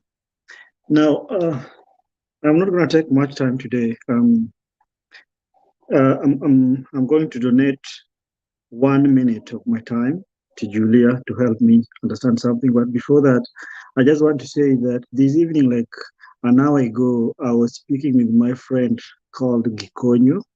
He lives in Boston, Massachusetts. I tried to ask him to give me explanation. Not explanation, but the actual meaning, because this thing is symbolic. The old Calabash anointment is symbolic of something. But I realized that my friend is a city boy. He doesn't know anything. He grew up in the city. So, Miss Julia, with all humility and kindness, would you please explain to me briefly, as a child, the meaning of old Calabash anointment? Then I pick it again, please. Adams, I'd be lying if I explained to you. I don't know whether Jiru knows something about it. Jiru, do you know something about it? Yes, I can explain. Yes, please go ahead. 1 minute. Yeah, you see, what happens is that in the Kikuyu custom, before you get major leadership, that one used to be like when you had to become a chief. Maybe I'm taking you some century ago, when you had to become a chief or a societal leadership, it was not something which was done from guesswork. It was something which was it was let me call it a reward. In Kikuyu custom, leadership was a reward of character. Like they could not pick anyone and say that you are going to become our senior chief or what. It was a reward of character. The way you have been involved in a key aspect of the society in pushing of the agenda. So it was something which was selective by the system, which was available that time. So what used to happen is that the old people in the society were the one who were supposed to do that, right? Because it was perceived that those people have seen a lot, they cannot make errors, they can make right judgment. So there was a specific age which was supposed to do those things. And the significance of that was that it was something which was done generation wise. Like they used to do it generation after generation. They used to have leaders in every time. It's only that they did not these days they don't do it much often because of the dynamics which we have in the society, but we still have a clique of people who have been left and they have been shaping the opinion in that level.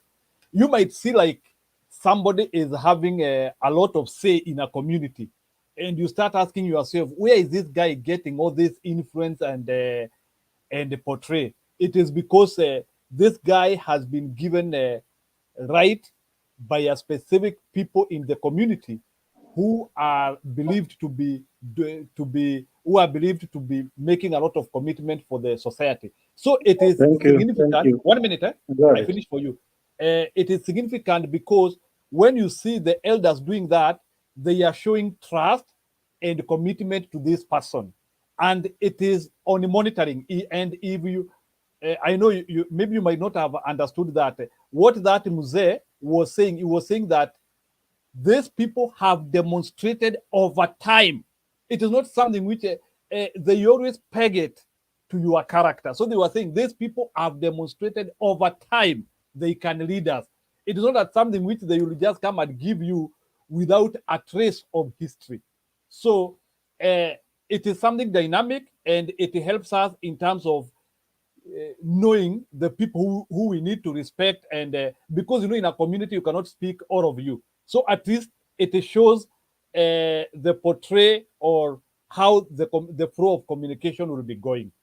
And in that section of the community, it is important because now it is now giving Raila Odinga that key balance tilt, which maybe he was not getting previously. In brief, that's how it is. Thank you so much. I appreciate it. Okay, now let me continue. I was looking for the keywords which you just gave me: trust and commitment. So I think that anointment was a clear manifestation of that Raila Odinga at the Mount Kenya region has been bestowed with trust in leadership through commitment via these people who did this. This was this. It doesn't mean that they did it for the entire country. They did it for them. According to their community, they bestowed trust in him, which is a good thing. So how did they do it? They did it at the capacity of being a president. They did not anoint him to be a paramount chief. They did not anoint him to be a member of parliament. They gave him anointment specifically to become the head of state, which is the president of the Republic of Kenya. So I think that is a good thing, but it is not a must that everybody must be anointed like that. But it is a good thing, and I appreciate it. And me personally, I am a Pan-Africanist, so I don't have a problem with that. And actually, I like it. I'm a traditional in a way, though civil, but I don't have a problem with that. So it's a good thing. Let's not just cheat one another, because it is not something which is done to every Tom, Dick, and Harry. I watched Ruto's interview. I'm not going to comment about it. Let it rest. Let it be the way it is. It's a normal phenomenon. Today and IBC, I think we made some predictions yesterday, and one of the predictions that we made here at the end of the show came to pass. I don't know if it was you, Themba, who made this prediction about IEBC. I think your gaze has come to rest first. And I don't have much to say. Let me just keep it there today. Let it rest. Thank you. Thank you. There's someone who has asked an interesting question there, that if Baba had gone to somewhere in Kisumu, Kondele, and had been anointed by some elders, we would be hearing people saying ni mganga. Yameanza kuingiza uchawi. But anyway, I mean, it's a good thing. Let's appreciate our cultures. I think it's also bringing the cultural appreciations of the Kikuyu community to its mainstreaming, that which is good. I think we need many of that. We need cross-board and different communities also, doing such, so that we can acknowledge all of them. Yes, Julia, what is it? About that, the Calabash thing, the effect is going to be on the people above 35, because we still have that thing kwamba wazee wamesema, wazee wamesema, wazee wameamua, fulani ndiye akwe kiongozi wetu. There's that thing. Because we also have, and I think other tribes also have that. We have a sense of leadership. Like before my mama passed on, she was a village elder. She had been appointed by the villagers as their elder, and it used to be so funny. She used to have kangaroo courts. Remember, she really used to annoy me with that, because nimelala ninasikia kuna kakesi kako hapo nje, amekalisha watu wanamsikiza, and she could make decisions and they could take that to the letter. I mean, they have that kind of leadership. And then we also have I don't know whether you people have clans, and then you have clans leadership, and what the clan, like our clans are in charge of selling, yani kuchukua dawari ya msichana. Sio wewe Adams tuko na msichana wako tu ndio utaamua dawari ni ngapi. The clan sits and decides, we want this much for Adam's daughter, and we're not giving her away until we get this much for her. They still decide on those things. I think we still have that set up in many communities.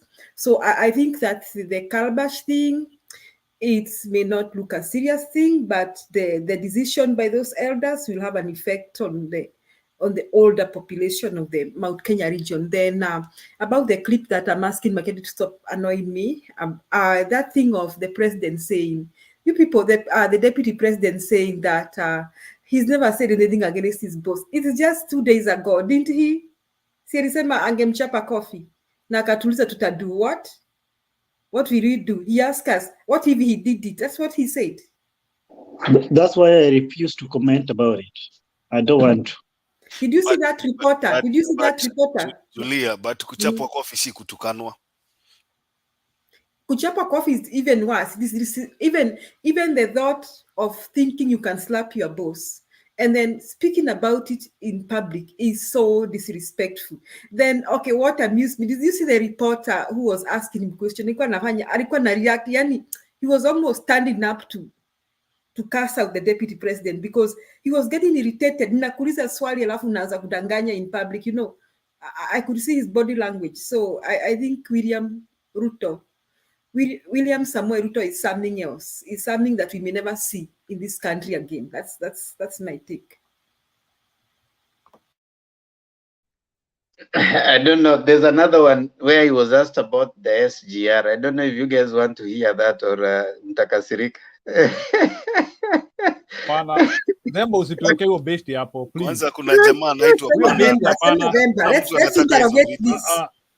Huyo jamaa usituwekee hapo. Si afadhali niwachezea Karua. No, Njiru, let's interrogate this. Let's interrogate this thing. You see, people have been saying... Makiadi, hebu cheza ile alinicheza hiyo, aliulizwa about SGR.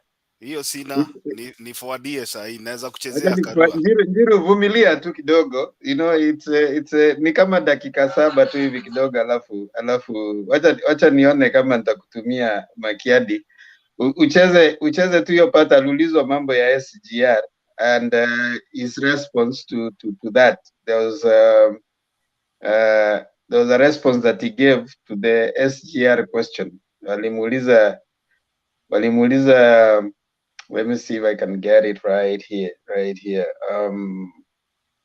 Can I play Karua's meanwhile? Ile alikuwa endorsed leo na walimu ni jana mani leo. Sure, play it. Let me play that one. Ndio Julia aone. I know that one Julia likes. Lakini ya nini inaleta shida kidogo. The other one, yeah, okay. National Union of Teachers and the Kenya Union of Post-Primary Education Teachers, KUPPET, have endorsed Azimio la Umoja One Kenya flag bearer Raila Odinga and his running mate Martha Karua. Speaking during a breakfast meeting with over 300 teachers from both unions in Kiambu County, Raila Odinga's running mate Martha Karua assured the tutors that the Azimio's administration, if elected, will increase both human resources and monthly perks for teachers in the country, whom she described as essential service providers for the country's current and future generations. Citizen TV's senior reporter Seth Olale has the details. With only 34 days to the August 9th general elections, Azimio la Umoja One Kenya deputy presidential candidate Martha Karua held a meeting with the teaching fraternity in Kiambu County. The over 300 teachers from the Kenya National Union of Teachers and their counterparts from the Kenya Union of Post-Primary Education Teachers unanimously endorsed the Raila Karua ticket, saying their interests are well addressed in the Azimio Manifesto. On behalf of teachers in this republic, I'm saying, and I want to reiterate, the best team to campaign for is Baba Namata. That you have known something which in 1997 made teachers to believe that we were duped. It is during her time and the time of Raila in government that the legal notice number 534 was given a lifeline.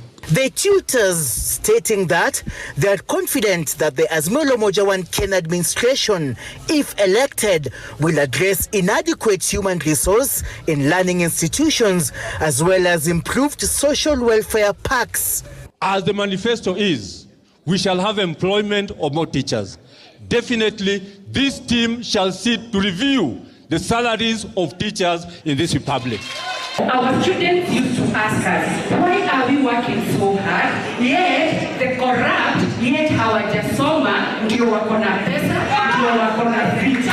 Lakini sasa they have a cause to work hard. So you are actually an example. You are a role model. We have almost with zeal been destroying our country. It's still standing up.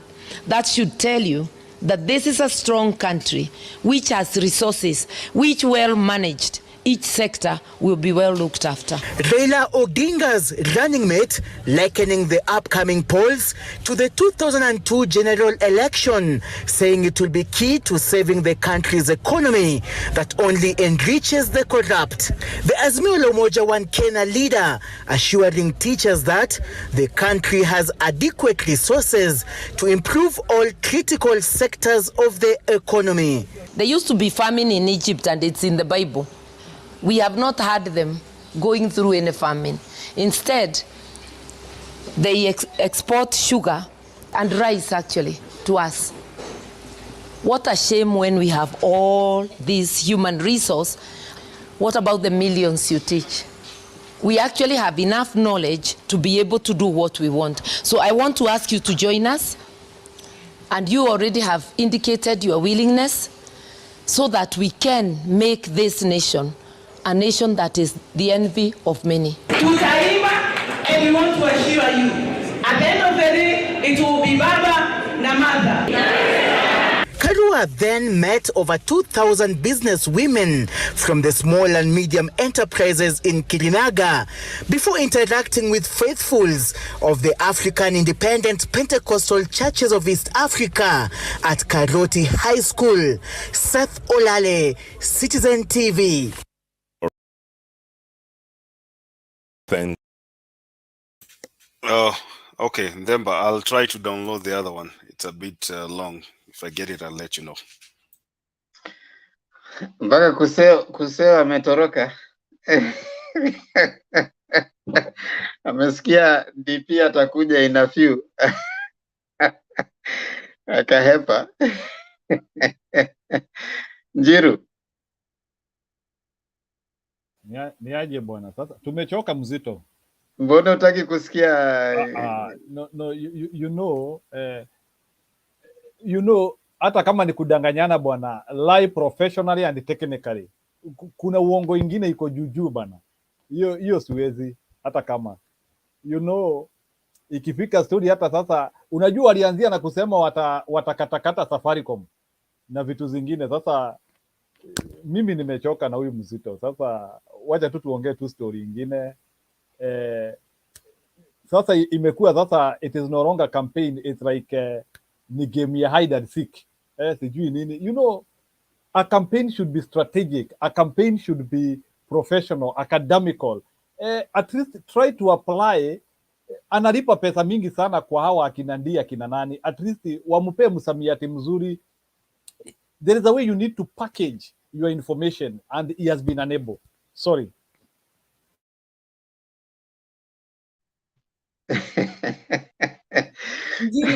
It is not packaging. It is not, if you lie, you're not able to construct your lies. Unaona Themba, if, for example, I'm a teacher, I tell you I teach math, I teach this. Hakuna vile kesho, nitashtuka niseme kitu kingine, because that is what I am. Ruto is trying to, the man is so stressed, Mr. Themba. He's trying to now, he can't even recall what he said 2 days ago. Can you believe it? He can't recall what he said in Meru. Or what does that amount to? What the things he said in Tharaka-Nithi and Meru about he said, what will you do? What if I did it? That is how he retorted. Now I want to hear from all of you. While the Azimio guys, while as we say he's a liar, as we say he cannot be relied on, as we say that is someone who does not respect women, as we say that is someone who has insulted the president, as we say that he cannot be trusted with leadership. There are those who argue that he is a shrewd politician. He is very bright. He knows how to respond to questions when asked. He knows how to get himself off the hook. In fact, there are some of them who have suggested, and if you had him even in the, if that video would have gone to the end, he even quoted the Bible. I don't know, Proverbs 27:5 or something like that. He said that the Bible says that a slap from a friend is better than a kiss from an enemy. So he said even the Bible is supporting what he was about to do. So to him, he thinks he was doing a good thing. And he also suggested that if a friend is giving up on their dream, you need someone like him who can wake them up. So he was supporting his assertion. And there are those who hold that he's just shrewd, and he's in fact wanasema yeye ni mwanaume kama anapigana na hawa watu wote. So what would you say? Because that is a line that even some of us here have bought into. Some of the people in this, those who are supporting Azimio, they have used this word that, Ruto is a clever man. So does being shrewd and whatever is being clever? Yes, Adams. Yeah, Mr. Themba, let's agree on something here. You know, in as much as we are in politics, we are at this bottom line. We are humans. There used to be a German leader called Hitler, Adolf Hitler.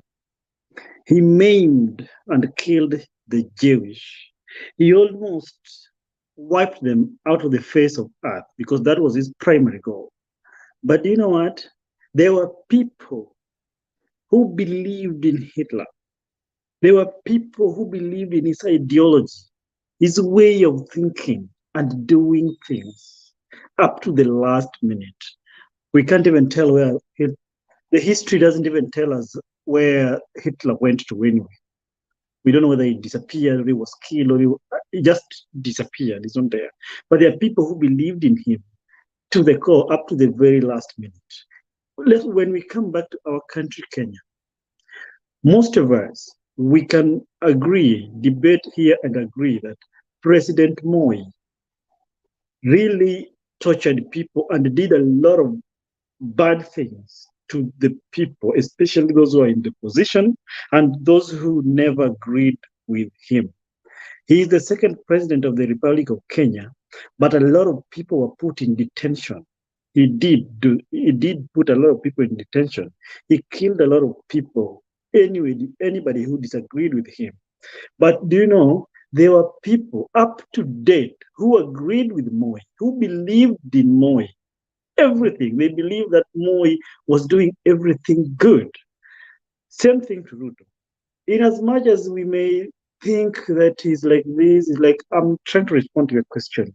We always we don't feel like watching him. He's a liar. We don't really believe or belong to his school of thought. There are people on the flip who believe in him. The way he's thinking, the way we see is being so much like that. The way how bad he is. There are people who believe in him. Number one person, his number one fan is his wife. His wife believes everything in him, followed by his family, then extended, then his friends and his cronies like that. And there are people so there are people who believe in him. There are people who will go down the trenches with him. There's a president in one of the countries in South Africa who was it Bagbo who was ousted from power. He went down, even Mugabe, when Mugabe was ousted out of office, there were people who went down with him. So there are people who will believe in you, and they will rise and fall with you no matter what. So in as much as we castigate this guy and see everything bad with him, maybe we are the majority who see bad things in him. Maybe we are right. But we must also have people who still believe in him. So it is life. It has to be like that. Just the same thing like Raila Odinga. We used to have a politician called Kijana Wamalo, Michael Kijana Wamalo. Michael Kijana Wamalo once said that he can define Raila Odinga in two ways. We have Raila maniacs and Raila phobia. We have people who, like he said, that if you find people who love Raila Odinga, they love him so much to the extent that they even tend to forget their reasoning. But if you find people who hate Raila Odinga, they hate him so much that they can do everything with their water and blood just to get him off. So I think it is just humanity enough that people have to be like that. So we have just to deal with it. It is life. Thank you.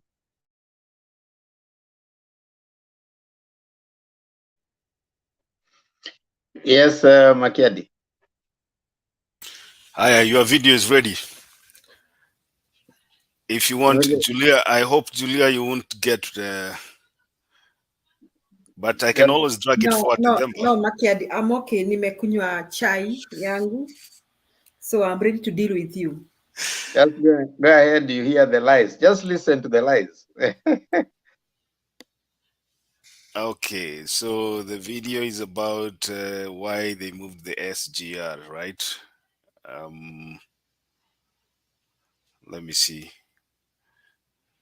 I have so many videos here, but I think okay, found it. I want to call upon Patrick Gadara, who's curator-in-chief, The Elephant. A question around the standard gauge railway, which I've seen some contention around the same. Please take the mic for your question. Thank you. I think it's fair to say that you are one of the most ardent supporters of the SGR. That's right. And in fact, you told in 2018, you told your current head of communications that the SGR was not a matatu. So please, I can't hear you. Okay, sorry. Yeah, you said the SGR was not a matatu. You said it would pay for itself starting 2020. One of your economic advisors, David D, has written that the SGR will never pay for itself, and that the debt we took for it is going to be paid from the public purse. And I think your manifesto also cites the SGR as an example of large public infrastructure projects that have very little multiplier effect in the economy. So my question is, do you now acknowledge that the SGR, building the SGR was a mistake? And if you're elected, will you leave it as it is, terminating in Naivasha, or will you extend it to Uganda? And if you're going to do that, how much will it cost and how will you pay for it? Thank you very much. As you have said correctly, I was and I am an ardent supporter of the SGR. I believe that it's time as a country that we scaled up our infrastructure. And one of them was SGR. Let me tell you that the SGR was not merely the infrastructure. It came as a package. We were supposed to do the Dongokundu project, which was a special economic zone. We were supposed to do in Naivasha an industrial city, so that the SGR would not only bring in raw materials where we need raw materials, but it will also take out what we are producing in Kenya. In Naivasha, our target was, and it didn't end up in Naivasha for no reason. It ended up in Naivasha for a specific reason. We wanted to tap into the geothermal resources in Naivasha, where we would get energy at 5 US cents. We would get free steam from the geothermal facility there. And that would help us in two significant areas. And those are the areas, if you look at our manifesto, we have targeted. We have said the leather industry is going to be a big player in our economy, and the textile industry is also going to be a very big player in our economy. Those were the two sectors that we were supposed to target. Unfortunately, what happened to the SGR is that it became a captive of conflict of interest. People started to look at how they will make money from the railway, from operating CFSs, and small things. In the process, the SGR became a big project that required money to be paid. So what we will do, we will leverage on our plan on the special economic zone in Dongokundu. I know for sure that there are investors who are ready to deploy their own money to build the special economic zone in Dongokundu. The only problem is conflict of interest. There are people who are forcing these companies to partner with them so that they can get that contract. Eliminating the conflict of interest, and that goes into why in our manifesto we have said we must deal with conflict of interest and we must also deal with state capture. That is what is taking our country backwards. So to just answer directly your question, SGR, our intention was not to move SGR beyond Naivasha. We had an intention of taking it to Naivasha. Beyond Naivasha, it will depend on viability and on partnerships with other countries. Up to Naivasha, that facility can pay for itself. Let me give you the statistics as of now. If we moved the SGR to 18 cargo planes, trucks every day, it would pay for itself. Unfortunately, we are stuck at around 9, or sometimes 12. We have to find the mechanism to ensure that we roll out the plan as it was, so that we can make sure that that SGR is viable the way it was intended. Naibu Rais, kuna jambo ningependa ufafanue kwa sababu unapozungumza kuhusu miundombinu, infrastructure na kadhalika. Kuna mwaka 2018 wakati kulikuwa na kongamano la uchumi katika kaunti ya Nakuru, ulisema kwamba serikali ya Jubilee ingeanzisha kituo katika kaunti ya Nakuru, hususan eneo la Naivasha. Lakini katika mikutano eneo la Pwani umeshutumu handshake kwa kusema wao ndio wamehamisha kituo hiki na kukileta katika eneo la Naivasha, na hivyo kuathiri wafanyabiashara, wabeba mizigo na kuathiri uchumi wa Pwani. Haswa ni kwamba unawahadaa wa Kenya au haswa mbona useme kitu kimoja kisha baadaye ulaumu wengine kwa kitu ambacho wewe mwenyewe ulinukuliwa ukisema? You see, you are confusing two issues. You're confusing what the SGR was supposed to do, and I have said the way I've said here, it was supposed to go to Naivasha, and Naivasha is supposed to be our industrial city, right? Haukusema kwamba mtaanzisha kituo katika eneo la Naivasha. What has happened, let me just answer you. Yeah. What has happened is other people took advantage and moved port operations. What we are discussing here is port operations. You know, simple infrastructure things that have nothing to do with the construction of the railway. That's why we are saying we are going to reverse port operations that have been brought to Nairobi largely. You know, as CFSs that have been brought to Nairobi, many of the other facilities that have been brought to Nairobi to benefit a few people. We're going to reverse it so that it goes back to Mombasa. That does not mean we are reversing the whole plan of the SGR. Those are two different things. The original plan of SGR was not supposed to shut down the port of Mombasa. It was supposed to elevate activity in the port of Mombasa. How? By making sure that the Dongokundu Special Economic Zone is operational, and by making sure the industrial city in Naivasha that is supposed to produce material and is supposed to produce products that would eventually go back to Mombasa and make the Mombasa port that much more commercial and that much more viable. So there is no conflict between what we are saying in Mombasa and what we are saying in Naivasha. Lakini kwa video hiyo unasikika vizuri kabisa. Hausemi SGR. Unasema hiki kituo, hii shughuli za bandari kuanzishwa katika eneo la Naivasha, na unanukuliwa kabisa ukisema serikali ya Jubilee itafanya hivyo. Lakini sasa hivi umesema watu wa handshake ndio wamehamisha shughuli za bandari. Nimekueleza jambo ambalo lilitakikana kufanyika Naivasha sio port operation. Ni industrial city. Sawa? No. An industrial city and port operation are two different things, madam. You know, one is activities around a port. The other one is a facility to manufacture, to produce products. And that is what is supposed to happen in Naivasha. And that is what will happen in Naivasha.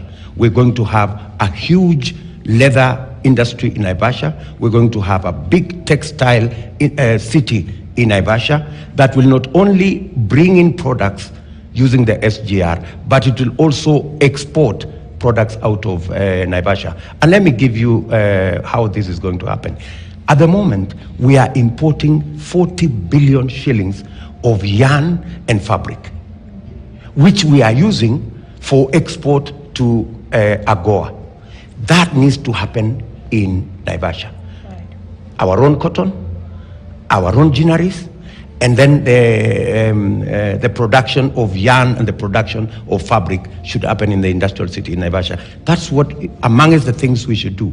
If you read our manifesto carefully, we have said the leather industry, which at the moment is a 15 billion shilling industry, is actually supposed to be scaled up to 120 billion shilling industry, just by making sure or making use of the leather we already have. We're not importing leather. All our leather, all our skins, all our hides, every farmer, we were in Kajiado, we were in Wajir. All the farmers told us, please, we are throwing away our skins and hides.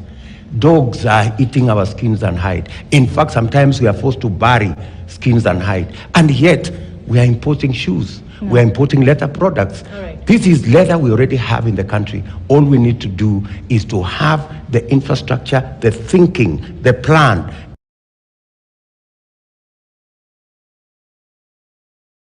Acha niachie hapo, watu karibu wananimaliza kwa comment section huko. Ndemba They wewe want, ndio they want to slap you. Yeah, somebody is almost slapping me. Poleni, mimi nimeambiwa nicheze tu, sina ubaya na mtu. Ndemba. You see, it's good to listen. It's good to listen to whatever it is that you once in a while. When you're told that Ruto is a liar, sometimes you need a confirmation, and the many people who are watching are also seeing that confirmation. You could see clearly that the questions were not being responded to. That guy who stood and asked the question, the one who stood and asked the question, the guy you had them introducing that is a curator from the Elephant. Now the Elephant is owned by David Ndii. Go back, you search, and you can find David Ndii. That was the Elephant. So when he was asking that question, the intention of the question was to have the deputy president prop himself up, because that's a question that has been lingering in the minds of Kenyans. And in the contradictory statements that the deputy president has been issuing on the subject matter. So by him coming to pose that question to the deputy president, they had a meeting before that. So the question was supposed to be posed to the extent that he's giving the explanation he gave when he started. Then he was to demarcate between the SGR and the port of operations and what was to happen in Naivasha. But up to that point, the thing seemed to have worked for him, until now the lady now pushed him further, and from then on he got confused. What does leather industry have to do with the port of the industrial park in Naivasha? Lost, remember, I'm a poor student, I think. Nilichanganyika kabisa juu alisema maneno ya leather, ya nguo, port. Somebody help me understand this, Ruto. Yeah, you see, he went on a that was not according to the script. So he started demarcating. Let me give you an interesting demarcation that he gave. We said we are not bringing port operation to Naivasha. We are only bringing an industrial park. One is operations by people. The other one is is just buildings. Now you can't have buildings without people working in those buildings. So the moment you have made buildings. You have made an industrial park. You're saying you're bringing an industrial park. An industrial park is an industrial park because people are working in that industrial park. So when you're saying we are not bringing port operation, we're only bringing the park. What are you demarcating? It's like telling someone, we are not moving people, we're only moving the houses. Now people stay in the houses.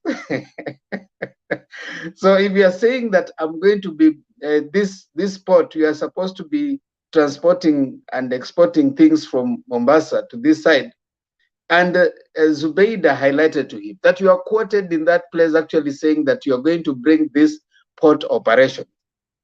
We have played that video here, where he's heard telling people that the operations they are going to be bringing to Naivasha.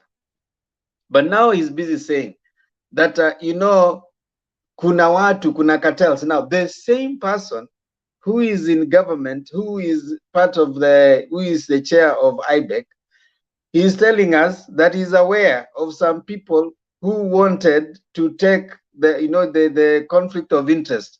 Some people who wanted to actually get those activities. Now, who are these people? Where was he? How could he stop it? And how come he allowed? Do you remember there was a time that this MP, Keter, fought against the SGR, and he was saying that there are some people who are benefiting from that. How come right now is when the deputy president thinks that is significant for him to highlight that there are people, you know. So actually, he was against Keter. When Keter said that, he turned against him. He turned against Keter, and even to the extent that he denied Keter a certificate even after Keter had beaten his sympathizers.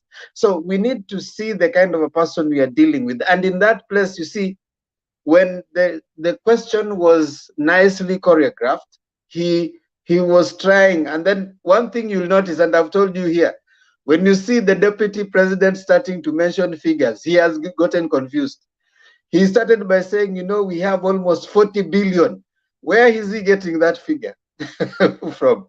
His imagination is that you're going to listen to the figures, then you can imagine that he really knows his content, you know, and then you won't ask him another question. Then he's talking about... Let me cut you short a little bit. Do you remember Raila Odinga was asked the same question about SGR? And he said that SGR was their brainchild with the Kibaki government, right? And the main intention was of SGR was to move from Mombasa, Nairobi, then Kampala. But then they had to negotiate. The Kenyan side, they were okay with their budget. But now they had to wait for the Uganda people, the Uganda government, to think about it and let them. But they delayed so much, so they decided to start the Kenyan side. But then, hapo katikati, there is a way in which the SGR going to Naivasha was a diversion. But now this guy comes today and say that the primary goal of SGR was to go to Naivasha. It's a lie. and in the same vein, they are the same ones who have been attacking the president, Uhuru Muigai Kenyatta, that he decided to take the SGR to his farm in Naivasha. The deputy president is here confirming that they planned for the SGR to get to Naivasha.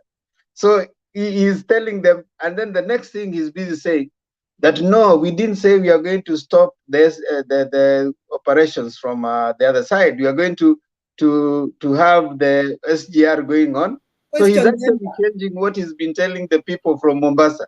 Question on that. Is the port of Mombasa closed? He said it is closed. He's lying. It's not closed. How can you close the port of Mombasa? The deputy president, I think, has gotten to a point where you look at his advisors. If Mutua is one of your advisors, Mutua is a propaganda person. All he does is movie make. He makes you not get to the point of where you are getting your points clearly. If you are coming to a serious interview like that, you need to come in. First of all, he showed up late. Secondly, he came unprepared. He didn't even have a place where, you would expect that this person would be, writing the questions and responding to them as they come and in a way that is going to be satisfactory. He was guessing his answers. And you notice that is just but an example. There are many others that you could pick where he was lying. I know some people will think that, his supporters will think that he performed pretty well and he knows his stuff pretty well, but a normal thinking Kenyan, that was a flop. That was a disappointment. And that is just one example of the questions that he responded to. But we are closing, people. And thank you so much for coming on today. Thank you so much for joining us in the chat today. It's been a long day. I want to welcome all of us. Kindly subscribe to Motembei TV and also continue engaging. Let us continue engaging, because they say when we stop talking, we start fighting. We don't want to fight. So let's keep talking and let's be accommodative of each other. We come from a different perspective, different persuasions. We come from UDA, Azimio. We have different personalities here. Let no one pull you so low as to hate them. You don't need to hate anyone. Let's just appreciate each other, appreciate our differences. This is not a choir where we sing one voice, all right? And we must also appreciate the DP today that for the first time he quoted the right Bible verse. Now that was what he had been prepared with. At least today he read it before he... Yeah, so let's continue accommodating each other. Let's continue appreciating each other. Wacha tupige siasa. Baba has State House to win. And we have to stay focused. Stay focused, good people. when we stay focused, we will achieve a lot more. Yeah, it's not about you and I. Sisi ni watu wadogo sana. Mimi Themba ni mtu mdogo sana katika hii siasa. Mimi ni mtu mdogo sana. So usijali na Themba. Let's focus on making Baba get to State House. That is what we have to keep our focus on. And for those who are coming on, always we really appreciate comment section. Subscribe to Motembe TV, and also if you haven't subscribed to my channel with my daughter, kindly thank you so much for those who have subscribed. Hata kama hamnipendi sana, tafadhali, hata kama wewe wa UDA, just show some love kwa Mkenya mwenzako. Kwanza leo ilikuwa World Kiswahili Day. Unajua hivyo? Huyu mtu kwa comment section anaitwa Alex. Who is this guy? Alex, wacha kutumia bad word. Nimeona hiyo ya PK umesema, na hiyo ya sijui Adams alifanya nini.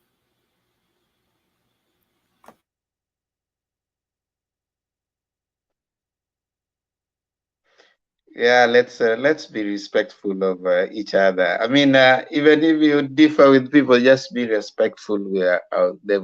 Nobody forces you to, but just try and be respectful. That's the decorum. You know, it's a common thing of you don't have to agree with everyone, but try and be respectful. That's what we say, and that way we'll accommodate each other here. That's what we try to do here. I will allow us to give our final remarks, and at least 2 minutes, everyone. And from there, kama kawaida, we get into our rituals ya kufunga. Leo tumefukuza Papa na Christine wameenda honeymoon after jana, so na mise alipata heartbreak, so ananas heartbreak, so nimeona DA, so Richi Makiadi uko poa, tutakuwa na truce leo. So Njiru, tafadhali dakika 2, hata kama mnipendi, subscribe to Themba and Lulu show, tafadhali. That's a show for my daughter and I. Yeah. Njiru. Okay, thank you. I'm happy. Sahi tushaanzia kuona the real colors of our presidential candidate. At least one person who is a bit consistent, somebody who is even ready to risk his election as long as he says what he thinks is right and justified. And another one who is just a perennial liar, who just want to say anything and not being very accountable on what will happen in the future. At least the good thing is that we have given them 10 years and we have seen what they have done. We can judge from it. So I'm very happy because of the acceptance which is starting to happen. 1 year ago, Baba presidency looked a bit complex. It seemed as if there was no path. One guy and cruised way ahead. But kwa kusema kweli, wazee ni kukaa chini. And I have come to accredit Mr. Uhuru Kenyatta for what he said. This one is a marathon. It's not a relay.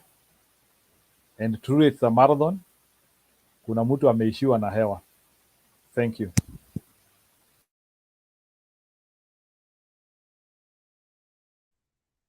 Makiadi.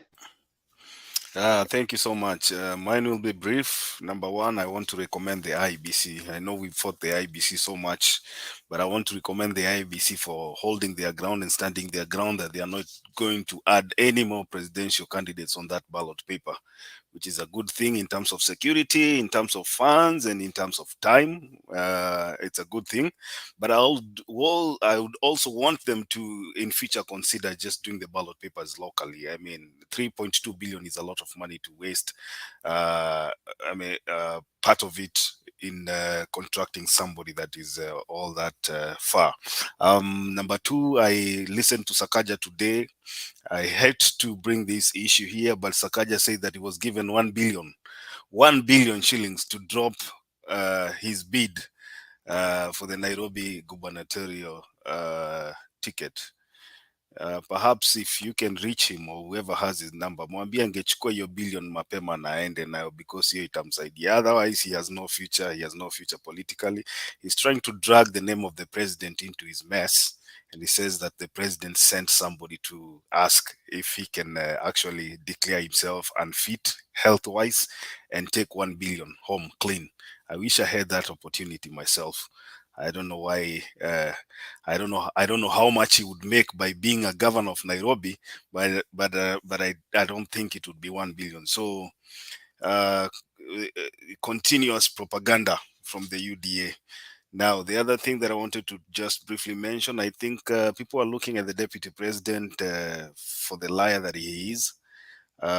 Most of us get irritated by listening to him because we have actually known what he stands for. I don't think he has any truth in his mouth. And I think Kenyans will see him for what he is. I'm happy the way Baba and Mama are carrying out their campaign, especially in Mount Kenya region. That's a good trajectory that they are taking. It has been tough, like Njiru said, but finally we are seeing some fruits and we are seeing the acceptability that we always prayed for. Finally, like I always tell people, talk to a friend to talk to a friend. And wenye kupima suti waendelee kupima suti, na wenye wamepima suti tayari wapige pasi. God willing, August tunaenda kuapisha baba. Asante. Junior. Asante Demba. Me, I don't want to say a lot, but there's somebody called Geoffrey Ruto here. I've been trying to convince him to vuka sakafu kwa sababu Geoffrey Ruto in 2017 and 2013 and even 2002, you could not see people saying they would support. I mean, let me say 2013, 2017. You could not see the crowd you are seeing gathering around Baba in Mount Kenya region. Now, and the evidence, Ruto, I'm giving you is just use me as a sample.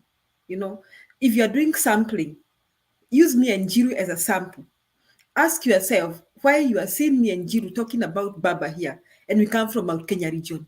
So how many people of Mount Kenya region are like me? Surely I'm not in my own island. And my reasoning is not in some island. I mean, I'm not the only person thinking the way I'm thinking from Mount Kenya region. That tells you something, that the mountain is not the same as 2017. And Mr. Geoffrey Ruto, I can tell you the truth. In 2017, those who voted for Uhuru Kenyatta, the main reason, like it happens in Kenya many times, is a tribal reason. But today, they don't have that tribal reason, Mr. Geoffrey Ruto. So the thing is, there are many people from Mount Kenya region who are going to back Baba, because now they're like, in whose hands are we safe? Now, and asking myself, in whose hands am I safe? We've seen the presentation of DP Ruto with the press. We've seen how he was arguing his points. We see how many times he can change and lie. For example, there's one thing I'm going to say. He keeps on saying he has not insulted the president, but he has not only insulted the president, but he also disrespected him in public and not just privately. So, Mr. Geoffrey Ruto, how many people from Mount Kenya region are disappointed with that? And what are they going to do about it? So I want to conclude by saying, the people in Mount Kenya region who have made up their minds to support Baba, they are going to come out and vote in big numbers. But the people in New Day are no longer sure whether they should vote or not. So if there's going to be a voter upper in Mount Kenya region, it is going to be from UDA supporters. And that gives me the reason to conclude now. In Mount Kenya region, we may either have a 50-50 or Baba may flip the votes and have more votes than Ruto. And I don't know what Ruto is going to do. That's why we keep saying, I pray that he doesn't kill himself. However, fellow Kenyans, irrespective of the fact that you have doubts with the IBC, or you may have doubts with the IBC, or you may have this question and that question, I urge you to come out and vote. Na waomba mvuke sakafu kama hujamua. There is no need to waste your vote. You'll be wasting your vote because this thing, Baba is taking it with a landslide. It's another Kibaki movement. He's taking it with a landslide. So please, usipoteze kura yako na kuomba uvuke sakafu uje tupigie Baba kura because it's a Kibaki movement. Asante Demba. Julia, there is a guy calling us betrayers. I think we need to condemn that. No, it's okay. It's okay, Njiru. It's okay. Just let it pass. Adams, Karim. Yeah, thank you, Themba. Finally, let me just reiterate what a point that Makiadi just said. I think moving forward, I don't know why we have to keep printing our ballot box papers overseas. I think it is high time we our government cut down the cost and do this thing locally, because our currency, the money, we have a printer who works for the government. It's different from government printer, but the company is called Delarue. Delarue works for the government. It prints money for government. That's a legal tender. If we can print our money locally in Kenya, we can as well do the ballot. All we need is transparency and security, and it shall be done. We have the capacity of doing it. It can be done locally, so that we can cut down the cost. I think that kind of discussions should be held up high, so that the citizens can see the need for that. Secondly, we are going to vote, and there is a lot of rumors about rigging claims. But if you sit down and look at it, there are some places that you don't expect rigging to take place, like the Nyanza region, the Western, the Rift Valley, the Great Rift Valley, especially the North Rift. We don't expect rigging to be there. The rigging can be mostly in a place where we have the swing vote. That is the larger Mount Kenya region. And I believe that is where they plan to, even if it is about stuffing ballot boxes or something, that is where they plan to do it, because they want to prove a point that they own it, which is not true.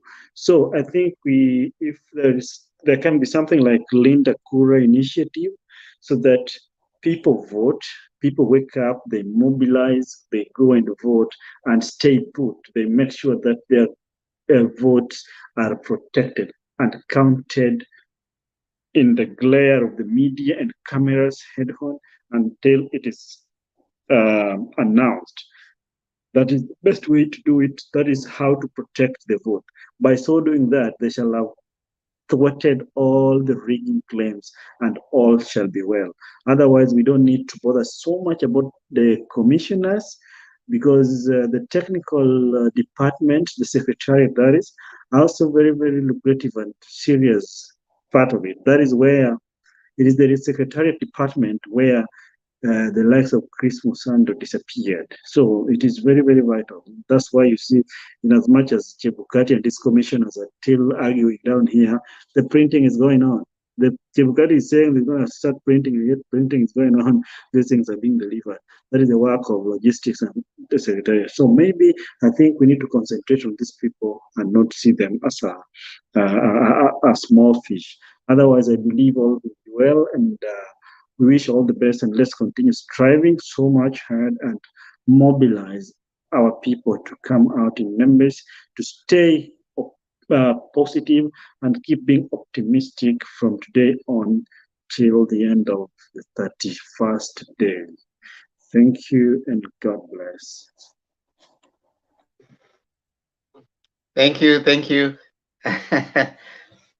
I want to. I have nothing useful to add from what you guys have said.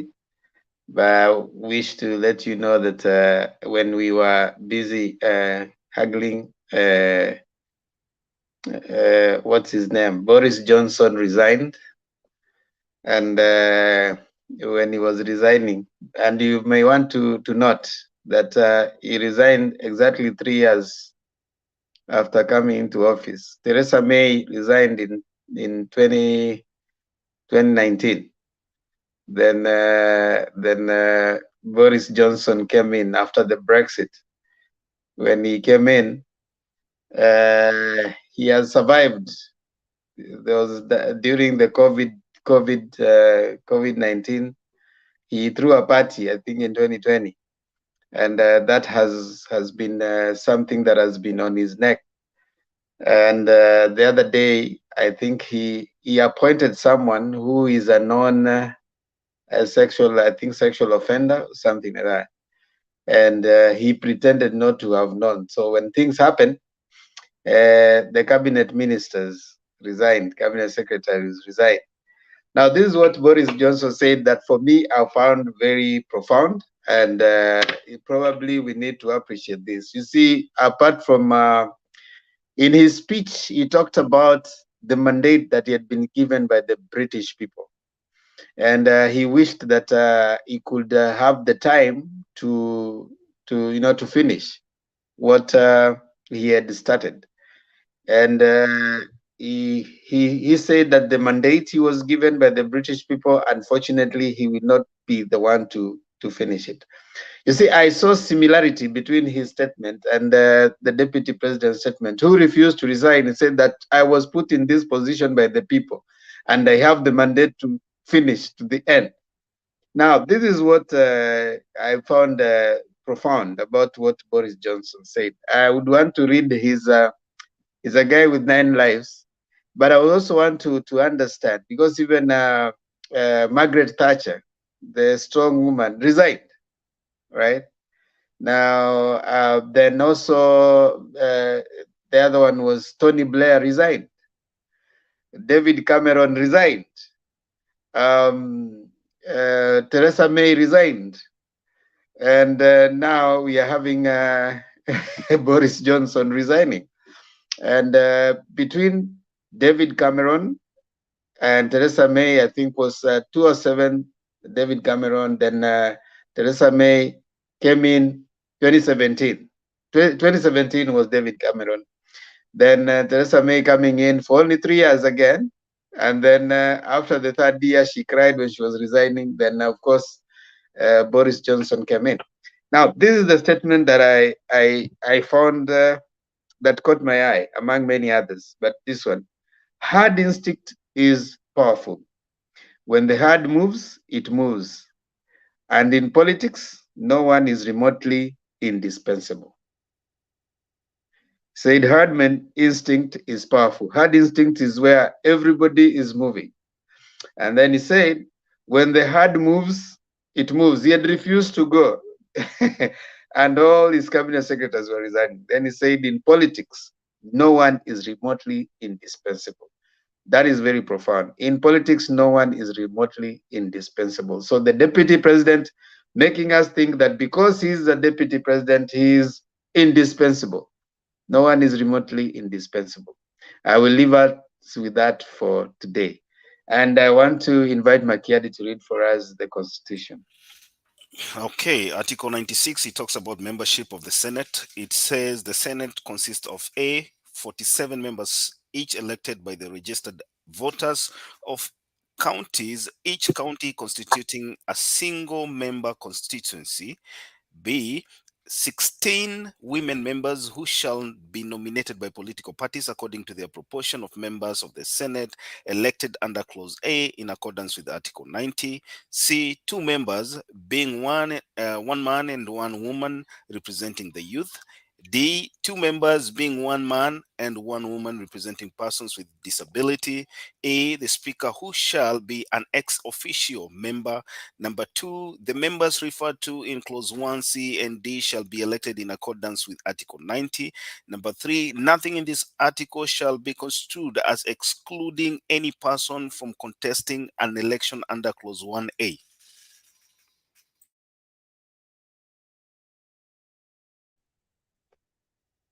Thank you. I want to read for us Azimio Manifesto kama busy na. Najua kwamba leo ilikuwa International Kiswahili Day. Nimewambia hivyo lakini inakaa ni kama hamna hata habari. Hamna hata habari kabisa. Tuna habari Demba, and you should find us lile shairi la Kiswahili kitukuzwe. Kiswahili kitukuzwe, kwani lugha ya taifa. Kuna kipindi kinakuja, I think kinakuja Citizen kila Friday, inaitwa Longa Longa.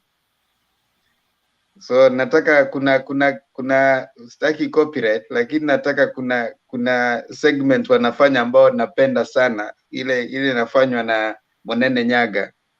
Ilo anasema nipe nikupe. Sasa nasema maneno ambayo yanaisha na jina fulani, herufi fulani. So labda leo tutafanya nipe nikupe kwa watu kadhaa hapa, tuone kama Kiswahili bado kipo ama kime. Kwanza umefanya vizuri Ndemba kunikumbusha. Nilitafuta maneno ambayo niko nayo hapa, ningependa watu watatusaidia kama wanaweza yatafsiri kwa Kiswahili. Haya basi, hapo sawa. Naomba nisome hii hapa ambayo inasema commitment to manufacturing. Nitasoma kama ni kubwa, nitasoma moja alafu kesho labda ni. Let me read the opportunities and then tomorrow we can come look at the commitment.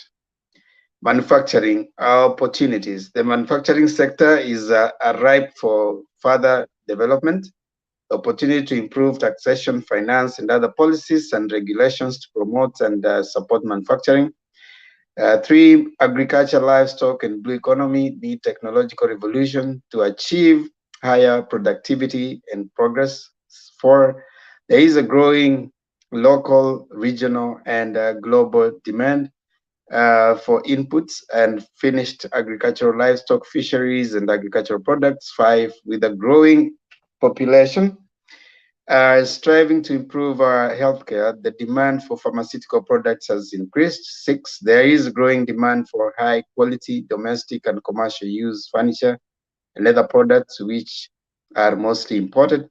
7, Kenya has a variety of raw materials to be used as primary inputs in manufacturing. 8, there is urgent need to review the cost of energy, transport, and logistics. 9, there is need to reform the justice system to improve the investment climate in order to attract FDI. 10, there is need to enforce standards to protect citizens against counterfeits and dumping of substandard goods.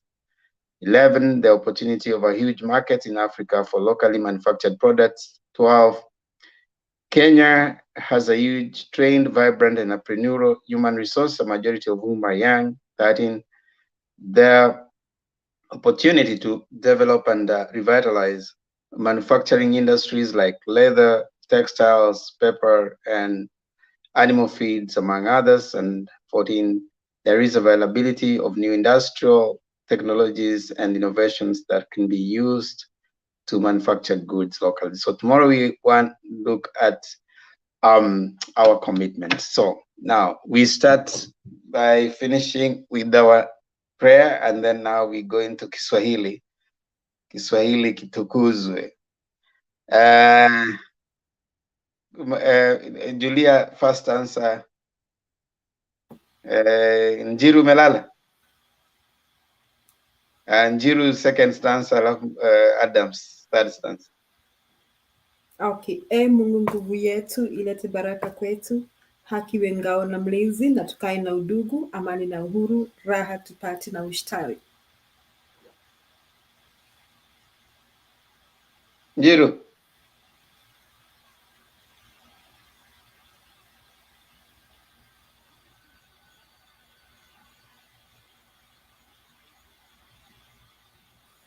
Unaongea story ya Nation Anthem?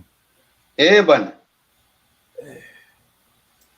Second stanza ya pili. Nation Anthem.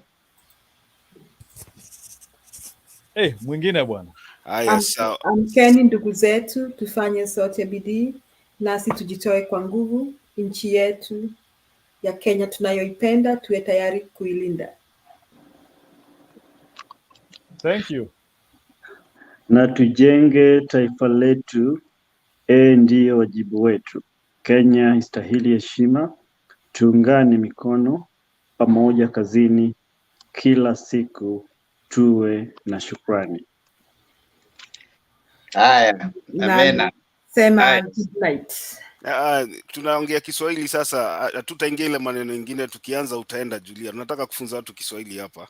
Chemsha bongo ya haraka haraka, dakika 3 hata zitaisha. Sasa akitoka si wako na date na Njiru yuko hapa. Mnatoka pamoja? Okay. Njiru, tell them that's a bad word. Ngoja tuseme Kiswahili. Neno gani Makiadi ulikuwa unasema? Ni maneno ya haraka kwa viewers wetu. Nataka mtu aniambie password kwa Kiswahili ni nini? Haraka haraka. Password kwa Kiswahili. Haraka haraka. Nani anajua? Password. Pita njia. Nataka watu wa comments haraka haraka tumalize hii kitu. Password kwa Kiswahili. Password. Iko mtu anajua kweli? Neno siri. Neno password. Black anasema password. Haiwezekani hiyo. Neno la kificho. Hakuna mtu anajua. Inaitwa nywila ambalo linapita. Inaitwa nywila. NYWILA. Haya, number 2. Charger haraka haraka. Charger tunahitaji kwa Kiswahili. Kipasha moto. Ni siku ya Kiswahili Adams, hapana toroka. Kichajio. Inaitwa charger. CHAJA. Kipasha moto. Haya, mmeshindwa hiyo. Inaitwa kimemeshi. Oh dear. Kimemeshi. Haya, number 3. Sasa hivi utaambia mtu nywila, nipatie nywila. Nipatie nywila password. Haya. Haraka tusonge mbele, nipatie remote. Remote inaitwa namna gani bwana?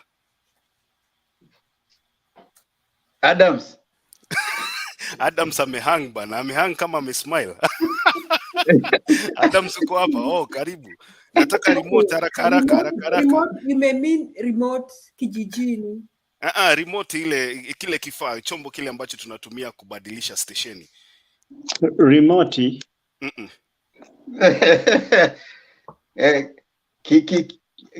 Distance kile. Unakaribia. Naona uko kwa njia nzuri. Karibu unakaribia pale. Haya, umeshindwa basi. Tukupe mji. Kinaitwa Kitenza Mbali. Kitenza Mbali. Basi uko sawa, niliona karibu unakaribia. Haya, ATM haraka. Hiyo ni ATM.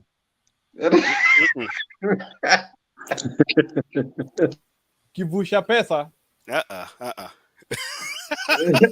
Julia, wacha kugoogle. Julia, naona una Google. I can see you try typing on your... No, I can see you typing. Hakuna kutype. Keep your hands where I can see them. Kuongea ukuta. Adams, haraka ATM. Mtu anasema kitoa pesa. Hapana bana. Mashine ya ATM. Inaitwa Kyoto Motela ATM. Haya, toothpick haraka. Toothpick kitoa meno. Something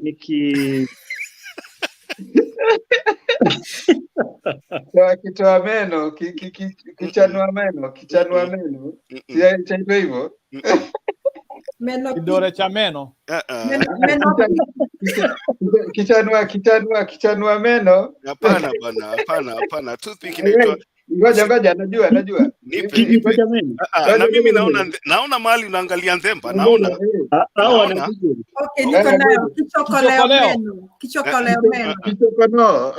Ndio hiyo amepata, na nimeona ukisoma hapo, si ati sijaona. Haya.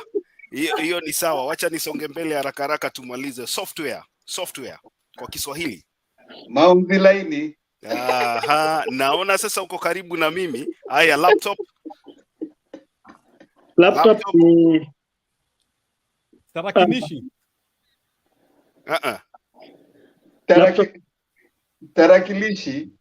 Tarakilishi ni kompyuta. Okay.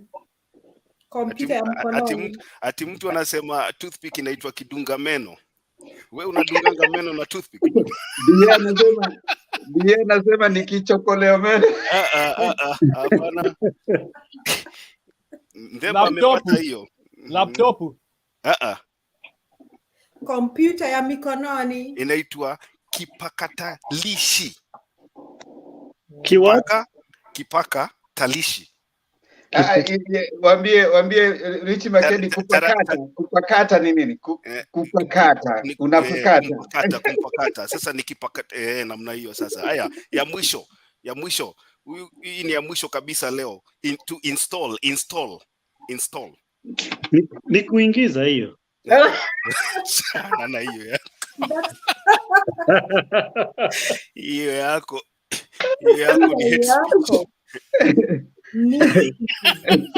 Hiyo yako ni hate speech. Sakinisha. Watazamaji wetu hakuna mtu anajua Kiswahili bwana. Sakinisha. Julia, ninaona ukisoma, si ati sioni. Ninaona ukisoma, ni sawa, umeshinda lakini nimeona ukisoma. Haya, nitini kona yako. Niulize yako. Okay, niambie blender kwa Kiswahili inaitwaje? Kisiaga chakula. Mimi sijui. Nilikuwa nakuuliza. Sasa unaniuliza kitu yenye huna jibu Njiru. Hata hujui kama nimepata ama sijapata. Haya, mimi nataka mfanye hivi. Ile tuige kidogo ile ya nipe nikupe. Sasa itakuwa ni tunaanza na Julia na Adams. Nipe nikupe. Maneno ambayo yanaisha na li. Swali. Kiswahili. Ngoja, ukisema moja Julia anasema alafu napeana. Haya. Mamkuli. Tuli ni nini? Tuli nini bana? Hapo umekosa. Twende. Skuli. Alama 2 kwa 1. Mahali. Subiri, hajasema. Shughuli. Haya, 2 kwa 2. Mahali. 3 kwa 2. Ukimwi.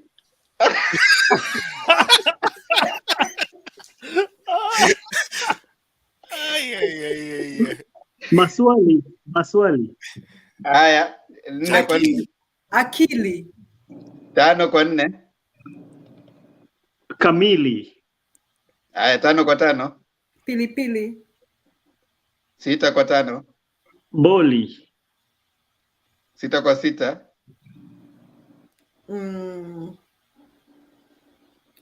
Kamili. 7 kwa 6. Kubali. Wa kwanza kufika kwa 10. Kubali.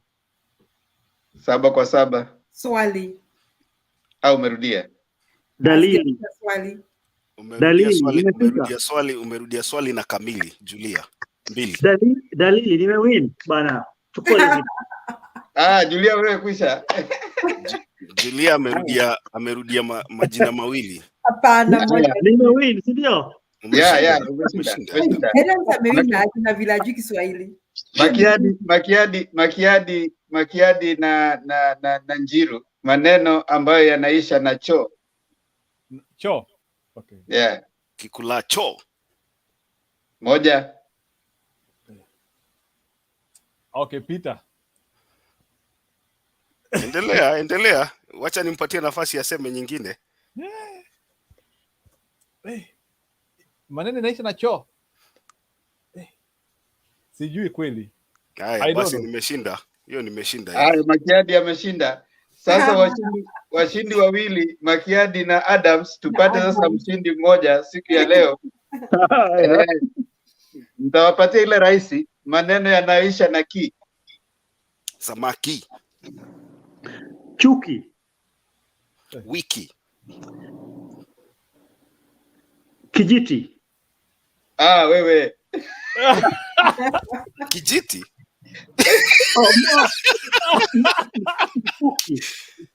Mkuki. Nimesema mkuki. Mswaki. Kiti.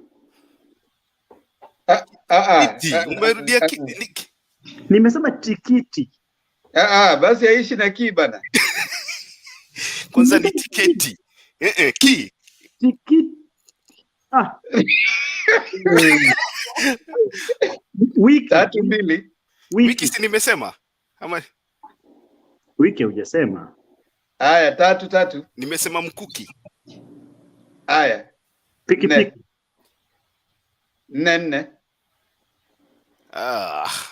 Chaki. 5. 4. Mswaki. 5. Bunduki. 6-5. Tishiki. Hiyo nini hiyo bana? Ni tishiki. Kutishika.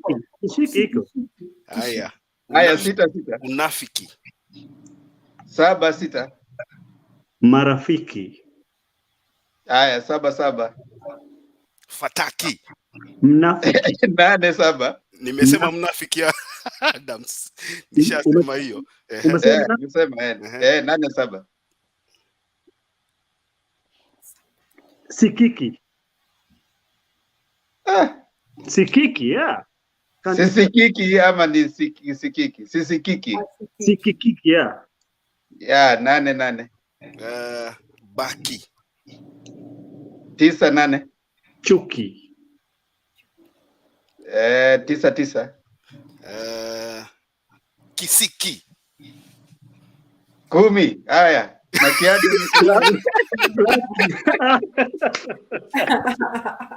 Kuna prize. Ungepe Adams aseme yake. Waende moja. Adams hajasema yake. Tumetai bana. Ashafika 10. Ashafika. Unajua ulisema pass. Ulishindwa ulisema kijiti mara 3. Ulianza na yeye so ilikuwa. Ulisema kijiti mara 3 Adams. Kijiti. Yule wa kwanza kufika kwa 10. Unajua sasa una 6-6. Na tena ukasema tikiti mara 3. Alisema tikiti na tikiti. Kijiti na tikiti. Julia ameshindwa na Adam. Sasa Kiswahili chake kujaribu. Kuna moja rahisi ungesema kindiki. Ungesema kibaki.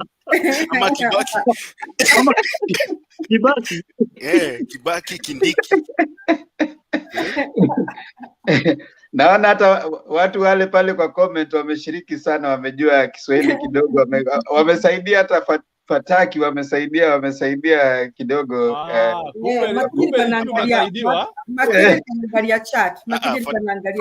Fataki nimeshinda nikiimba Fataki kila siku hapa. Nimekuwa nikiimba Fataki kila wakati nikiambia Adams ameenda kuona Fataki. Unakumbuka? Ameenda kuona Fataki. Yeah. Na kuna mtu ananiuliza Wilbaro ni Rukwama? Rukwama. Haya, kwa leo kwa sababu ni siku kuu ya Kiswahili tutawaruhusu hawa Julia na Njiru waende. Makiadi abaki akupatia wimbo wa Kiswahili ama wa Kikongo. Atachagua mwenyewe. Wanaenda Uswahilini ama? Julia na Njiru wako na date baada ya hapa, so wacha watoke. Tutawaona kesho. Tuonane kesho. Mbarikiwe sana.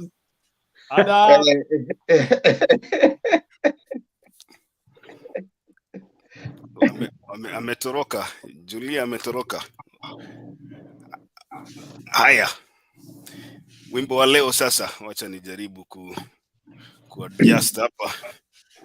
Wimbo wa leo sasa nimeona Dia amerudi sasa Sasa nimtwangie dedication you feel amefanya kazi. Unajua lazima kwanza confirm kama bado hapo ama wewe ukimuona amerudi hapa unajua mambo sawa mambo shwari. Hatujui. Si nimekueleza basi. Hatujui kama mambo sawa. Nimekueleza mambo sawa. Tunamtaka confirm, hatujui. Ndio huyu ameconfirm yuko, si umeona? Ndiye confirm ya kwamba bado nani hajarudi kuoga. Acha nini? Acha. Ndio hiyo, si ndio hiyo. Acha. Amesema yupo tu kwenye comment. Hajasema kama umerudi kuoga ama bado. Die confirm.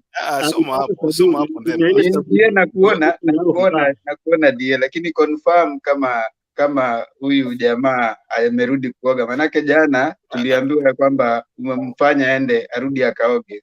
Unajua ukiambiwa urudi kuoga na we pia unaenda huko unajaribu kutafuta mikakati ya kujirudisha kwenye kiti cha ufalme.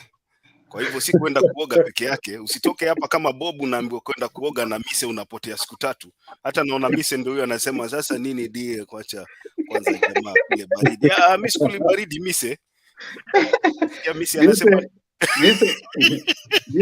mise njoo huko juu. Njoo huko juu kama wataka kuja. Mise anasema niende nikule baridi kwa nini? Alafu Temba ulisema huyu jamaa anaitwa Alex ni nani? Maana yake alisema maneno kwamba yupo mtu akuna ball. Sasa hiyo usiingizwe baridi, wewe ni mfalme bwana. Unajua wewe wacha. Wewe ni mfalme. Umekalia kiti. Wewe ni mfalme, cheza kama wewe. Cheza kama wewe. Wachana na yeye. Sasa unasikia naambiwa huyu mwingine anataka kuharibu. Ati niende nifanye nini? Wewe Josiah ukijaribu kutaja watu kama hao hapa. Die, okay sawa, nimekubali. Alafu unaona nimetengeneza. Leta wimbo sasa. Sasa tumemaliza kesi sio? Wewe umetoka kwa ile ngeli ya mise. Unajua ngeli ya mise ngeli ya mise ni ya yani free agent.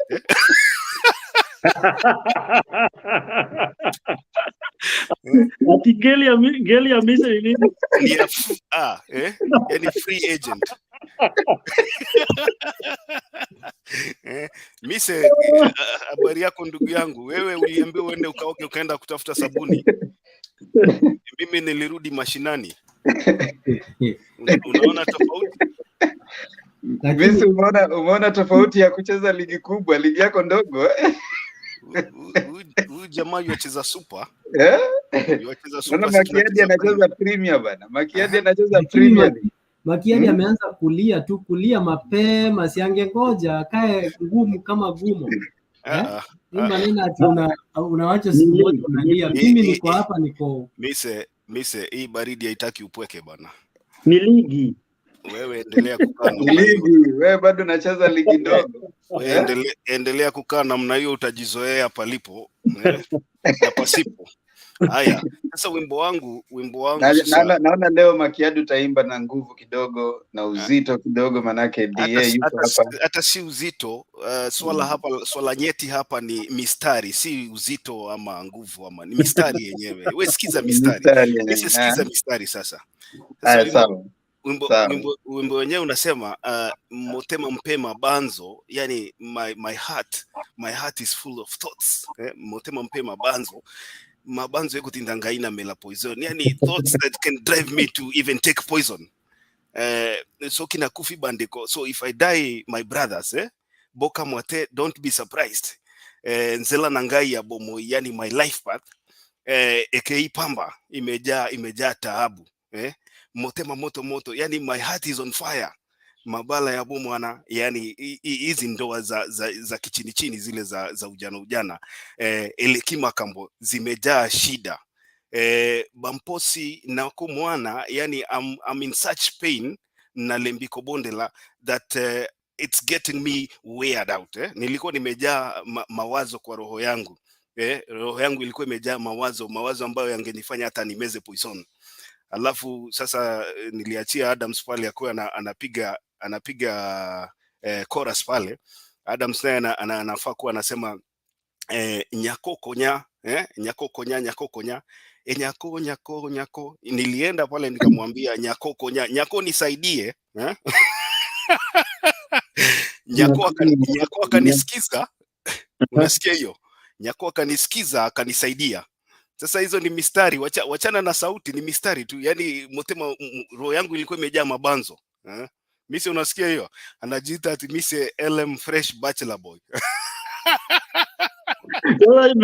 Mise amekuja jina gani bwana? Niko fresh, strong, kila kitu. Mise uko fresh barida, lakini sasa unajua uko peke yako huko kwa kuoga. Wewe ndio umerudi kuoga peke yako. Niko comfortable. Mimi na Julia tumepimana hivi, nikangoja atoke ndio niingie. Mise, you know, you did well, lakini problem uko nao ni moja. For you to take, you were supposed to take a shower kwa pale hivyo Lake Victoria ndio ukue fresh, kwa sababu yule msichana alikuwa kama samaki. Yuatoka huko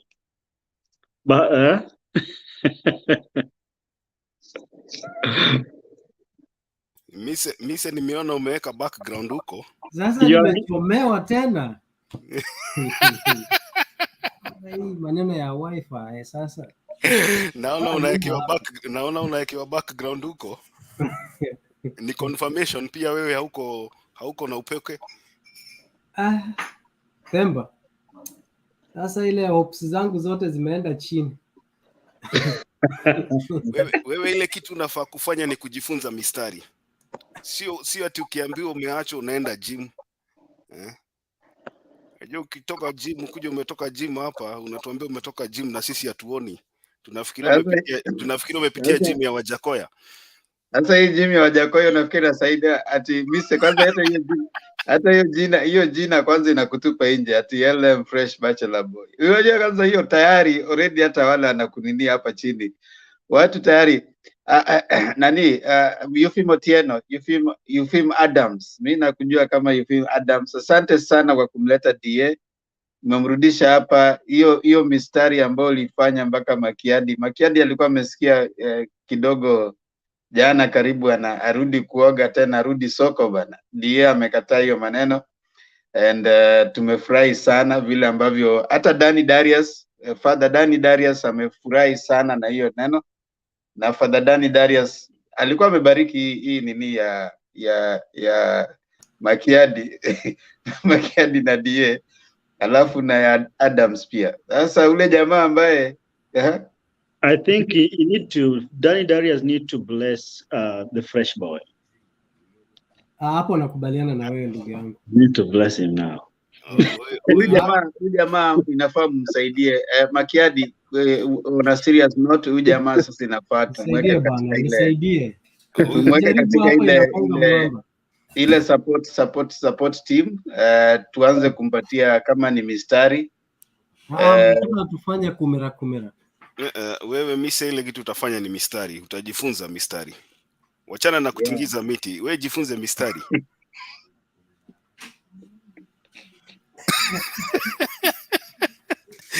Jakoya atakuharibia soko, jifunze mistari ndugu yangu. Lakini wa Jakoya huyu anakuatingisha miti. Leo pia mmekuwa kwa gym na yeye. Mlikuwa kwa gym na yeye? Mmekuwa kwa gym? Hapana, leo nilikuwa unaona hata leo nimevaa shati ya white. Haikuwa nini ya raha leo. Siku ya leo haikuwa siku ya raha. Ilikuwa siku ya peace.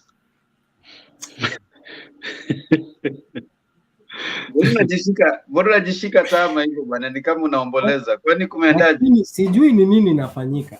Julia ndio huyo akaenda. Christine ndio huyo. Watu sijui ni nini bana. Nyinyi ni kama nani ako na modhe nini?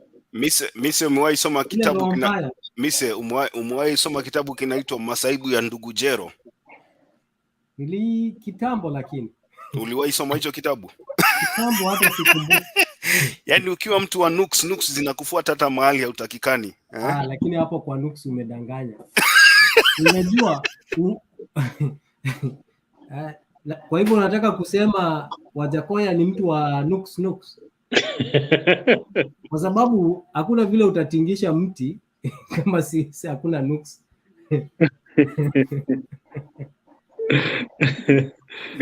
Mise ile kitu ambayo tunasema, unajua jana tulifikiria mtakuwa mnaandaa kuandika kitabu tuletee hapa wewe na Makiadi, lakini kwa sasa inakaa Makiadi amekuacha peke yako huko. Sasa wewe umesikia ushaambiwa na Julia ataki leftovers. Wewe mambo ya kuachwa hii. Na si Julia ameenda kulala jameni. I think Julia, unajua nani yako boring kidogo kwake, anaitwa Njiru. Roho ndio iko hapa. Roho iko hapa lakini mwili iko huko kwingine. Okay.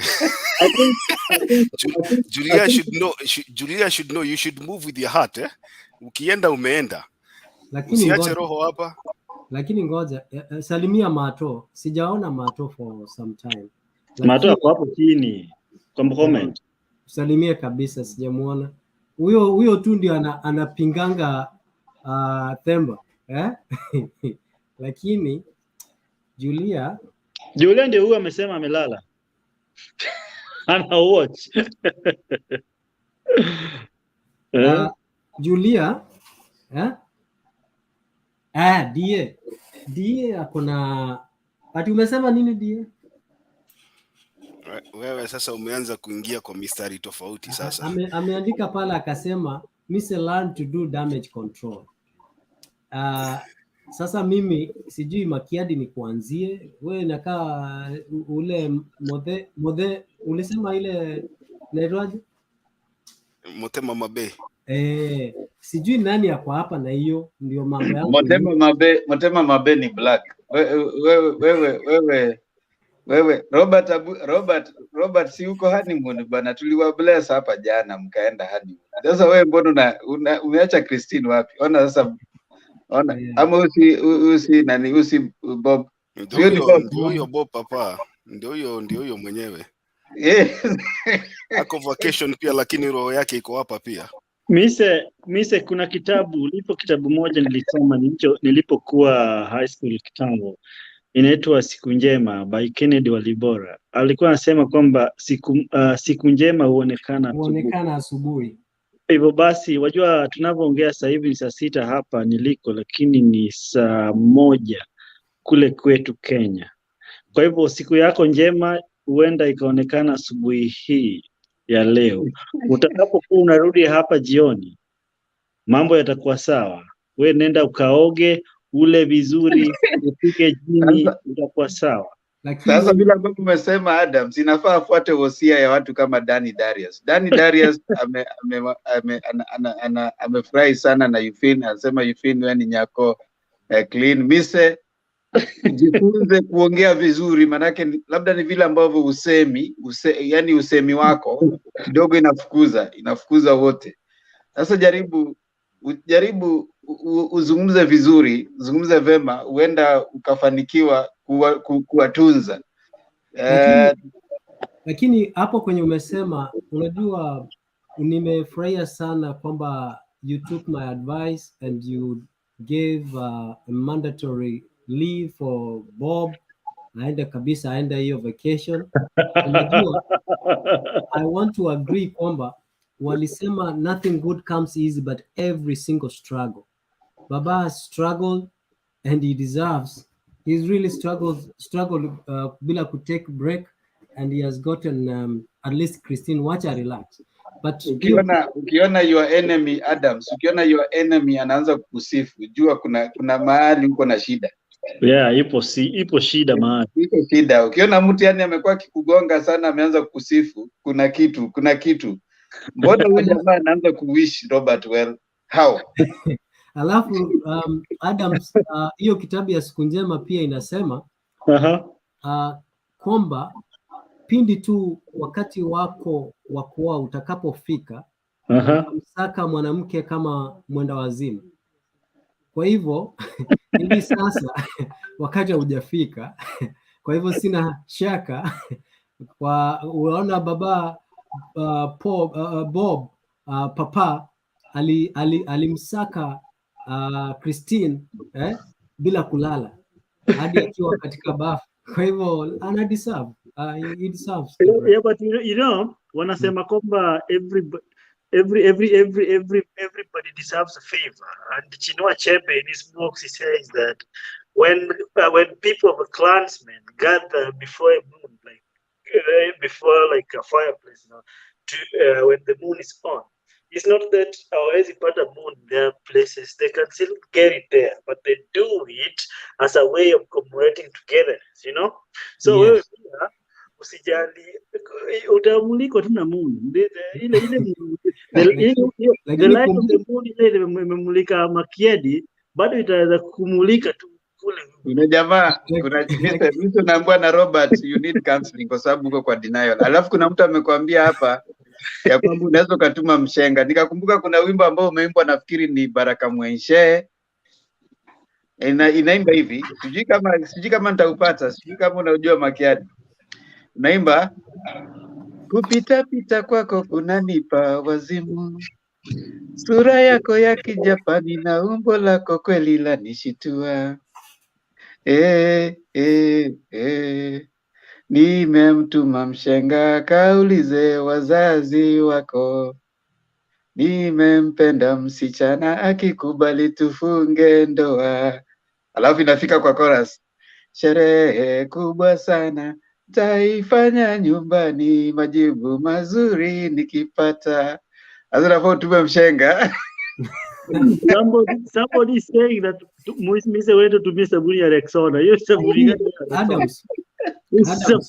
Unajua umetumia msemo wa Chinua Achebe, naye pia alikuwa anasema hivi. Kwamba hata wale unajua lizards. Yes. Unajua hata wakipanda mti kidogo tu, hata umetoka hapa ukafika hapa kutoka kwa ground, wakianguka pia wanajisifu kwamba wamepanda mti. Kwa hivyo Bob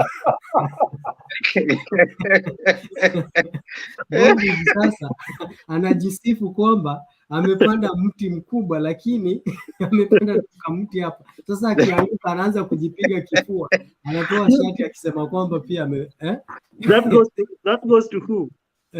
To Bob. Unajua nagonga Bob kwa sababu Bob hawezi jitetea akiwa hapa.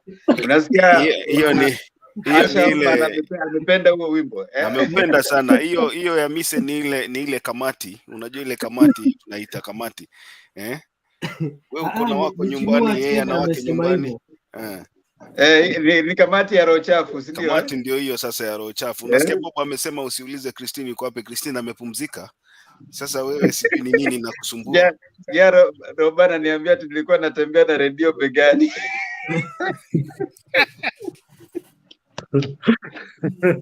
Kumbe Bob ulisikia huo wimbo. Lakini Dan Darius Asha Omar ameupenda sana huo. Sherehe kubwa sana taifanya siku hiyo, majibu mazuri nikipata. Huyu anafaa kumtumia mshenga. Haya, sasa Dan Darius afanye maombi, alafu Eugene DA mniangalie, mnifanyie mchango bwana, acha kuniwacha hivi angarau. Black Motema Mabea kwa hapo hawezi kubali. Kwanza Black atachafua maji ya Adams hapa. Haitwi kuchafua maji, inaitwa kutifua. Unajua kutifua kiburi. Kutifua maji Lakini mbona mnaonea Black? Unajua kutifua ni kustir the waters Sasa mbona mnaonea Black? It is past kuchafua. You stir the waters. Mbona mnaonea Black hivyo? Unfortunately Black plays low league, so he can't match the standards. Ile mtaona Black yako kwa serikali mtashangaa. Serikali gani? Ati Adams ameingizwa mtego na Eugene. Ni sawa tu. Ile Makiadi ndiye anasemanga ile itazalishwa italewa. Tutanyonyesha. Wanasema hivi Temba. Wanasema hivi kwa Kiswahili. Mtoto sio haramu, bali ni kitendo. Asijali, Black asijali. Na umueleze pia mtoto si nguo utaomba mtu. Lazima ujitafutie. Mtoto si nguo utaomba mtu. Si nguo utaomba mtu jamaa. Evelyn. Masikini mimi sina wangu we. Nilikosa wangu we. Ninalia sana mama. Na nyinyi mnachocha sana bana. Sasa ninalia alafu mpaka mnaanza kuniambia ati mimi nilikosa wangu. Nimesikia kuna Evelyn. Yeye wewe uko na roho safi sana. Nani Nani ana roho safi? Amenipatia reference. Wewe wacha fuata reli yako bwana. Hapana, Makiadi, unajua tulikuwa na wewe. Una jamaa usivuke pande nyingine alafu uanze kung'oa reli. Makiadi, kuna mtu anaitwa hapa Sigalame hapa. Nimemuona Sigalame. Anaishi Bungoma. Na huko Bungoma anafanya biashara. Unajua kuna mahali kunaitwa Sigalame, sijui ni wapi huko, ni Bungoma ama ni wapi? Lakini huo wimbo ulikuwa mzuri bana sana.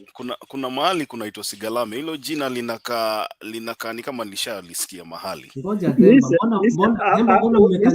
mbona mmekanyagia mwezi Najua mise najua anaweza kuimbia Christine wimbo kama kwa sababu yeye ni mtu wa Motema Mabe. Msichana wa sura nzuri, kitu gani kinakufanya usiolewe? Elimu unayo ya kutosha, na hata kama umeenda ukarudi, miaka yaenda mbio sana, na sura yako nayo ikichuchuka.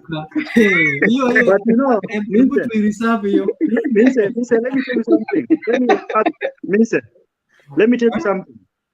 You know, there are certain things that like you have to do with them mandatory, because if you don't do them, they catch up with you. And when they catch up with you, the repercussions are very bad. Like, for example, taxes. You know, you have to file your taxes annually. If you don't do it, you can get away with it, but when it catch up with you, itakuwa mbaya sana. So if you don't know how to do your taxes, you can always engage tax preparers, those who can do it. So in this case, in your case, you know, there are people who can do you services like UFIN and DA. So engage them, take their services, they will sort you out. I take your advice and reservedly. But haya, na mimi nita hiyo ni ujuzi. Leo sasa unaona umeanza ngoja mise usiongee sana. Sikiza kwanza uambiwe na Makiadi. Wacha tusikie. Haya, sema basi mise. Unaona Themba, umenitafutia wimbo mzuri wa Christine.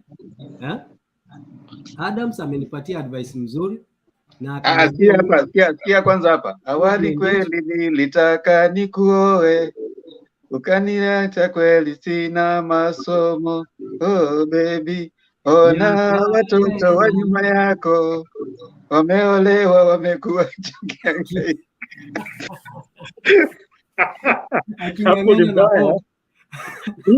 Hiyo chorus mbaya sana. Hebu hapo mwisho sema wameolewa, wamekuacha ukingangana na Bob.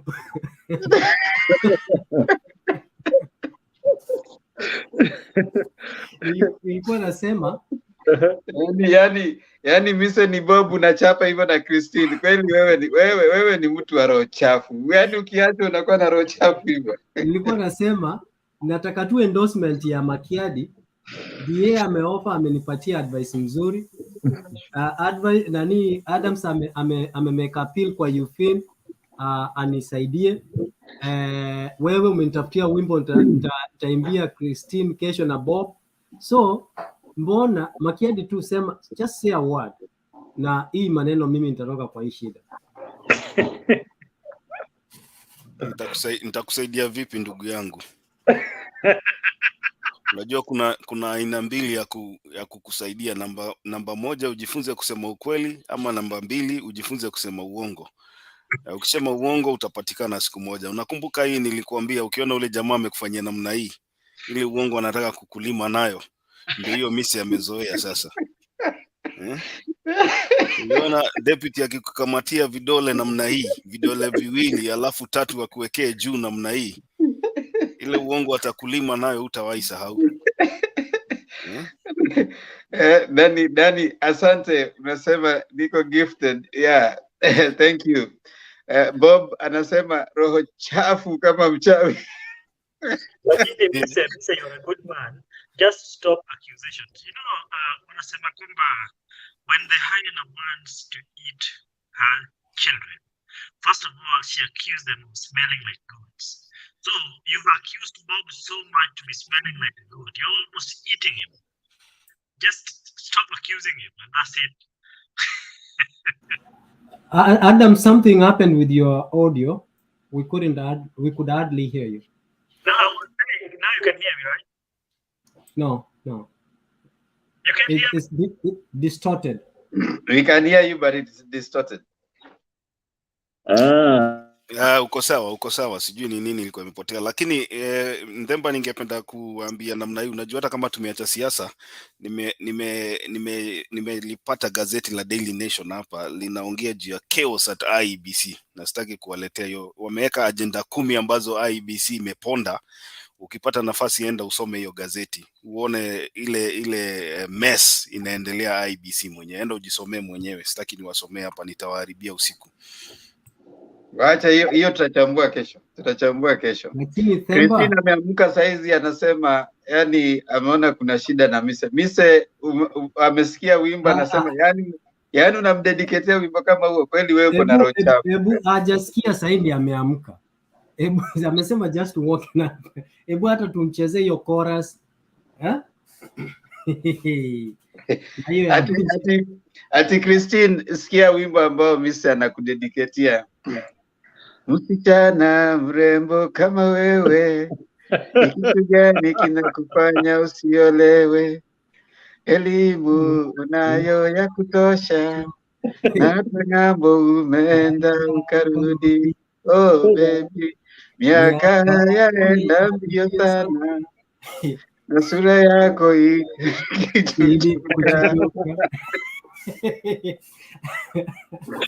Christine, na watoto wa nyuma yako wameolewa, wamekuacha ukihangaika na Bob.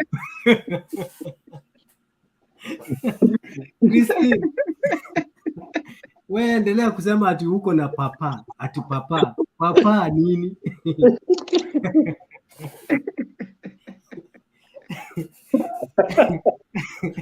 Haya, sasa Ndemba, unaweza mtuma Mise. Kesho sisi wengine tutakufanyia maombi. Ile ndio kitu, hicho ndio kitu ambacho tunaweza kusaidia nao, maombi peke yake. Wewe nenda ukatege mwenyewe, unda mtego. Nachukua advice yenu, na lazima nikuwe humble. I have to humble myself. I've noticed that nilikuwa natembea peke yangu. Nimesikia vile Father Danny Darius amesema, nimekubali kuelezewa na wazee. Mimi nimejileta, mimi niko mbele yenu, vile mtanipanga mimi nitapangika. Hicho kiburi bana, hicho kiburi uko nacho. Kiburi nimewacha. Kwanza Christine alinifanya nikawa na kiburi sana, kumbe sura yake sasa imeanza kuwa na shida. So Christine, tafadhali uniwache, usinipeleke tena niende mbali na wazee. Kabla nikuone mambo yangu ilikuwa mzuri. Kuna Temba, kuna ile wimbo inaenda naomba usiniache Christine analia, umtumie link, anasema ati wako nini, wako likizo bana. Wako likizo. Christine bana, shughulikia papa. Hatutaki hatutaki mambo ya nyinyi huko honeymoon. Mtarudi hapa kesho, tutawaona nyote hapa. Wimbo ambao Adam sasema, usinitese moyoni, naomba usinitese, unipeleke kwa mama, atatupatia mali, tufunge ndoa ya lote. Oh Christine, karibu.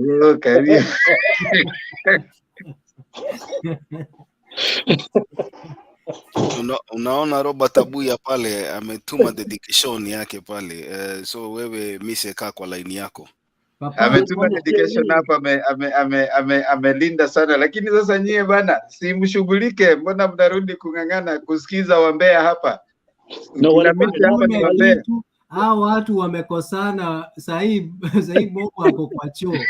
Angalia hata zile hats ametuma ni za roho chafu, roho mbaya. Angalia za nyeusi. Hakuna, I've never seen black hearts.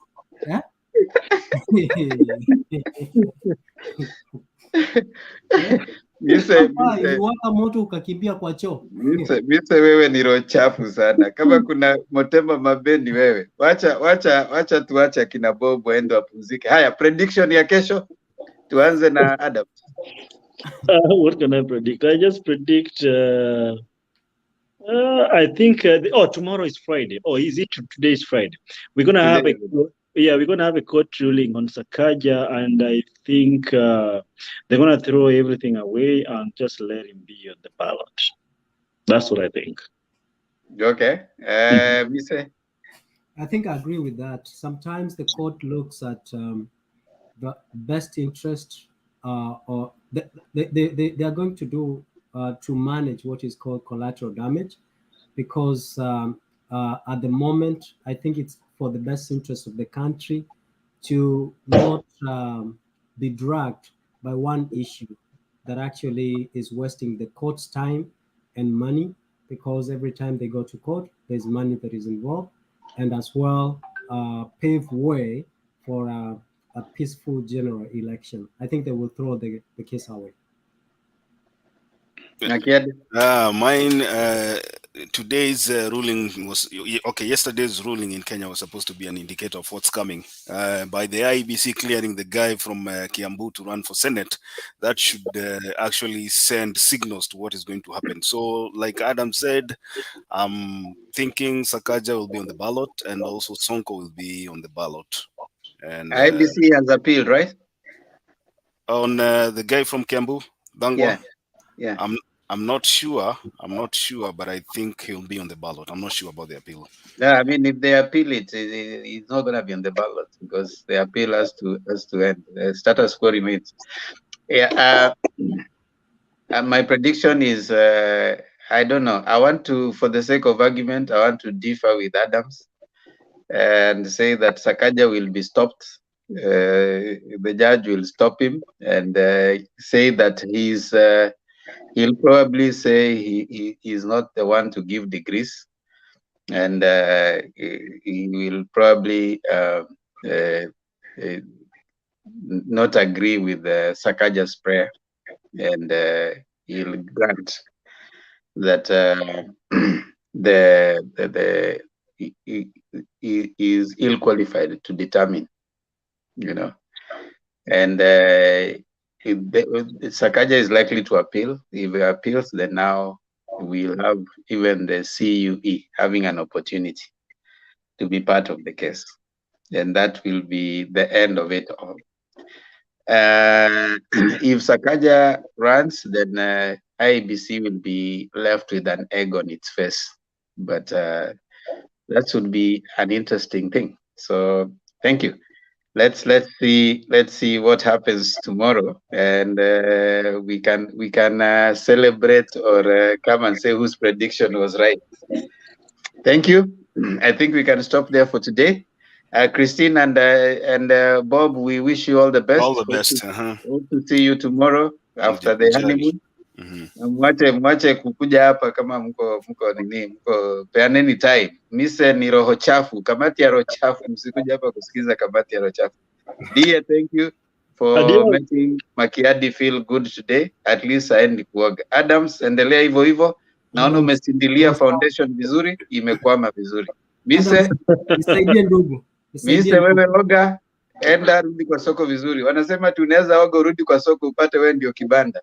So atatumia Rexona. I don't know ni sabuni gani. Ambia you feel and